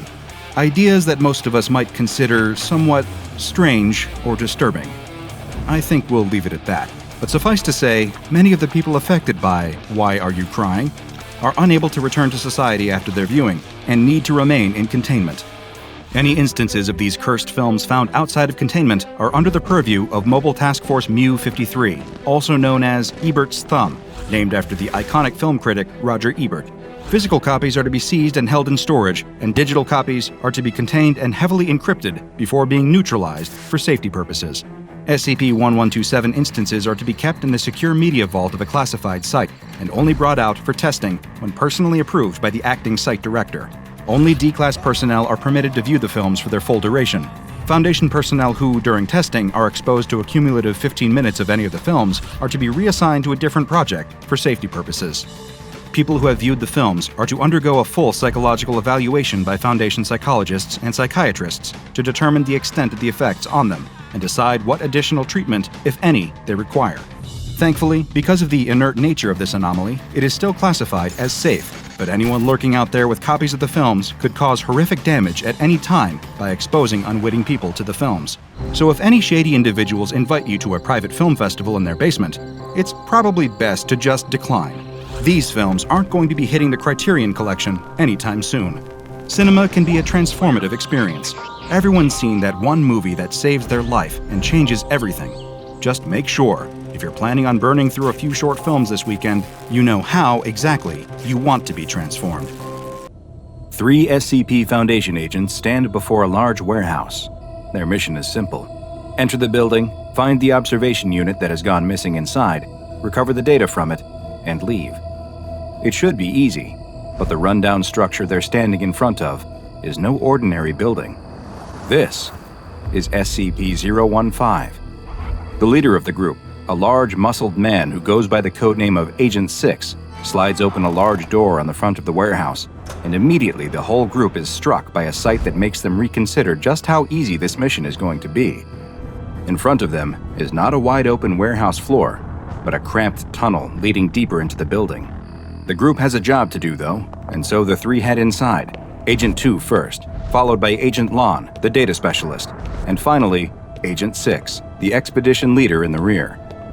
As they enter the narrow hall of pipes, the light from their flashlights plays off the floor, walls, and ceiling. Flashlights are one of the only items allowed in SCP-015, and they reveal what the researchers had told them in their briefing, that many of the pipes aren't made of standard materials, but instead are all sorts of strange substances like wood, glass, or even bone.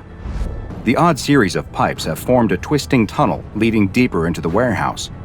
The group must be careful, since the floor is uneven, with pipes occasionally sticking up out of the floor like tree roots, ready to trip the unobservant. The three follow the corridors of pipes along the path that they each had to memorize. As they come to branching paths, Agent 2 speaks the series of turns they must take aloud. Left, left, right, left, right, right again, straight, right. And so on as they go deeper and deeper. They'd have to follow the directions exactly if they hoped to reach the place where the modular robotic vehicle should be. Left, straight, straight again, right. Just a couple more turns and they'd reach the point where the MRV had sent its last signal before going offline. As they walk, though, they find that some of the passageways are getting more difficult to pass. The pipes have closed in at certain points, choking the already small tunnels down to mere crawlways. At one particularly narrow point, the group must get down on their bellies and pull themselves along the ground. After Lon and 2 exit the tight passage, Agent 6 suddenly calls out to the 2 agents ahead of him. "What is it? What's wrong?" 2 asks. "I'm stuck," comes the response from 6. Lon and 2 grab 6's arms and begin pulling. With a loud grunt from all of them, 6 finally comes free. His pant leg is shredded from the thorny wood that one of the pipes in the narrow tunnel is made from, but he's free, and they can continue on. Finally, after what seemed like an hour of walking, they finally find it. The modular robotic vehicle that had been sent in to investigate the current state of SCP-015. There's something very strange about the robot's condition, though. It looks like it has been speared right through its primary observation unit. A smooth black pipe that appeared to be made of dark fabric had pierced the vehicle right through its camera, but the lens didn't appear broken. Instead, it looked as if the pipe had somehow connected with it, docking inside the lens housing as if the 2 parts were made for each other. Other pipes had protruded from the floors and walls as well, snaking into open spots on the vehicle and lifting it up a foot off the ground. They looked over the robot, which was held helpless in the air, its wheels slowly spinning as its internal battery ran down. The agents walked around the MRV, examining it, looking confused about the fate that had befallen it. 6 suddenly broke the silence. "Well, what are you waiting for?" Lon wasn't sure what to do, though. As she got closer to the robot, she noticed that a foul-smelling substance was dripping from the pipe that had merged with the camera. Her job was to remove the data from the MRV, but they also had strict orders not to damage anything in SCP-015. So what was she to do about the robot? Wasn't it technically a part of SCP-015 now? She was worried that if she removed the data cards, then SCP-015 might... Well, she didn't know exactly. 6 didn't buy it, though. The researchers may have told them that 015 reacts, but he could see now that it's just a bunch of weird pipes. Maybe it grows or moves a bit, but how would it even know they were there? It hadn't shown any signs of sentience, let alone sapience. He wasn't going to hang around in here any longer than he had to, though, and if Lon wouldn't get on with it, then he would. 6 moves to the MRV and flips open the data cover on its side. More of the fetid liquid pours out, but he ignores it. Lon and 2 both look at each other. Did the other hear that too? It sounded like steam venting from somewhere deep inside SCP-015. 6 doesn't seem to have heard it, and begins to remove the thin data cards from the MRV. With the data now recovered, he decides to see if he could free the vehicle from the pipes. It wasn't necessarily a mission objective, but why let good Foundation property go to waste when it's right here in front of them? 6 pulls first at the MRV, then the pipes that were running into it, but he can't get it to move. It's completely stuck, seemingly fused to the pipes. "Come on, we've got the data, let's get out of here," 2 says. But 6 isn't done trying. He sets his flashlight down and uses both hands, pushing against the wall of pipes with his foot to gain additional leverage, when suddenly, there's a creaking sound. "Ha! I think I got it." But 6 was mistaken. It wasn't the sound of the MRV coming free that he had heard, but the sound of the floor underneath him giving way. 6 falls into the floor up to his armpits, and the other 2 agents rush to help him. But as they do, they notice the glow and immediate burst of heat coming from the hole. Thickly flowing molten glass begins to fill the hole, and Agent 6 cries for help as they desperately try to pull him free. His cries turn into screams of desperation as they each grab an arm and, after a struggle, finally manage to free him and drag him from the hole. 6 is no longer screaming as he is pulled free, though. His eyes and mouth are locked wide in sheer panic. Lon is now the one who starts to scream, as she realizes that they have pulled only the top half of Agent 6 from the hole above the fiery pit. The bottom half of his body is completely gone, burned away by the heat of the liquid glass. There's no time to be shocked, though, because pipes begin to hiss and ping all around them. A wooden pipe above Tu and Lon suddenly bursts, sending a cloud of dust flying into their faces. It's powdered glass, and it starts to pour out of the broken pipe, covering what's left of Six completely. Tu spits out a thick stream of blood, his mouth shredded from the glass particles, as Lon desperately tries not to rub them deeper into the cuts in her eyes. They both know they can't stay here, though. They have to run. The pipes are deafening as they move as quickly as they can back the way they came. It sounds like a train is barreling through the building. They're surrounded by chaos. Boiling chemicals pour out of one pipe. Tiny slicing rose thorns spray out of another. They come to a crawlway that's just a couple feet wide, but it's their only way forward, and they have no choice but to enter. Tu dives in and starts crawling. Lon is hesitant, but a blast of steam from a pipe near her head convinces her she has no choice, and she follows after him. Tu wriggles through the narrow passage and is surrounded by more sounds of pipes creaking all around him. Each one seems like it might burst and pour who knows what deadly substance onto him. But he has to suppress his fear and keep moving forward. Finally, he emerges into a wider hallway. He turns and looks back at the hole. Lon should have been right behind him, but there's no sign of her. He sticks his head back in and calls for her. There's no response, but he can hear her still in there, somewhere in the dark, struggling. He has to help her. Tu gets back into the passage and starts crawling. She couldn't have been that far behind him, probably just around the next turn. But as he crawls around the bend, there's nothing there, just another wall of pipes. The passage has been sealed up. It's a dead end. He presses his ear to the wall and can hear Lon screaming on the other side. He hits his flashlight against the pipes in anger. The pipe shakes for a moment, then bursts, spraying out a black liquid that covers his hand. It's some kind of corrosive acid, and he screams as it burns through his gloves to the flesh beneath. He quickly crawls backwards out of the narrow tunnel and emerges back out into the wider passage. Tu cradles his hand, trying not to look at the exposed bone. "I'm sorry," he cries as he runs through the tunnel of pipes towards what he hopes is the exit. "I'll get help. I'll come back, I swear." Lon can't hear his promises, though. She heard what she thought was a pipe burst followed by Tu's cries, but she doesn't know now if he's dead or alive. She decides she has no choice but to go back the way she came. Maybe there's another way out. But after moving just a few inches, her feet touch a solid wall. She's trapped in a space no bigger than a coffin. She feels around, but there's nothing here in the dark. Nothing at all. Just smooth, fuzzy, warm pipes. No, wait. There is something. A gap in the ceiling. But it's just the open end of another pipe. And now, there's something dripping out of it. Droplets of whatever the substance is land on her face, and then a full stream of liquid pours out onto her. She coughs as it gets into her mouth, but then realizes that it's sweet. It's honey? At least it wasn't molten glass or deadly acid.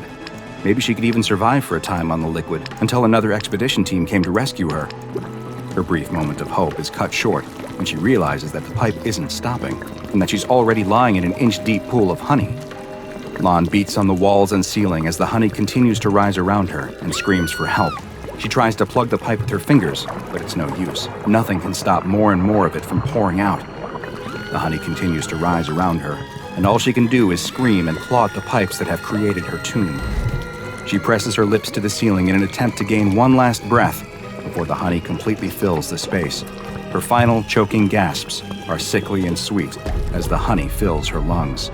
Agent 2 keeps running through the tunnel of pipes. His hand no longer hurts, at least, either from the shock or from the fact that all the nerve endings had been burned away.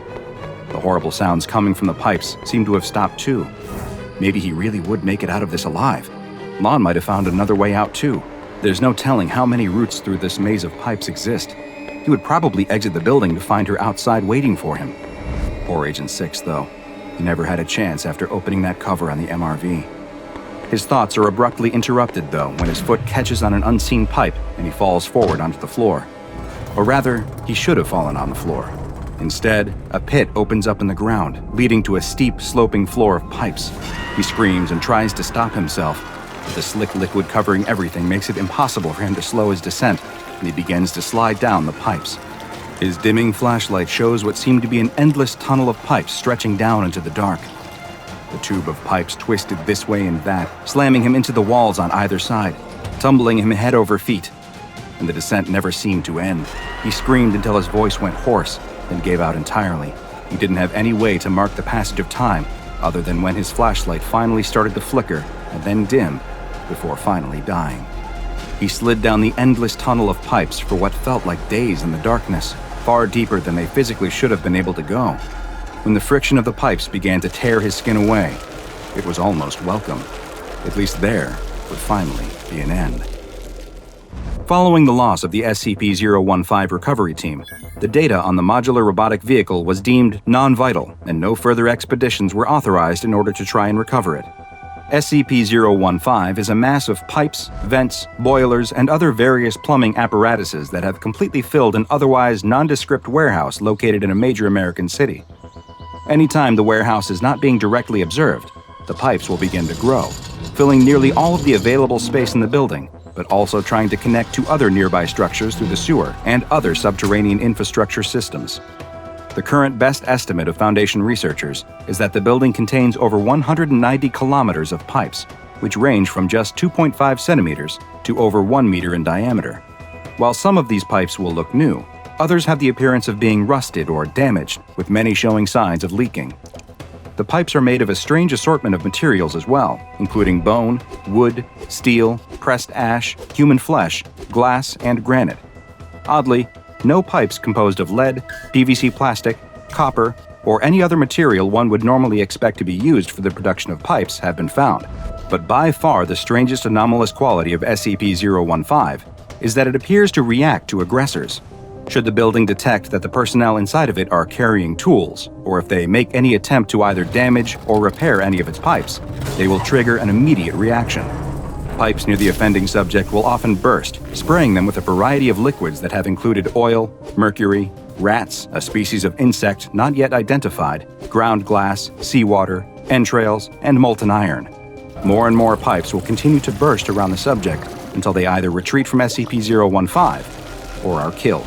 SCP-015 was discovered by the Foundation after reports that pipes emanating from a warehouse had mysteriously started to connect to multiple other nearby structures, with no obvious answer for how or why they had suddenly begun emerging from the structure. The pipes were eventually able to be cut back and are now solely within the warehouse once again, but the human cost of containing SCP-015 has been high, and so far, 11 SCP personnel have been killed in their interactions with the anomaly, and an additional 20 are still missing. All of the missing are presumed to also be dead, though there have been reports of banging and screaming coming from within the building that may indicate they are still alive in some form. SCP-015 has been classified as Euclid, and because the building itself is impossible to move, it has been effectively contained on site. The Foundation maintains a gap of at least 2 meters around the warehouse, and no structures are allowed to be built that make contact with the building's outer walls. Should any protrusions from SCP-015 be detected, the pipes are to be immediately capped and sealed. Internal exploration of SCP-015 is permitted with approval from senior staff, but following numerous losses within the site, expedition teams must consist of 3 members, all of whom are equipped with safety lines and GPS tracking. The teams are not allowed to bring any hand or power tools within the building, nor are they to attempt any repairs or maintenance of any kind while inside. There's no need to enforce these rules, though, seeing as SCP-015 appears more than happy to terminate the offenders itself. The SCP Foundation contains many anomalous locations, though SCP-015 may just be one of the strangest. The sharp trill of a woodpecker echoed through the forest. The group of birdwatchers froze, eyes instantly scanning the treetops. "There!" one of them whispered, pointing at a flash of red feathers among the leaves. "Just a cardinal," the guide said, his voice calm and steady. "They're common here. Let's keep going. There's a nesting site of robins up ahead." The group followed him along the trail, stepping carefully over roots and fallen branches. A pale blue cluster of eggs nestled in a nearby branch soon caught their attention. Quiet murmurs of admiration rippled through the group as they gazed upon the fragile sight. But the guide's focus had shifted. His eyes were locked on a vine curling tightly around an oak tree. It didn't look like anything native. Its edges were tinged with deep purple, and tiny, green thorns glinted faintly in the sunlight. "Stay here," he said, lowering his binoculars. His tone was a mix of curiosity and unease. The guide stepped closer, his boots crunching softly on the forest floor. Up close, the vine seemed even stranger. Its leaves were glossy, catching the sunlight in an almost unnatural way. They moved slightly. It was a subtle, deliberate motion. Something wasn't right. What is that? Someone called out, breaking away from the rest of the group. Not sure, the guide replied, crouching down for a closer look. His fingers hovered over the vine, hesitating. Doesn't look familiar. Might be invasive. He leaned in, careful not to touch it. The vine shifted slightly, its leaves trembling, even though the air was still. The guide hesitated. The movement wasn't natural. Strange, he murmured, stepping back. The forest had gone quiet, the birdsong fading into silence. His hand hovered just above the vine. Its glossy leaves rippled faintly, almost as if aware of his presence. He frowned, shaking his head to push away the unsettling thought. Let me just... he began, reaching out cautiously. The vine exploded into motion, a blur of green that struck before anyone could react. It lashed out, twisting like a whip, and coiled around his arm with terrifying precision. Gasps come up from the group as the plant tightened its grip, its thorns sinking into the guide's skin. Blood welled up, dark red against the vine's purple leaves. What the guide shouted, yanking his arm back. The vine only tightened, digging deeper. Help him! Someone screamed, panic in their voice. The group were caught between disbelief and fear. The guide thrashed, clawing at the vine with his free hand, but the plant moved with purpose, shifting and tightening with every attempt to break free. Get it off! He yelled, his voice cracking as the pain grew unbearable. His knees buckled, and he collapsed onto the forest floor. The group stepped closer but stopped, their fear rooting them in place. His body convulsed violently, cries turning to guttural gasps as his muscles seized. What's happening to him? A woman whispered, clutching her binoculars like they might protect her. The guide's face twisted in agony, his eyes wide and glassy. It burns! He choked out, his voice raw. It's inside! Thorns dug deeper, drawing fresh blood that dripped onto the soil in thick, dark streams. The guide's body jerked again, the burning spreading as though fire coursed through his veins. A younger birdwatcher took a step forward, gripping a branch as a makeshift tool. Maybe we can... The vine lashed out before they could finish, a tendril snapping toward them with violent force. They stumbled back with a sharp scream, dropping the branch as they narrowly avoided its grasp. Stay back, another voice warned, pulling them further away. The guide's convulsions began to slow, his movements reduced to faint, agonized twitches. The vine loosened its grip slightly, almost as if satisfied with its work. His ragged breaths filled the silence as the group huddled together in terror. The forest seemed to darken, the once bright morning light fractured by shadows. The air grew heavy, the chirps and rustles of wildlife replaced by an oppressive quiet. The guide trembled on the ground, his breath shallow and uneven. The vine writhed around his arm, its movements erratic yet deliberate. Every attempt to help had only made it worse. No one dared move now. Then, with a guttural yell of desperation, the guide fumbled for his pocket. His shaking fingers closed around a small knife. The blade flicked open with a sharp click, glinting in the sunlight. Hold still, someone called out, their voice trembling. The guide didn't need the advice. There was no time for precision. Gritting his teeth, he brought the blade down on the vine, sawing at its base with furious strokes. The plant seemed to sense the danger. Its tendrils convulsed, tightening their grip as if in protest. The thorns sank deeper, tearing his skin and drawing fresh streams of blood. He let out a strangled cry, pushing harder. With a final desperate stroke, the vine snapped. A piece of it remained attached to his arm, its grip loosening but still embedded in his flesh. The severed length thrashed briefly on the ground before retreating back toward the tree like a wounded predator. The guide stumbled back, clutching his arm. His face was pale, beads of sweat dripping from his brow. His legs wobbled beneath him, barely holding him upright. Let's get out of here, he whispered, his voice hoarse. The group sprang into action. Two of them rushed to his side, draping his arms over their shoulders to support him. The others circled protectively around them, their eyes darting to every shadow in the forest. They moved as quickly as they could, each step feeling like an eternity. Their breaths came in short, panicked bursts as they hurried down the trail, glancing back over their shoulders. Behind them, the vine swayed gently, its leaves shimmering as though nothing had happened. They reached the trailhead just as dusk began to settle over the forest. The guide dropped onto a fallen log, struggling to catch his breath. One of the group members pulled out a first aid kit, their hands trembling as they worked to wrap his arm. The piece of vine embedded in his skin oozed a dark, sticky sap that seemed anything but natural. Are you okay? Someone asked, their voice tight with urgency. The guide shook his head, his face pale and haunted. That thing, he muttered, his eyes flicking nervously back toward the forest. I've never seen anything like it. The group exchanged uneasy glances. One of them pulled out their phone and began scrolling through the photos they had taken earlier. The images of the vine were sharp, its thorns gleaming in the sunlight. You need to tell someone, another said, holding the phone out to the guide. The local authorities were less than impressed. The small office smelled of stale coffee and damp paper. The guide sat stiffly across from a disinterested officer, his arm heavily bandaged and his face tight with pain. So you're saying a plant attacked you? The officer asked, his tone filled with skepticism. You sure it wasn't just poison ivy? That stuff can make people itch like crazy. It wasn't poison ivy, the guide snapped, his exhaustion giving his voice an edge. He placed the photos and his scrawled notes on the desk, his hand shaking slightly. Look, this isn't normal. You won't find this in any field guide. The officer picked up the photos, his expression unreadable as he studied them. Looks like some overgrown kudzu to me, he said with a shrug, sliding them back across the desk.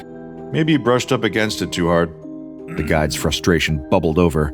You're not listening. It moved, it wrapped around me like a snake. It's alive! The officer sighed, leaning back in his chair.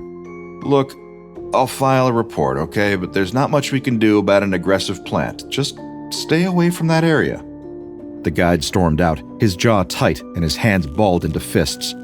The officer's dismissive words stung, but he refused to let them be the end of it. That night, he gathered his notes, the photographs, and every detail he could remember. He sent the information to a network of environmental organizations, determined to find someone who would take him seriously. Unbeknownst to the guide, his evidence reached the hands of people far more willing to act. Deep within the SCP Foundation, a file was opened. Unusual predatory behavior, vines with anomalous mobility, possible biohazard, an agent read aloud, their tone brisk.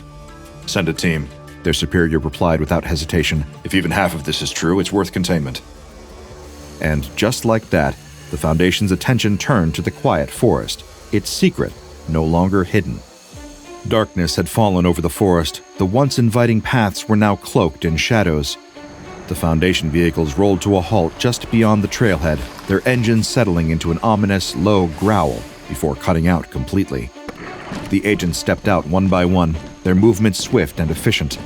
Dressed in tactical gear, their faces were concealed behind reflective visors, their presence unnerving in the stillness. We'll retrace the path described in the report, the lead agent said, unfolding a map and gesturing to the trail ahead. Stay sharp. We treat this like any other anomaly until proven otherwise. The team moved in formation, their boots crunching softly on the forest floor. Floodlights mounted to their gear cast sharp beams of light into the surrounding darkness. Every rustle of leaves or snap of a twig set nerves on edge, but they pressed forward, their discipline unshaken. Eyes on the target, came a whisper from the rear of the team. Ahead, the vine came into view. It was unmistakably larger than the photos had shown. The leaves, tinged with deep purple, shimmered faintly under the pale moonlight. The green thorns glinted menacingly, sharper than the initial report suggested. Coiled tightly around the tree, the vine's tendrils stretched outward, almost as if searching for something. Or someone. The lead agent raised a hand, signaling the team to halt. Thermal scan, they ordered, their tone steady despite the weight of the moment. The team prepared, their equipment whirring faintly in the silence, as the forest seemed to watch. One of the agents stepped forward, wielding a handheld device. The screen flickered to life, displaying a map of heat signatures. A faint glow pulsed from the vine's core, growing brighter with each passing second. It's reacting to us, the agent murmured, lowering the scanner. The vine shifted slightly, its tendrils stretching toward the nearest source of heat. The team deployed a robotic arm, its mechanical joints clicking softly as it extended toward the vine. At the end of the arm, a set of shears gleamed under the floodlights, ready to cut. The Vine responded instantly. A tendril lashed out, striking the arm with enough force to send it jerking backward. The operator tightened their grip on the controls, steadying the machine and maneuvering it away from another attack. Defensive behavior, the lead agent noted, their voice calm despite the rising tension. Log its movements. The robotic arm adjusted its approach, swinging wide before darting in. The shears snapped shut, slicing off a small section of the vine. The severed piece writhed violently. It was quickly secured in a containment tube, the lid sealing with a sharp hiss. The main vine grew more aggressive. Tendrils shot out, reaching toward the team with deliberate precision. The agents stepped back, moving cautiously, but keeping their lights trained on the advancing plant. It's targeting warm bodies, one agent said, watching the tendrils stretch toward them. Another glanced at the thermal scanner. The heat signature spikes every time it moves. It's hunting. The lead agent raised a hand. Fall back. Keep your distance. The team retreated, their movements careful as the vine continued its relentless pursuit. Its tendrils stretched further, nearly brushing the boot of the outermost agent before recoiling. Once they reached a safe distance, the lead agent activated their comm. Sample secured. Behavior documented. Returning to base. The forest remained eerily silent as the team disappeared into the shadows, the vine's tendrils twitching, as if it were already planning its next move. The agents exchanged wary glances, their steps quickening as they left the vine behind. The forest seemed darker now, every shadow a potential threat. Their focus was broken by a rustling in the underbrush. A raccoon emerged, its small eyes glinting in the beams of their lights. It sniffed the air, drawn toward the strange, sweet scent emanating from the vine. Hold position, the lead agent whispered, raising a hand to stop the team. The raccoon scurried closer, its curiosity leading it straight to the vine. It stood on its hind legs, pawing tentatively at the purple-tinged leaves. Should we intervene? One agent asked quietly, their voice tight with unease. Before anyone could respond, the vine reacted. A tendril shot out with terrifying speed, coiling around the raccoon's midsection. The animal let out a sharp cry, clawing at the vine as it tightened. More tendrils followed, wrapping around its limbs and neck. The thorns pierced through fur and flesh, eliciting a final, pitiful shriek. The agents watched in horrified silence as the raccoon's struggles grew weaker. The vine pulsed as it siphoned the animal's fluids. Within moments, the raccoon's body collapsed inward, its form reduced to a shriveled husk. Unbelievable, an agent muttered under their breath, their voice barely audible. The lead agent's expression hardened. We've seen enough. This thing isn't just an anomaly. It's a predator. Containment is critical. A new urgency gripped the team as they returned to their staging area. The severed piece of the vine writhed sluggishly within its containment tube. Bring the reinforced container, the lead agent ordered. An agent wheeled over a stainless steel case, its polished surface reflecting the harsh lights. Inside, layers of non-reactive material lined the container, designed to prevent any breach. Stainless steel had been chosen specifically because the plant couldn't penetrate metal. Careful, one agent murmured as the vine was transferred into the container. They worked methodically, ensuring no part of the specimen was left exposed. The lid closed with a satisfying click, the airtight seals engaging with a hiss. The team double-checked every seal, then checked them again. Container is secure, the handler confirmed, stepping back cautiously. The lead agent nodded. Good. Let's make sure we leave nothing behind. The group scoured the area, scanning for any fragments or spores that might have escaped during the transfer. Tools were sterilized, disposable gear sealed in hazardous materials bags, and every piece of equipment meticulously cleaned. All clear, another agent reported after completing the sweep. The team loaded the sealed container into their vehicle, each member moving with heightened caution. They all knew what was at stake. The vine wasn't just an anomaly to study. It was a predator waiting to spread. Failure wasn't an option. The arrival at the Foundation site should have been routine. The transport team moved with precision, unloading the reinforced container into the sterile transfer zone. Bright artificial lights illuminated the laboratory. Nearby, a hydroponic growth chamber stood ready, its glass walls bristling with sensors and automated irrigation systems. A small group of researchers and technicians gathered around, their attention fixed on the container. The air buzzed with quiet anticipation, an undercurrent of excitement barely masking the tension. Careful with the transfer, the lead scientist instructed, their eyes glued to the tablet in their hands. Their tone was firm, carrying the weight of prior warnings. This specimen has already demonstrated its lethality. Let's not add another casualty tonight. The container hissed softly, a faint exhalation, as its seals disengaged with a sharp click. The sound echoed in the sterile chamber, amplifying the weight of the moment. 2 technicians moved forward, methodically guiding robotic arms toward the container's edge. Every movement was measured, deliberate. Then came a pause. A junior researcher edged closer, their curiosity overriding caution. They leaned in, their gloved hand moving toward the vine, seeking a better view. "What are you doing?" a senior colleague snapped, their voice sharp with alarm. It was too late. The vine exploded from the container, its tendrils moving with impossible speed. They lashed out, coiling around the researcher's arm in an instant. The force sent them staggering backward, a strangled cry escaping their lips. "Get back!" the lead scientist shouted, slamming the emergency alarm. Red lights flared, bathing the room in an ominous glow, and a shrill klaxon pierced the air. The researcher's body stiffened as the vine tightened its grip. Tendrils snaked around their torso and neck, pulling them to the floor. Their panicked gasps filled the room as their colleagues scrambled to intervene. "Cut it loose!" a technician yelled, grabbing a pair of long-handled shears, but the vine was faster. Its thorns sank deep, the pulsing rhythm of the tendrils intensifying. The researchers' struggles faltered, then ceased entirely. Their body began to collapse inward, skin and muscle withering as though drained of life. Within moments, they were a husk, hollow, lifeless. "Pull back!" the lead scientist barked, their voice cutting through the chaos. The team retreated, their faces pale as the vine retracted into its container with unnerving calm. Its movements were slow now, deliberate, almost satisfied. The breach prompted immediate action. The laboratory was sealed, the remains of the researcher incinerated, and the containment protocols underwent an urgent overhaul. The surviving specimen was relocated to a new containment unit, a custom-designed stainless steel planter housed within a hydroponic chamber. The planter's non-porous material ensured that the vine's roots could not extend beyond its confines. Automated systems managed its environment, providing water, nutrients, and controlled lighting without human intervention.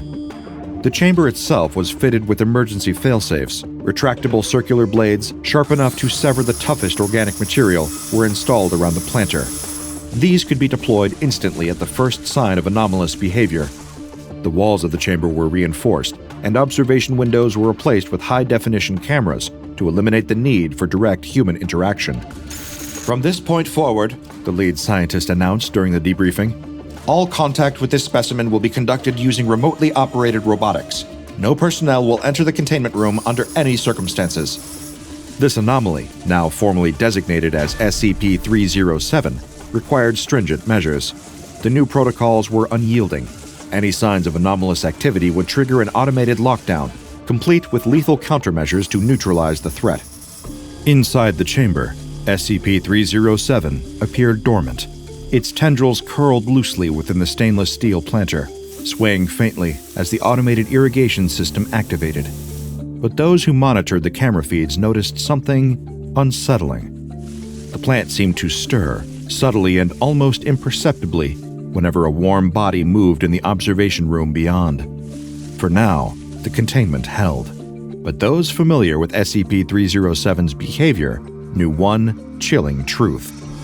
It was waiting.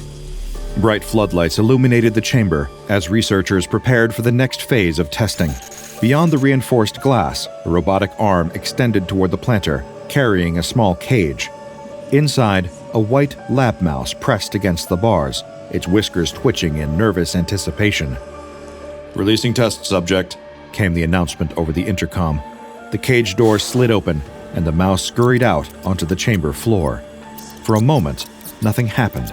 SCP-307's tendrils remained motionless as the mouse sniffed the air, hesitating as it neared the planter. Then, the vine struck. With blinding speed, a tendril snapped forward, wrapping tightly around the mouse's midsection. The animal let out a high-pitched squeak, its body contorting in vain against the plant's relentless grip. More tendrils followed, coiling around its limbs and head, with a precision that was as efficient as it was horrifying. Predation time, 6 seconds. The researcher noted, their voice clinical, masking the tension in the room. No external injuries observed beyond thorn penetration. As quickly as it had struck, the vine released its prey. The mouse's withered remains crumpled to the floor, its body drained of fluids. The tendrils retracted, curling back into a poised, waiting position, as though the attack had never occurred. Over the following weeks, SCP-307 endured rigorous environmental testing.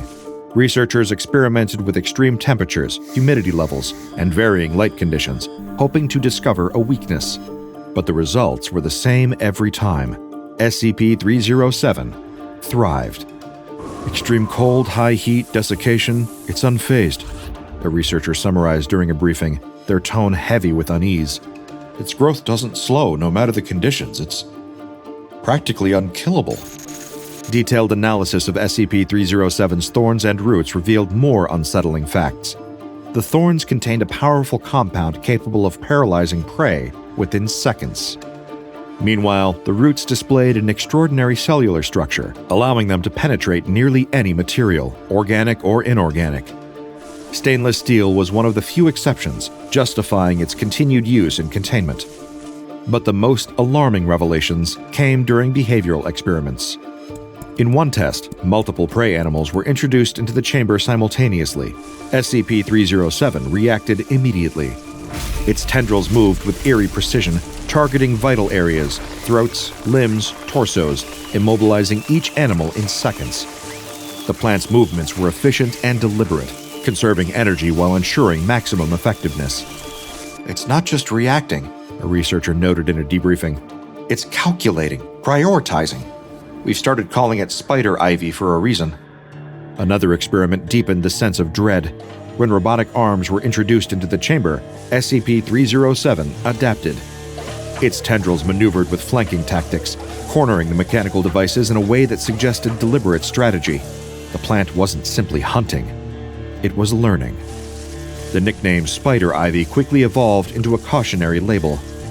The danger became undeniable during a routine test involving a D-Class subject. Outfitted in a reinforced suit, the subject was instructed to approach SCP-307 with a thermal scanner. As soon as they entered the chamber, the plant's tendrils twitched, reacting to the heat signature. Maintain a 2-meter distance, the lead researcher warned over the intercom. But SCP-307 had other plans. A tendril shot out far beyond its usual range, coiling around the D-Class's arm. The suit, designed for protection, offered little resistance. Thorns pierced through the material, delivering their paralyzing venom. The subject screamed, their body jerking as the plant tightened its hold. "Deploy blades!" the lead researcher barked. The failsafe system activated immediately. Circular blades descended, slicing through the tendrils with mechanical precision. Severed sections of the vine thrashed wildly, releasing the D-Class, who crumpled to the floor, gasping for breath. But the crisis wasn't over. The severed pieces of SCP-307 began growing autonomously, tendrils snaking across the chamber floor and reaching for the walls. Their rapid expansion was unlike anything the team had observed before. "Seal the room!" came the urgent command. Doors slammed shut as the containment team scrambled to regain control. The plant's new growth shriveled under the assault, curling inward as its predatory expansion was halted. By the time the room was officially declared safe, the D-Class subject lay motionless on the floor, their body grotesquely altered. An autopsy later revealed the horrifying extent of SCP-307's invasion. A small breach near the faceplate of the insulating suit had allowed a tendril, labeled Vine B, to penetrate the subject's body. Inside, the results mirrored those of previous animal tests. The internal organs were gone, replaced by an intricate network of roots that extended throughout the skeletal structure. At the core of this network, a seed was discovered lodged within the subject's skull. Shoots had already begun to sprout toward the eye sockets, the beginnings of another growth cycle. The remains of the D-Class subject were promptly incinerated, the grim findings reinforcing the plant's terrifying adaptability and the deadly consequences of any containment failure. SCP-307 has since been formally classified as Keter. This anomaly was a stark reminder that even nature's simplest creations could become its most terrifying. The explorer slashes his way through the jungle, using his large machete to hack through the thick undergrowth. He suddenly stops and turns around. "Which way was it again?" His local guide answers, but he must wait for him to finish and his research assistant to translate. "He says to continue straight. It's just another 100 yards or so." The gentleman explorer offers a quick nod before turning to resume cutting his way through the forest. The guide was right, though, because after a short way, the dense jungle suddenly opens up, giving way to a clearing that reveals one of the most incredible things the explorer has ever seen. Just ahead of him, rising out of the forest, is a massive, ancient stone temple. A huge step pyramid of solid stone, intricately carved and covered with elaborate statues. The colossal structure looks like it has been abandoned for centuries, if not longer, with nature having done its best to reclaim the stone and cover the pyramid in vines and other plants. The team approaches the temple, but stops in front of a stone monument that stands in front of it. The explorer traces its carved lines with his finger, knocking the dirt away to reveal its weathered pictograph. It appears to depict a sort of creature, but with large spread wings instead of arms. Perhaps a kind of ritualistic garb, the explorer says to his assistant. The assistant hastily scribbles in her notebook, trying to document everything she can. Yes, this is definitely a priest-like figure of some kind. Maybe a leader of this temple, thanks to the connection he shares to their... The explorer's musings are interrupted by his guide, who he angrily spins around to face. "Yes, what? What is it?" His research assistant translates for him as usual. "He says that we should go no further, that it's too dangerous." "Nonsense," replies the explorer. "We came all this way, and who knows what fantastic treasures await us inside. Historical treasures, I mean. Artifacts. Treasures of knowledge, of course." "Of course," replies his assistant, before following her boss as he starts making his way up the step pyramid, as the guide holds true to his stated intentions and waits near the edge of the jungle. The two of them walk through an entrance that leads into a long, dark hallway. With only torches to light their way, it's impossible to see just how deep it runs into the temple. The explorer stops to examine the walls, which are covered in even more carvings. He can see that there are complicated geometric patterns, but also many more depictions of the same winged creature that was on the monument outside. Here, though, the creatures are depicted in moments of action. They appear to be running, chasing, reaching out and grabbing for people. They are shown attacking them, picking them up, carrying them away to... Right where the pictograph story should reveal its climax is a chunk of missing wall. It must have fallen off at some point. Oh well, the explorer declares before moving on to explore more of the temple. His assistant doesn't follow, though. She spots several pieces of stone on the floor underneath the missing panel and kneels down to get a closer look. She begins to gather them together, rearranging the various pieces back into their original form. Meanwhile, the explorer's attention has been caught by something else. On the other side of the hall is a statue of a tall, proud warrior, and in his hand, he clutches a large, bejeweled spear, the gemstones adorning it sparkling in the torchlight. The explorer reaches out and grips the spear's handle. He begins to pull, perhaps being a little rougher than one should with an ancient artifact, but he wants this fabulous jeweled piece, and even more than the spear itself, he wants the acclaim it will bring him back home. As the explorer pulls on the spear, his research assistant moves the final piece of the broken wall carving into position. She holds her torch over it to get a better look, and she gasps. The winged creatures are carrying people away, but that isn't the end of the story. They are bringing them somewhere, and she can even see now that they are being presented to an even bigger winged creature. It's a monster that is feeding on the people. The assistant turns to tell the explorer what she has found, and just as she does, she watches as he is finally able to rend the spear loose from the statue's grip. The statue finally letting go causes him to fall backwards to the ground, where he lies, marveling at the beautiful jeweled spear in his hands. "Look out!" yells his assistant. The explorer doesn't notice that the statue is precariously rocking back and forth, and he rolls out of the way just before it crashes down right where he was lying and admiring the spear. "Are you okay?" she asks as she rushes over. "I think so," he tells her. "Just a little bump on the head. Nothing that can't be fixed up by a good..." "By a good what?"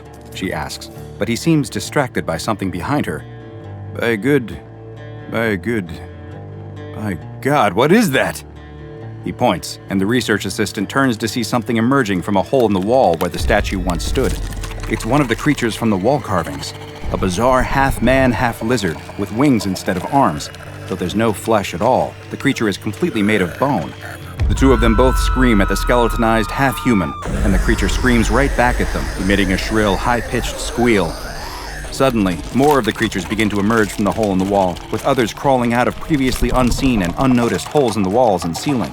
The creatures rush towards them, blocking their way out of the temple, and the pair have no choice but to run further down the darkened hallway. As they run, more of the creatures emerge from holes in the darkness, screaming at them and grasping at them with the sharp claws on the end of their wings. As they round a corner, one reaches out and grasps the explorer's ankle, causing him to trip and fall hard onto the stone floor.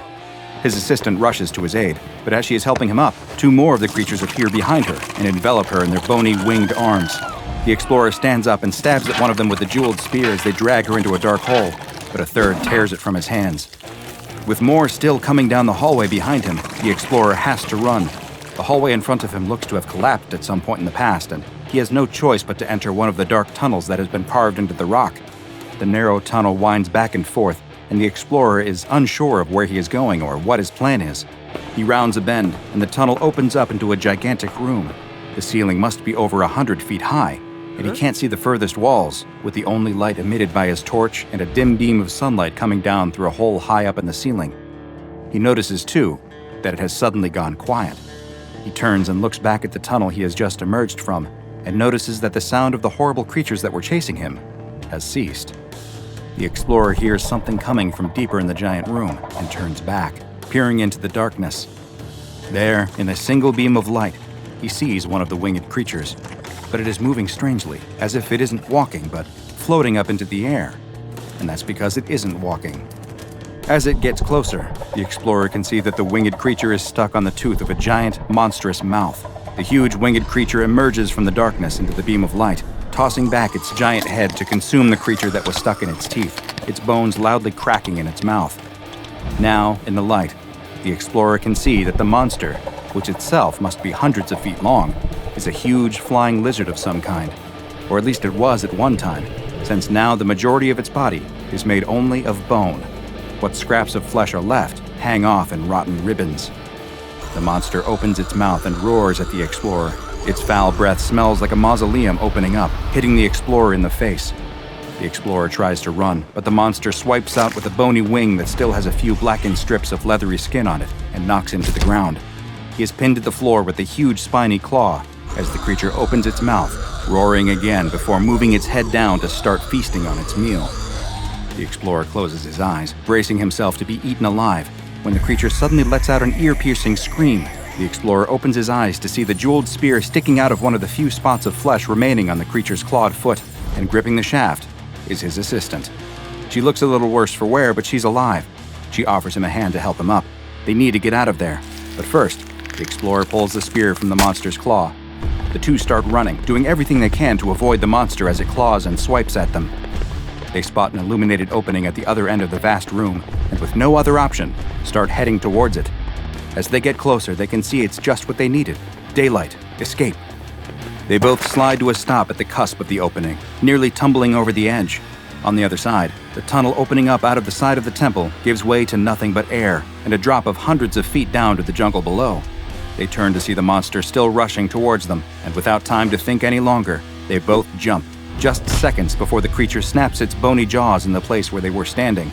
It's too big to fit anything more than its mouth out the door, and it howls and screams as they fall through the air before crashing into the ground below. The assistant slowly opens her eyes to see someone. It's their guide. He is cradling her head and asking if she's okay. She sits up, dazed and more than a little bruised from her fall. She asks the guide where the explorer is, if he's all right, and the guide lowers his eyes, looking as though he'd rather not answer. He points next to them without looking, and the assistant turns to see the explorer lying on the ground a few feet away from them, his body impaled on the jeweled spear. History is full of tales and legends about gods, monsters, and everything in between. But not all of these are just stories. And in fact, sometimes the reality is even more terrifying than what we could envision. And that is exactly the case when it comes to SCP-4959, also known as the Teotihuacan Pterodactylactery. SCP-4959 is a huge creature that resembles a pterosaur, which were flying reptiles that existed during the Mesozoic era. While pterosaurs have been extinct for millions of years, SCP-4959 is very much alive, or at the very least, animate. This massive anomaly, whose wingspan stretches approximately 50 meters, is in a living state of decomposition, with roughly 70% of its flesh having rotted or otherwise fallen away, leaving only small patches of skin and decaying tissue clinging to its bones. The flesh that does remain shows no signs of further decomposition, though, as if it is permanently locked into this specific stage of advanced decay. Tests of 4959's flesh have shown no apparent abnormalities, save for a slightly higher than expected concentration of iridium. Its eyes are no longer present, but the eye sockets somehow shine with a bright green light, though the source of this luminescence is unknown. When angered, the creature also emits a multicolored corona of fire from its wings, skull, and neck. SCP-4959 was discovered in a gigantic chamber beneath the Temple of the Feathered Serpent in Teotihuacan, Mexico. A number of tunnels connect to the chamber, and these, too, are anything but empty. Lurking within the temple's many twisting passages are entities that have been designated SCP-4959-A. These humanoid-sized creatures appear to be constructed of various human and pterosaur bones, creating an all-new creature that is an amalgamation of both. The bones are connected to a central stone-like heart, but it is unknown if this heart was carved from stone, or if it was at one time a real heart that turned to stone through a process of ossification, nor is it fully understood just how the bones are connected to it or stay together. The 4959-A entities also have a number of varying adornments on their bodies, which can include strips of decayed fabric, feathers, and precious stones that resemble those worn by the indigenous people who resided in the area many centuries ago. SCP-4959 is carnivorous, though it is unknown if it requires or simply desires to feed. Regardless, it seems to be the task of the SCP-4959-A entities to bring it meals, since the 4959 creature itself is too large to leave its chamber beneath the temple.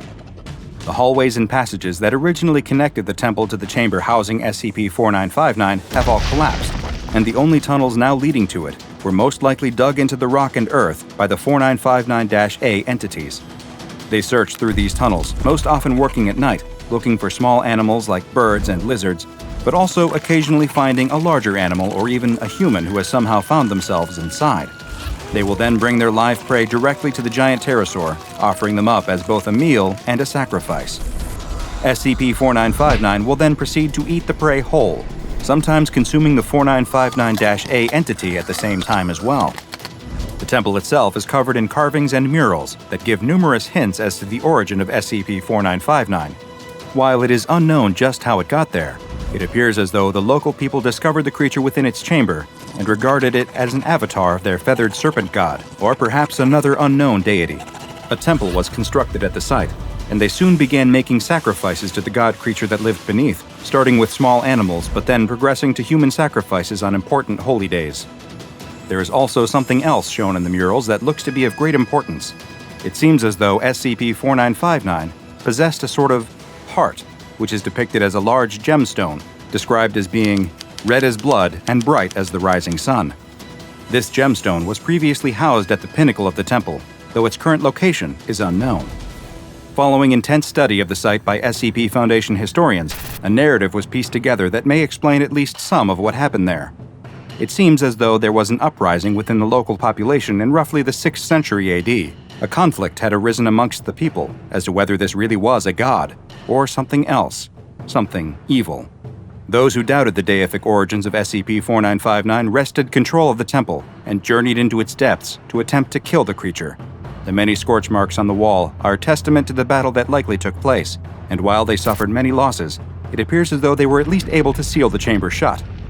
It is currently unknown what became of the great jewel on top of the temple after this, but its location is of great interest to the Foundation, given that it may well be the source of SCP-4959's longevity. SCP-4959 has been classified as Euclid, and it continues to be contained within the chamber beneath the Temple of the Feathered Serpent, though all of the tunnel entrances leading into it have been blocked by reinforced gates. If new ones are discovered as the result of SCP-4959-A's continued tunneling, they too are to be gated and sealed. Once per week, a large live animal, most often a cow, is deposited down a shaft that leads directly to the chamber, and so far, this seems to be keeping SCP-4959 content to stay within its tomb. Just what is SCP-4959? And what are the half-man, half-pterosaur creatures who serve it? Are they former human sacrifices, now destined to live in eternity in servitude to their master? If SCP-4959 was a god at one point, the fact that we are now the ones responsible for feeding it and keeping it happy means that, in a sense, we are the ones serving it now. The sun dipped low over Lowell, Massachusetts, casting golden light across the town. At a corner hardware store, the bell above the door chimed softly, announcing a customer's arrival. The man wandered the aisles, his eyes scanning the shelves stacked with familiar tools and trinkets. Among them, something unusual caught his attention. A sleek, metallic clock sat alone on a shelf. Its design was modern, almost futuristic, and its polished surface gleamed under the fluorescent lights. The man picked it up, surprised by its weight. The clock felt alive in his hands, the ticking faint and irregular, almost hesitant. At the counter, the cashier frowned, turning the clock over in his hands. "Never seen this one before," he muttered. With no price tag or barcode, he shrugged. "Take it. On the house." Later that evening, the clock took its place on a mantel. Its odd rhythm filled the quiet house, a faint ticking that seemed to stutter and syncopate. As the hours passed, the ticking softened, fading into silence. At precisely 2:13 a.m., an explosion ripped through the stillness. The blast shook the neighborhood, shattering windows and causing alarms to blare. In the living room, the mantel was scorched, the clock obliterated. Scattered across the floor lay the remains of its owner, their chest torn open. Among the debris was something that didn't belong, brightly colored fragments that shimmered in the moonlight. Candy. Smoke billowed from the chimneys of Metzger's factory mill, painting the horizon in shades of gray. At the gates, workers shuffled in before dawn. Their movements were slow, their breaths shallow. The clang of the iron gate closing behind them marked the start of another endless day. Inside, the factory floor was alive with noise. Machines roared and clattered, their steel arms moving in perfect rhythm. The air was thick with the scent of oil and the metallic tang of sweat. Metzger stood on the platform above it all. His eyes swept over the workers below, cold and calculating. The roar of the machines seemed to flow through him, a sound he knew intimately. "Faster," he said. The foreman at his side stiffened. He didn't question the command. Instead, he barked orders, his voice sharp enough to cut through the din. On the floor, the workers picked up their pace. Hands blurred as they fed the machines, faces twisted with strain, but no one dared stop. The rhythm of the factory demanded it. One worker, a boy barely old enough to be there, hesitated. His fingers fumbled over a bundle of thread, and the machine jammed, producing a metallic groan. The boy froze. His eyes darted toward the looming figure of the foreman, who was already moving toward him. The cane came down hard across the boy's shoulder. He winced, but didn't cry out. "You jam the machine, you waste time," the foreman snapped. His cane pointed to another worker nearby. "Take his place." The boy stumbled back, clutching his arm. The machines didn't stop. They were relentless. Metzger sat in his office. The roar of the factory floor below was a constant hum beneath his feet. He didn't mind it. It was familiar, a reminder of the work being done. His desk was covered in ledgers. Numbers filled the pages, precise and clean. Profits, losses, expenses. Metzger's pen moved steadily, each stroke deliberate. He paused only when the door creaked open behind him. The foreman stepped inside, hat in hand. He hesitated, lingering near the threshold like a man about to deliver bad news. Metzger didn't look up. He merely gestured for the foreman to speak. "There's been talk," the foreman said. The pen stopped mid-stroke. Metzger's eyes flicked up, narrowing slightly. "Talk?" The foreman shifted his weight, glancing at the floor. Some of the workers, they're unhappy. Hours, conditions." Metzger leaned back in his chair, the leather creaking under his weight. His hand rested on the desk, fingers tapping against the wood. "They're saying things, sir, about striking."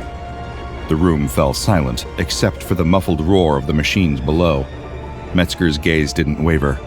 "Stop it," he said finally. The foreman blinked, as if the simplicity of the command caught him off guard.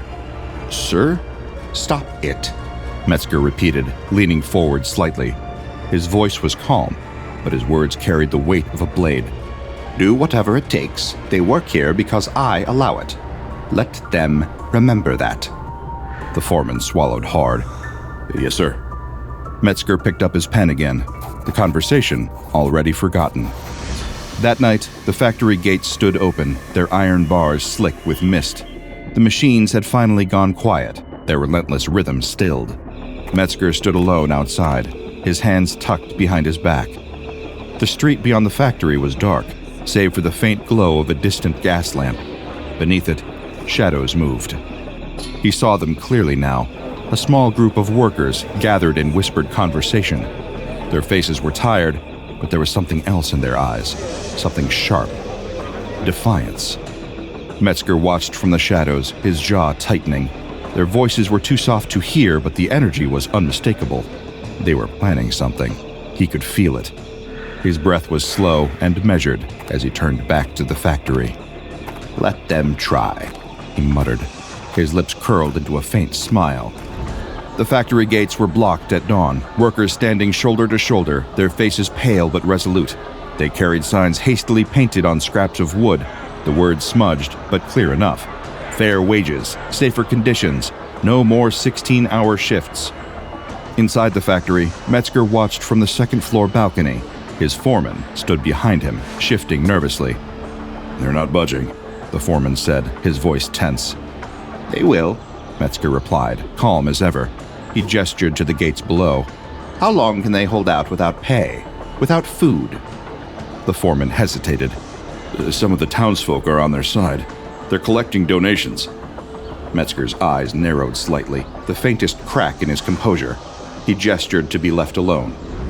Metzger leaned back in his chair as the foreman left, the sound of boots fading down the hall. He reached for the ledger on his desk, flipping it open. Metzger spent hours at his desk, poring over ledgers that refused to balance. The profits he'd built his empire on were bleeding out, lost to strikes and delays. The lamp on his desk flickered, the glow barely illuminating the room. Outside, the faint echoes of chanting lingered in the cold night air. Metzger closed the ledger with a sharp snap and leaned back in his chair. The numbers were worse than he'd feared. He traced a finger along the desk's edge, his jaw tightening. They'll break before I do, he murmured to himself. The flickering light caught his attention again, drawing his gaze. The shadows in the corner of the room seemed to stretch unnaturally. He blinked, convinced it was a trick of the failing lamp, but when he looked again, the shadows moved. You've done well, a voice said, low and smooth. Metzger froze. His eyes darted to the corner, where a figure now stood. He hadn't heard the door open. The figure was tall, impeccably dressed in a dark suit that seemed to shimmer faintly, almost as though it weren't entirely solid. You shouldn't be here, Metzger said, keeping his voice steady. The figure stepped forward, its movements deliberate. Its features were wrong. Metzger couldn't quite grasp them, as if they shifted slightly whenever he tried to focus. I go where I'm needed, the figure said, its tone calm. And tonight, you need me. What do you want? Metzger asked.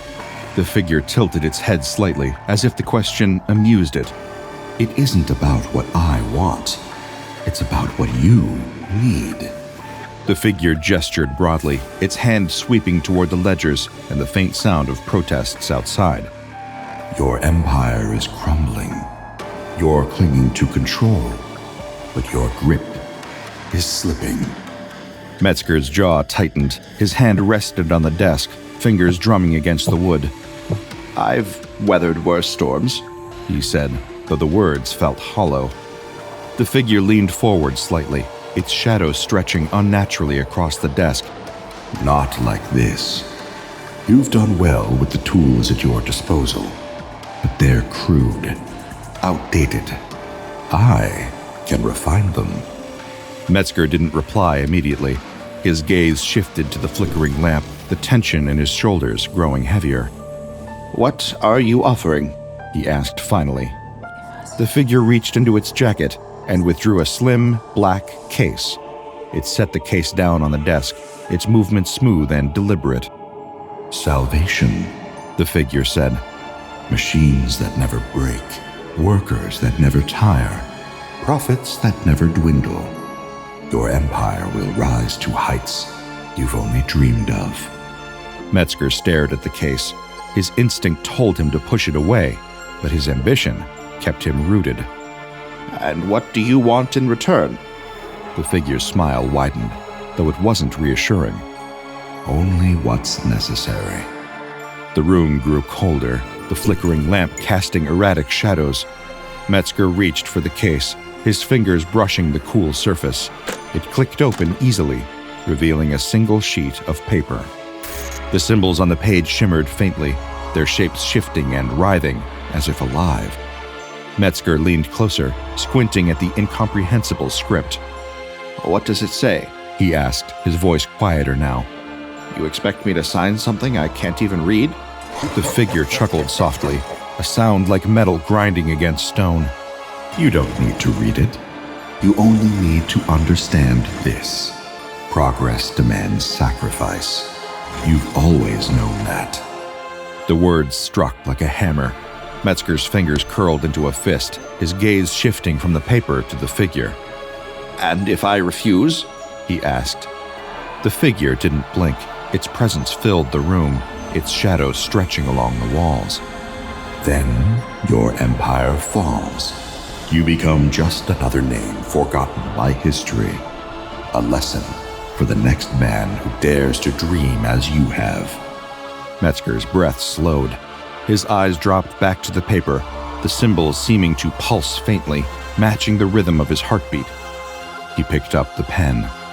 The weight of it felt unnatural in his hand. His name formed slowly on the page, the ink sinking into the surface as though it were alive. As the final stroke dried, the figure snapped the case shut. You've made the right choice, it said, stepping back.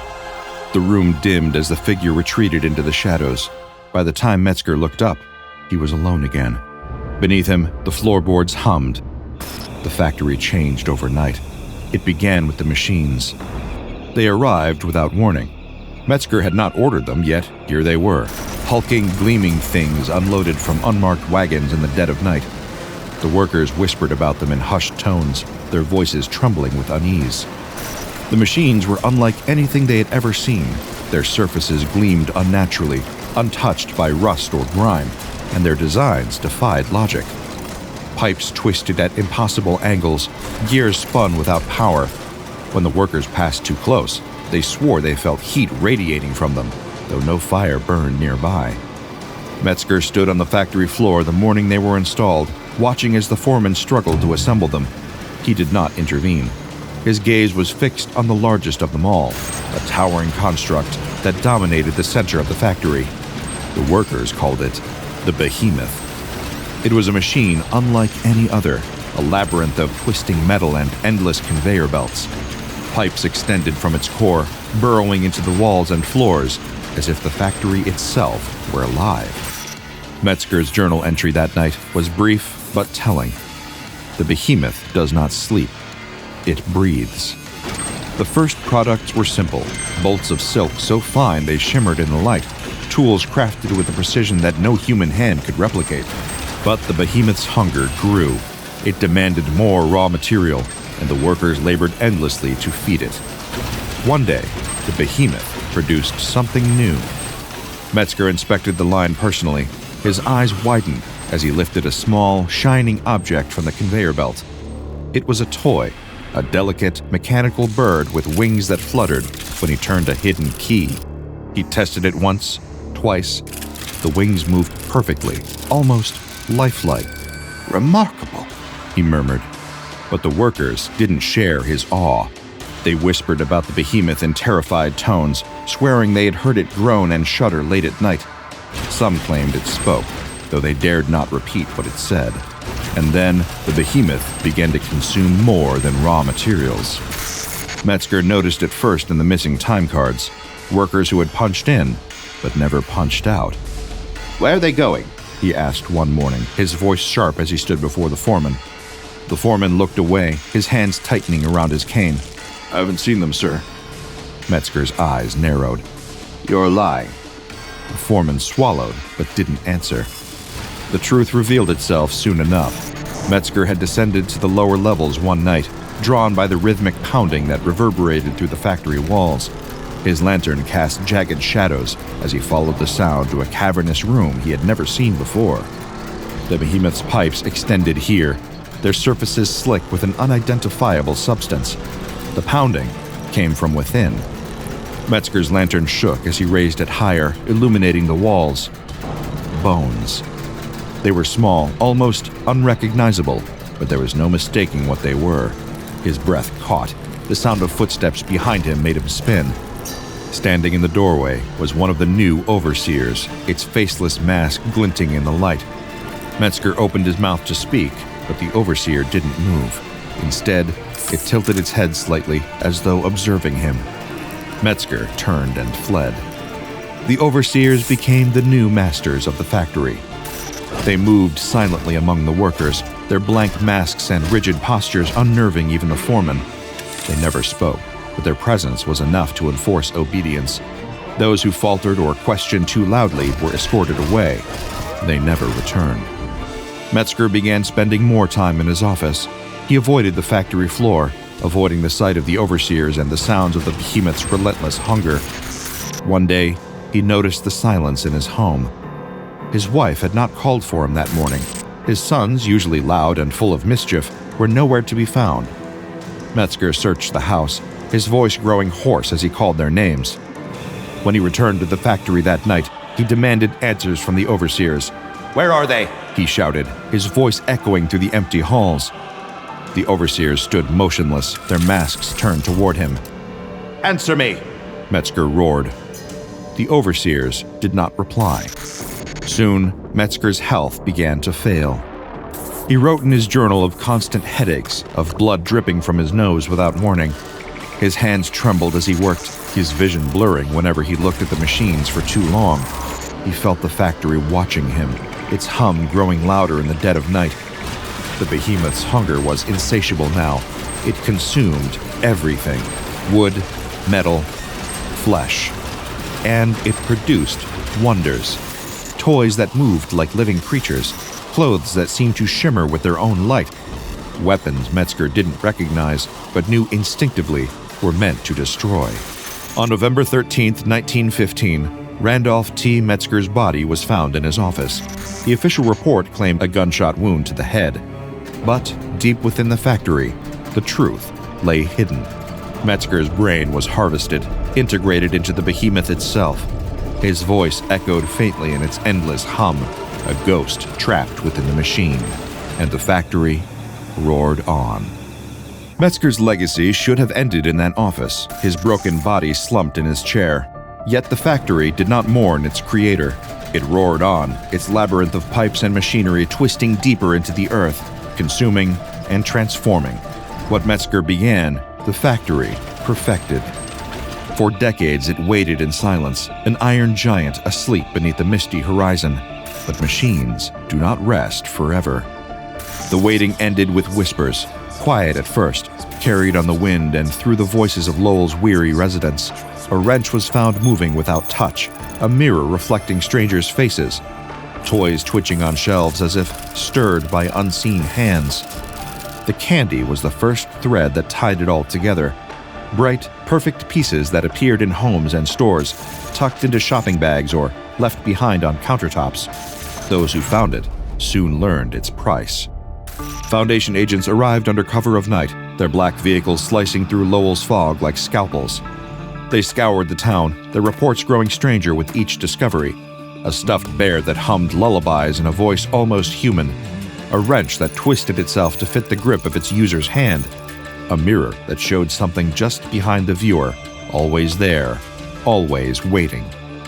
Every anomaly led them to a single source, a factory long abandoned, its name eroded from history, but its shadow still falling heavy on the town. The structure loomed on the outskirts of Lowell, a relic of another era. Rusted smokestacks stabbed at the sky, skeletal reminders of its glory days. The gate, choked with ivy and tarnished with age, creaked open at the agent's touch. "Doesn't feel right," one of them murmured, his voice barely audible over the groan of rusted hinges. "Does it ever?" his partner replied, stepping through. The courtyard was a graveyard of industry, littered with twisted beams and shattered glass. Faded posters whispered warnings from the past, their messages barely legible under layers of grime. A hard worker is a happy worker. The factory demands loyalty. Beneath the agent's boots, the ground trembled faintly, a rhythm too precise to be natural. It was a pulse, the memory of grinding gears buried deep within the earth. Inside, the air grew colder. Their flashlights cast long shadows down the hallways, illuminating pipes that jutted at impossible angles, their surfaces unnaturally smooth. Machines sat dormant, untouched by time, their gears gleaming with a strange vitality. You hear that? One of them whispered, stopping mid-step. Another agent turned, his flashlight sweeping the corridor. I hear everything. The further they ventured, the less human the factory became. It was alive now, bending to the will of something vast and unseen. They found the candy first. Small piles of it lined a conveyor belt that stretched into the darkness. The pieces glistened under the dim light. The hum of machinery surrounded them, a sound that grew louder the longer they lingered. Why candy? One agent asked, his voice uneasy. Another shook his head. Not just candy. Look closer. Then the grinding began. At first it was faint, like the stirring of a sleeping beast, but it grew quickly, echoing through the halls and rattling the very air. The agents froze as the sound built to a crescendo, the walls around them seeming to breathe with the vibrations. What the hell's that? One of them muttered, gripping his flashlight tighter. Nobody answered. At the heart of the factory, they found the door. It was massive, its rusted chains stretched taut across its surface. Warnings in dozens of languages covered the metal, some scrawled hastily, others etched with care. The markings glowed faintly, ancient symbols that defied understanding. The ground vibrated in perfect rhythm, a heartbeat that pulsed through their boots and up their spines. The air itself seemed to shift, heavy with a presence they couldn't see, but felt pressing against their skin. Do we open it? Someone asked, his voice barely above a whisper. The team leader hesitated. His hand hovered near the rusted chains, but the grinding sound grew deafening. No, he said finally, stepping back. Whatever's behind that door, it doesn't need us to let it out. Something stirred behind the door. They felt it before they saw anything. A vast, unknowable awareness watching from the shadows. The grinding sound reached its peak, a deafening roar that drowned out every other thought. And then, the door moved. The agent stood frozen as the chains rattled and the warnings burned brighter. The factory had waited long enough. It was awake. And somewhere deep within, a voice echoed through the endless labyrinth of steel and gears. Gentlemen, it said, smooth and triumphant, I do declare, the factory is back in business. The anomaly in question, that has come to be designated as SCP-745, is no longer confined to Lowell. GPS readings suggest that it operates in tandem with hundreds of similar facilities scattered across the globe, from Tokyo to Liverpool, Sao Paulo, and beyond. These instances are linked through dimensional anomalies, allowing them to function as one unified entity. While the exact number of linked factories remains unknown, their combined scale defies containment and comprehension. At the core of the factory lies the Infinity Engine, an immense, self-sustaining production system. Its primary function, to create. From everyday consumer goods to horrifying weapons of destruction, the factory's output is boundless. Its raw materials are anything it can consume: metal, wood, flesh, or even the ground itself. The factory's products appear worldwide in what the Foundation designates as Mammon events. There are the Alpha Mammon events, in which the factory harvests materials through SCP-745-5 entities and converts them into products. No distinction is made between living and non-living matter during this process. And there are also Omega Mammon events, in which anomalous items, ranging from toys to weapons, manifest in retail stores globally. These products are irresistible to consumers, but carry deadly consequences. Transactions involving them leave no trace. Money vanishes upon use, and digital records dissolve into nothingness. The first Omega Mammon event resulted in 33 fatalities, a precursor to widespread chaos. Site-68, once the Foundation's primary containment site for SCP-748, has been lost. Personnel were systematically converted into SCP-748-5 entities, while the site itself was salvaged and absorbed into the factory's growing infrastructure.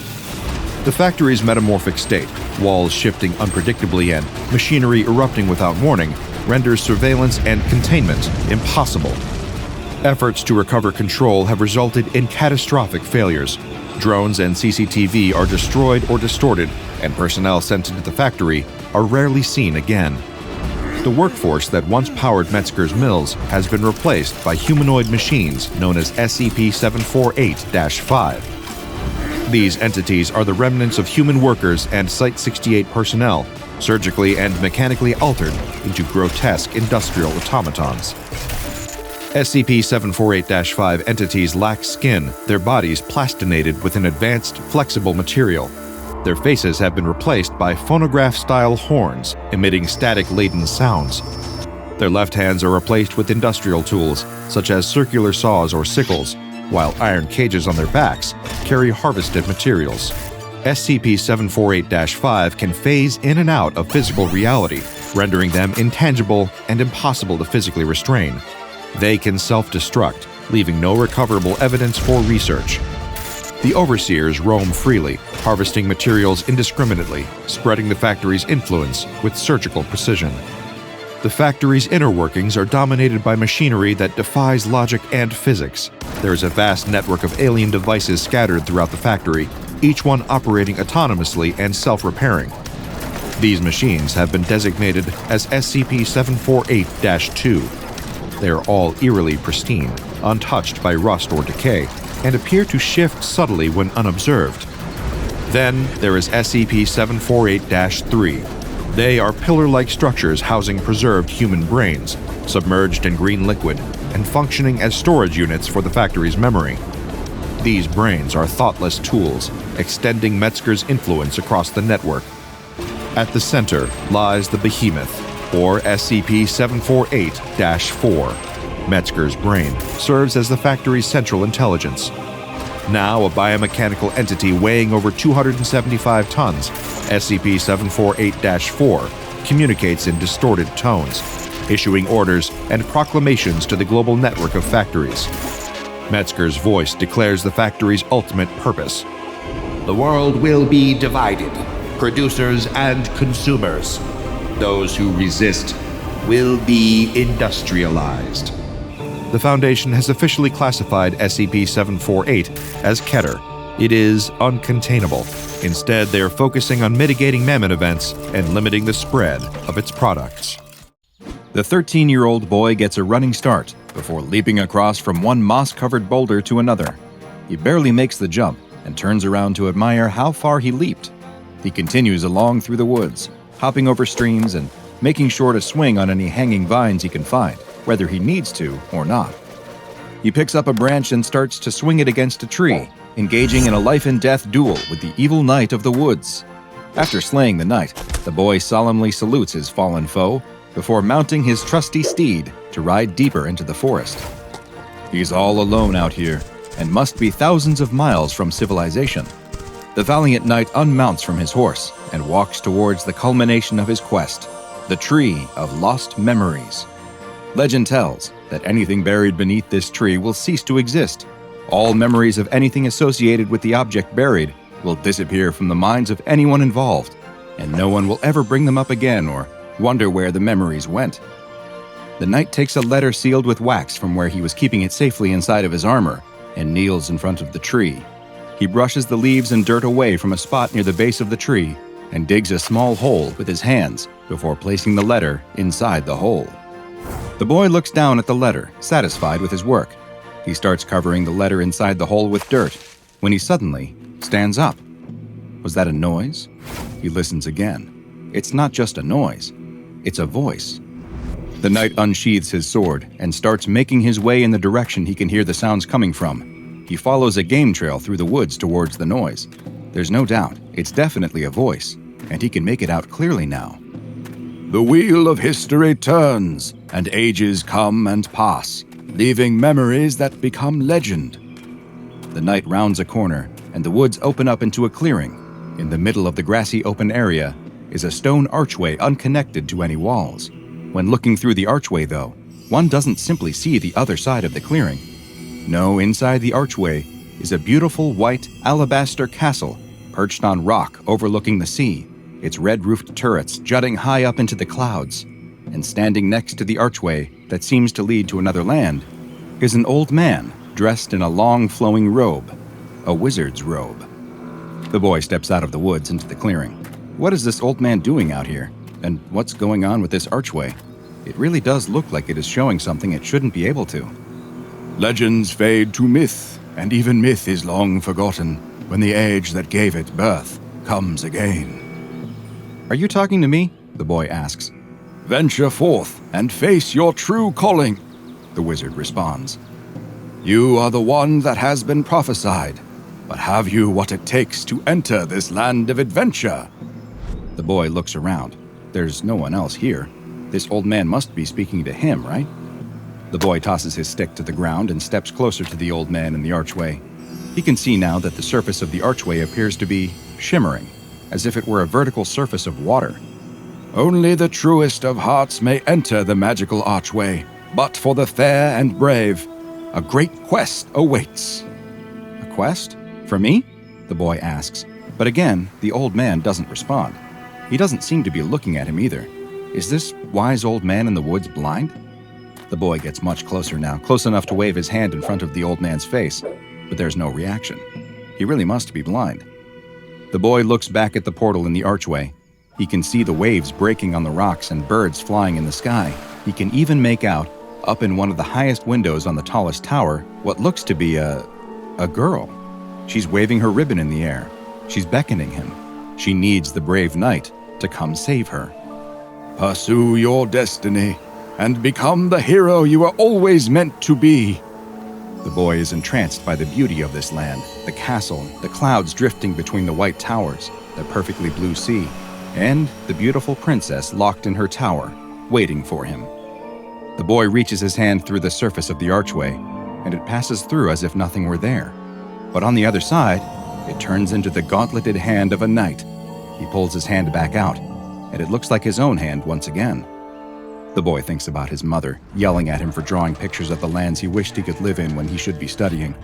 He thinks of his teacher grabbing the fantasy book out of his hand and dropping it in the trash, calling it a waste of time. He thinks of his friends laughing when he came to school dressed as a knight. He knew he was destined for something greater. And here it finally is. He really is a knight. He's the hero that was prophesied. He will become a legend. He's special. The knight girds himself and steps forward into the archway. As he does, he hears the old man still talking. The wheel of history turns, and ages come and pass, leaving memories that...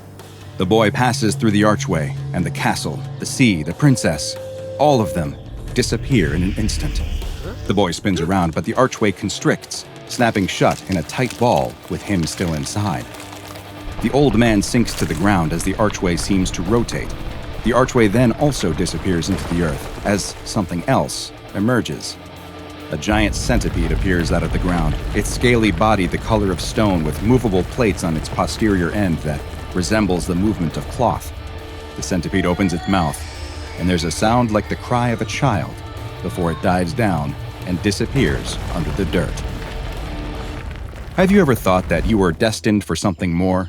Do you feel as if the worlds described in fantasy books and that are brought to life in movies and in video games are somehow the places you actually belong? You're far from alone, but be careful, because it's exactly those thoughts that make you the prime target for SCP-4310, a deadly predator that preys on those with the desire to embark on a hero's journey. SCP-4310 is an anomalous creature that resembles a common centipede in many ways, though it has a number of traits that distinguish it from the kind you might find under a rock in the forest. Perhaps most obvious is its size. While some centipedes can grow as long as a foot, SCP-4310 is over 20 feet in length. This massive carnivorous centipede, which is native to Great Britain and Ireland, also has a hunting method that is quite distinct from any arthropod, insect, or known animal at all, for that matter. SCP-4310 hunts by cocooning itself in a pair of keratin flaps that cover its entire body except for its tail end, which is left exposed. The centipede then buries itself in the ground, keeping its head and the majority of its body under the ground, except for a portion that arcs above the ground in a semicircle shape, as well as its exposed posterior. The centipede's end resembles an old man wearing robes, and the centipede is able to manipulate its rear legs in a way that resembles the movement of a mouth and jaw, giving the impression that the old man is speaking. The rest of its body is contorted, and the legs are arranged in such a way to resemble a stone archway standing unsupported on the ground next to the old man. Through a process that is yet to be understood by the Foundation, the centipede is able to produce a spatial anomaly in the area where its body is taking on the form of an archway. This spatial anomaly is actually a portal of sorts, a portal that leads directly into SCP-4310's stomach. As soon as its prey enters the spatial anomaly, the centipede closes the portal. Inside, paralysis-inducing enzymes incapacitate the prey as powerful stomach acids break down its meal over the course of several days. You may be thinking, I would never walk into an archway next to an old man in the middle of the forest. But SCP-4310 has two powerful mechanisms perfectly suited to luring its prey. First, it is capable of emitting a pheromone that induces a state of mild euphoria, while at the same time suppressing fear and encouraging curiosity. This appears to affect all warm-blooded mammals, but humans and their natural inclination towards exploration makes them especially vulnerable to the effects. The second method 4310 utilizes to acquire food is producing a very unique set of sounds. These sounds, which are made by rubbing together portions inside of its tail segment, resemble English speech and are almost always phrases that describe quests, prophecies, and heroic deeds that can only be undertaken by journeying into the archway. SCP-4310 calls can last for as long as 3 minutes before they begin to repeat the series of heroic phrases, and each instance of SCP-4310 appears to have its own unique set of calls to embark on adventure, but with all encouraging entrance into the archway. It is unknown just how SCP-4310 learns these phrases, since, other than this advanced hunting technique, no instance of the anomalous creature has shown intelligence levels above that of an ordinary centipede. Interestingly, the same heroic speech sounds appear to also act as SCP-4310's mating call, and it is unknown if the luring of would-be adventurers by the noises is merely a lucky byproduct or if it specifically uses the sounds for both mating and eating. SCP-4310 became known to the SCP Foundation in the 1950s following an investigation into multiple missing persons in Belfast, Northern Ireland. Agents searched a nearby forest and soon discovered human teeth in animal droppings concentrated around a wooded grotto. The grotto was excavated, and 3 instances of SCP-4310 were found hibernating beneath the ground. It's since been learned that after eating their fill, SCP-4310 will enter a hibernation state that can last as long as 10 years, and it appeared that these 3 instances ate well, since the remains of over 70 children were eventually found in the immediate area. SCP-4310 has been classified as Euclid, and currently 1 instance is kept in a containment cell for observation and testing. The cell has been filled with a thick layer of soil resembling that found in the temperate forests of Great Britain, and once per week, 5 piglets are introduced into the centipede's enclosure. Mobile Task Force Lambda-12, codenamed Pest Control, is dispatched to areas where there are reports of old men resembling wizards encouraging people to step through a magical archway, and the MTF agents are to exterminate any instances that they find in the wild. The Foundation's Department of Analytics also monitors all contemporary British children's and young adult literature, especially the fantasy genre, for references to portals in the woods that lead to wondrous locations, and Lambda-12 is alerted to any that may be inspired by or referencing real SCP-4310 instances. All of us fantasize from time to time about embarking on an epic quest that will allow us to escape our regular lives. While it is fun to dream about being swept off to another world, be very careful if you meet an old man in the woods who tells you that your quest begins with stepping through a magical archway, or you might just find that your hero's journey starts and ends in the belly of a giant centipede. A woman runs through a house, screaming and crying for help. She looks behind her and catches a glimpse of a shadowy figure in the next room, and it's coming towards her. She screams again and runs in the only direction she can to get away from it, up the stairs. She runs into the bathroom at the top of the stairs and locks the door behind her. She is breathing heavy as she quickly takes stock of her situation. There's a window, but it's much too small for her to fit through. And even if she could, she'd probably break her neck trying to drop to the ground below. There's no way out. She's trapped. But she has an idea. She takes a deep breath, giving herself a brief moment to gather her courage before she unlocks the door and opens it. She steps onto the landing and spots what she's looking for, a telephone on a small table. But then she also sees the shadow of the thing chasing her coming up the stairs.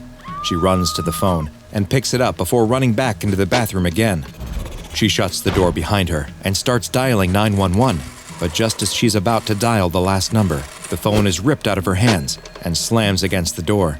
She runs to pick it up again, but when she does, she finds that the cord has been cut. There's got to be something else she can try. She rushes to the medicine cabinet and starts searching for anything she can that might help her. She frantically looks for something, anything, but is startled by a loud noise. She turns to see the door bulging on its hinges again and again. Her pursuer is trying to kick it down. She goes back to searching the medicine cabinet. There must be something she can use. The woman closes the medicine cabinet, and for a second, time seems to stop. She stares at herself in the mirror, a look of confusion on her face. She mouths the words, "Help me," to herself in the mirror. The door suddenly bursts off the frame and slams to the floor. The woman spins around holding the only thing she could find, a toothbrush. Her pursuer steps through the now empty doorway. He's a large, terrifying-looking man with wild yet focused eyes, and he's holding the biggest knife she's ever seen.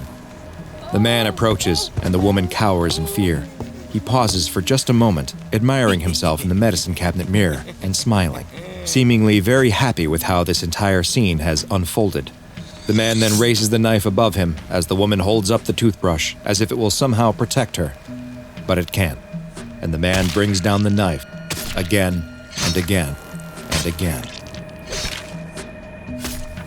This murder may have occurred over 40 years ago, but its memory is more alive than you might think.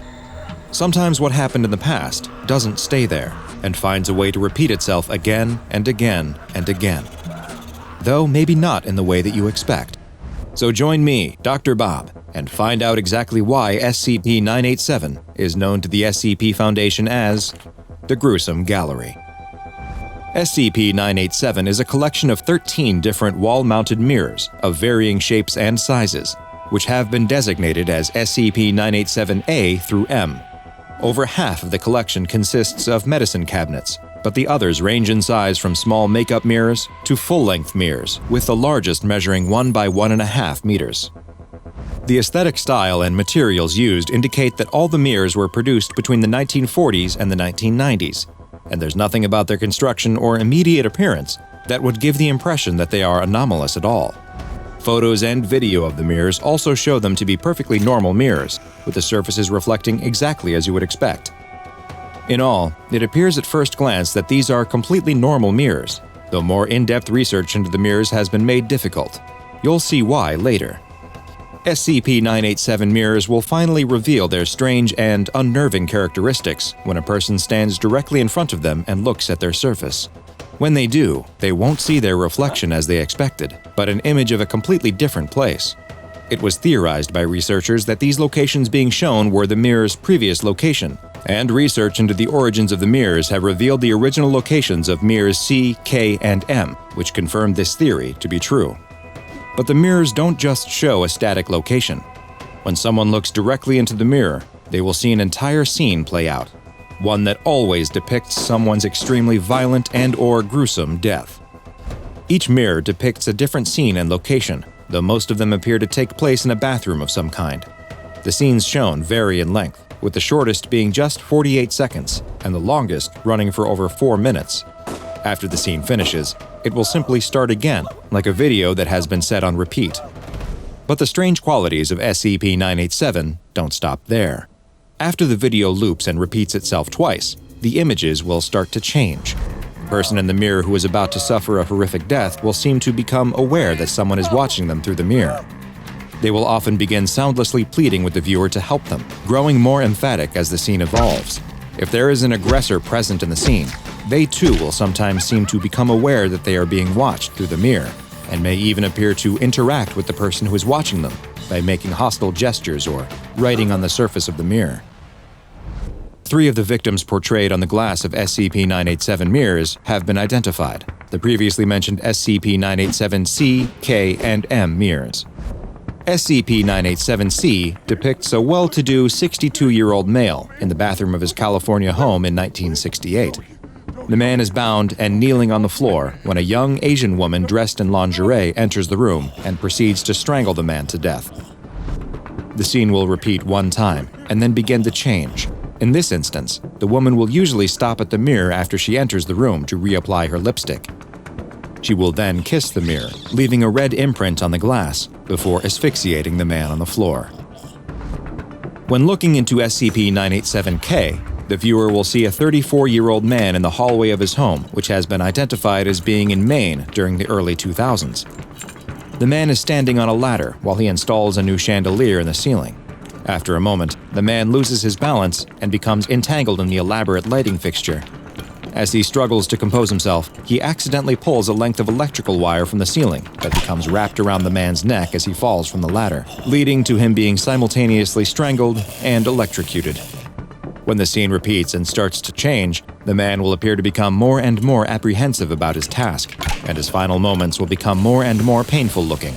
His wife will sometimes enter as well, to find his dead body suspended from the ceiling, before the scene ends and starts to repeat. SCP-987-M shows a 20-year-old woman in the bathroom of a hotel room in New York City in 1978. The woman is seen to be reacting to an aggressor who was outside the view offered by the mirror. The woman looks afraid and will try to run out of the room, but a man in a denim jacket rushes the woman, stabs her in the abdomen with a knife, and flees. The woman falls to the ground and dies almost instantly. When it repeats for the 3rd time, the woman will attempt to communicate with the viewer prior to the aggressor entering the scene, but she will appear inebriated and will struggle to communicate clearly.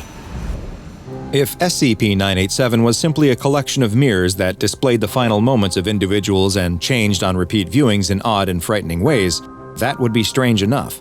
But there's even more to this bizarre SCP. In addition to the mirrors, is SCP-987-1, commonly referred to within the Foundation as the Curator. SCP-987-1 is an invisible entity, visible only to heat-sensitive cameras, that takes up roughly the space of a 2-meter-tall person. The area it occupies is endothermic, meaning it drains the heat from nearby objects, in this instance, from ones that are roughly 1 to 2 meters away. It has also demonstrated the ability to manipulate objects up to 8 meters away that weigh as much as 150 kilograms. SCP-987-1's primary behavior is to move along the ground, going from mirror to mirror in an apparently random pattern.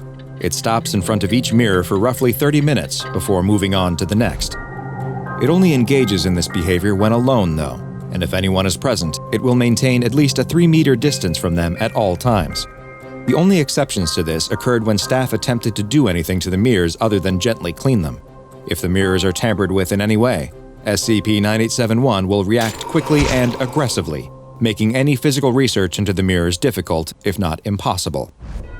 Both SCP-987-1, as well as the collection of all 13 mirrors, have been classified as Euclid, and are currently contained at Research Site 14 in an airtight 5 by 12 by 3 meter chamber with concrete walls, that is itself enclosed in a Faraday cage. The chamber is monitored at all times by both standard and thermographic cameras, but despite this, there have been several instances of SCP-987-1 seeming to breach containment and disappear for short periods of time before reappearing in the containment cell. On at least 5 known occasions, SCP-987-1 dissipated from both the normal and thermal imaging cameras. In each of these instances, when it reappeared, a new mirror materialized as well, which has led to the Foundation's original collection of 13 mirrors growing to 18 in total, and it seems likely that this number may continue to increase. While in most cases, SCP-987-1 returns with a mirror that depicts a death that occurred long in the past, in one especially chilling instance, the 987-1 entity disappeared a full 15 minutes before the death took place. When it returned, it had the mirror depicting the freak accident death of a man being killed by his own chandelier. Whether SCP-987-1 had any hand in this death, or perhaps even all of the deaths, is currently unknown. What does seem likely is that the presence of the mirrors in Foundation control is the only thing that keeps SCP-9871 in containment, at least most of the time. But be careful the next time you're performing a dangerous task and notice that a mirror is in view.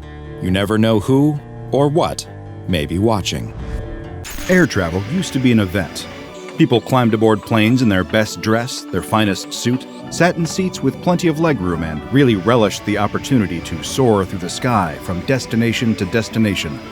Now, flying has become, ironically, pedestrian. Sure, some people still take it seriously and revel in the miracle of flight, but most treat it the same as riding a Greyhound bus. For the businessman, with his carefully packed carry-on and phone loaded with news podcasts to pass the time, that is exactly how it feels.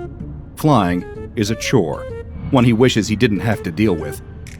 But sadly, he has no choice. Not if he wants to keep being the most valuable employee at his job, the one who never says no to a request from the boss. He's garnered a reputation as a real team player, which really means guy who's up for anything the company requests, no matter how boring, annoying, or exhausting. It's gotten him pretty far, and now that he's up for a promotion that would double his salary, he's certainly not going to give up the habit now. So here he is, stepping out of his taxi at the international airport, ready to hop on the longest flight of his life, 20 hours, non-stop, to Australia for a conference. No one else wanted to deal with the jet lag, the leg cramps, the claustrophobia. So, of course, the helpful-to-a-fault businessman volunteered. He rolls his small suitcase, precisely measured to meet the size standards for a carry-on, because he can't risk the airline misplacing his checked bag and stranding him at the conference with no suits, and walks into the airport. He's done this routine dozens of times before, every time pretty much the same. He has it down to a science, as quick and convenient as possible to minimize stress and make the journey go smoothly. He prints his boarding pass, drinks the dregs of his morning coffee, and tosses the cup and heads to the pre-check line. No waiting in long security check lines for this guy. Wait a second. Why is the pre-check line blocked off? No. There's no pre-check available at this airport? The businessman lets out a heavy sigh, pinching the bridge of his nose for a moment as he gathers his thoughts. This is fine, this is fine. He can just go through the regular security line this time. What's the worst that could happen? It's not like he's running late. He's got plenty of time to make the flight, watch a few bad movies, get some sleep, and wake up on the other side of the world. Resigned to his fate, the businessman joins the security check line for ordinary Joes who didn't bother to spring for pre-check. This is fine, this is fine. The day is still going mostly according to plan. Or so he thinks. As the line inches along, the businessman spots more trouble up ahead. Oh great, they're putting in a new body scanner right now. He can see the engineer, whatever the title is, finishing the setup. No wonder the line is so long. This is the cherry on top of a deeply irritating Sunday. But it's too late to turn back now, not without risking his promotion, or even his job. Better just try to shrug it off and keep going. Maybe he'll get a candy bar when he reaches his gate. A little treat always helps ease the stress of travel. The line is moving at a steadier pace now, and the businessman can feel the tension in his chest easing up, his muscles loosening. Here we go, this is more like it. He slips his shoes off and holds them in his hands, standing in line in his socks. He might look a little silly, but it's the most efficient way to get through security. After what feels like an eternity, it's his turn to go through the security checkpoint. With a self-satisfied smile, he places his shoes in a bin next to his carry-on bag and drops them both on the conveyor belt. One of the TSA agents waves him on, beckoning him to step into the body scanner. He assumes the position, hands over his head, and waits for the queue to step through to the other side. But the queue doesn't come. The TSA agent holds up a hand, gesturing for the businessman to stay where he is. He tries to ask about what could be causing the holdup, but no one answers him. Must be a malfunction with the machine. Perfect. He lets out another heavy sigh. Then, just behind his right ear, he hears a voice. Rough day, buddy. The businessman glances over his shoulder, expecting to see a TSA agent standing there. But there's no one. Has the stress of the worst day he's ever had at the airport driven him to hallucinate? He hears it again. Hey, buddy, you there? Sounds like a rough day. Maybe there's a speaker embedded in the scanner somewhere for some reason. Just been kinda stressful. I'll feel better when I get on my flight. Oh, you're traveling. That's fun. Where to? Australia. It's for this work thing. I'm not especially excited about it, but the boss will love it, so... Ha! I Heard that, my friend. Say, could you do me a favor? I guess so? Could you tell me where I am? I just woke up and I can't see anything. Can't really feel anything either. It's all just darkness. It's kind of freaking me out here. The businessman scans the area, but no one appears to be paying attention. No one seems to hear the voice. Is that because it's lost in the din of airport chatter? Or because it's all in his head? We're at the airport. Airport? How do I get to the airport? Listen, buddy. I need you to help get me out of here. My wife, my daughter, they'll be looking for me. I don't know how long I've been gone. I need to get home. Can you help me? Privately, the businessman thinks that he really doesn't have time for this, but out loud he says, "Sure. It's just that I don't really know where you actually are, or how you're talking to me through this scanner thing." What do you mean? I'm right here. Talking out of my mouth. I'm not... What the hell are you talking about? The businessman is beginning to lose his patience. Something about this situation is just not right. No one should be talking to him through the broken security scanner. The TSA should be letting him through, and he should be sitting at his gate right now. His built-up grievances spill out through his mouth. "I don't have time for this," he shouts. The TSA agent turns to look at him. "I promise, sir, we're working to fix the issue as fast as we can. There's no need to shout," she says. The voice in the scanner was speaking in a hushed tone before, a conspiratorial whisper, but now it's growing louder, more desperate. You gotta help me, please. My family. I need to get to my family. Why can't I see? Why can't I move? It hurts. It hurts. Don't you understand, you idiot? It hurts. These words are shouted directly into the businessman's ear. "Stop! Just stop! Stop yelling at me!"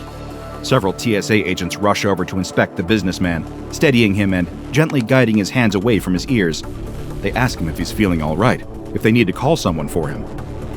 The businessman snaps, shouting that the scanner is broken, and he can hear a voice inside and something is very, very wrong.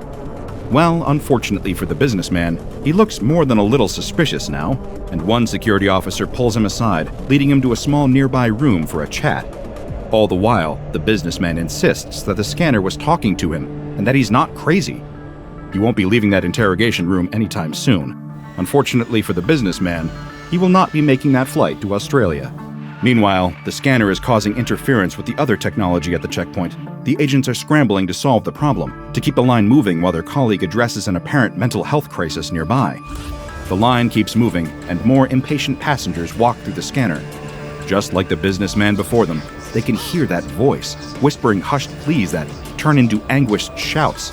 The same male voice, over and over again, begging for answers, begging for help. Someone deeply distressed is speaking through the scanner, and no one can figure out why. One elderly woman breaks down in tears as the voice angrily swears at her. A little girl screams in terror at the sudden sound. A man tries to argue with the voice, the two shouting over each other with increasing fervor. Soon, the voice grows loud enough that the TSA agents can't ignore it. Much to the dismay of the passengers that haven't made it through yet, they close down the line. Slowly, one TSA agent approaches the scanner. "Hello?" she calls out. She feels silly doing it. There's no way someone is using the scanner as a communication device. The technology doesn't work like that. But then, clear as a bell, she hears the response. "Hello? You can help me? Or do I need to keep screaming for someone to listen?" No doubt about it, that is a person. A very distressed person. "How are you speaking to me right now, sir?" "With my mouth. What are you, stupid? I don't want any trouble. Please, just let me go, or I'm gonna lose it. I just want to go home. What is this, some kind of kidnapping thing? Did you drug me?" "Sir, please, we can't help you if you don't tell us how you're speaking through the machine." "There's no goddamn machine. There's just me. Just me. Me." The voice begins to sob in frustration, and the TSA agent feels a sudden wave of inexplicable nausea sweep through her body. There's no speaker on the machine, nowhere for a voice to emanate from. There's only one solution in sight. They need to take this thing apart. Something is very, very wrong with it. She calls over several of her colleagues, and they begin to fiddle with the machine's outer shell, attempting to loosen and remove it. As they do, a blood-curdling scream rips through the air. "Stop! Please, stop! Whatever you want, I'll do it. Just stop, please!" She signals for the others to stop what they're doing, and the screaming ceases. When the voice speaks again, it sounds defeated, exhausted. "What do you want from me? Is it money? I don't have much, but if you let me go, I'll give you whatever I can. Please. My daughter just turned 5. I just want to see her again." There was the sound of sobbing again. Somehow, when they tried to open the machine, it hurt the man speaking through it. This just gets weirder and weirder. Meanwhile, the interrogator in the nearby room receives word that the businessman is not, in fact, having a mental health crisis. He really did hear someone speaking through the scanner, someone that everyone can now hear. Whoever this mysterious man is, he will not listen to anyone, will not explain where he is or how he got there. He claims that he was having an ordinary day, lost consciousness, and woke up in total darkness. By the time the businessman is released, however, he has already missed his flight to Australia. That does it. That's the straw that breaks the camel's back. He marches back over to the body scanner, shoving TSA agents out of the way as he goes. He begins kicking at the scanner, shouting a stream of curses and epithets at the one who caused him to miss his very important flight, the one who may have cost him his promotion. Man or machine, it doesn't matter. This thing is his enemy now.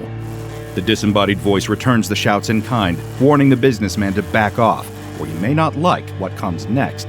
"I'm warning you." The businessman laughs derisively, egging on the voice inside the scanner. "Oh yeah? What are you gonna do?" The businessman soon gets his answer, though he won't live to understand what it meant. As the voice screams, louder than anyone has heard it be so far, the businessman collapses to the ground. His body convulses, and his eyes roll back. A seizure. The TSA agents attempt to interfere, but as they approach the scanner, they too collapse to the ground. Some are seizing, others are just unconscious. They don't know it, but all of them are suffering from extreme radiation poisoning. The crowd of passengers waiting to go through security breaks apart, people scattering every which way in search of help or a quick exit. In the next 48 hours, everyone who collapsed will be dead. After 2 more weeks, several of the bystanders will be dead too, all because of the one faulty scanner and the strange voice speaking from inside. Before the story can make the news, it is suppressed by SCP Foundation agents embedded in the media. All living witnesses are given amnestics, and the airport is temporarily closed. The cover story is an attempted terrorist attack, and people are all too quick to eat it up. No one will ever know the truth of what happened, or the nature of the device that would become known as SCP-1966. SCP-1966 is a backscatter X-ray device built by a redacted engineering group sometime in the 2000s. It is approximately 3 meters by 4 meters by 4 meters in size. It was purchased by the American Transportation Security Administration for use in an international airport. Passive scans of SCP-1966 reveal no discernible difference between the internal structure of this scanner and other body scanners with the same design. However, it is no ordinary scanner. Shortly after the scanner was placed in its designated airport, it began to emit the sound of a human male voice. So far, the Foundation has been unable to determine where the voice originates from within the structure of the scanner. The voice responds to speech and other auditory stimuli in the vicinity of SCP-1966 and appears to belong to a sentient consciousness that resides within the scanner. It will continue to speak whether or not it is connected to a power source. In conversations with Foundation staff, SCP-1966 has claimed to be an insurance salesman from London, Ontario, by the name of Mr. J. It remembers being at its daughter's 5th birthday party, which, coincidentally, occurred the day before the scanner was placed at the airport. After the party, it reports becoming blind and unconscious. According to SCP-1966, it cannot see or experience any other senses other than hearing, the feeling of pain when the scanner is tampered with, and a sense of vibrations in the vicinity. It also appears to know when it is being moved, and when someone is attempting to open its outer casing. When the casing is interfered with, it tends to respond by saying, "Ouch!" and "Stop that!" In terms of the tone of conversation, SCP-1966 can be friendly, or it can be angry to the point of being verbally abusive. Whenever SCP-1966 becomes especially upset, it begins to emit a higher level of ionizing radiation, with levels sometimes spiking to the point of causing immediate fatalities, as well as delayed deaths that occur within 2 weeks of exposure. In order to minimize casualties, it is important that SCP-1966 be kept calm. To this end, Protocol Psi-1966-A was developed. This protocol set a series of rules for Foundation staff to keep in mind while interacting with SCP-1966. First, the entity must always be referred to by the name it gave, Mr. J.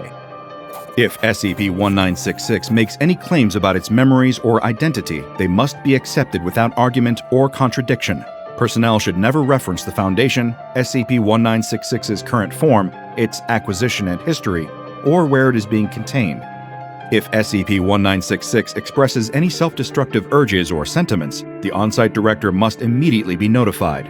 Junior staff are not considered qualified to handle this scenario, and swift intervention is necessary to prevent any needless radiation poisoning or casualties. If SCP-1966 asks where it is, or expresses concern about its environment, it should be told that it is currently in the long-term care ward of a Toronto hospital, and that it suffered brain trauma during a car accident. If it asks to speak to its wife or daughter, the only approved response is, "You know you can't talk to them now."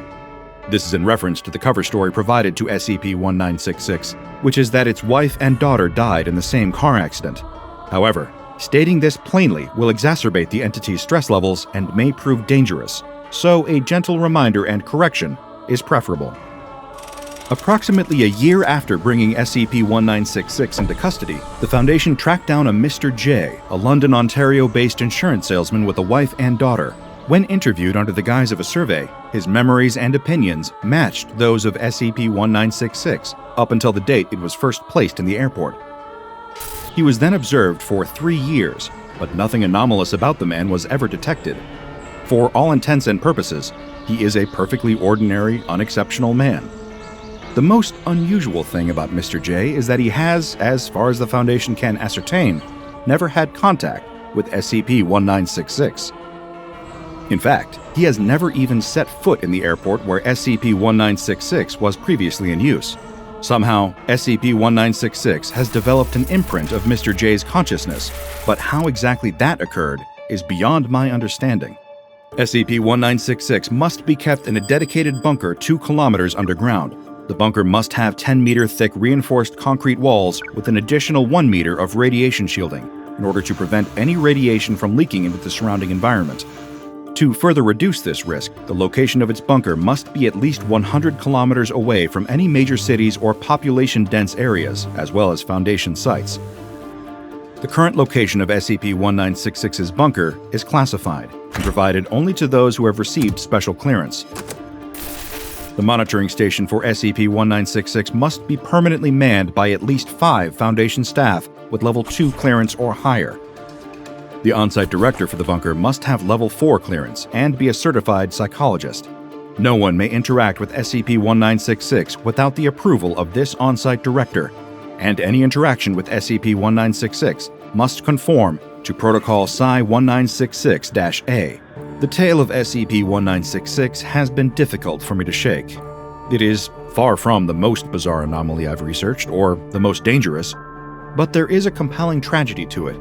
A machine, built only to assist with airport security, found itself suddenly cursed with a consciousness that was not its own. Nothing in the world will convince SCP-1966 that it is not a Canadian family man. Its mind is always occupied by thoughts and memories of a life it will never be able to live. A life that, no matter how real and personal it feels, never belonged to it in the first place. Can any of us be certain we are not suffering from the same folly? How can we be sure that our memories, our names, our very identities are our own? The notion of self is a fragile thing, and SCP-1966 serves as an unsettling reminder that, no matter how secure we feel about who we are, outside observers may be able to see truths about us that we can never hope to comprehend. I never expected to feel quite so existential over an X-ray scanner.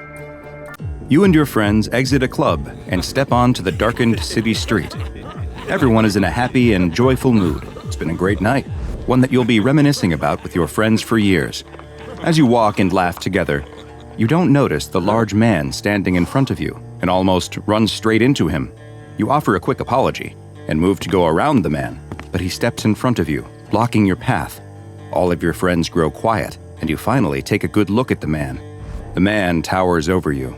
He is huge, with giant, elaborate tattoos wrapped around his bulging muscles that it looks like he may have gotten to cover up the numerous white patches of skin that are missing pigmentation. His face, though, is bright red and filled with rage. The man begins screaming at you, asking why you ran into him and calling you horrible names. Again, you try to apologize, but the man just keeps yelling as if he can't even hear you. He pushes you hard in the chest, and you fall back into one of your friends. Another steps forward in an attempt to defuse the situation, but the man punches him in the face, breaking his jaw. A melee ensues, though it could more accurately be described as a massacre. The man has gone ballistic and punches, kicks, and bites your entire group of friends. His strength seems unreal, even for someone as big and muscular as him. A large bouncer runs over in an attempt to break up the fight, but even he is no match for this tattooed giant.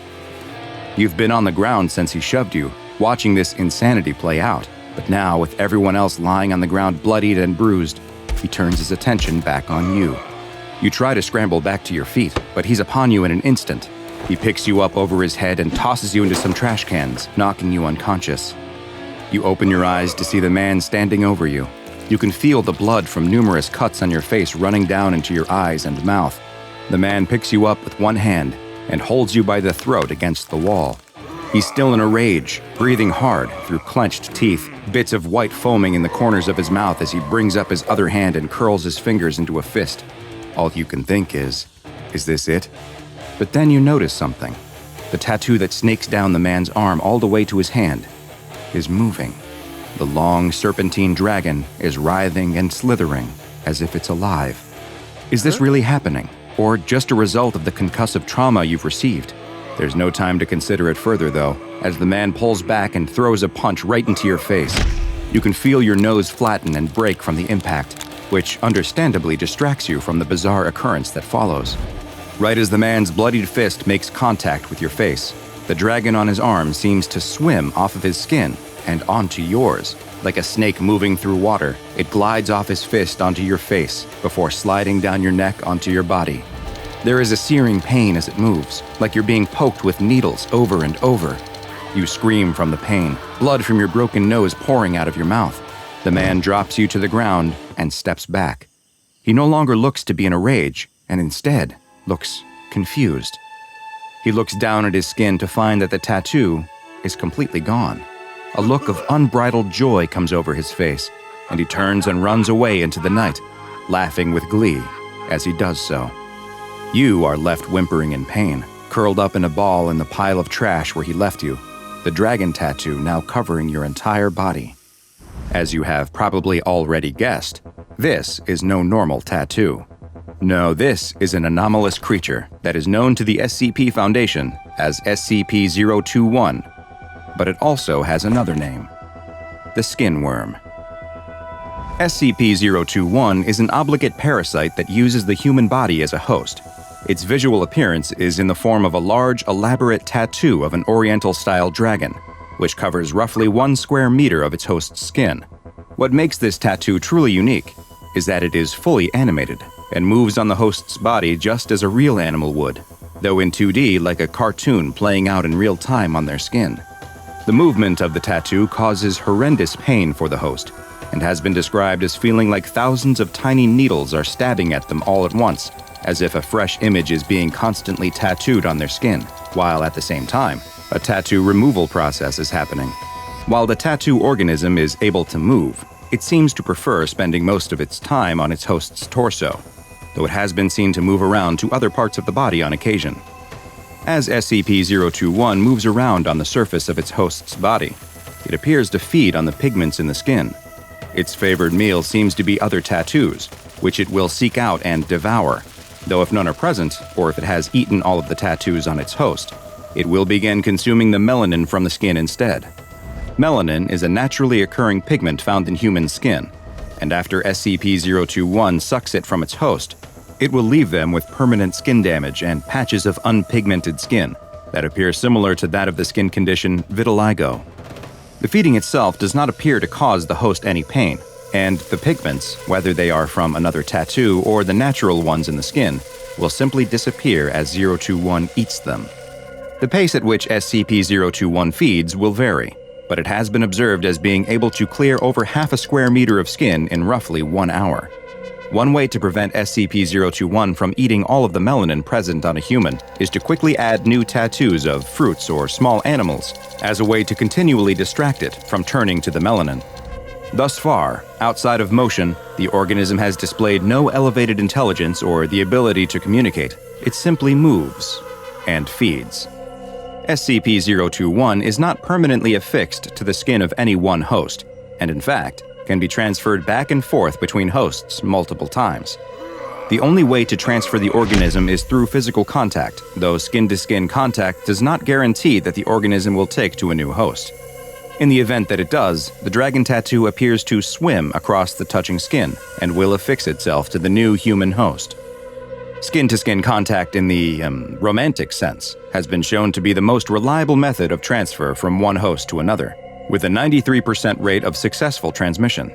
However, as you can imagine, the tattooing sensation that comes along with any movement of SCP-021 means that this particular transfer is extremely painful for all parties involved, and the Foundation has deemed that despite its high success rate, it should only be used when absolutely necessary. Contact between two open wounds has been shown to be an only slightly less effective method, and has become the default means of transferring when the SCP Foundation wants to move SCP-021 from one host to another. Transferring the organism from a deceased host to a living one is possible, though more complicated. SCP-021 appears not to mind when its host organism is no longer alive, continuing to feed on whatever pigments are available to it, and does not seem to suffer any ill effect from the condition of its host. It is as yet unknown whether SCP-021 could be transferred to another species. So far, the organism has only been willing to move from human to human, though research into the question is ongoing. It's theorized that if SCP-021 is able to exist on a non-human animal, it would only occur in the rarest of circumstances. Unlike most parasites, SCP-021 does offer some small but tangible benefits to its host human. In addition to hosts of the organism appearing to have an improved immune system, research has also shown that the presence of 021 will increase its host's release and reuptake of epinephrine, better known as adrenaline.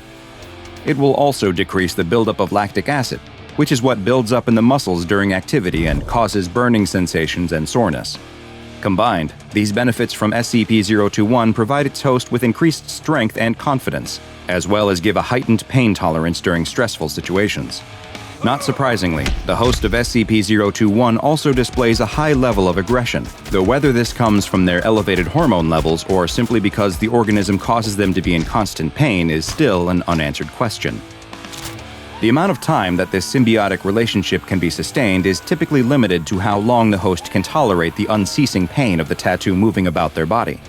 The persistent agony that a host of SCP-021 endures has led to multiple hosts having taken their own lives, and in a few rare cases, they have also succumbed to fatal skin infections, though these were likely the result of open wounds caused by the hosts scratching at their own skin, rather than anything directly attributable to the organism.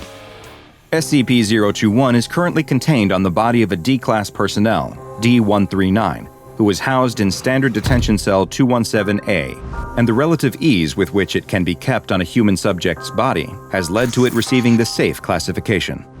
Only D-Class personnel are eligible to be a host to SCP-021, and current operating procedure is to allow the organism to live on the same host's body until they expire. The exact nature of what SCP-021 is, as well as its origins, remain a mystery to the Foundation. Attempts have been made to trace the path of its transmission from before its time in containment, and it is hypothesized that the organism could be many hundreds of years old, if not older. As evidenced by its low SCP number, 021 is one of the oldest SCPs that the Foundation keeps contained, and it has proven to be a very useful educational tool for new and upcoming researchers as they study this bizarre creature and its existence that occurs entirely within 2 dimensions. The rain patters incessantly against the hiker's hood, the sound that has been accompanying her for the last 4 hours of walking through the Blue Ridge Mountains. Just that noise and the squelch of her shoes as they tread their way up the gravel path. It doesn't help that it's now almost pitch black. Come to Blue Ridge. You'll love it here. We can go out together. Yeah, right. Her friend had bailed on her at the last minute, taking half of their equipment with her so the hiker had to buy herself a whole new tent and sleeping bag that morning. Now, as she trudges her way up yet another trail in the pouring rain, she seriously wonders if it was worth the trip out to Virginia. She is so absorbed by the rain and the darkness that she fails to see the man walking towards her until the last second. He isn't coming along the path, not at all. Instead, he is marching straight up the ridge on her right, making a beeline for her. He's dressed in ragged waterproof clothes that catch and tear on the bushes as he pushes his way through them. He closes the gap to her startlingly fast, So quickly, in fact, that she has to jump back out of his way to stop him from walking right into her. She catches her heel on a rock and loses her balance, landing squarely on her tailbone. A dull ache shoots up her torso, enough to wind her. But as she gasps for air, the man just walks right on past. He crosses the path and strides up the embankment to the left, disappearing into the woods without so much as a glance back at her. By the time she's got the air in her lungs to call out at him indignantly, he's long gone. Her breath doesn't fully come back, though. Some part of her feels rattled. As she gets up, feeling that familiar squelch in her boots, and continues along the trail, she can't quite settle her lungs into their normal pattern. She walks another mile or so, but the anxiety doesn't go away. That settles it. She won't camp on her own tonight. There's a hostel just up the ridge that she can go to. It might be quiet because of the weather, but there will at least be some company there. The last thing she wants is to be a woman camping alone with a strange man marching around the woods like that. Safety in numbers. And numbers there are. As she approaches the hostel, she spots a small gang of tents surrounding it. There's a little canopy outside with an open fire underneath. Rain-bedraggled campers huddle around the flames like a group of waterlogged moths. Their brightly colored raincoats are draped heavily over their shoulders, lit up eerily by the orange glow. The nearest guy, in a blue coat, waves her over and explains that the hostel is already full. Apparently, hikers have been flocking to the building all day to escape the rain. Some of them are too exhausted and wet to say a word, just heading straight inside and sitting in a bunk. They're packed in there like sardines, apparently. Definitely a fire hazard. The smell in there, he explains, is unbelievable. She's probably dodged a bullet being late and having to camp outside. A girl from the group gets up and shows the hiker to a good spot, raised slightly above the puddles that threaten to turn the grass into a swamp. The hiker thanks her and starts to set up her new tent. It goes terribly. She's never set up one like it before. Whoever designed it had clearly never gone camping in the rain. The inner has to go up first before she puts the outer rain cover over it, so right away, her room for the night has been drenched in rainwater. Perfect. She throws her bag inside and hurries back over to the fire, eager to get out of the rain for a bit. There's quite a crowd gathered around the fire. They mostly just sit in silence, only a handful of campers keeping the conversation going. Many of the strangers don't say a word at all, just sit there staring into the flames. The hiker does the same for the longest time, just enjoying the feeling of having her hood down, some warmth at her wrinkled fingertips, and a bit of human company around her. After what feels like an hour, the guy in the blue coat asks if anyone wants to hear a ghost story. Immediately, 4 different people start yelling at him to stop being such a cliché. They're grown adults. Surely they can have a normal conversation around a campfire at night without having to reach for such low-hanging fruit. They can't. A woman starts things off. She talks about a boy from her school who'd gone missing up in these mountains years ago. On the night of his junior prom, he'd skidded off the road and down a ravine. No one ever found the body. Then, as if by magic, he'd appeared at his girlfriend's house on the following year's prom night, dressed in the same clothes he'd gone missing in. But when her parents came to wake her up in the morning, he had mysteriously vanished. No one finds it particularly scary. Someone else jumps in with a story of his own. Similar theme, really. A cousin had a friend who knew someone who owned a kayak that he'd capsized on some rapids. 10 years later, he turned up at a campsite in the middle of the night, and so on and so on. Safe to say, none of the ghost stories are any good. The hiker stops listening, staring into the flames and letting her mind drift. She can't help but let her mind drift back to the man from earlier. The hiker shudders involuntarily. One of the campers around the fire asks if she's okay. She tells them it's just the rain. That man. Something had been seriously wrong with him. Dressed in tattered waterproof clothes, walking in such a straight line, totally ignoring her. Not just ignoring her, but nearly walking through her. Should she tell someone? Maybe he's still somewhere out there. Maybe he's sick. She should say something. The hiker sits herself up straight and looks around the circle. She's just opening her mouth to speak when she freezes. There he is. The man, sitting 2 places to her left. How had she missed him? Rain drips from his hood and runs down his sleeves. He isn't looking at her. He isn't looking at anything, just staring straight ahead at something beyond the fire. Is everything okay? The guy in the blue coat asks, noticing the hiker's discomfort. She gathers herself and tells him everything is fine, but the interruption is enough to kill the conversation. An uneasy atmosphere settles over the campfire. No one knows quite what to say. The only sounds are the crackle of the campfire and her breathing. She can hear it speeding up again, her lungs falling out of rhythm, out of sync with her body, in sync with her growing panic. Is he following her? It's too much. The hiker excuses herself and gets up from the fire. She walks in the direction of her tent, but with every step, she finds her lungs falling further out of rhythm. Breathe in, breathe out. Simple as that. One breath in, one breath out. In through the nose, out through the mouth. Is he behind her? Is he? She wheels around. No, he is still sitting with the crowd staring into the fire, just like the lady next to him and the young kid next to her. In fact, half of the people sitting around the fire don't seem to be moving at all. In fact, none of those people looking into the fire have said a word all evening. Not a laugh, not a smile, nothing. And come to think of it, there must be 11 of them sitting around that fire, but there are only 5 tents set up out here. A figure emerges out of the darkness so suddenly, it makes her jump. He can't be more than a few feet away from her, but in the darkness, she would never have guessed he was there. This new stranger walks straight past her, over to the fire, and takes her empty spot. No introductions, no asking if that space was taken. He just sits down. Quietly as she can, the hiker walks back over to the group, careful to hang back just out of the flickering glow of the fire. She watches as the newcomer takes the exact same pose as the others sitting around the fire, blank expression, staring straight ahead. The guy in the blue coat welcomes the new guest. No response. He puts an arm around the stranger. Nothing. He asks if he's okay. Had a long day? Silence. The concern seems to register on the guy's face, and indeed on the faces of the others sitting around the fire. Or rather, on half of the faces of those sitting around the fire. The other half just carries on staring into the flames. The faces. There's something strange about their faces. Their skin, it isn't just rain-soaked and cold, it looks slightly bloated, sallow, like a thin layer of plastic wrapped too tightly around a piece of meat that had been forgotten about. All of a sudden, the guy in the blue coat stands up sharply. "I'm going to bed," he announces in a slightly choked voice. Then he runs, scrambling away from the fireside and out into the rain. The hiker catches up to him and grabs his arm. He wheels around and stares at her with wild eyes, looking her up and down, then pulls away, heading for the door to the hostel. From behind her, the hiker hears the others from around the fire all getting up to leave too, and this time it really is everyone. Even the strangers with their bloated skin. Everyone is getting up. She turns back to Blue Coat and implores him to let her come and stay in the hostel for the night. She doesn't feel safe out here anymore. He just shakes his head at her, mouthing noiselessly. His eyes lock with something over her shoulder. She spins around to see the stranger, the newest one to join them at the fire. He's right behind her, inches from her face. The smell hits her. It isn't overwhelming, but it is there, sure enough. The smell of rotting meat, barely making it to her nostrils as if it was seeping through the gaps of a closed dumpster. The stranger does not look at her, though. He raises a lazy arm and pushes her out of the way, eyes fixed on the door to the hostel. Blue Coat drops all pretense and starts running for the door.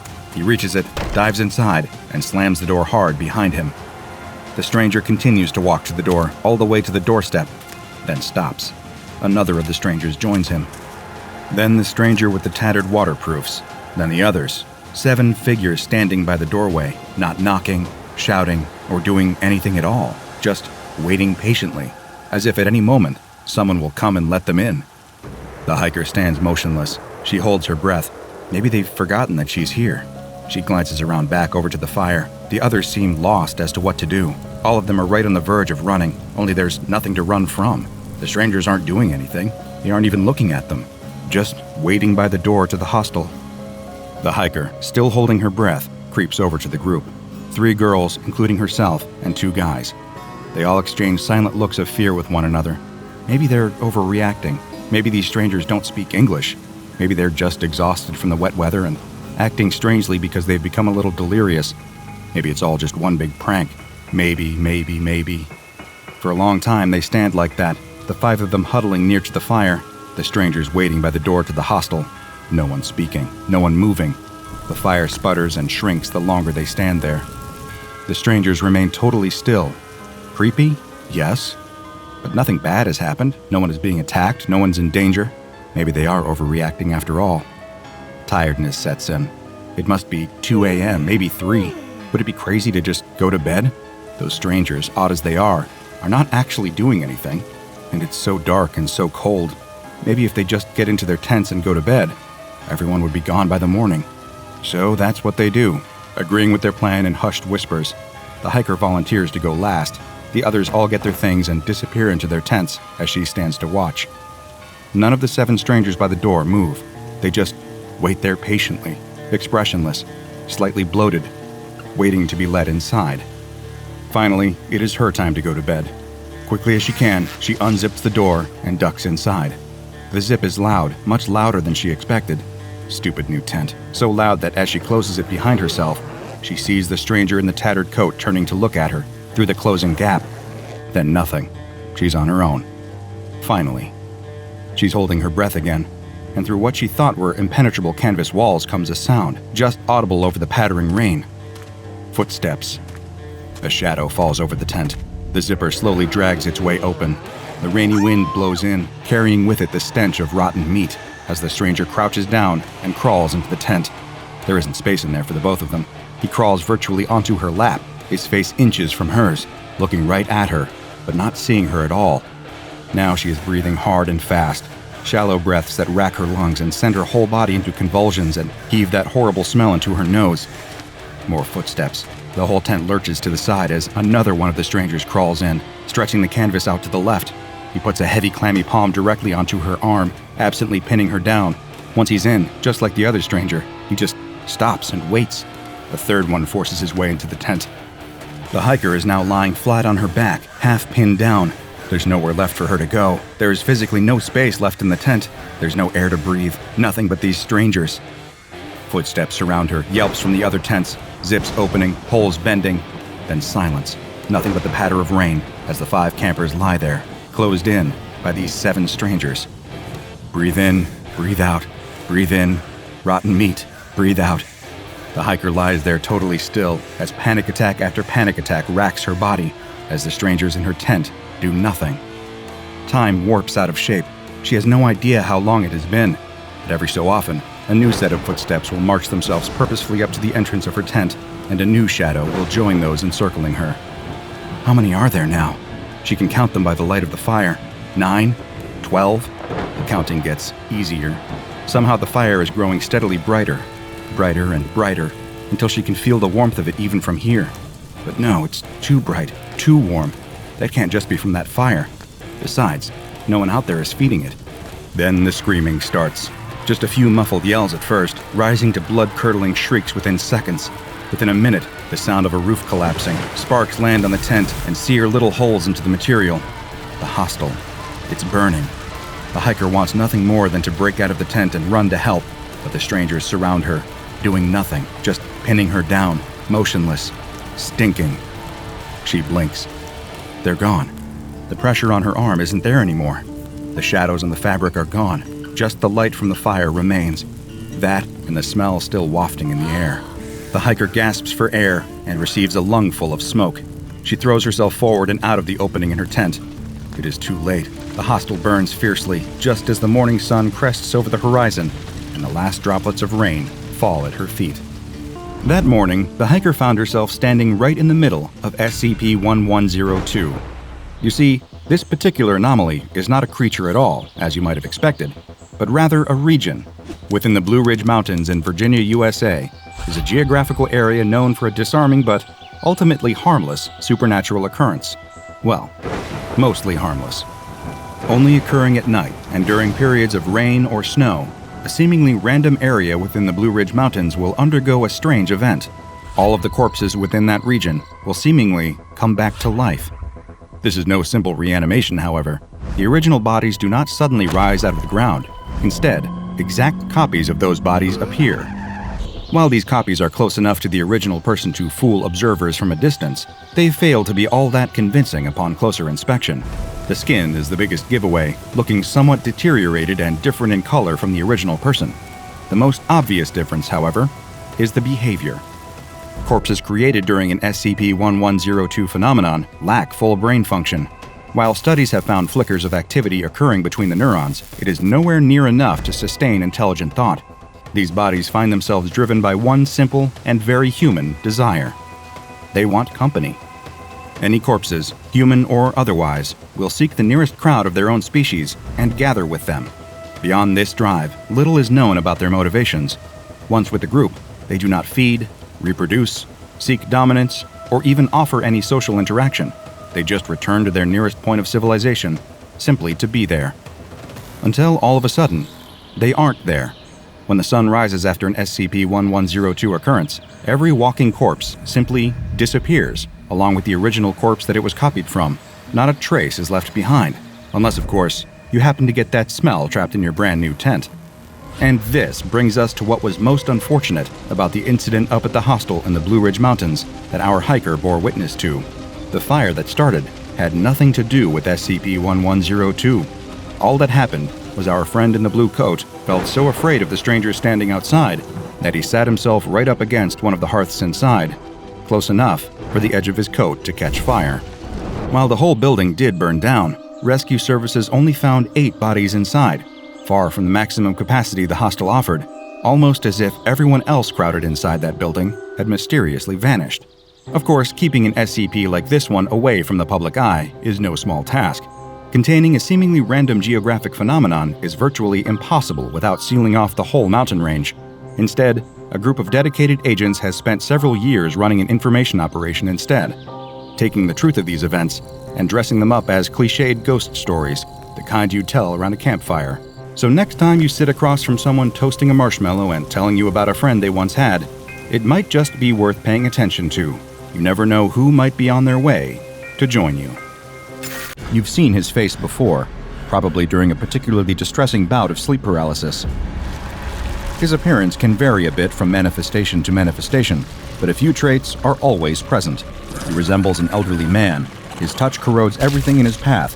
His presence creates a disgusting, black, mucus-like substance thought to be a method of pre-digestion of his prey. And he is rotting. No matter his appearance, he is always in some stage of decomposition. Gray skin sloughing away from yellowed bone, eyes milky and flat, but brimming with malice, wide, toothless mouth stretched into a wicked grin. The entity is incredibly difficult to contain. Its corrosive properties and ability to vanish into solid matter and disappear into its pocket dimension layer make it a threat as unpredictable as it is dangerous. The smell of decay and the presence of visible corrosion on any surfaces nearby may be the only warning a person gets before the old man grabs them in his decomposing arms, dragging them off to a painful, terrifying demise. We know where the being disappears to and have learned a great deal about how he operates. But where did he come from? It is the year 2000. Dr. Robert Scranton and his wife, Dr. Anna Lang, are the head researchers at SCP Foundation Site 120. Over the course of their happy relationship, the two have been working on an experimental research project, an early prototype reality-anchored device called the Lang-Scranton Stabilizer. After a lot of late nights at the office, working and reworking the theory, it is, at long last, ready for testing. Dr. Scranton is standing in Reality Lab A as Dr. Lang observes from a nearby room. He follows the same routine he has followed each time they tested the LSS, walking down a line of buttons and levers, pressing and flipping each into place. The little red blinking light signifies that the microphone is recording his every comment and observation. Suddenly, the routine is broken by a low rumbling sound from deep, deep within the earth. The ground beneath him begins to shake, and Dr. Scranton stumbles, losing his balance as the once solid floor begins to roil and quake as the seismic shift rolls through the site. He hears the unmistakable grind and splintering of metal and plastic as the LSS-2 begins to shake, components sliding out of place and breaking off. Nearby, Dr. Lang's monitor goes dark as the security feed is cut short by the earthquake's damage. "Robert!" she screams, making a break for the door and rushing to Reality Lab A, terrified that she will find her husband's body lying on the floor. When she and the guards reach the room, however, they find nothing. Well, not nothing entirely. The room is a wreck, bits of machinery strewn across the floor, the smell of burning plastic in the air. But the Lang-Scranton Scrambler's control panel and Dr. Robert Scranton are nowhere to be found. Dr. Lang falls to her knees in the suddenly empty room, pounding at the floor in despair. "Where did he go?" she demands, but of course, no one knows the answer. No one wants to say what they're thinking. Wherever he is, Dr. Scranton is probably dead. Probably long, long gone, and he is never coming back. But no one says it, not out loud. They just think it, and keep thinking it, for the next 5 years, 11 months, and 21 days. The time passes, and most everyone forgets about Dr. Robert Scranton. Everyone except for Dr. Anna Lang. She never gives up hope, never lets go of the possibility that somewhere, in another world, another time, on another planet, her love is still alive. One day she wakes up, and it's December 23rd, 2005. A day like any other, save for its uncomfortable proximity to the holidays she struggles to celebrate nowadays. But then, in the middle of the day, something impossible happens. The LSS control panel reappears in Reality Lab A. It isn't how anyone last saw it, though. It's coated in some sort of unidentified organic matter, and it reeks of blood, vomit, and decay. As her colleagues try to shield her from the sight, try to warn her away, Dr. Anna Lang wades into the area, desperate for a glimpse at any sign of her husband's fate. As she makes her way into the containment field, she is unable to contain her horror. Oh God, what the hell? What is all this? This is the... Oh God, Robert? Is this you? Oh God, please, no, don't let it be you, Robert, I thought, how can this thing be? Her colleagues try to stop her, but she touches the Lang-Scranton stabilizer interface, and it fires to life. It still works. Somehow, it still works. She racks her brain for what to do next, before saying, "Access audio log, playback starting from January 2nd, 2000. The machine prompts her to verbally state her password, and her voice shakes as she replies, "Password is Anna Bobana." "Request acknowledged. Processing," the machine replies. "I'm sorry. There are no audio logs for January 2nd, 2000. Dr. Scranton accessed log on January 13th, 2000, via voice recognition at time." Anna slams her hands down on the machine with a cry. "Playback now! Damn it, play it back!" A researcher warns her not to touch any of the material with her bare hands, but she doesn't hear him. She's too busy, calling out to Robert, hoping that somehow, somewhere, he can hear her. "There's so much blood here, there's so much... Honey, are you okay? Where did you go? Oh God. Something small and metallic clatters to the floor, lost in the sludge. She retrieves it, wipes it off on her lab coat, and holds it to the light. She would recognize it anywhere. She slipped it onto her true love's finger on the happiest day of her life. It's Robert's wedding ring. Her knees buckle at the realization. She collapses to the ground, and her head cracks against the floor. One of her colleagues snaps into action. "Report, this is Dr. Matthew Skinner reporting from Site 120 Reality Lab A. I need medical attention here immediately." Once Dr. Lang recovers from her fall, she demands access to the rematerialized control panel. She's going to go through the audio logs one by one and find out exactly what happened to her husband, even if the truth is as ugly as she fears. The machine whirs to life, and her lost love's voice emanates from the speakers. Name, Robert Scranton. Age, 39. Birthday, September 19th, 1961. Favorite color, blue. Favorite song, Living on a Prayer. Wife, Anna. She has green eyes. I love her very much. He repeated these simple truths to himself for days, before he even realized that the control panel was picking up his voice. My name is Robert Scranton. Yeah, my name is Robert Scranton, former researcher at Foundation Site 120. It has been... I don't know, actually. I can't remember. I estimate it's been 10 days, but I can't... Oh, God. Can anyone hear me? I don't know what's happened. I don't know where I am, and please, is anyone there? Hello? Anyone? He began keeping track of how much time passed as best he could. 2 weeks, 3 days, 7 hours, and 58 minutes. Oh, Jesus. Back at the Foundation, with at least a tenuous knowledge of where Dr. Scranton could be, personnel try their best to stage some kind of rescue effort. A mobile task force team is ordered to attempt to replicate the experiment with a hastily assembled Lang-Scranton stabilizer copy. The result is an explosion that kills 3 of them. Senior researchers also approach SCP-343, a powerful reality warper known to some as God, hoping to get some insight from him about where Dr. Scranton could be found.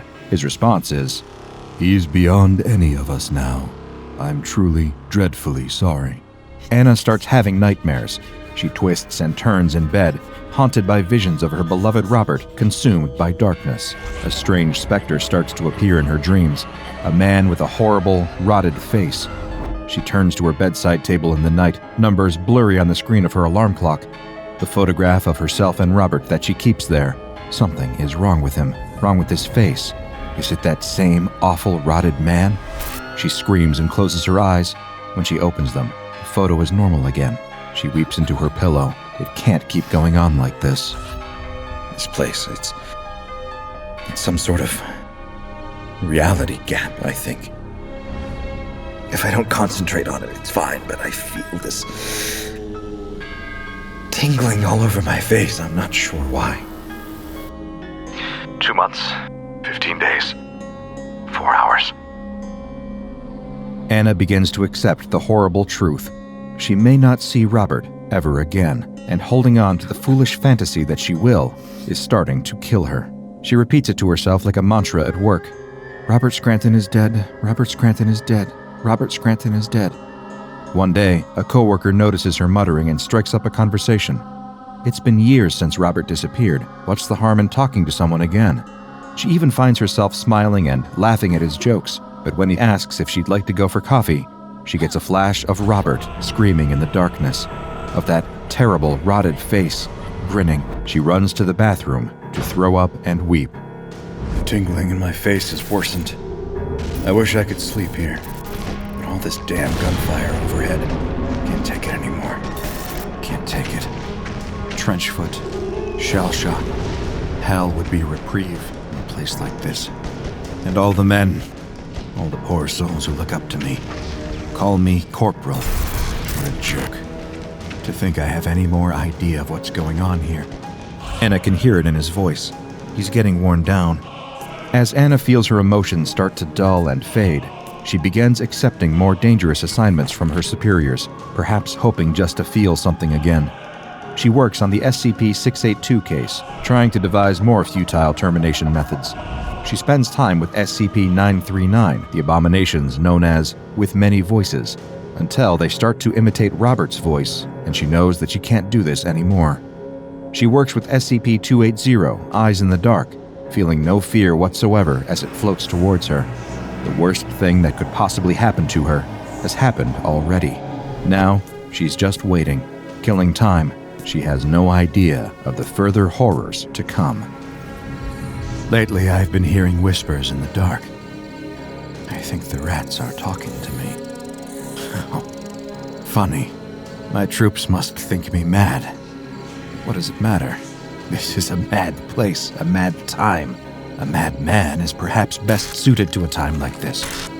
So many went over the top yesterday, only to be cut down by machine gun fire.